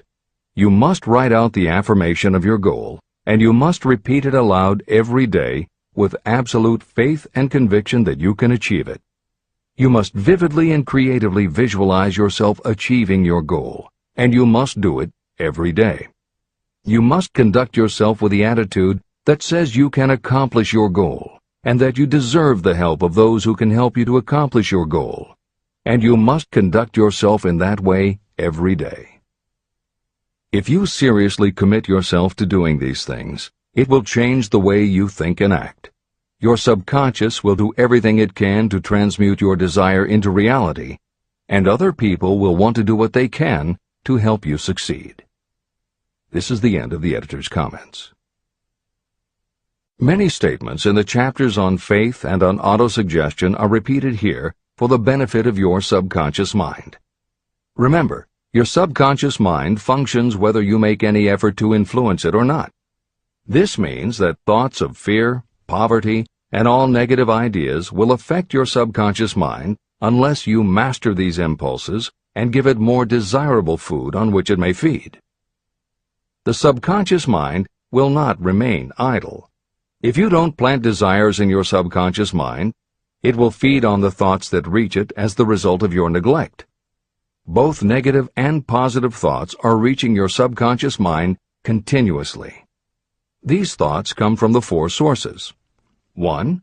Consciously from other people. 2. Your subconscious. 3. Subconsciously from other people. And 4. Infinite intelligence. Every day, all kinds of thought impulses are reaching your subconscious mind without your knowledge. Some of these impulses are negative. Some are positive. Right now, you should be specifically trying to shut off the flow of negative impulses and actively working to influence your subconscious mind through positive impulses of desire. When you achieve this, you will possess the key that unlocks the door to your subconscious mind. Moreover, you will control that door so completely that no undesirable thought may influence your subconscious mind. Everything that you create begins in the form of a thought impulse. You can create nothing that you do not first conceive as a thought. Through the aid of the imagination, thoughts may be assembled into plans.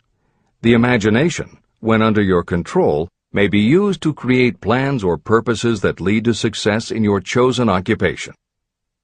All thoughts that you want to turn into success and have planted in the subconscious mind must pass through the imagination and be mixed with faith, your faith in your own abilities.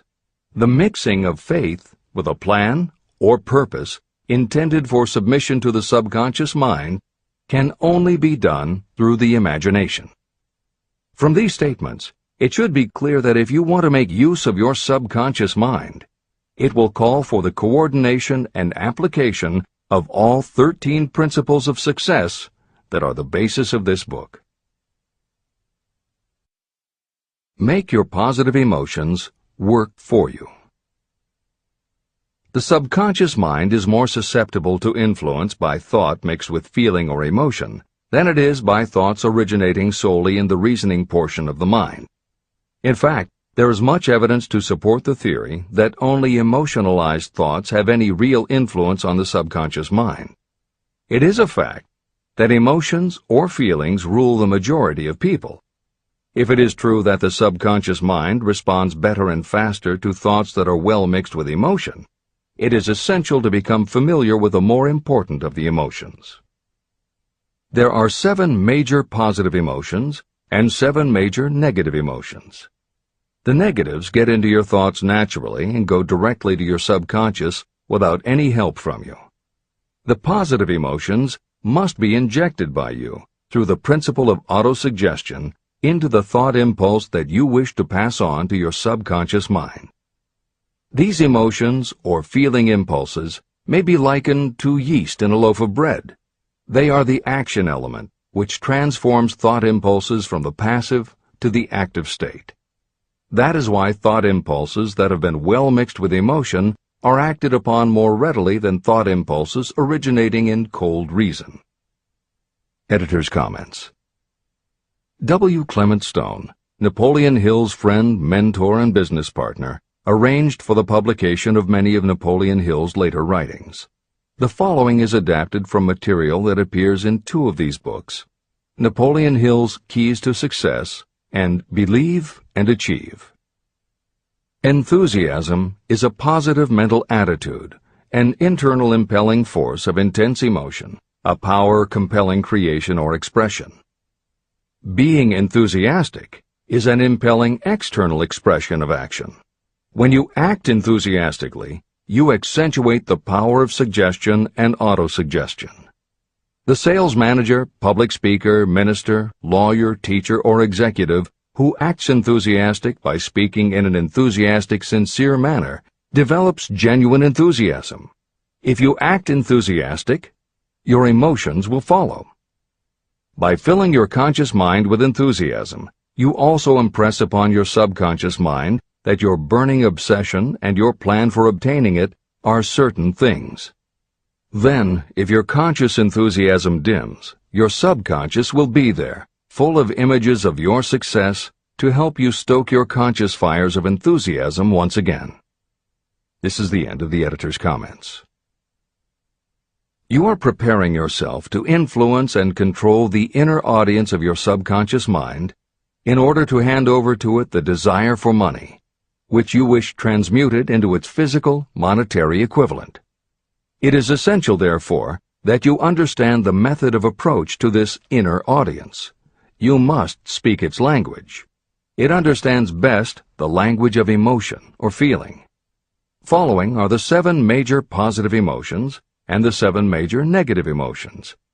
I am listing them here so that you may draw upon the positives and avoid the negatives when giving instructions to your subconscious mind. The 7 major positive emotions. The emotion of desire, the emotion of faith, the emotion of love, the emotion of sex, the emotion of enthusiasm, the emotion of romance, the emotion of hope. There are other positive emotions, but these are the 7 most powerful and the ones most commonly used in creative effort. Master these 7 emotions. They can be mastered only by use, and the other positive emotions will be at your command when you need them. Remember that you are studying a book that is intended to help you develop a money consciousness by filling your mind with positive emotions. The 7 major negative emotions to be avoided. The emotion of fear, the emotion of jealousy, the emotion of hatred, the emotion of revenge, the emotion of greed, the emotion of superstition, the emotion of anger. Positive and negative emotions cannot occupy the mind at the same time. One or the other must dominate. It is your responsibility to make sure that positive emotions constitute the dominating influence of your mind. That is where the law of habit will help you. Form the habit of applying and using the positive emotions. Eventually, they will dominate your mind so completely that the negatives cannot enter it. Only by following these instructions literally and continuously can you gain control over your subconscious mind. The presence of a single negative in your conscious mind is sufficient to destroy all chances of constructive aid from your subconscious mind. Editor's comments. Napoleon Hill's concern about the susceptibility of the subconscious mind to negative thoughts, emotions, and comments is well known to professionals who work with these techniques. In clinical hypnotherapy, there is an axiom referred to as the law of reversed effect, which states that whenever there is a conflict between imagination and willpower, the imagination wins. When you attempt to plant an idea, if the subconscious already harbors a negative, trying to force the new idea has the reverse effect, because the subconscious becomes obsessed with defending its established negative idea. And the harder you try to do something, the more the subconscious resists, and the more difficult it becomes. Even the use of the word try is warned against, because it gives the suggestion to the subconscious of a preconceived failure. The concept of trying implies an ongoing effort. You don't want to try. You want to succeed. If you ask your subconscious to help you try, it may do just that. It may help you try, but it will prevent you from succeeding. Because if you did succeed, then it could no longer help you try, which is what you asked it to do. The cautionary note about using the word try is just one example of the care that should be taken when formulating affirmations and using autosuggestion. The following are some other rules of thumb that most modern experts agree on. 1. Affirmations should always be stated as a positive. Affirm what you do want, not what you don't want. 2. Affirmations work best when they are short and very clear about a single desired goal. Take the time to write, rewrite, and polish your affirmation until you can express your desire in a short statement of precise and well-chosen words. 3. Affirmations should be specific about the desired goal, but not about how to accomplish it. Your subconscious knows better than you what it can do and how it can do it. 4. Do not make unreasonable time demands. Your subconscious can't make anything happen suddenly or now. 5. Just saying the words will have little effect. When you affirm your desire, you must do it with such faith and conviction that your subconscious becomes convinced of how important it is to you. As you affirm your desire to yourself, visualize it in your mind's eye as big as a billboard. Make it big, powerful, and memorable. 6. Repetition of your emotionalized affirmation is crucial. At this time, it is your habit to think one way. By repeating your affirmation often every day, your new way of thinking will begin to be your automatic response. Keep reinforcing it until it becomes second nature to you, and your habit will have become to think the new way, the way you want to think. This is the end of the editor's comments. We form habits based on the degree of reinforcement we receive. Habits make no moral judgments. They can be either good or bad. Both are formed through repetition. If we try something and like the results, we repeat the action. You can replace negative thoughts with positive ones. You can replace inaction with action, and you can form any habit you choose. Your thoughts are the only thing that you can completely control if you choose to do so. You can control your thoughts to control your habits. The secret of effective prayer. Most people resort to prayer only after everything else has failed, or else they pray by a ritual of meaningless words. And because most people who pray do so only after everything else has failed, they go to prayer with their minds filled with fear and doubt. Because fear and doubt are the emotions that are mixed with their prayer, these are the emotions the subconscious mind passes on, and these are the emotions that infinite intelligence receives and acts upon. If you pray for a thing, but as you pray you have fear that you may not receive it, or that your prayer will not be acted upon by infinite intelligence, your prayer will have been in vain. Prayer does sometimes result in the realization of that for which one prays. If you have ever had the experience of receiving something for which you prayed, go back in your memory and recall your actual state of mind while you were praying, and you will know for sure that the theory here described is more than a theory. The method by which you may communicate with infinite intelligence is very similar to the way the vibration of sound is transmitted by radio waves. Sound cannot be transmitted through the atmosphere until it has been changed into a very high rate of vibration. The radio station takes the sound of the human voice and modifies it by stepping up the vibration millions of times. Only in this way can the energy of sound be sent over distances. After this transformation has taken place, the energy, which originally was in the form of vibrations of sound, is broadcast or transmitted as a radio signal. When a radio set receives the high-speed transmission, it then reconverts that energy back to its original slower rate of vibration. And when it is stepped down to its original rate, it vibrates the diaphragm of the speaker, which reproduces the original sound of the voice. The subconscious mind is the intermediary that translates prayers or desires into terms that infinite intelligence can receive. The answer comes back to you in the form of a definite plan or idea for procuring the object of your prayer. When you understand this principle, you know why mere words read from a prayer book cannot serve as an agency of communication between the mind of man and infinite intelligence. Do not expect troubles, as they have a tendency not to disappoint.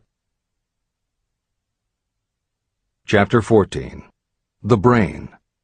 A broadcasting and receiving station for thought. The 12th step toward riches. It was while I was working with the late Dr. Alexander Graham Bell and Dr. Elmer R. Gates that I first proposed the idea that every human brain is both a broadcasting and receiving station for the vibration of thought. In some way similar to the principle behind the operation of a radio receiver, every human brain is capable of picking up vibrations of thought that are being released by other brains. These are received as hunches and flashes of intuition. As was explained in previous chapters, it is your creative imagination that is the receiving set of your brain, which receives thoughts from your subconscious and, under certain circumstances, receives thoughts released by the brains of others. Your creative imagination is the interconnection between your conscious or reasoning mind and the four sources from which you receive thought stimuli. 1. Consciously from other people. 2. Your subconscious. 3. Subconsciously from other people. And 4. Infinite intelligence. When stimulated, or stepped up to a high rate of vibration, the mind becomes more receptive to thoughts that reach it from outside sources. This stepping up process takes place through either the positive emotions or the negative emotions. Through the emotions, the vibrations of thought may be increased. The brain that has been stimulated by emotions functions at a much more rapid rate than it does when that emotion is quieted or absent. The result is the increase of thought to such a pitch that the creative imagination becomes highly receptive to ideas. On the other hand, when the brain is functioning at a rapid rate, it also gives to your own thoughts the emotional feeling that is essential before those thoughts will be picked up and acted upon by your subconscious mind. The subconscious mind is the sending station of the brain, through which vibrations of thought are broadcast. Autosuggestion is the medium by which you may put into operation your sending station. The creative imagination is the receiving set through which the energies of thought are picked up. Editor's comments. The following combines the above concept with the related materials from previous chapters to provide a step-by-step recap of Napoleon Hill's view of the process. 1. The brain is simultaneously both a broadcaster and a receiver. 2. Emotion affects both your ability to send and your ability to receive. When under the effect of strong emotion, the more powerfully you can send thoughts. When under the effect of strong emotion, the more receptive you are to receiving thoughts. 3. When you send thoughts, to where do you send them? You send them to your subconscious by using autosuggestion. 4. When you receive thoughts, where do they come from? They come from your subconscious and you receive them through your creative imagination. 5. Your subconscious mind has two aspects. Your subconscious is a storehouse of information, as explained in the previous chapter. Your subconscious is your connection to infinite intelligence. 6. Infinite intelligence is the medium through which you receive thoughts from other brains. Infinite intelligence is Hill's term for describing the following basic law of physics. Because everything in the universe is made of time, space, energy, or matter, and because matter is just energy in a different form, then everything is actually different parts of the same thing. This means that your subconscious mind, energy, has a common base with every other subconscious mind, energy. 7. Thoughts from other brains come to you as follows. When you are under the effect of a strong emotion and your receiver is especially receptive, sometimes its pull is so strong that it attracts a thought from the subconscious mind of another brain. It is able to do this because infinite intelligence interconnects your subconscious with the subconscious of the other brain. 8. These thoughts from other brains are what we refer to as intuition, hunches, déjà vu, and foreknowledge. Although Hill's explanation depends on the action of an intangible force that cannot be isolated and dissected in a laboratory, neither medical science nor psychology can offer a better explanation for those thoughts that depend on knowledge or information that we do not have. This is the end of the editor's comments. The greatest forces are intangible. In the past, we've depended too much on our physical senses and have limited our knowledge to physical things that we could see, touch, weigh, and measure. I believe we have entered the most marvelous of all ages, an age that will teach us more about the intangible forces of the world about us. Perhaps we shall learn that there is an other self that is more powerful than the physical self we see when we look in a mirror. Many people do not take seriously such intangibles, the things that they cannot perceive through any of their five senses. However, to belittle the idea of forces that are intangible or cannot be explained is to ignore the fact that all of us, every day, are controlled by forces that are unseen and intangible. The whole of mankind has not the power to cope with nor to control the intangible force wrapped up in the rolling waves of the oceans. We still do not fully understand the intangible force of gravity, which keeps this little Earth suspended in space and keeps us from falling from it, much less have the power to control that force. We are entirely subservient to the intangible force that comes with a thunderstorm, and we are just as helpless in the presence of the intangible force of electricity. We do not understand the intangible force and intelligence wrapped up in the soil of the earth, the force that provides us with every morsel of food we eat, every article of clothing we wear, and every dollar we carry in our pockets. Last but not least, with all of our culture and education, we still understand little or nothing of the greatest of all the intangibles, thought. However, we have begun to learn a good deal about the intricate workings of the physical brain, and the results are stunning. We know that the central switchboard of the human brain, the number of lines that connect the brain cells to each other, is written as the figure 1, followed by 15 million zeros. Dr. C. Judson Herrick of the University of Chicago says, "The figure is so stupendous that astronomical figures, dealing with hundreds of millions of light years, become insignificant by comparison. It has been determined that there are from 10 billion to 14 billion nerve cells in the human cerebral cortex, and we know that these are arranged in definite patterns. These arrangements are not haphazard. They are orderly. It is inconceivable to me that such a network of intricate machinery should be in existence for the sole purpose of carrying on the physical functions connected with the growth and maintenance of the physical body. Is it not likely that the same system, which gives billions of brain cells the media for communication, one with another, also provides the means of communication with other intangible forces?" Editor's comments. In the time since Hill wrote the above comments, we have learned a great deal more about the physical brain and how it operates. We understand much about the chemistry of the brain. We can measure the energies it releases. We know which areas control the various functions of the body and which areas affect memory, emotions, reasoning, and many other subtleties related to the thinking process.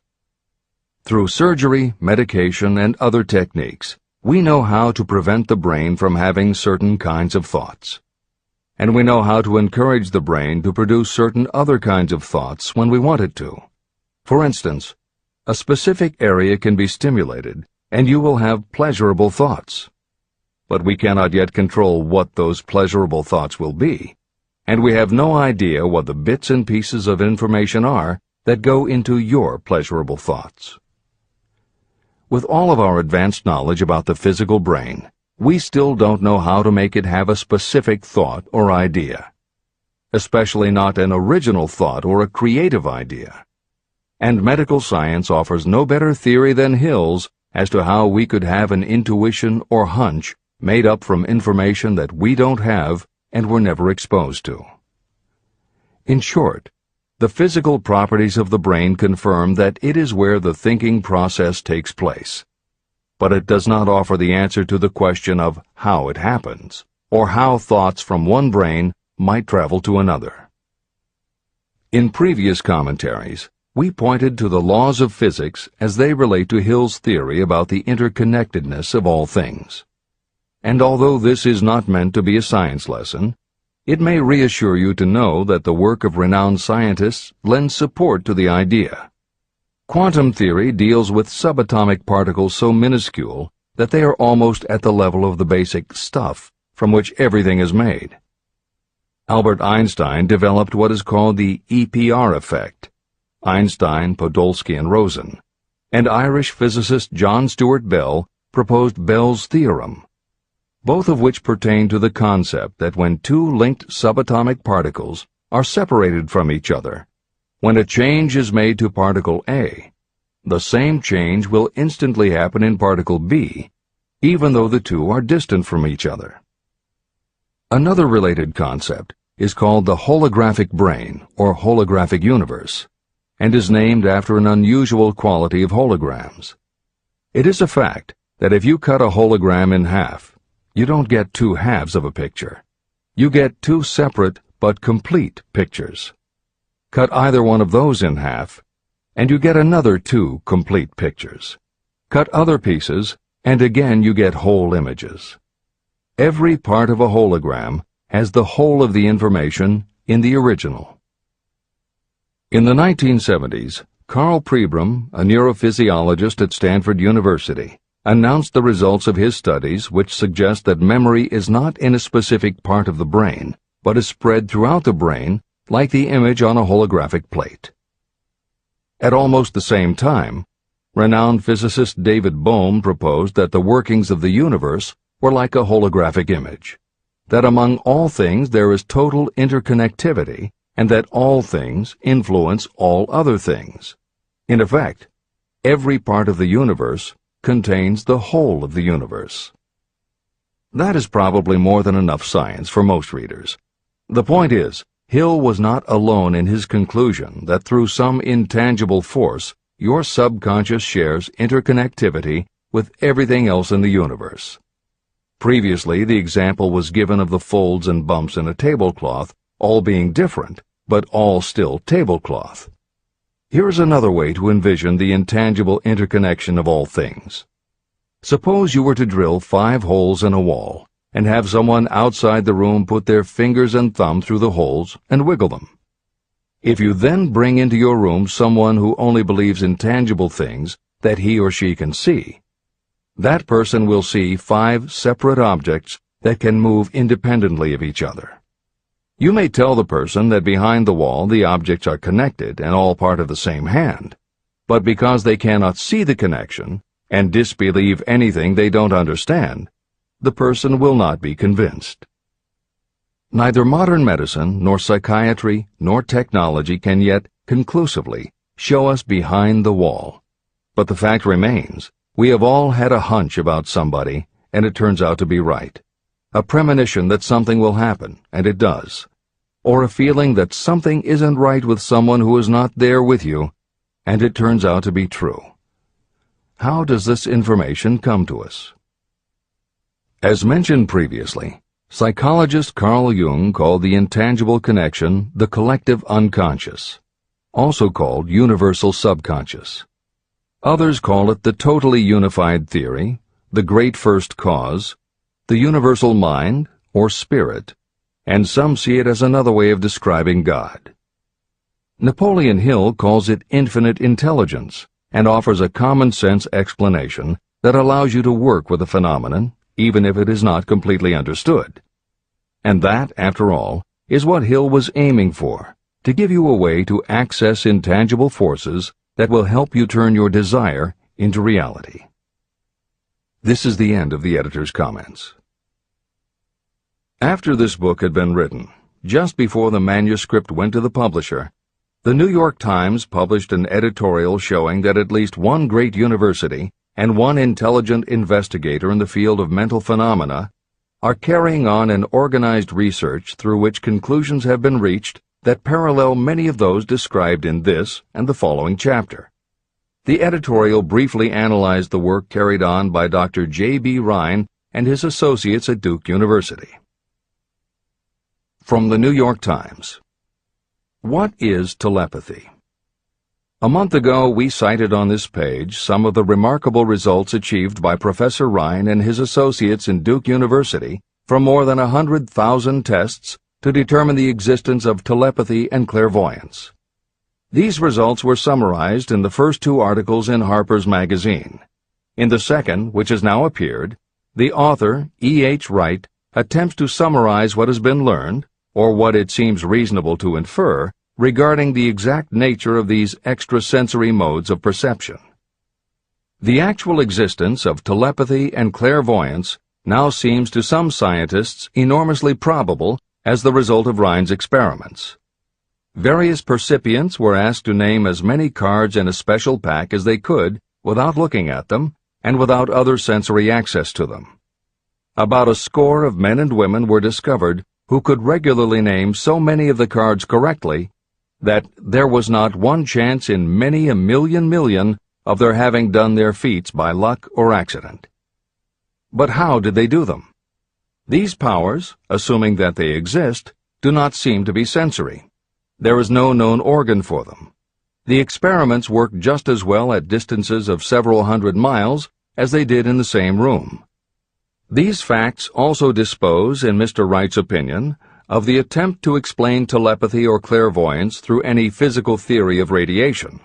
All known forms of radiant energy decline inversely as the square of the distance traversed. Telepathy and clairvoyance do not. But they do vary through physical cause, as our other mental powers do. Contrary to widespread opinion, they do not improve when the percipient is asleep or half asleep, but on the contrary, when he is most wide awake and alert. Rhine discovered that a narcotic will invariably lower a percipient score, while a stimulant will always send it higher. The most reliable performer apparently cannot make a good score unless he tries to do his best. One conclusion that Wright draws with some confidence is that telepathy and clairvoyance are really one and the same gift. That is, the faculty that sees a card face down on a table seems to be exactly the same one that reads a thought residing only in another mind. There are several grounds for believing this. So far, the two gifts have been found in every person who has either of them. If you have the abilities, both seem to be of equal strength. Screens, walls, distances have no effect at all on either. Wright expresses his hunch that other extrasensory experiences, such as prophetic dreams, premonitions of disaster, and the like, may also prove to be part of the same faculty. The reader is not asked to accept any of these conclusions, but the evidence that Rhine has piled up must remain impressive. In 1927, Dr. J.B. Rhine and his wife, Dr. Louisa E. Rhine, joined Professor William McDougall, chairman of the psychology department at Duke University, to create a lab that would apply strict scientific procedures to the study of psychic phenomena. They developed scientific methodologies and procedures to study, identify, and test individuals who demonstrated unusual abilities. It was Dr. Rhine who coined the term extrasensory perception, ESP, and he adopted the word parapsychology to describe their studies. It is fair to say that the research done at the Rhine lab is some of the most advanced work on the entire subject. In 1962, they created the Foundation for Research into the Nature of Man in order to continue their studies independent of the university and to publish related works. In 1995, the name was changed to the Rhine Research Institute. This is the end of the editor's comments. How to join minds in teamwork. In view of Dr. Rhine's findings about the conditions under which the mind responds to what he terms extrasensory modes of perception, I would like to add my own observations.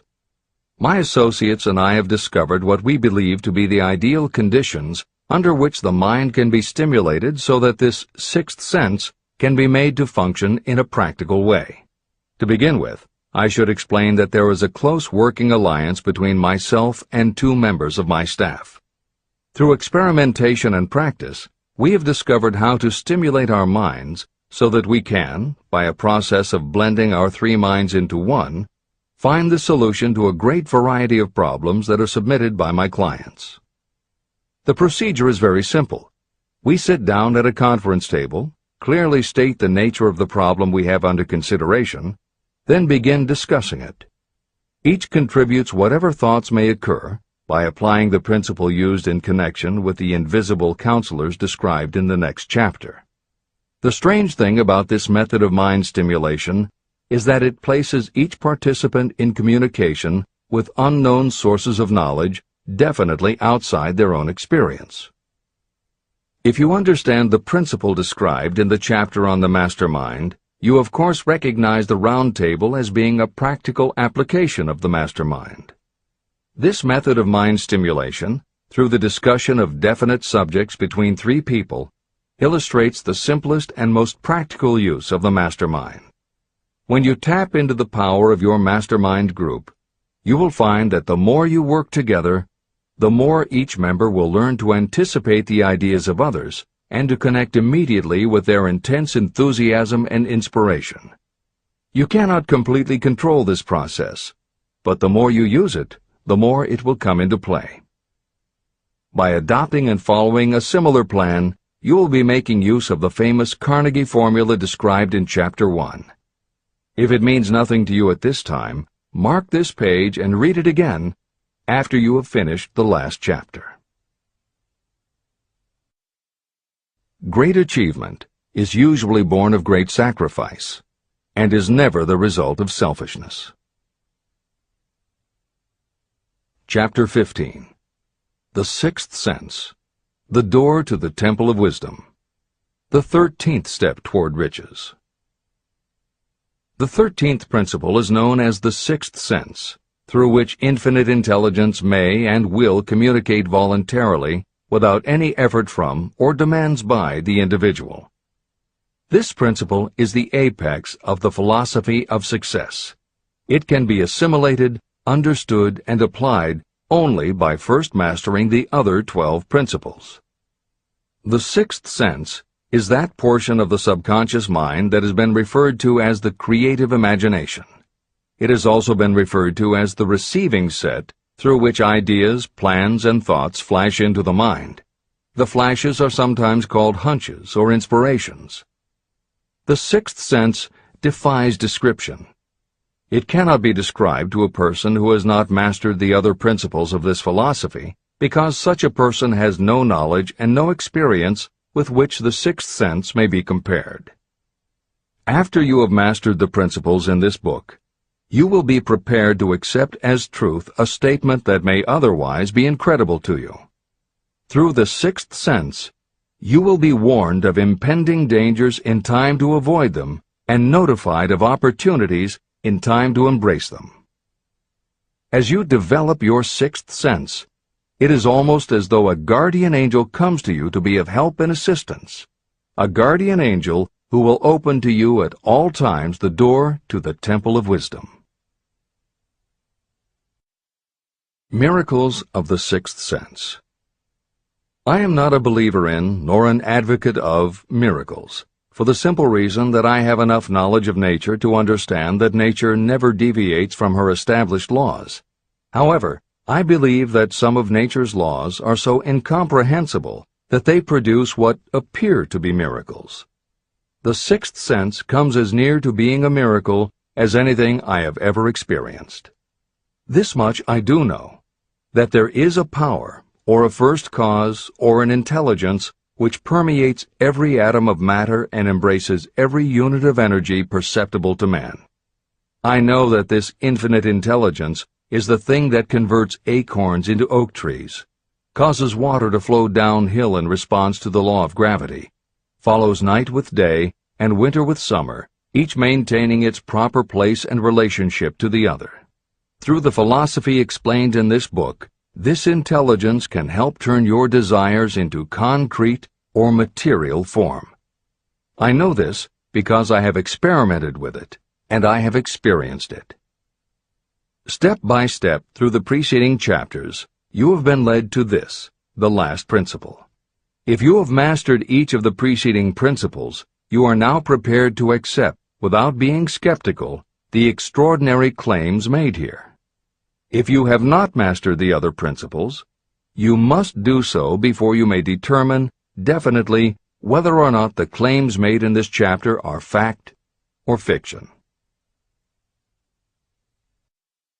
Let great people shape your life. I have never completely divested myself of the habit of hero worship. While I was passing through the stage of hero worship, I found myself trying to imitate those whom I most admired. My experience has taught me that the next best thing to being truly great is to emulate the great, to try to act like them, be like them, and feel like them as much as I could. I discovered that the faith with which I tried to imitate my idols gave me great capacity to do so quite successfully. Long before I had ever written a line for publication or delivered a speech in public, I followed the habit of reshaping my own character by trying to imitate the 9 men whose lives and life works had been most impressive to me. These 9 men were Emerson, Paine, Edison, Darwin, Lincoln, Burbank, Napoleon, Ford, and Carnegie. Every night, over a long period of years, I held an imaginary council meeting with this group, whom I called my invisible counselors. This is how I did it. Just before going to sleep at night, I would shut my eyes and see, in my imagination, this group of men seated with me around my council table. Here I had not only an opportunity to sit among those whom I considered to be great, but I actually dominated the group by serving as the chairman. I had a very definite purpose in using my imagination in this way. My purpose was to rebuild my own character, so it would become a composite of the characters of my imaginary counselors. Realizing that I had to overcome the handicap of being born and raised in an environment of ignorance and superstition, I deliberately assigned myself the task of voluntary rebirth through the method I have described above. Building character through autosuggestion. I knew, of course, that we all become what we are because of our dominating thoughts and desires. I knew that every deeply seated desire causes a person to find a way to turn that desire into reality. I knew that self-suggestion is a powerful factor in building character. In fact, it is the sole principle through which character is built. With this knowledge of how the mind works, I was fairly well armed with the equipment needed to rebuild my character. In these imaginary council meetings, I called on my cabinet members for the knowledge I wished each to contribute. I would even speak out loud to each of them as follows. Mr. Emerson, I desire to acquire from you the marvelous understanding of nature which distinguished your life. I ask that you impress upon my subconscious mind those qualities you possessed that enabled you to understand and adapt yourself to the laws of nature. Mr. Burbank, I request that you pass on to me the knowledge that enabled you to so harmonize the laws of nature that you caused the cactus to shed its thorns and become an edible food. Give me access to the knowledge that enabled you to make 2 blades of grass grow where but 1 grew before. Napoleon, I desire to acquire from you the marvelous ability you possess to inspire men and to arouse them to greater and more determined spirit of action. I desire also to acquire the spirit of enduring faith, which enabled you to turn defeat into victory and to surmount staggering obstacles. Mr. Paine, I desire to acquire from you the freedom of thought and the courage and clarity with which to express convictions which so distinguished you.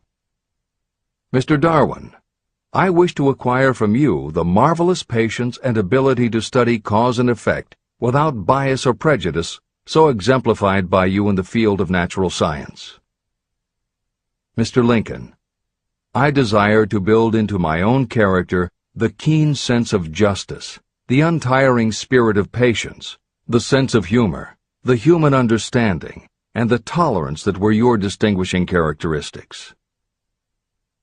Mr. Carnegie, I wish to acquire a thorough understanding of the principles of organized effort, which you use so effectively in the building of a great industrial enterprise. Mr. Ford, I wish to acquire your spirit of persistence, the determination, poise, and self-confidence that have enabled you to master poverty and to organize, unify, and simplify human effort so I may help others to follow in your footsteps. Mr. Edison, I wish to acquire from you the marvelous spirit of faith with which you have uncovered so many of nature's secrets, the spirit of unremitting toil with which you have so often wrested victory from defeat. The startling power of imagination. My method of addressing the members of my imaginary cabinet would vary according to the traits of character I was most interested in acquiring. I studied the records of their lives with painstaking care. After some months of this nightly procedure, I was astounded as each time my imaginary counselors started to become more and more real to me. Each of these 9 men developed individual characteristics that surprised me. For example, Lincoln developed the habit of always being late, then walking around in solemn parade. He always wore an expression of seriousness on his face. Rarely did I see him smile. This was not true of the others. Burbank and Payne often indulged in witty repartee, which seemed at times to shock the other members of the cabinet. On one occasion, Burbank was late. When he came, he was excited with enthusiasm, and explained that he had been late because of an experiment he was making, through which he hoped to be able to grow apples on any sort of tree. Payne chided him by reminding him that it was an apple that started all the trouble between man and woman.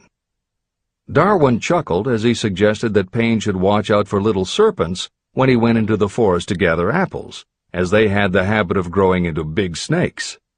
Emerson observed, "No serpents, no apples," and Napoleon remarked, "No apples, no state." These meetings became so realistic that I became fearful of their consequences and discontinued them for several months. The experiences were so uncanny, I was afraid that if I continued them, I would lose sight of the fact that the meetings were purely experiences of my imagination. In writing this book, this is the first time that I've had the courage to mention this. I knew from my own attitude in connection with such matters that I would be misunderstood if I described my unusual experience. I now have the courage to put this on the printed page, because I am now less concerned about what they say than I was in the years that have passed. While the members of my cabinet may be purely fictional, and the meetings existed only in my own imagination, they have led me into glorious paths of adventure, rekindled my appreciation of true greatness, encouraged my creativity, and inspired me to be honest and bold in expressing my thoughts. Editor's comments. Napoleon Hill's experience with his imaginary counselors is not as uncommon as it may seem on first reading. In fact, it happens to novelists all the time. As an author proceeds with the writing of a book, there will come a point when the characters in the novel become so well defined in the author's mind that the personalities of the characters themselves begin to suggest plot points and dialogue that the author never planned. Often the thoughts that come to the author when he or she is in the character are completely original, and in real life would never have occurred to the author. Psychiatrists, therapists, and motivational experts also use this phenomenon when they work with role-playing. The usual procedure is to ask 2 people to act out a scenario as if they were in each other's shoes. If this is done in a situation where the participants do not feel embarrassed or self-conscious, and if the people will allow themselves to become submerged and seriously try to become the other person, the results can be stunning. Depending on the faith with which you approach it, you can get not just a general sense of what the other person is going through, but also have flashes of insight, actually feel what the other person feels, and gain a real understanding about the reactions or motivations of others. Why it works is just as much a mystery as why you get hunches. It may be simply that when your imagination creates a character, it doesn't give the character inhibitions, so when you think through the character, your mind is less restricted. Regardless, the fact is that by using your imagination to project yourself into other characters, you can open yourself to ideas that you don't normally have access to, and you can use this mental phenomenon as one of the tools that will help you turn your desire into success. This is the end of the editor's comments. Tapping the source of inspiration. Somewhere in the cell structure of the brain is something that receives the vibrations of thought ordinarily called hunches. So far, science has not discovered where this sixth sense is located, but this is not important. The fact remains that human beings do receive accurate knowledge through sources other than the physical senses. Generally, such knowledge is received when the mind is under the influence of extraordinary stimulation. Any emergency that arouses the emotions and causes the heart to beat more rapidly may bring the sixth sense into action. Anyone who has experienced a near accident while driving knows that the sixth sense often comes to your rescue and by split seconds helps to avoid the accident. I mention this as background to the following statement of fact. On many occasions when I have faced emergencies, some of them so grave that my life was in jeopardy, I have been miraculously guided past these difficulties through the influence of my invisible counselors. My original purpose in conducting council meetings with imaginary beings was solely to use autosuggestion to impress upon my subconscious mind certain characteristics that I wanted to acquire. In more recent years, my experimentation has taken on an entirely different trend. I now go to my imaginary counselors with every difficult problem that confronts me and my clients. During my meetings with these invisible counselors, I find my mind most receptive to ideas, thoughts, and knowledge that reach me through the sixth sense. The results are often astonishing, although I do not depend entirely on this form of counsel. The sixth sense is not something that one can take off and put on at will. Ability to use this great power comes slowly, through application of the other principles outlined in this book. No matter who you are, or what may have been your purpose in reading this book, you can profit by it even if you don't fully understand how or why the principle described in this chapter works. This is especially true if your major purpose is that of accumulation of money or other material things. This chapter on the sixth sense was written because the book is designed to present a complete philosophy by which individuals may unerringly guide themselves in attaining whatever they ask of life. The starting point of all achievement is desire. The finishing point is the kind of knowledge that leads to understanding. Understanding of yourself, understanding of others, understanding of the laws of nature, and the recognition and understanding of happiness. Full understanding of this comes only through familiarity with and use of the principle of the sixth sense. In reading this chapter, you may have found yourself lifted to a high level of mental stimulation. Splendid! Come back to this again a month from now, read it once more, and observe that your mind will soar to a still higher level of stimulation. Repeat this experience from time to time, giving no concern as to how much or how little you learn at the time. Eventually, you will find yourself in possession of a power that will enable you to throw off discouragement, master fear, overcome procrastination, and draw freely upon your imagination. Then you will have felt the touch of that unknown something that has been the moving spirit of every truly great thinker, leader, artist, musician, writer, or statesman. Then you will be in a position to transmute your desires into their physical or financial counterpart as easily as you may lie down and quit at the first sign of opposition.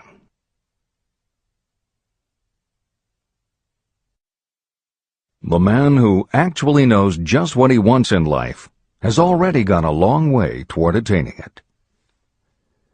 Chapter 16. The Six Ghosts of Fear. How many are standing in your way? Take inventory of yourself as you read this closing chapter, and find out how many of the ghosts are standing in your way.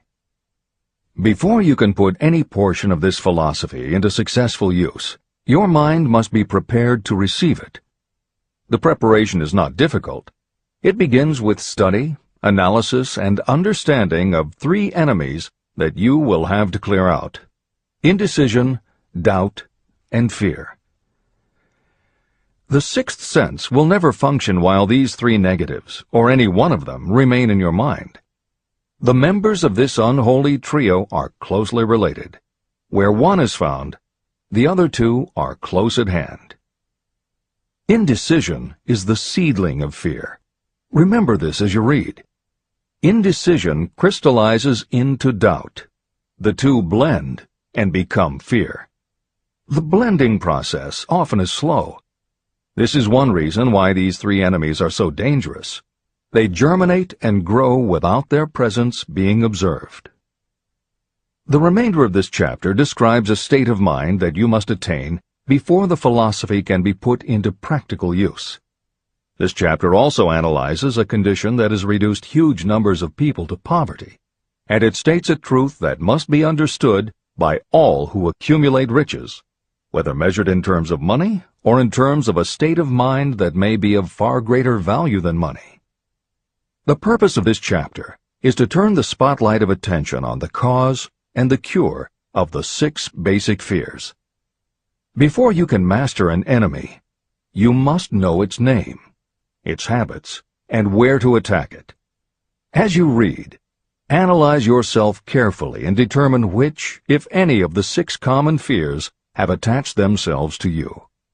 And keep in mind that sometimes they are hidden in the subconscious mind, where they are difficult to locate and still more difficult to eliminate. The 6 basic fears. There are 6 basic fears. At one time or another, every person suffers from some combination of these fears. Most people are fortunate if they do not suffer from the entire 6. Named in the order of their most common appearance, they are the fear of poverty, the fear of criticism, the fear of ill health, the fear of loss of love of someone, the fear of old age, and the fear of death. All other fears are of minor importance, and are in fact just variations on these 6. Fears are nothing more than states of mind. Your state of mind is subject to your control and direction. You can create nothing that you do not first conceive in the form of an impulse of thought. The following statement is of even greater importance. Thought impulses begin immediately to translate themselves into their physical equivalent, whether those thoughts are voluntary or involuntary. Even thought impulses that are picked up by mere chance, thoughts that have been released by other minds, may determine your financial, business, professional, or social destiny just as surely as the thoughts that you create by intent and design. This circumstance also explains why some people seem to be lucky, while others of equal or greater ability, training, experience, and brain capacity seem destined to have misfortune. The explanation is that you have the ability to completely control your own mind. With this control, you may open your mind to the thought impulses that are being released by other brains, or you can close the doors tightly and admit only thought impulses of your own choice. Nature has endowed human beings with absolute control over only one thing, and that one thing is thought. This fact, coupled with the additional fact that everything we create begins in the form of a thought, leads us very near to the principle by which fear may be mastered. If it is true that all thought has a tendency to clothe itself in its physical equivalent, and this is true beyond any reasonable room for doubt, it is equally true that thought impulses of fear and poverty cannot be translated into terms of courage and financial gain. The first basic fear. The fear of poverty. There can be no compromise between poverty and riches. The two roads that lead to poverty and riches travel in opposite directions. If you want riches, you must refuse to accept any circumstance that leads toward poverty. The word riches is used in its broadest sense, meaning financial, spiritual, mental, and material wealth. The starting point of the path that leads to riches is desire. In Chapter 3, you received full instructions for the proper use of desire. In this chapter on fear, You have complete instructions for preparing your mind to make practical use of desire. Here is the place to give yourself a challenge, which will definitely determine how much of this philosophy you have absorbed. Here is the point at which you can tell what the future holds in store for you. If, after reading this chapter, you are willing to accept poverty, you may as well make up your mind to receive poverty. This is one decision you cannot avoid. But if you demand riches, determine what form and how much will be required to satisfy you. You know the road that leads to riches. You have been given a roadmap. If you follow it, it will keep you on that road. If you neglect to make the start, or stop before you arrive, no one will be to blame but you. This responsibility is yours. No excuse will save you from accepting the responsibility if you now fail or refuse to demand riches of life. All you need is one thing. Incidentally, the only thing you can control, and that is a state of mind. A state of mind is something that is up to you. It cannot be purchased. It must be created.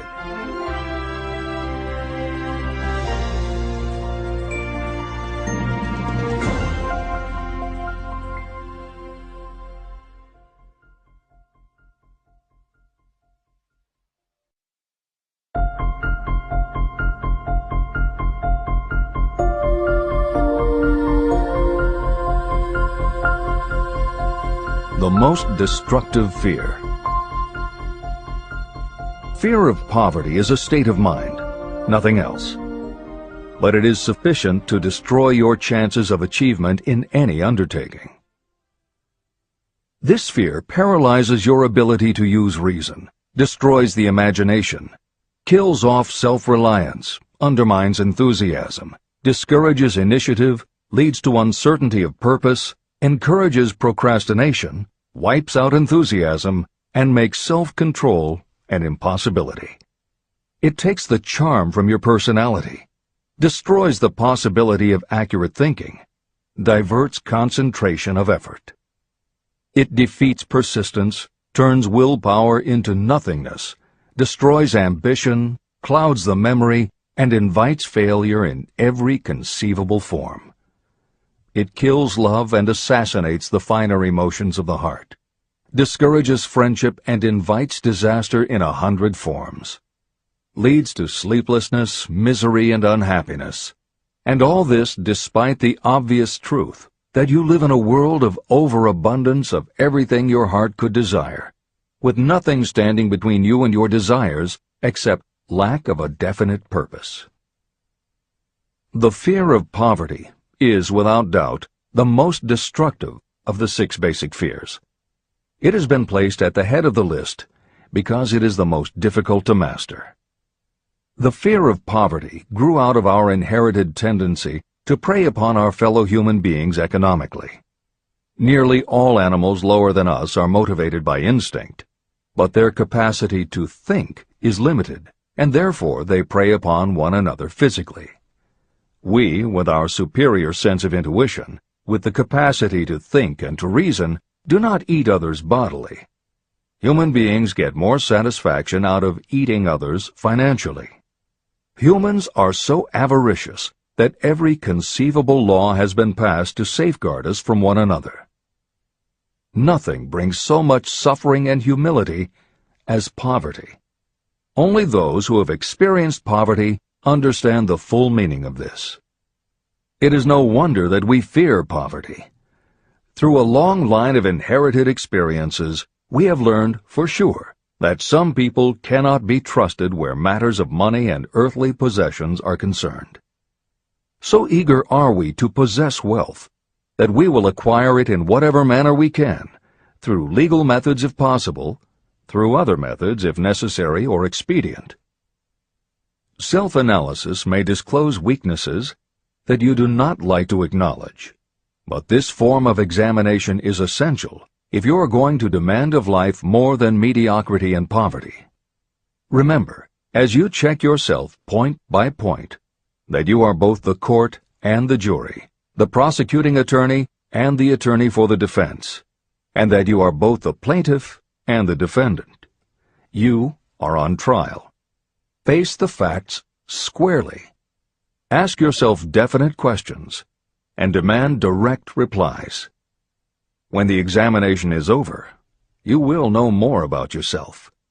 If you do not feel that you can be an impartial judge, call upon someone who knows you well to serve as judge while you cross-examine yourself. You are after the truth. Get it, no matter at what the cost, even though it may temporarily embarrass you. The majority of people, if asked what they fear most, would reply, "I fear nothing." The reply would be inaccurate, because few people realize that they are bound, handicapped, whipped spiritually and physically through some form of fear. So subtle and deeply seated is the emotion of fear that you may go through life and never recognize its presence. Only a courageous analysis will disclose the presence of this universal enemy.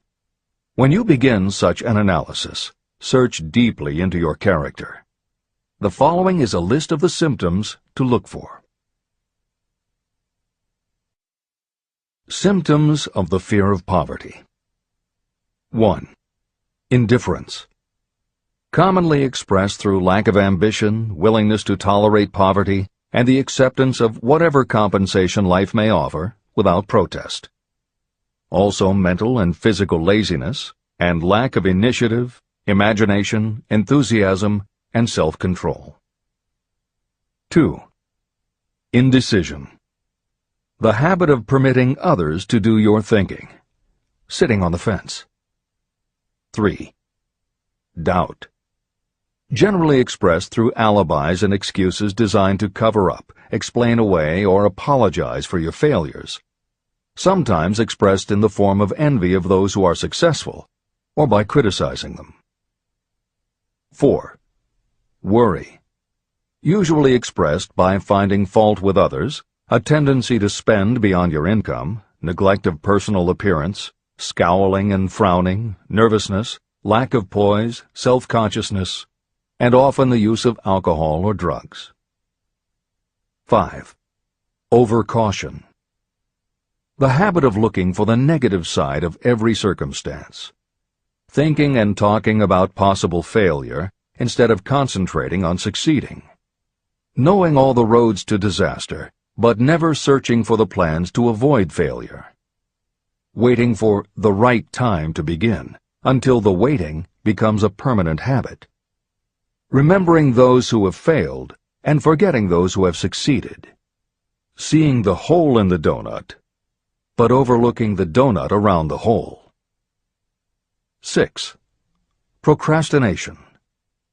The habit of putting off until tomorrow that which should have been done last year, spending more time in creating excuses than it would take to do the job. This symptom is closely related to overcaution, doubt, and worry. Refusal to accept responsibility. Willingness to compromise rather than put up a fight. Compromising with difficulties instead of harnessing and using them as stepping stones to advancement.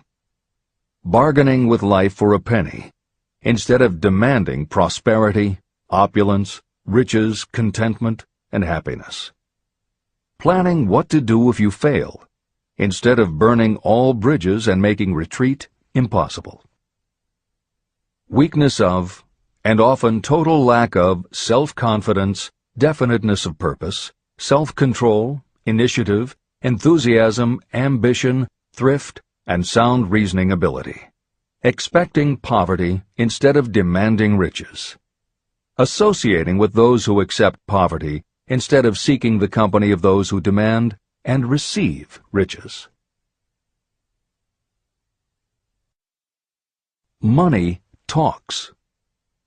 Some will ask, why did you write a book about money? Why measure riches in dollars alone? Some will believe, and rightly so, that there are other forms of riches more desirable than money. Yes, there are riches that cannot be measured in terms of dollars.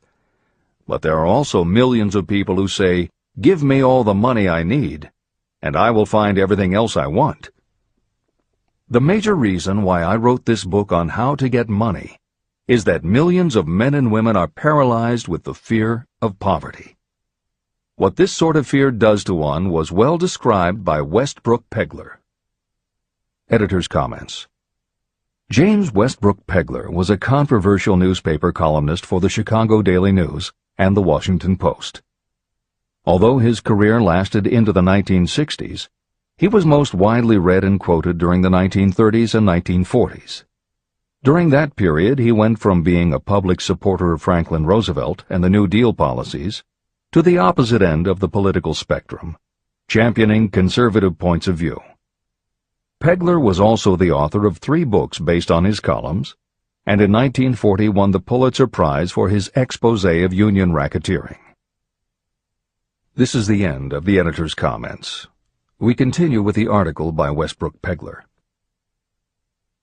Money is only clamshells or metal discs or scraps of paper, and there are treasures of the heart and soul which money cannot buy. But most people, being broke, are unable to keep this in mind and sustain their spirits. When a man is down and out and on the street, unable to get any job at all, something happens to his spirit, which can be observed in the droop of his shoulders, the set of his hat, his walk, and his gaze.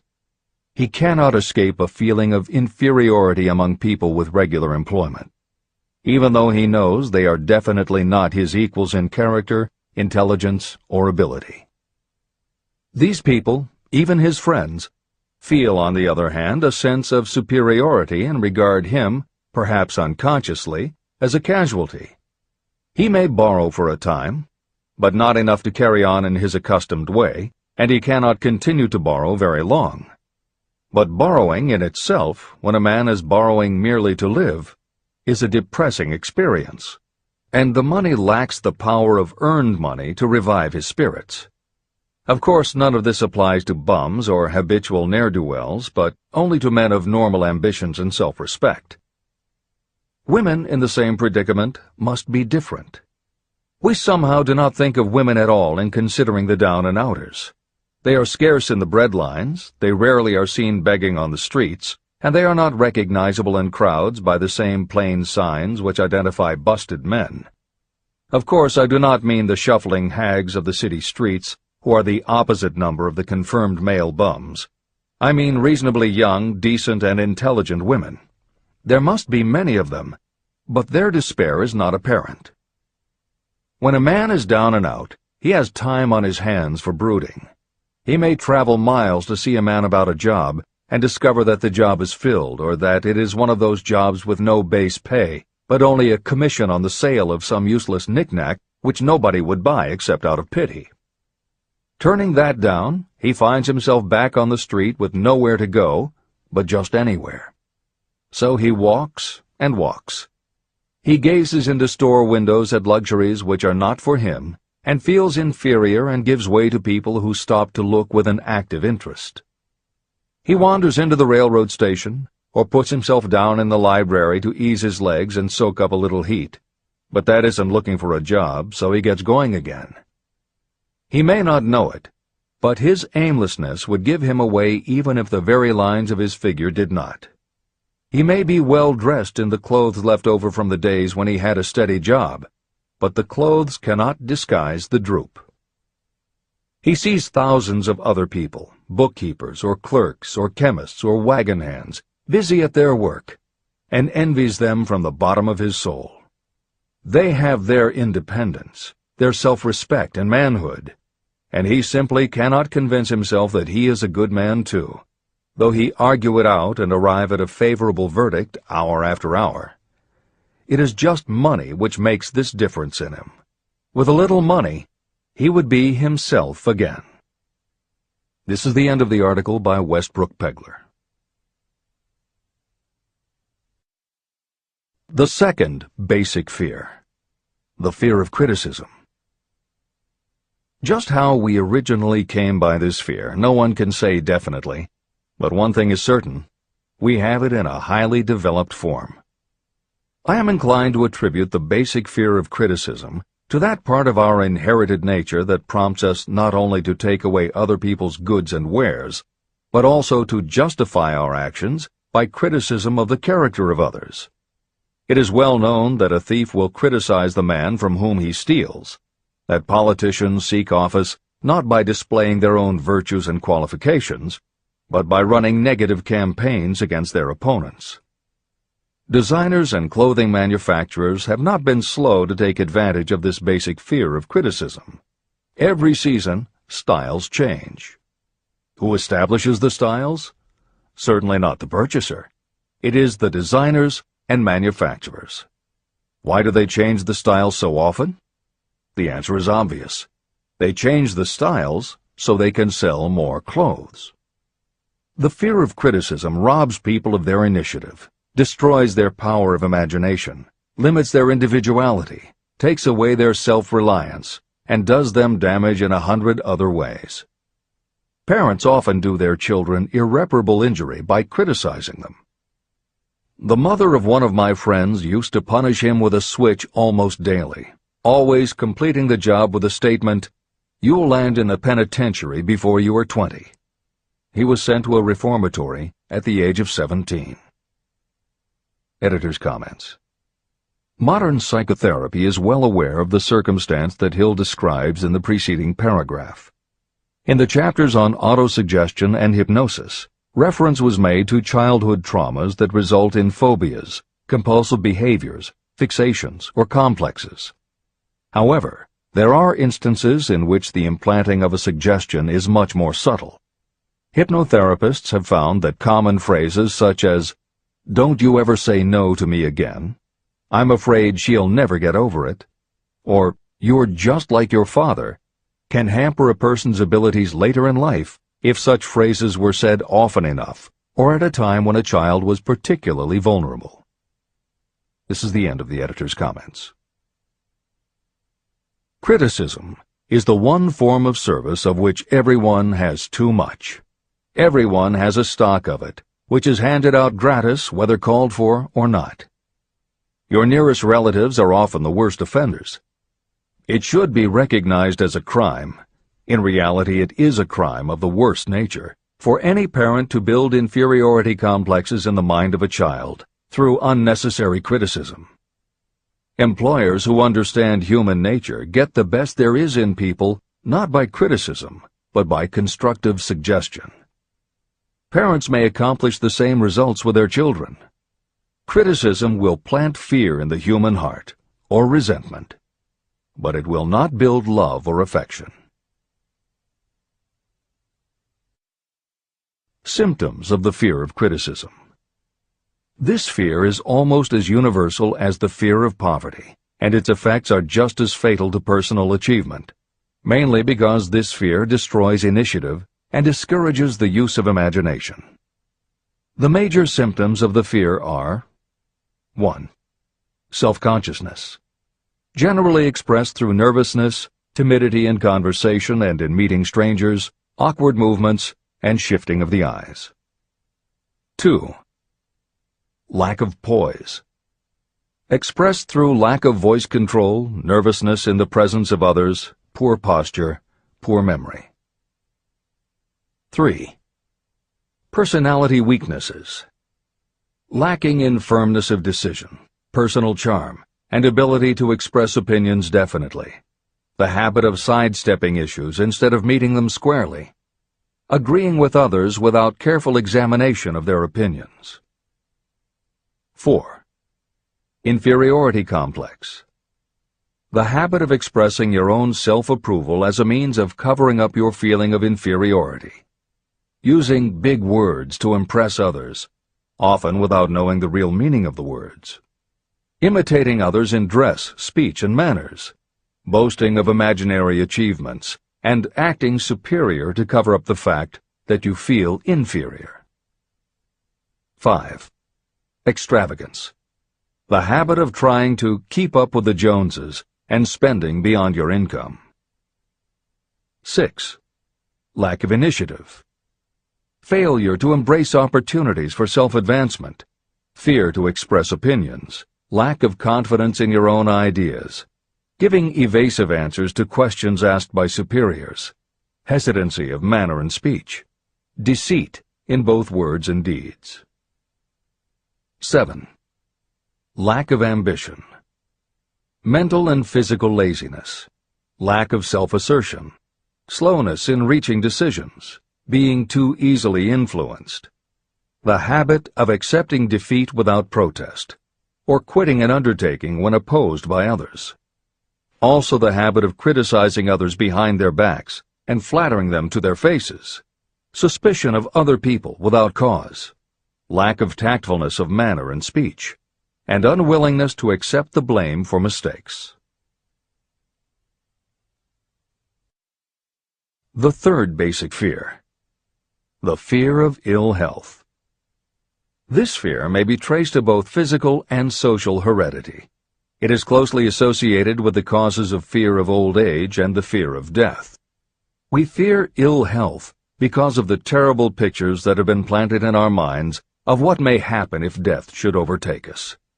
We also fear it because of the economic toll that it may claim.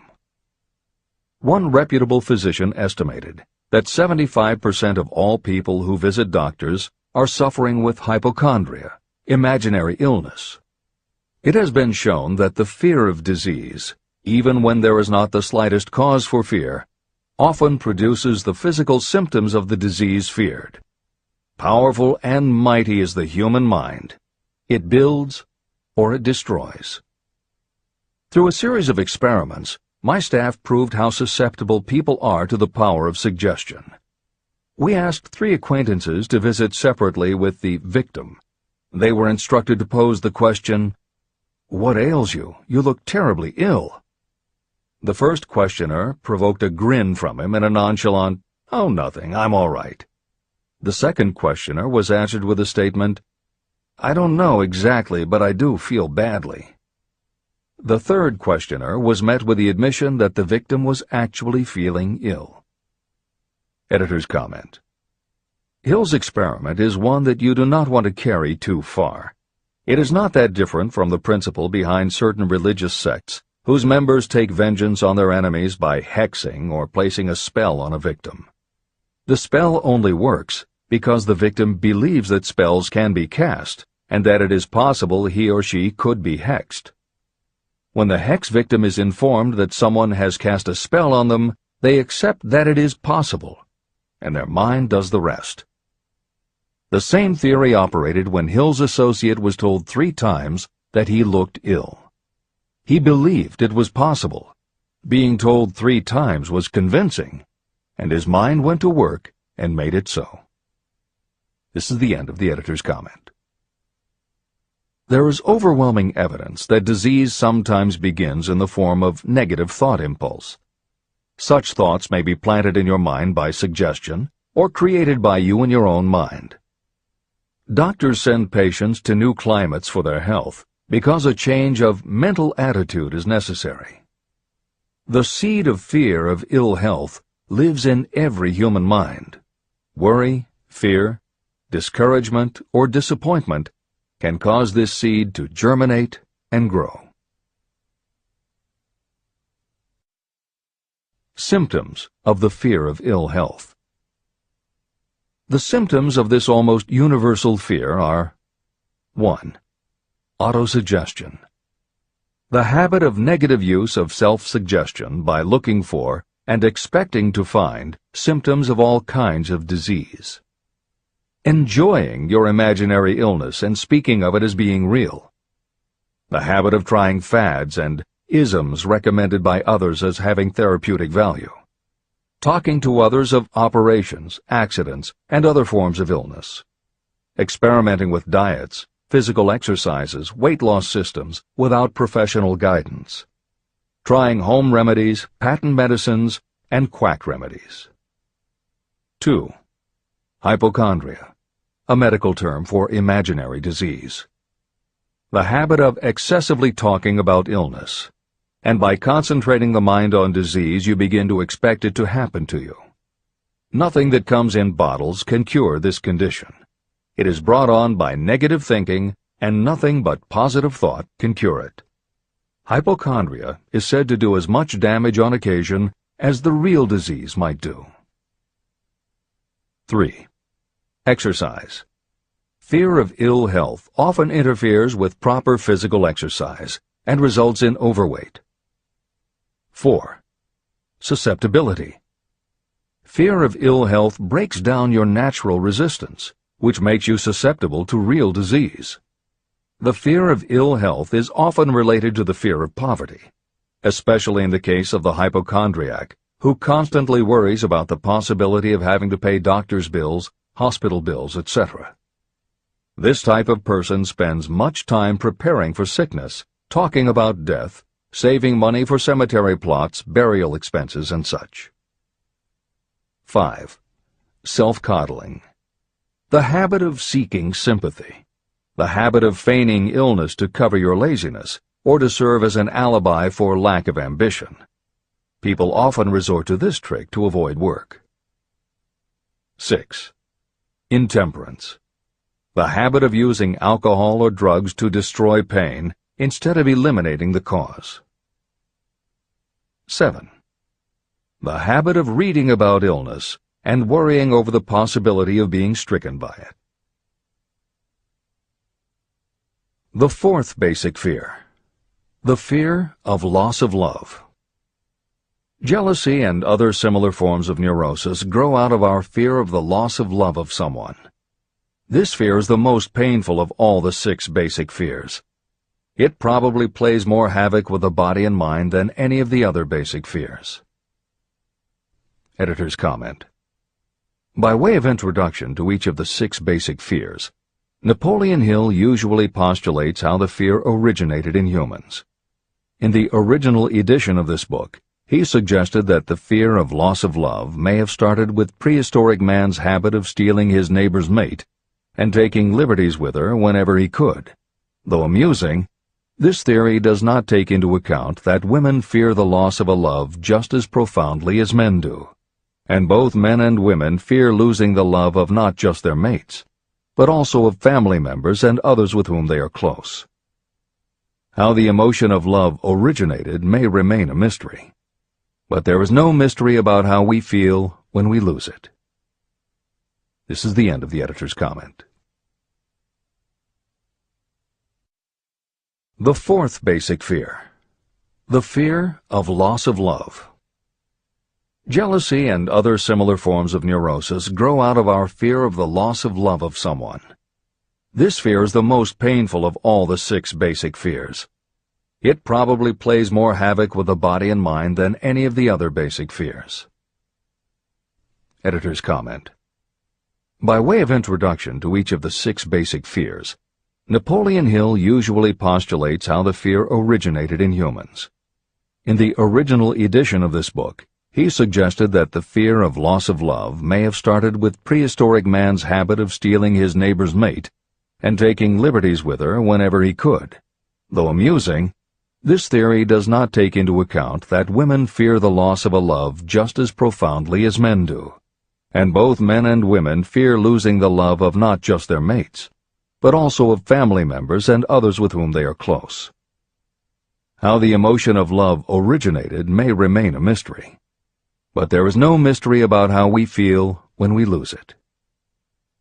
This is the end of the editor's comment.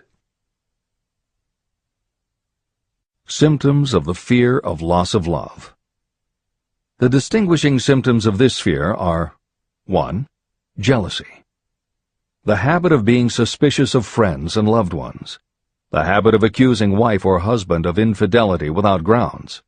General suspicion of everyone and absolute faith in no one. 2. Fault-finding. The habit of finding fault with friends, relatives, business associates, and loved ones upon the slightest provocation, or without any cause whatsoever. 3. Gambling. The habit of gambling, stealing, cheating, and otherwise taking hazardous chances to provide money for loved ones, in the belief that love can be bought. The habit of spending beyond your means, or incurring debts to provide gifts for loved ones, in order to make a good impression.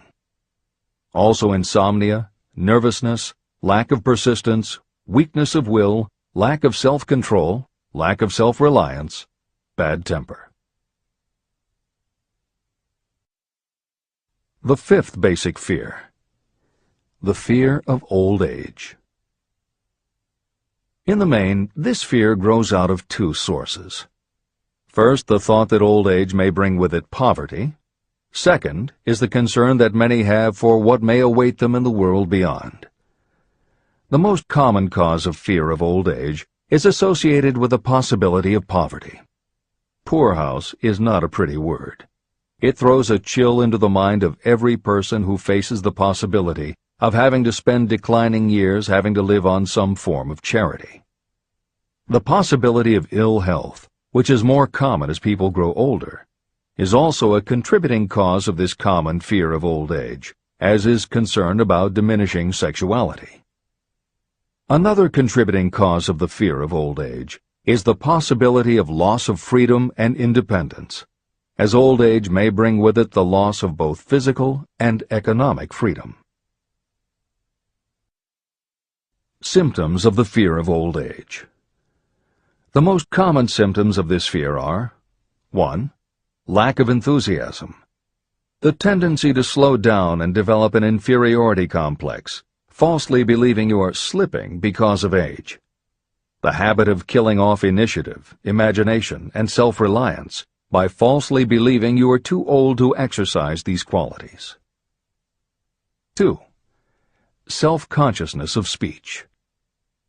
The habit of speaking apologetically of yourself as being old merely because you have reached the age of 40 or 50, instead of reversing the rule and expressing gratitude for having reached the age of wisdom and understanding. 3. Inappropriate dress and action.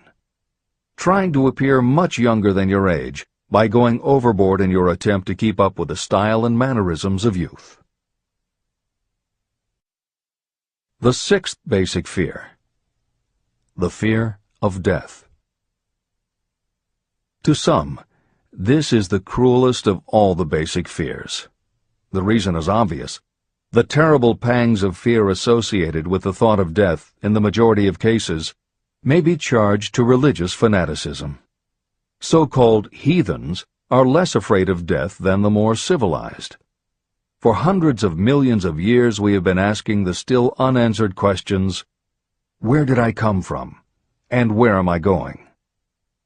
During the darker ages of the past, the more cunning and crafty were not slow to offer the answer to these questions for a price.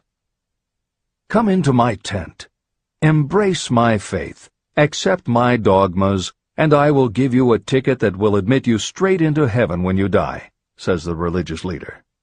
Remain out of my tent, says the same leader, and the devil will take you and burn you throughout eternity. The thought of eternal punishment destroys interest in life and makes happiness impossible. While the religious leader may not actually be able to provide safe conduct into heaven or send you to hell, the possibility of the latter seems terrible. The very thought of it takes hold of the imagination in such a realistic way that it paralyzes reason and sets up the fear of death. The fear of death is not as common now as it was during the age when there were no great colleges and universities. People of science have turned the spotlight of truth upon the world, and this truth is rapidly freeing men and women from this terrible fear of death. The young men and women who attend the colleges and universities are not easily impressed by fire and brimstone. Through knowledge, the fears of the dark ages that grip the mind have been dispelled. The entire world is made up of only four things: time, space, energy, and matter. In elementary physics, we learn that neither matter nor energy can be created or destroyed. Both matter and energy can be transformed, but neither can be destroyed. Life is energy, if it is anything. If neither energy nor matter can be destroyed, of course life itself cannot be destroyed.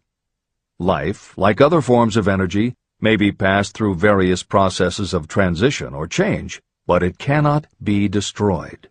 Death is mere transition. And if death is not mere change or transition, then nothing comes after death except a long, eternal, peaceful sleep. And sleep is nothing to be feared. If you can accept the logic of this, you may forever wipe out your fear of death. Symptoms of the fear of death. The general symptoms of this fear are: 1. The habit of thinking about dying, instead of making the most of life. This is generally due to lack of purpose or lack of a suitable occupation. This fear is more prevalent among the aged, but sometimes the more youthful are victims of it. The greatest of all remedies for the fear of death is a burning desire for achievement, backed by useful service to others. A busy person seldom has time to think about dying. A busy person finds life too thrilling to worry about death. 2. Sometimes the fear of death is closely associated with the fear of poverty, where death would leave loved ones poverty-stricken. 3. In other cases, the fear of death is caused by illness and the breakdown of physical body resistance. 4.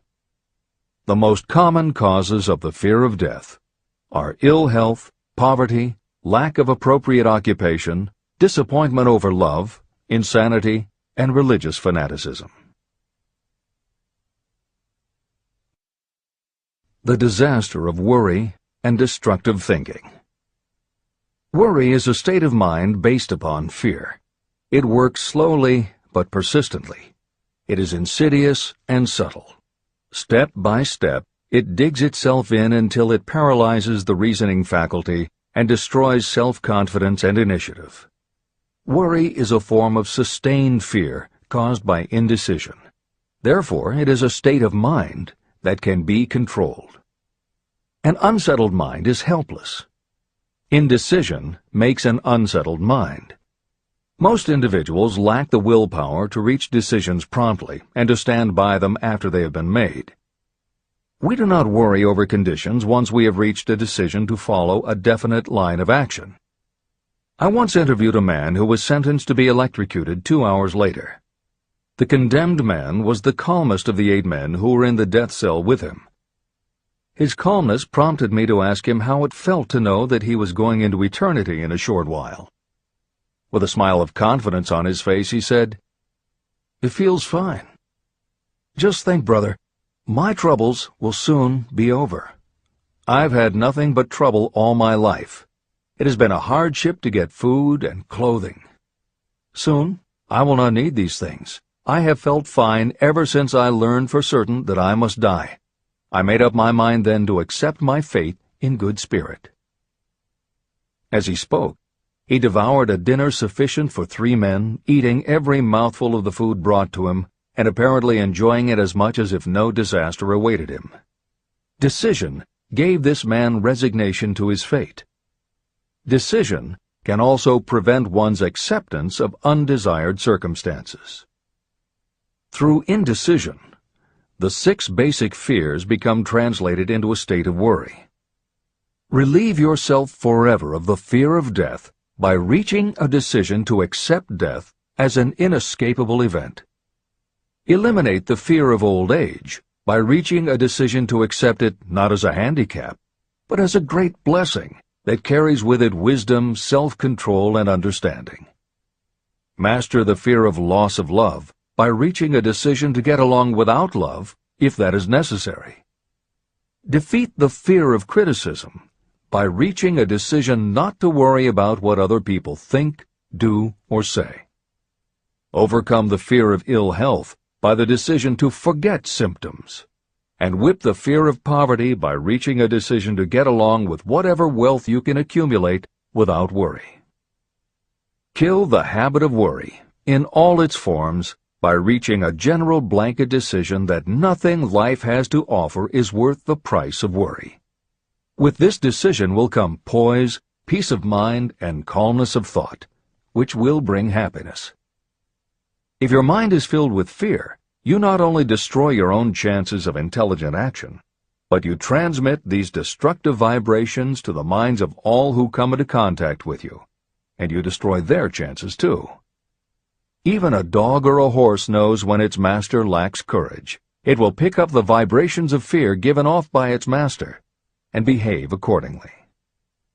The vibrations of fear pass from one mind to another just as quickly and as surely as the sound of the human voice passes from the broadcasting station to a radio receiver.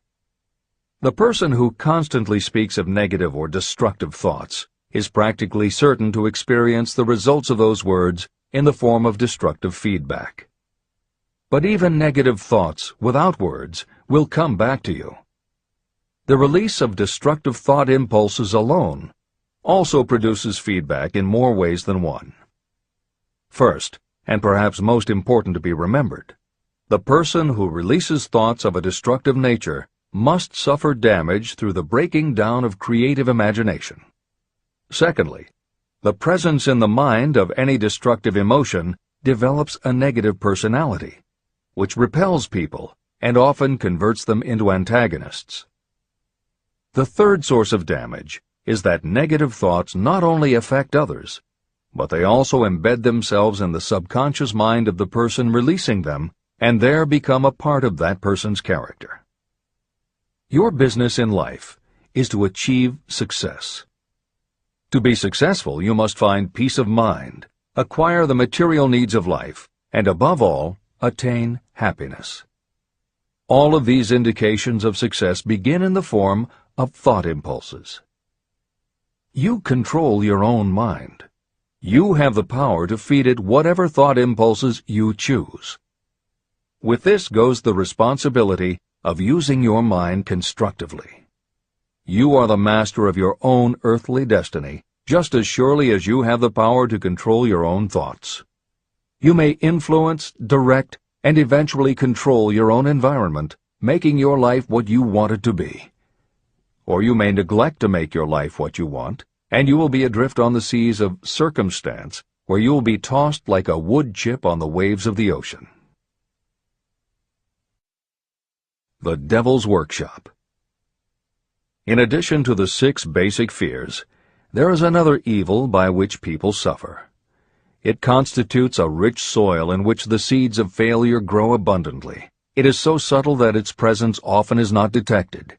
It is more deeply rooted and more often fatal than all of the 6 fears. For want of a better name, let us call this evil susceptibility to negative influences.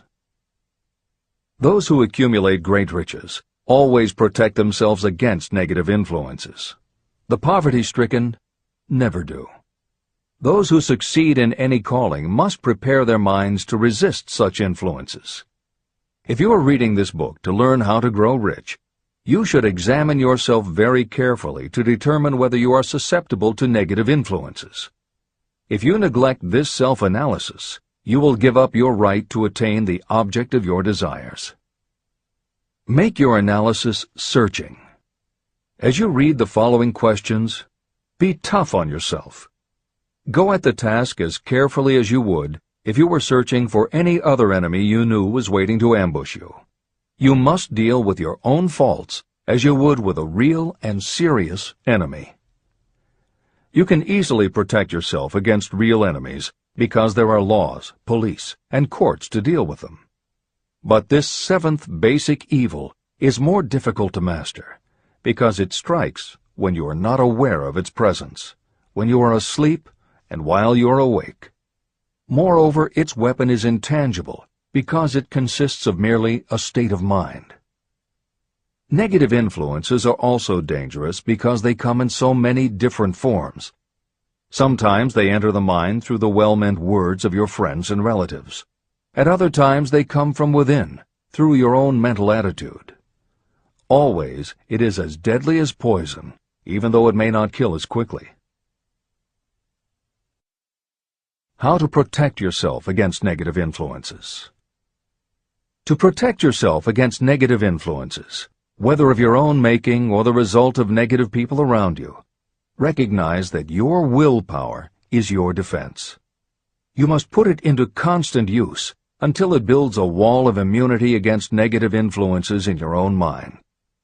Recognize that you and every other human being are, by nature, lazy, indifferent, and susceptible to all suggestions that reinforce your weaknesses. Recognize that you are, by nature, susceptible to all of the 6 basic fears, and you must set up habits to counteract all these fears. Recognize that negative influences often work on you through your subconscious mind and are therefore difficult to detect. Keep your mind closed against all people who depress or discourage you in any way. Clean out your medicine chest and stop pandering to colds, aches, pains, and imaginary illness. Deliberately seek the company of people who influence you to think and act for yourself. Do not expect troubles, as they have a tendency not to disappoint. Without doubt, the most common weakness of all human beings is the habit of leaving their minds open to the negative influences of other people. This weakness is all the more damaging because most people do not even know they do it. The following list of questions is designed to help you see yourself as you really are. You should read through the list now. Then set aside a day when you can give adequate time to go through the list again and thoroughly answer each question. When you do this, I advise that you read the questions and state your answers aloud so you can hear your own voice. This will make it easier for you to be truthful with yourself. Self-analysis questions. Do you complain often of feeling bad, and if so, what is the cause? Do you find fault with other people at the slightest provocation? Do you frequently make mistakes in your work, and if so, why? Are you sarcastic and offensive in your conversation? Do you deliberately avoid the association of anyone, and if so, why? Do you suffer frequently with indigestion? If so, what is the cause? Does life seem futile and the future hopeless to you? Do you like your occupation? If not, why? Do you often feel self-pity? And if so, why? Are you envious of those who excel you? To which do you devote most time, thinking of success or of failure? Are you gaining or losing self-confidence as you grow older? Do you learn something of value from all mistakes? Are you permitting some relative or acquaintance to worry you? If so, why? Are you sometimes excited about life, and at other times in the depths of despondency? Who has the most inspiring influence upon you, and for what reason? Do you tolerate negative or discouraging influences that you could avoid? Are you careless of your personal appearance? If so, when and why? Have you learned how to ignore your troubles by being too busy to be annoyed by them? Would you call yourself a spineless weakling if you permitted others to do your thinking for you? How many preventable disturbances annoy you, and why do you tolerate them? Do you resort to alcohol, drugs, cigarettes, or other compulsions to quiet your nerves? If so, why do you not try willpower instead? Does anyone nag you, and if so, for what reason? Do you have a definite major purpose? And if so, what is it, and what plan do you have for achieving it? Do you suffer from any of the 6 basic fears? If so, which ones? Have you developed a method to shield yourself against the negative influence of others? Do you use autosuggestion to make your mind positive? Which do you value most, your material possessions or your privilege of controlling your own thoughts? Are you easily influenced by others against your own judgment? Has today added anything of value to your stock of knowledge or state of mind? Do you face squarely the circumstances that make you unhappy, or do you sidestep the responsibility? Do you analyze all mistakes and failures and try to profit by them, or do you take the attitude that this is not your duty? Can you name 3 of your most damaging weaknesses? What are you doing to correct them? Do you encourage other people to bring their worries to you for sympathy? Do you choose from your daily experiences lessons or influences that aid in your personal advancement? Does your presence have a negative influence on other people as a rule? What habits of other people annoy you most? Do you form your own opinions, or do you permit yourself to be influenced by other people? Have you learned how to create a mental state of mind with which you can shield yourself against all discouraging influences? Does your occupation inspire you with faith and hope? Are you conscious of possessing spiritual forces of sufficient power to enable you to keep your mind free from all forms of fear? Does your religion help to keep your mind positive? Do you feel it your duty to share other people's worries? If so, why? If you believe that birds of a feather flock together, what have you learned about yourself by studying the friends whom you attract? What connection, if any, do you see between the people with whom you associate most closely and any unhappiness you may experience? Could it be possible that some person whom you consider to be a friend is, in reality, your worst enemy because of his or her negative influence on your mind? By what rules do you judge who is helpful and who is damaging to you? Are your intimate associates mentally superior or inferior to you? How much time out of every 24 hours do you devote to your occupation, sleep, play and relaxation, acquiring useful knowledge, plain wasted time? Who among your acquaintances encourages you most, cautions you most, discourages you most? What is your greatest worry? Why do you tolerate it?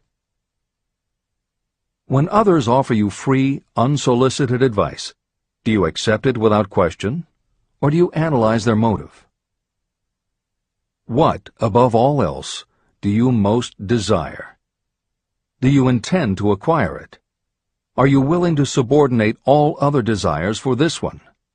How much time daily do you devote to acquiring it? Do you change your mind often?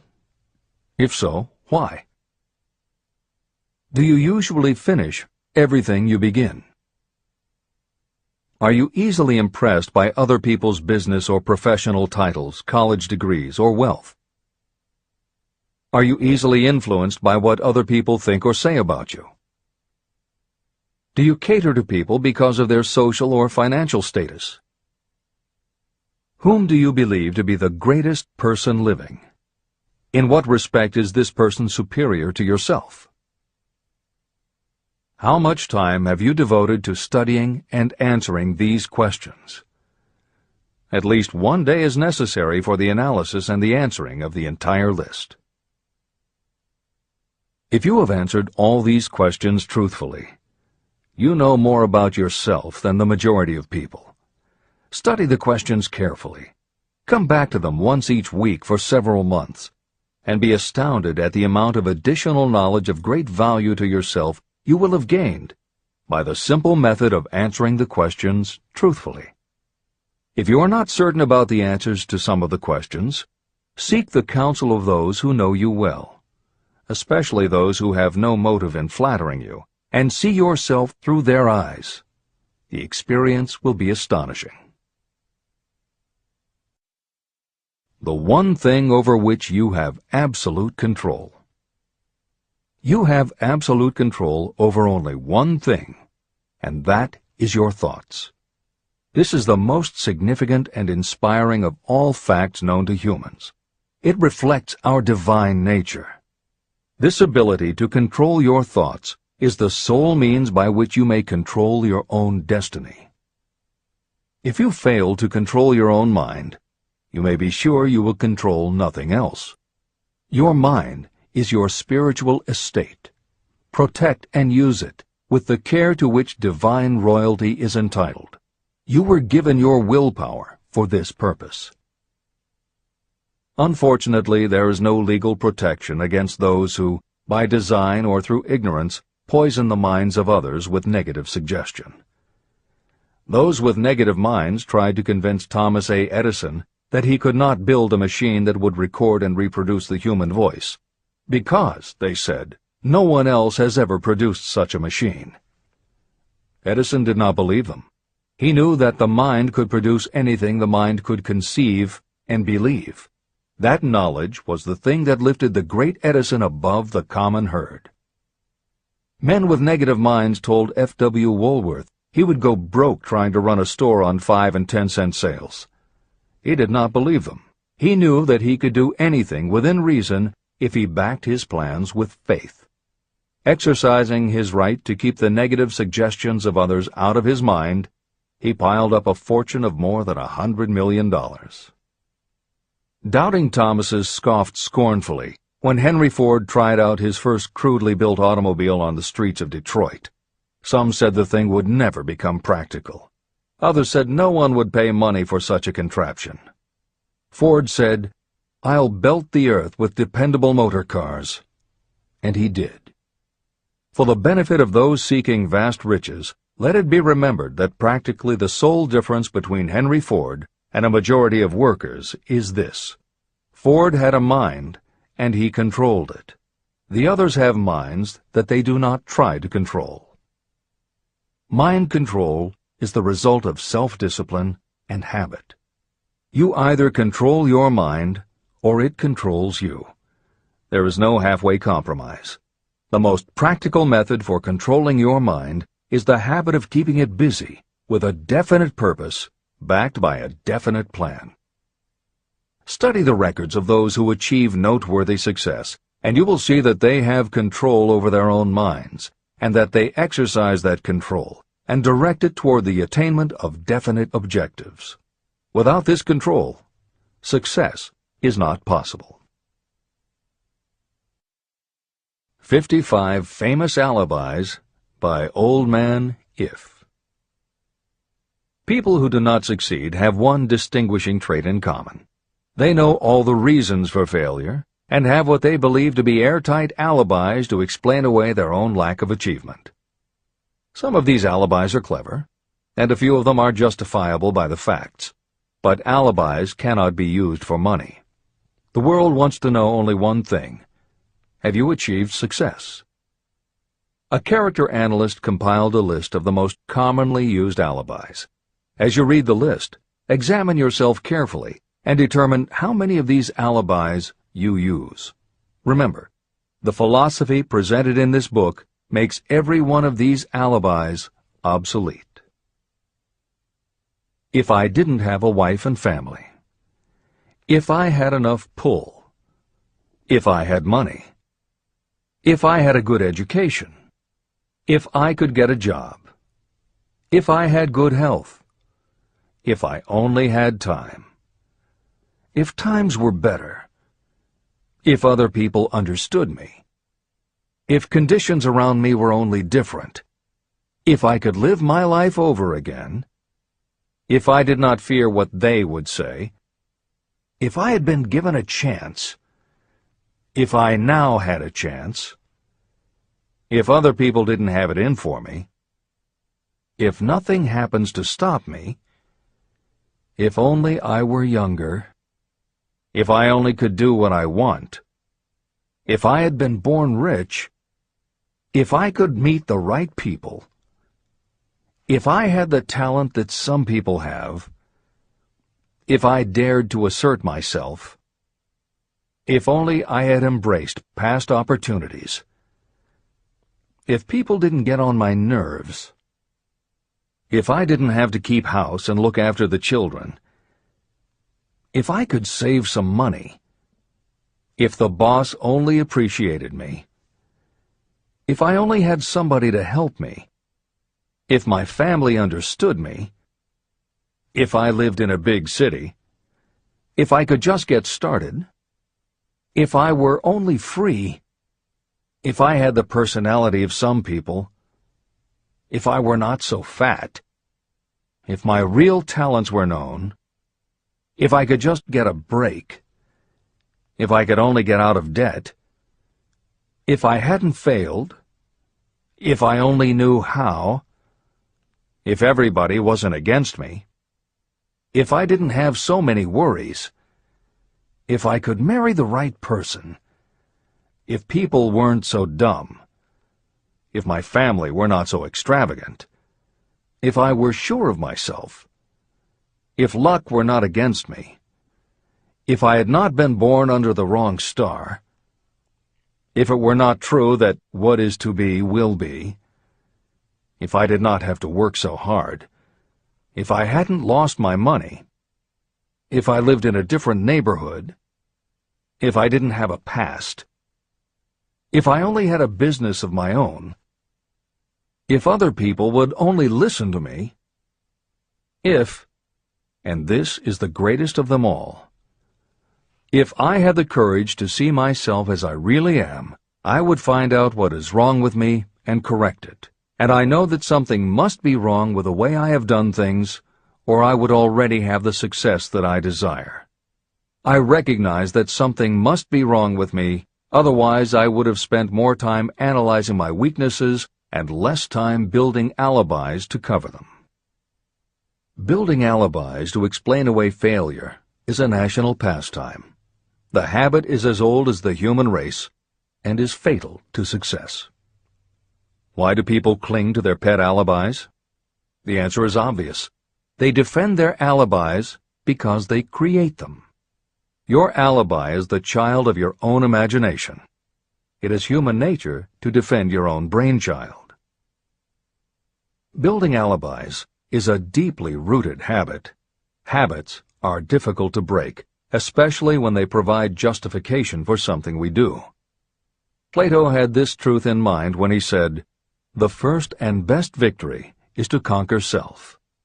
To be conquered by self is, of all things, the most shameful and vile." Another philosopher had the same thought in mind when he said, "It was a great surprise to me when I discovered that most of the ugliness I saw in others was but a reflection of my own nature." Elbert Hubbard, philosopher, author, publisher of the Fra magazine, and founder of the Roycrofters community of artists, said, "It has always been a mystery to me why people spend so much time deliberately fooling themselves by creating alibis to cover their weaknesses. If used differently, this same time would be sufficient to cure the weakness. Then no alibis would be needed." In parting, I would remind you that life is a checkerboard, and the player opposite you is time. If you hesitate before moving, or neglect to move promptly, your men will be wiped off the board by time. You are playing against a partner who will not tolerate indecision. Previously, you may have had a logical excuse for not having forced life to come through with whatever you asked. That alibi is now obsolete, because you are in possession of the master key that unlocks the door to life's riches. The master key is intangible, but it is powerful. It is the privilege of creating, in your own mind, a burning desire for a definite form of riches. There is no penalty for the use of this key, but there is a price you must pay if you do not use it. The price is failure. There is a reward of stupendous proportions if you put the key to use. It is the satisfaction that will come to you when you conquer self and force life to pay whatever is asked. The reward is worthy of your effort. Will you make the start and be convinced? "If we are related," said the immortal Emerson, "we shall meet." In closing, may I borrow his thought and say, if we are related, we have, through these pages, met. Remember that your real wealth can be measured not by what you have, but by what you are.